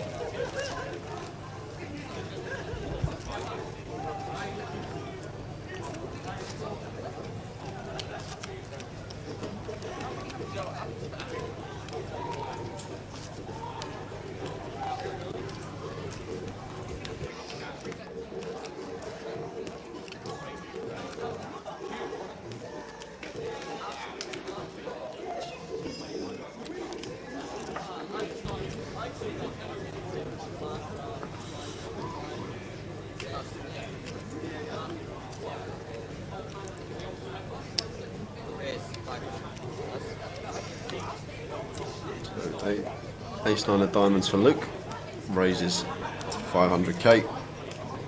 Blind's going up in 7 minutes time, guys. That will take us to the 100k, 250k level. David taking the spot with the King Jack here for 16 bigs. Fair play, David. Didn't think we'd see much of this tower. These light reshoves, maybe versus +1, not the most ideal spot, but if David understands the situation that he thinks Luke's just going to be opening too wide, then maybe just going after him, but Luke does make the call here for 16 big blinds with the Ace-9 of diamonds, and Dave will see he does have 2 live cards here.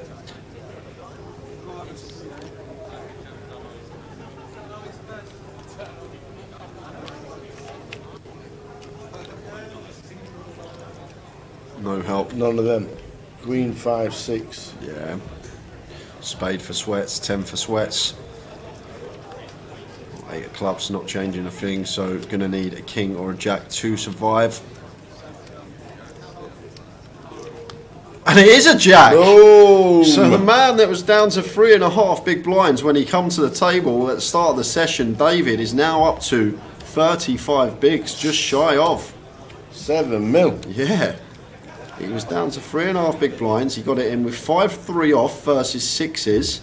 Comes 7-7-3. 3 on the turn. Doubled up, doubled again, and now he's doubled again. So David, what a spin from him. What a story that would be if he could go on and maybe FT this one tower. Down to 3.5 big blinds.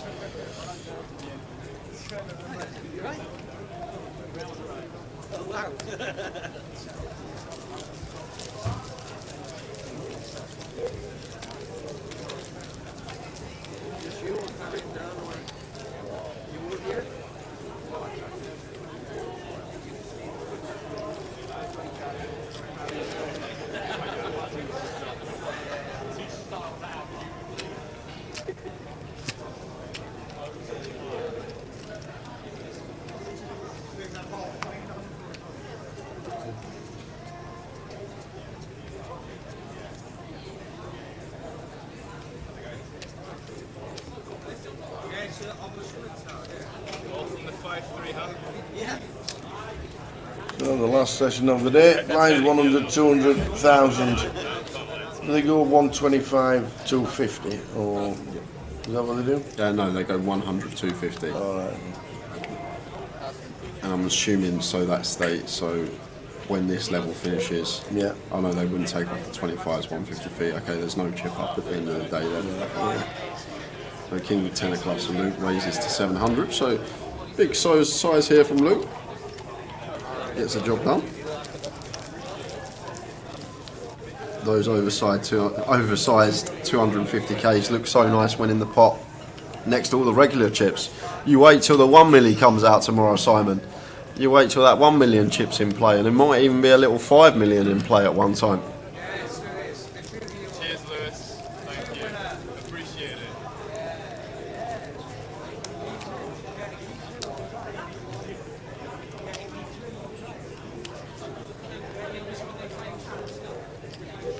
Payouts are coming across the bottom of your screen for those asking. Yeah, they're just tournament receipts that are kept on the table, so when they bust, they'll go to the floor person, they'll eliminate them, and then they'll send them on their way to the cash desk.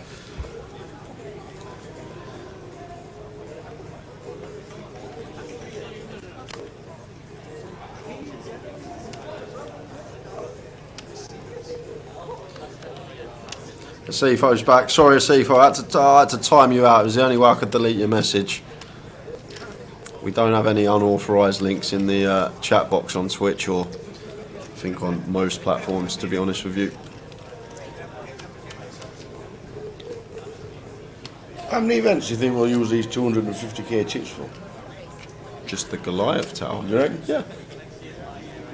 It's a weird chip, 250k. It's the first time I've ever heard of a 250 chip. It usually goes 100k, 500k. Yeah. But it's the first time I've seen a 250k chip. But I like the idea. 10x to the 25ks. When you stack them in 20s, it's 5 million. I like the idea. There's a mill ball. Yeah, and Neil Hill could have just ripped this one tower for 23, 24 big blinds for sure with the ace-jack versus the cut-off open, but deciding to just make it a small size here, giving Michael a really attractive price to continue, and Michael whiffs the flop, checks it over to Neil, who small bet here tower, well checks it behind, would definitely choose to small bet on that board, and ace of spades on the turn here now, so we're done with the hand as Michael. This is just pure give up for us. Neil going to go for value for his ace-x, but not going to get any action at all here. Should be a fairly prompt fold from Michael, as it is.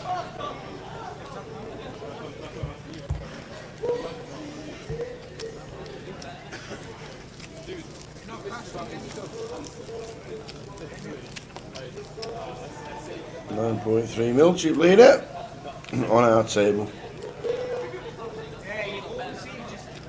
Yeah, and blind's going to be going up in just under 2 minutes time, and that will take us into the final level of the day.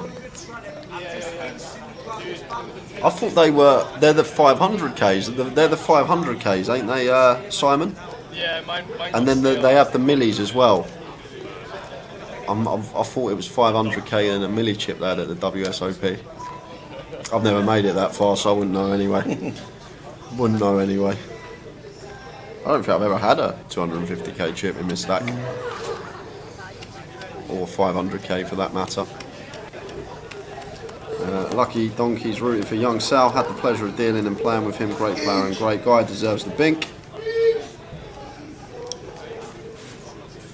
Because they used to have the lavender ones, didn't they, when they were originally at the Rio, and then the like pinky, yellowy 500Ks, and then like the greeny yellow 1 mils. And then this year, I didn't actually watch none of the FT this year, funny enough. Maybe something I need to go and have a little watch of, but I didn't actually watch any of the WSOP being out there.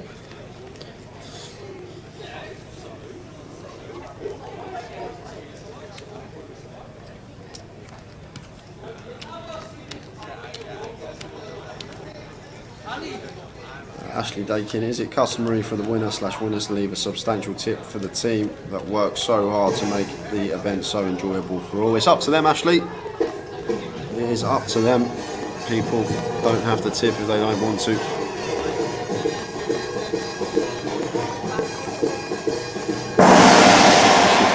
$500Ks in the last few years. Big progress.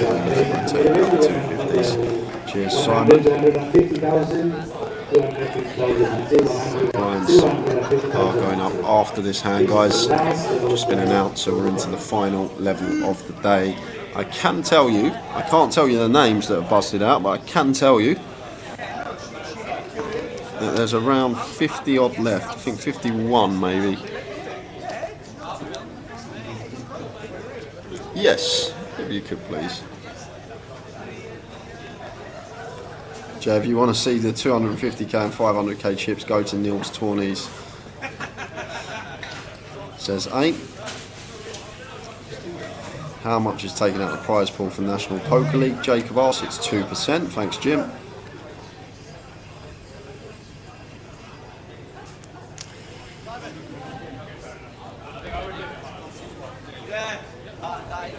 So Jade, Ace Jack suited for her. All in the small over the button open of Luke here.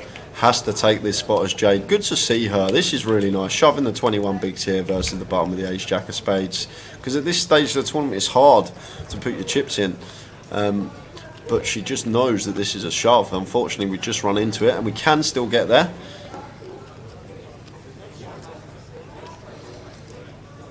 Well, no reaction from either player, so I'm guessing that's a clean flop. Picking the bag up. Yeah. Never a good thing.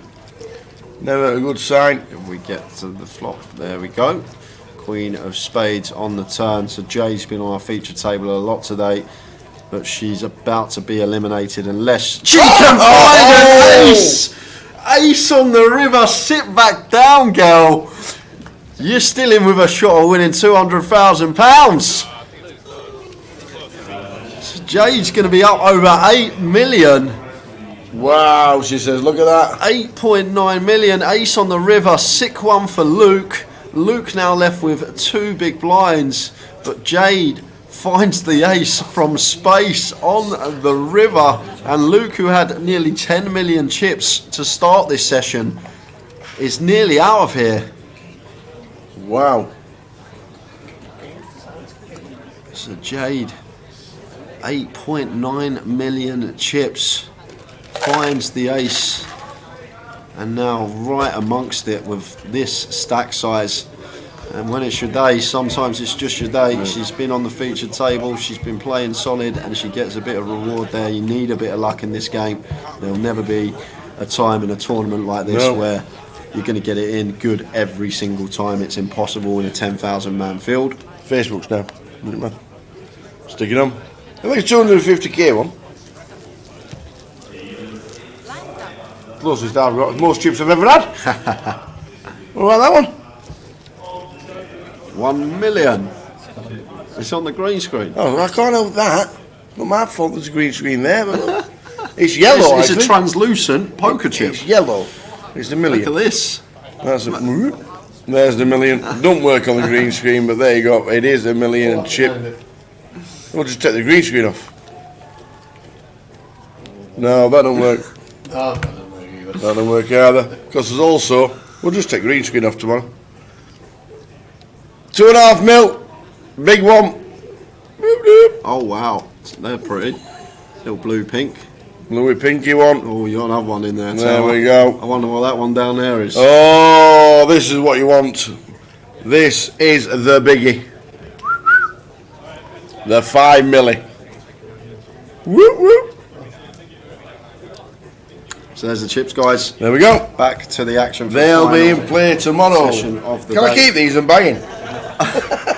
Tao just turns up on day 3 with 4 chips totaling to 9 million. Just, you know, guys. I've only got 4 chips, guys. It's all right. Yeah, this is bit of a misstep from Robert here, Tower. I think we want to be free betting this versus Neil in the low jack. Free bet call. But now just gonna go heads up with position. Queen 10-5.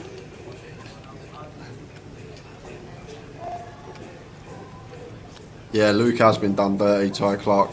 Last 10 minutes, 9s versus King 10, lost. Ace 9 versus King Jack, lost. And then obviously Kings versus the Ace Jack. Ian Roberts is out. Yeah, I know. I know. Busted in the same position as 2019. Unlucky, yeah. Great run, mate. You got the seniors to look forward to tomorrow, but we'd have loved to see you on the FT for this event. But very good run. Brilliant running. And thank you for the gifts. Yeah. And the Team Ian. Team Ian. That's what we had as well. Show you that very shortly. I don't think there's any more betting going on here. Well, the fours have got a boat, and Neil's just going to go for it here. It looks like he's going for the lot. Well, no, 2 million. I thought they were a million chips, and they're not. They're 250. They're not in play yet. The millies. The milli ones are yellow. So 2 million from Neil. I thought that was a bomb, but it's actually a small size in here. And Robert could have avoided all of this. It could have been a completely different hand if Robert just done the correct thing and 3-bet pre-flop rather than flatten the ace-king. But now we just get ourselves in a world of hurt. We don't know where we are, whether we're getting bluffed, if ace-king high is going to be the best hand here. And I'm not sure what was going on the turn either, Tower, to be fair. Rob bet once check 2, and then Neil went for the raise. Lovely check by Neil, by the way, on the turn. That's a pretty nice check from him. And the ace-king there just having to muck, but could have all been avoided, Tower. We just play our hand standard and 3-bet pre-flop like we're supposed to. Hands over, we take the pot, and we don't lose more chips down the streets. What's the average chips and who's got the lead? I'm not sure about chip leader, but average chip stack at the moment. About 5 mil. Yeah, it's about 5 mil. Want to show that, Tower? Oh yeah, Team Ian. There we are. We got that. Mr. Team Ian. Not the best present. Just got some gentleman jack. Thank you, Ian. Very much indeed. Much appreciated. Thank you. But Team Ian. Thanks, Ian. We had the coasters. I had 2 coasters, but he gave me on the morning when I was walking around with the microphone, and I put them on stage. I went back to collect them, and someone took them. Gone missing. 2 coasters with Team Ian on.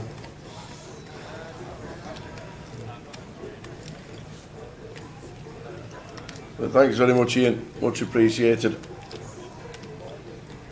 The gentleman jack might just go down nicely when I'm sat at home with my slippers on. So blind on blind here, Georgian just ripping the ace-king, ripping for 18 big blinds. And just going to get that one through perfectly fine from Georgian blind on blind. Maybe if we've got an opponent that's going to attack our complete in the small, maybe some of the time we could limp in with that one. But fine to just shove there too, never going to be a bad thing. Yeah, the table is stacked compared to the average, you're right, Simon, we did mention that at the start of this session, said there were some chips coming over. It's just been a disaster session from Luke. Gone from chip leader at the table to just 1 big blind, literally would have been loving life at the break, coming back to 10 milli chips in the Goliath for 200k up chop, but now down to 1 big, but we know it can be spun up. We've seen the man David Reed in seat 5 spin his 3.5 big blinds back up. And to be fair, Luke does deserve a bit of luck. He's had 3 rough hands, twice on the river, once on the turn.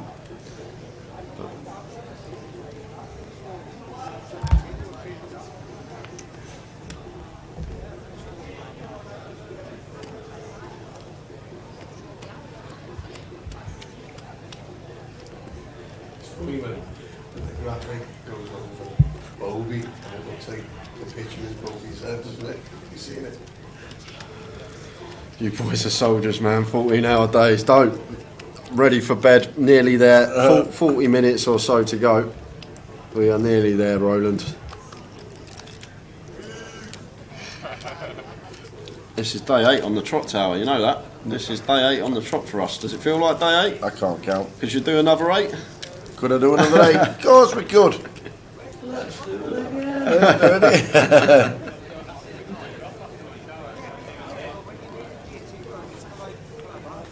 I'll just dip in and out for an hour here and there, and you boys are just here all the way through. Yeah, microphone was handed to me this morning at 10:40 a.m. Get the players in, all them 1,075 runners. Playlist on, bit of Thunderstruck to start the day. I was great. You gotta pump it up. Get the dealers dancing. You gotta pump it up. And then all the way through until 2 in the morning.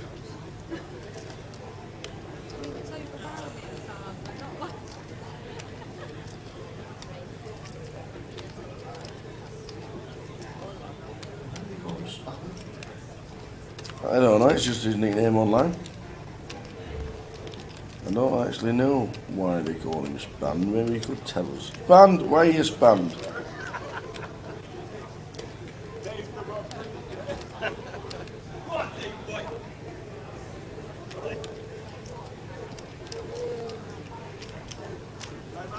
Good luck to Neil, says Colin.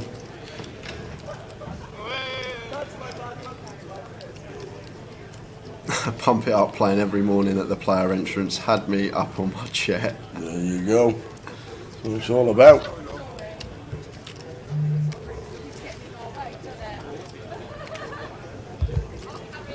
So all in here from Luke, finds the 7-4 of clubs and just puts it in the middle. Been a really unfortunate session for him. Hasn't been able to do anything, Tal. This is the brutal thing about this game. Luke hasn't really put a foot wrong. He come in with 10 million chips. He's maybe the hero with the 9s on the river. That's the only thing. But he gets it in good. Ace-9 versus King-Jack for a hefty pot. Gets rivered. Gets it in good. Kings versus Ace-Jack for a hefty pot. Gets it in good. Yes, he did fold jacks. No way has he folded jacks. Oh my word. No way, I'm not having that. Oh, I'm having that, Tower, because it came up on the graphic. So jacks in the bin. But Luke here gonna need some help. 7 and 4 both working, and 9-2 jacks are gone, Tower. Actually puts him 40% here, and now he's going to be big favourite because it's only 4 outs for the ace jack. We know 2 are in the muck. Yep. Just faded ace or a jack, and I said he deserves a bit of luck. He's run very bad so far this session. Oh, 10 of diamonds. That's a sweaty one. Now ace, king, jacks, and ace to fade. And it's a 10. So we do brick it, and Luke does live to fight another day. On the jacks. Would have scooped out. Look, the hands are on his head. Hands are on his head. What am I doing folding jacks? Why He didn't I says. put it in? Why am I folding jacks? Maybe Neil, because Neil's got him covered, Tower. Maybe he didn't want to bust at this stage. He's literally half hour or so away from making the biggest day 3 in Goliath history. Wow. Can we throw me eggs? Throw me the eggs. Can we play Kenny Loggins as the gambler to start day 3? Never been such a song. It is, well, there's been such a song, but never been sung by Kenny Loggins. We might just stick that one in the morning. You gotta know when to hold 'em. Kenny Rogers. Kenny Rogers. Yeah, I agree, it's acoustics. But the problem is there's no justice in this game. It would be nice to see Luke spin it back up. We do like a spin story. Plus, he doesn't deserve to be on 1 big blind. Does not deserve it. Just ran bad in a couple of key spots, and you need to run good in your key spots when you're this deep in the tournament. It's as simple as that. Damon says, don't forget the Venga boys again.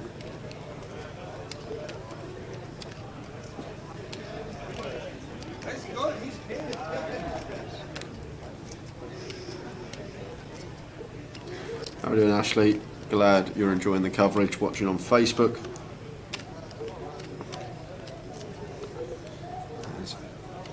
David raises to 750 with the ace jack, chooses the 3x sizing. Can just click this up at this stage of the tournament, but maybe choosing 3x because we're raising into the big stacks, big blind, maybe not wanting to go post. And then Sophie, go for Luke. He's been chip lead by the looks of it most of the day, and then this, when the game can be cruel, it can be cruel.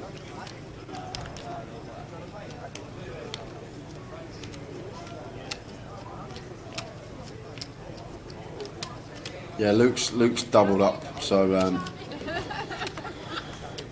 it's going to be double plus, I think, a little bit more, or maybe it was less than 425. Let's have a look. I can have a little look at his stack. I think it might be slightly out. I think you might be correct. Whole boy. Right, he's got 4 250k chips. He's got 3 100k chips. He's back to probably about 2 milli. So. Probably got about 2 million there. You got to remember the small blind or big blind one in that hand, so it's not just no. He would have had 425k. I think he's got just under 2 million, because you got to remember it's 600k he gets for getting the small blind, big blind, and ante. Plus he had the double up of the 425. That's 850. So 1.45 million. Let's have a look. Has he got 3 250ks or 4? If he's got 3, it's about right. If he's got 4, it's out slightly. I'm going to try and get a closer look.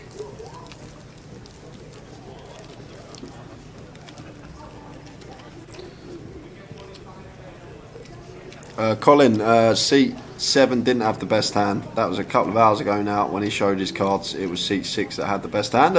Ship it. This is in CBS Arena in Coventry. Cheers, Jim Marlowe.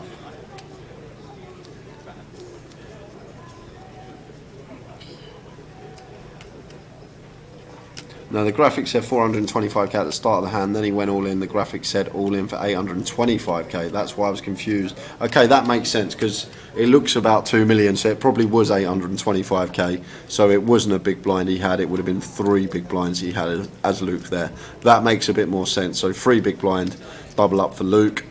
If the graphic changed to that, that means our action tracker was got a clarification from the dealer of what the stack was. So doubled from 825 to 1.65 million plus the big blind, small blind and ante. It's about right. So stacks are all good. And now jacks for Michael, and we're going to have a huge flip. This is a chip lead flip potentially, guys. This is a biggie. David with the ace king. Here we go. This is a biggie, guys. 12 milli pot. Dave with the ace king, Michael with the jacks. This is huge. This is a massive flip for both players. Back end of the day, we've got about 25 minutes left before the players back for day 3. It's a classic. It's ace king for David. It's jacks for Michael. Who flips best?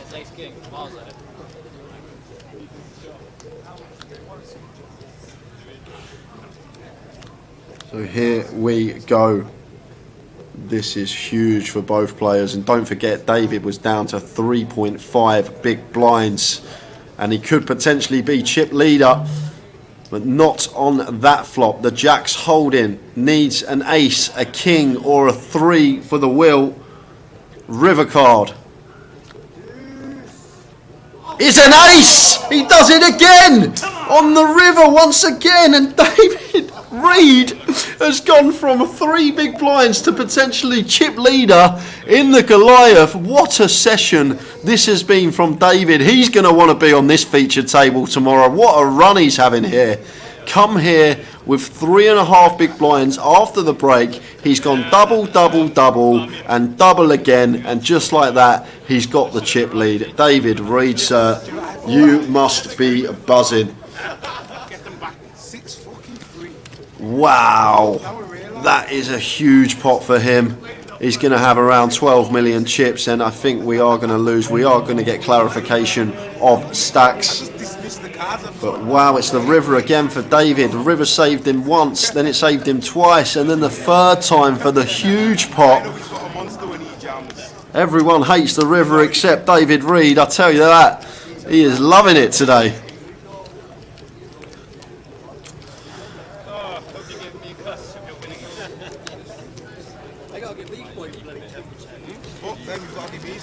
Yeah, feature table dealers are the best, honestly. We get the best dealers on here for you guys. Just nice and quick, everything's so smooth. This young lady's been on all week and she's been doing a terrific job. We've had a few others. We've had I think only 5-6 dealers on the feature table all week. It's been the same faces, but the team of dealers we've got that've been dealing this table, they are terrific, and wouldn't want anyone else.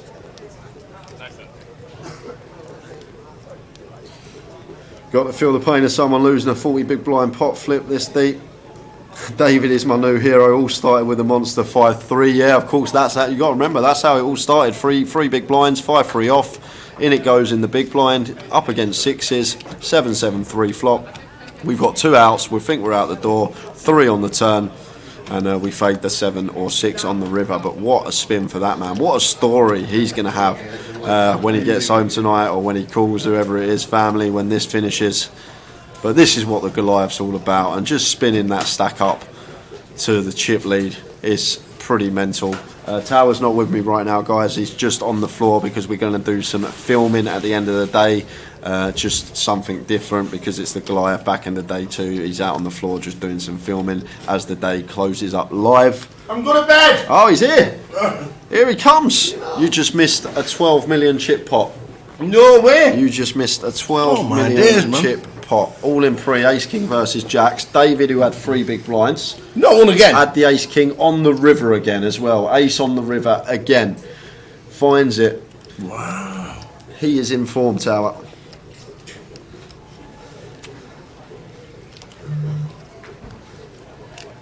Wow. 13 mil from 3 big blinds. It's incredible stuff. It's what it's all about. He had 800,000. 725, I think it was, even less. It was Jeez. 3 big blinds at the 200, 100, 200k level, Yep. 3.5 big blinds. Why do they play the Pearl and Dean Cinema tune before the gong for level change? Are they a sponsor? Much referred to here a T-Rex. Get it on. Sort it out, Tower. The rank organisation that own Grosvenor is the rank organisation same as the film. And that was the music that started all films with the big lion. Oh, I never knew that. I never knew that. Yep. I'll try, Jacob. I do try. To be honest, I love it. When it's stuff like that, I really, really do get involved because I know how big that is for them at the table, that flip for both players, and try and keep the enthusiasm up even at this hour of the day, day 8 of the Goliath. Long days for us. Do try and keep enthusiastic as possible. To be honest, I think Tower being next to me for such long hours does rub off on me a bit. He's always the most enthusiastic person in the room. Saw you dancing on the start clip the other day. Yeah. With the old is Sue the MD? Is she the MD? I think she's head of. Is she ahead of everything? She's like one of the big bosses. One of the big bosses. Well, one of the big bosses. The Tower was dancing in front of her, doing a wiggle, turning around, doing another wiggle, and I'm just like, how have you got the kahunas to even do that in front of one of the biggest bosses in Canada? It's like, How does he get away with it? how does he get away with it, Andy? How does he get away with it? That's what I want to know. He's a big bird.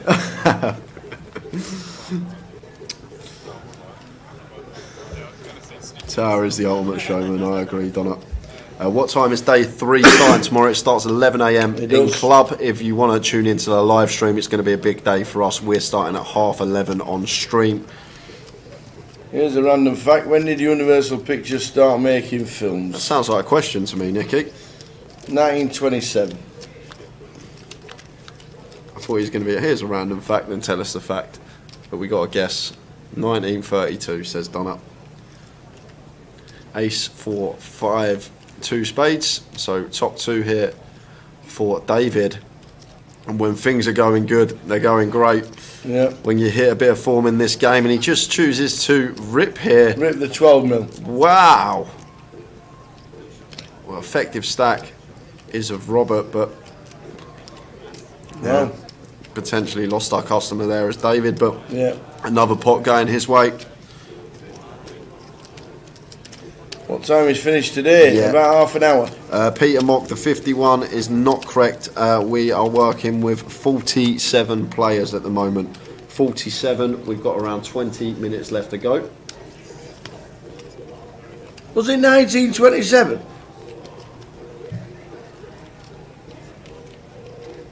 No, it can't be 1927. That was just a wild guess. Which? When did Universal Pictures start making movies?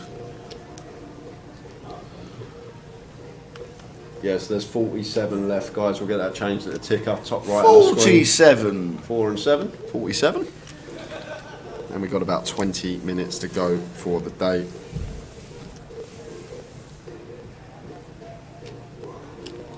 Nobody's been to the moon. We still can't send a rocket to the moon now. No, he hadn't. Arizona desert. What? It was all a fake.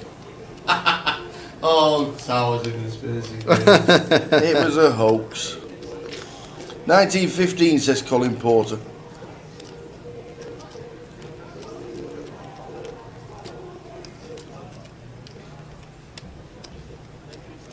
When exactly was it? Have we had an answer?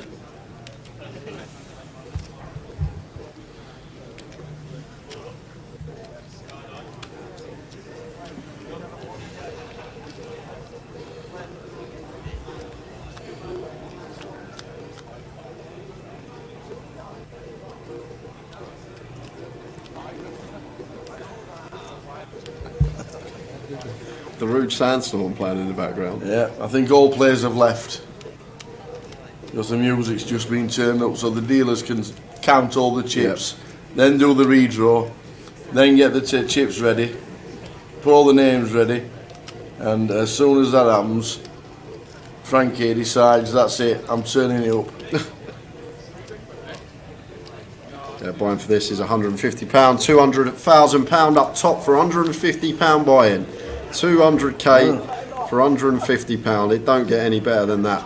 Even coming fifth 40 bag, final table in 5 figures, top 100 got 4 figures. It's an incredible tournament, and just heaps of money is going to be on that final table there as we see Neil here firing on the turn, and it looks like he's gone fairly hefty here, Tower, so effectively turning his 10s into a bluff, and I don't mind it here as Neil just going after it. Joel in the big blind here, going after some weak King X, going after some Queen X here. Neil's got the stronger range, he's open +1, he's going to have the King Queen, the Ace King, Aces, sets all in there as well.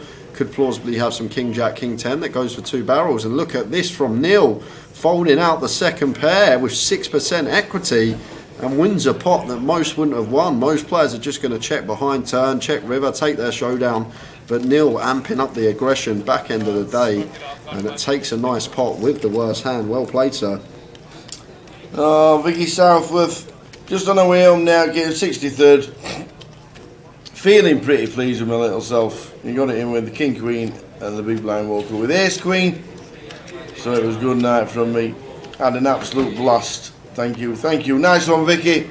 Safe journey home, safe journey back, and I'm sure we'll see it again soon. Well done in Joker's Wild. Well done for the cash, well done for all the dancing. And I hope you had a great week. Nicky BT, if we did go to the moon, I would like to know who dropped the cameraman off first to film it. So Luke, up to 1.7 milli, was really short after having a rough 40 minutes or so, but finds a pair and gets it in.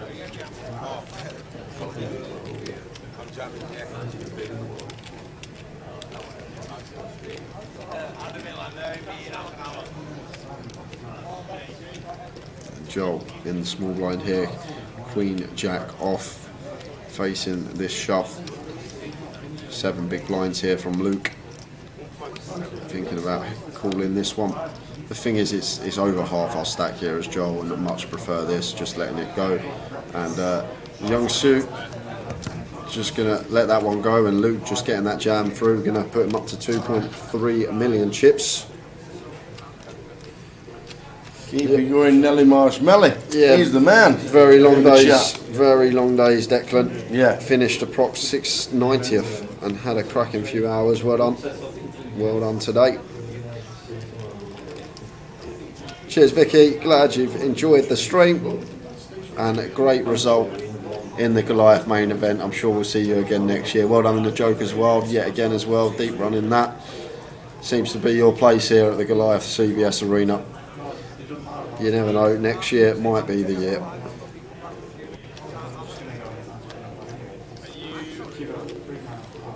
I'll ask the others, I'm saying,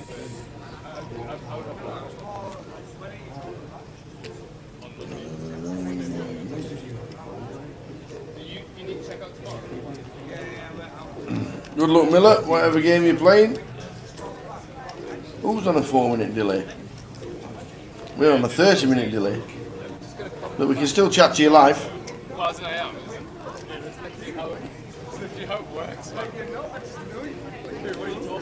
So Jade, been fairly quiet after she doubled up the Ace-Jack versus the Kings. Found the ace on the river, but opens to 650 here.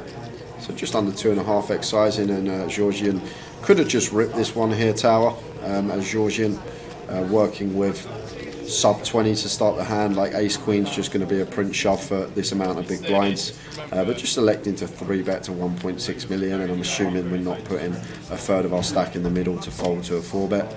But now back on Jade, and the problem with stacks being this shallow here is Jade, like king jack suited, usually a hand we're going to be peeling to 3-bets. But the problem is, stack sizing question here, if we make this call here as Jade, there's going to be 3.9 million in the pot, so SPR going to be around 0.75, so about 3/4 pot left behind, so there's not much play post-flop for us. So would just like to see Jade let this one go.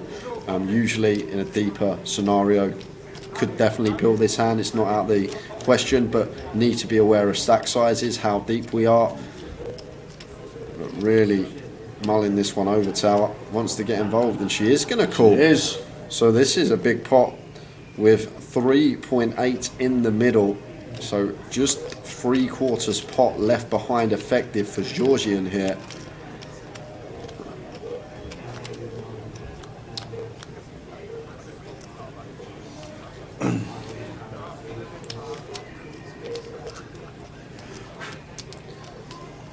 To the flop, we've got some post flop action. 5-3-7. Rainbow board. Wow, it's Jade. I thought she was going to lead then, Tower, into the 3-better. And Georgian just moves all in with the ace queen, and it should be a pretty quick fold from Jade. Georgian loves to see that, and gets it through up to 6.9 million. Cheers, Mick the Mod. Thanks for all your help today. Straight to sleep. I'm up at 6:30. Best of luck. Nice one. Ian Needleman, thank you as well. Off the bed, great work you two. Cannot keep my eyes open. Back tomorrow. Cheers, Ian. Alex Jerker is still in.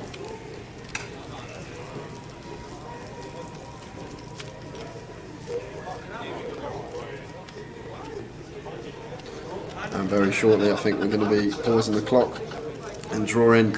What's the point? Why don't we just play 6 more hands, Tower? I don't know. Might as well just play 6 more hands. Might as well just play it straight through. So it's going to be 6 anyway. Yeah, exactly. There's no point. Just carry the clock down. Bound to be 6 more. 100% it's got to be 6 more. There's only 6 in the deck. It's like Sean Hayden's pulling it out every day. Sean Hayden's picking the number of hands. How many did he pick? Let me guess, 6.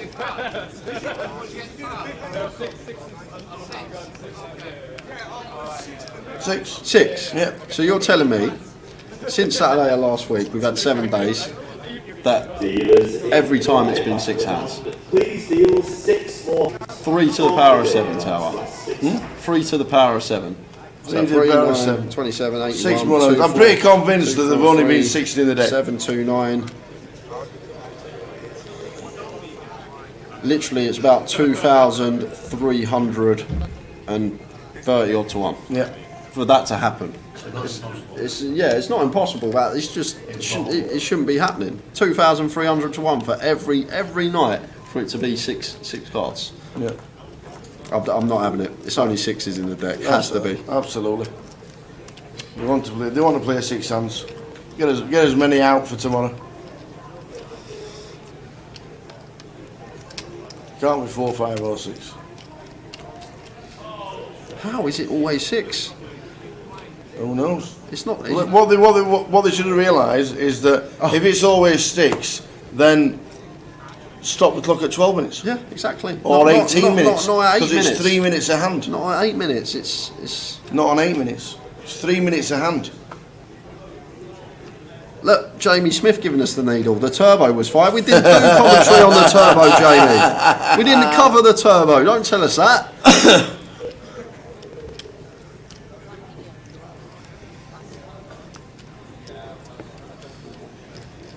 Jade just getting that one through the open with the Queen Jack.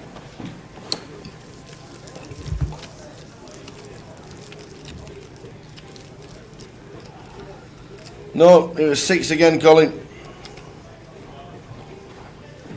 It was 6 again.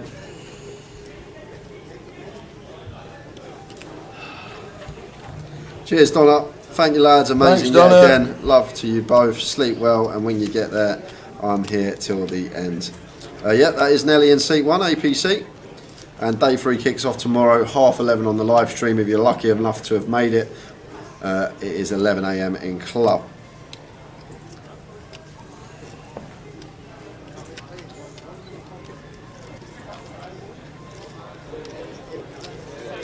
So Georgian, aces. Can we see someone just click it with aces first time today? Well, he makes it 625, so not outrageously big, but 2.5x still. And Luke just going to fold, no action for Georgian with the boots. Just going to show the table as well.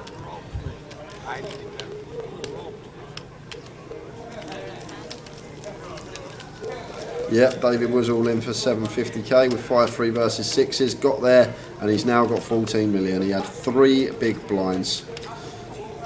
What a spin from David Reed.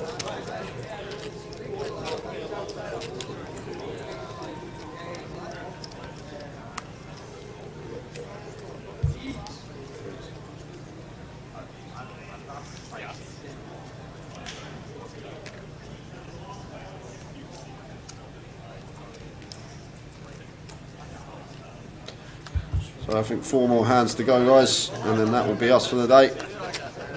4 more hands. 4 more hands. Gary McGaffney's been watching since 8 o'clock. Really good as always, he says. Nice one, Gary. And how are we doing, Diverdus on Facebook? Imagine going out in 180th position because someone hits an ace with ace king against your kings. Horrible stuff, guys, at such a late stage. Got to swallow it. All the best for the rest of the players. Still a cash, still a good run, and I'm sure you've had a great time as well. As we see Gigs here making it 500k to go.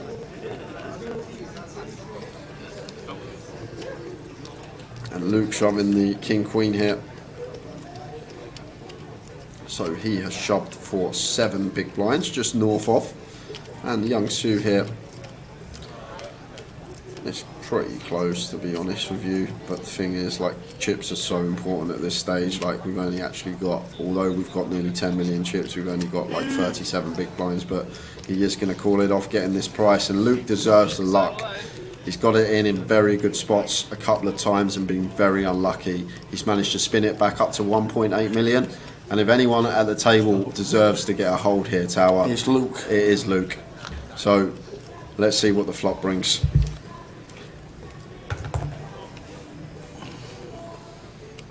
No help there for the King 9. Does have some plausible runners though, but King Queen still out in front. Oh, you just can't do that. It's a 9 on the turn, and Luke needs a queen or a jack to survive, and it's the 4 of spades. What a ridiculous game this is that we play, Tower. What a session he has had. It's that just was one to forget. The thing is, it's not even one to forget. He hasn't done anything wrong. He's got 10 million chips to start the session. He's got it in good 4 out of 4 times, and he's just lost every single all-in. It's brutal, this game. What can you do? And that's how it goes sometimes. You can run bad, but this isn't the situation where you want to be running like that when you're 50 players out from 200k at the Goliath. What can you do, Luke? What can you do? And nothing is the answer to that question. You just got to take it on the chin, be proud, and go again.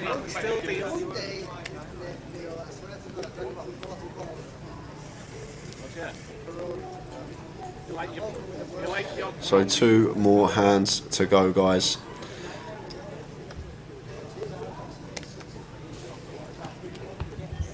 But still, 750 of you watching at this time, 1:45 in the morning.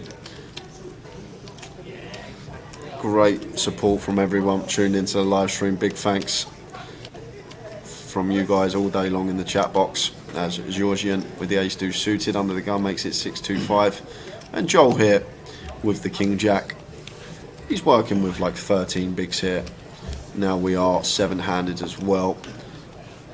But against the gun open here, may just let this one go, Tower, and just fold the next hand, bag up for day 3 potentially. I don't think we need to take this spot as Joel. Bit different scenario if this was like a cut off or button open and we're to his direct left. Joel does get out the way. First blind level tomorrow is 150k, 300k. Peter? Probably the most unluckiest player I've seen all day on here. Got it in favourite every time, says Abu Chunky. Think you are right. So, last hand of the day, guys. We've made it. We've Is made it, Tower. Have we? The promised land. Day 3 tomorrow. I think I'm just going to stay here till tomorrow. Yeah, we might as well. We've got to be in about 8 hours' time. Awesome. Last hand. What a day. What a day. Quick roundup at the end. At the moment, we have got 42 players left, unless we lose one this hand. Why are you looking at me like that?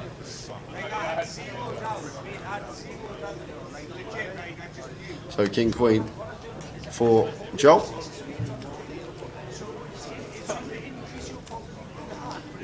Cheers Dave Knowles, Jim Marlowe. Thanks for the support, thanks for watching. Cheers Wayne. You're going to go out, yeah? Alright, that's fine. Don't worry, I'll finish it. You go out there on the floor, have all the fun, see all the chip stacks, the bright lights, the music. Go on. I'll be back. The ladies, yeah. Hello, ladies. Towel in the house. There we go. So Joel making it 700k here. And this is going to be it for the day, guys, because Georgian probably not going to defend this one back end of the day, just going to let it go, especially because we're creeping towards that 3x remit size in here. But stay tuned, because Tower's going to have a little walk round, popping out to the floor, going to chat with some players, we hope, and we will see what Tower's up to. But that is it for me, guys. Probably will actually come back to me. I'm guessing Tower's going to throw it back over to me in the box. The chip counts we will be putting up after, but we are going to head out to the Tower, who is on the floor as we speak. Evening. 42 out of 1,075 when we started this morning at bang on 11 a.m. It took 40 minutes to go from 75 to the bubble, which was unbelievable. It was fantastic. The bubble we saw bursting, a couple of players eliminated straight away, and then every hour 100 gone, 100 gone, 100 gone. We've finished with 42, and we're going to get a quick where we got. Have we done 4 million? Yeah, that's not bad, is it? 4.2. No, not too bad. 4.2, so just under 20 bigs. Yeah, but you've made the biggest day of the year. Day 3, yeah, it's good. I was up to like 8 million at one point, so that's a bit of a shame. But do you keep looking to the left to see the stack and thinking, what's happening here? You alright? How are you? Yeah, I'm fine, thank you. You okay? What's your name? Could you count for me, please? I can't I have count no it. idea how to count these chips. I don't know. I've never had that many chips in a tournament in my life. First time I had as well. There's about 12 million there. I don't know how many there is. But so have we had any massive hands today? He's had aces 3 times last level, so he's done 3 times last level. Last level 3 times, you know. I never had aces until to the last hand. Made the final day. Make sure all them chips go into a bag with your name on it, so we can read your name and get the names on there. Fantastic.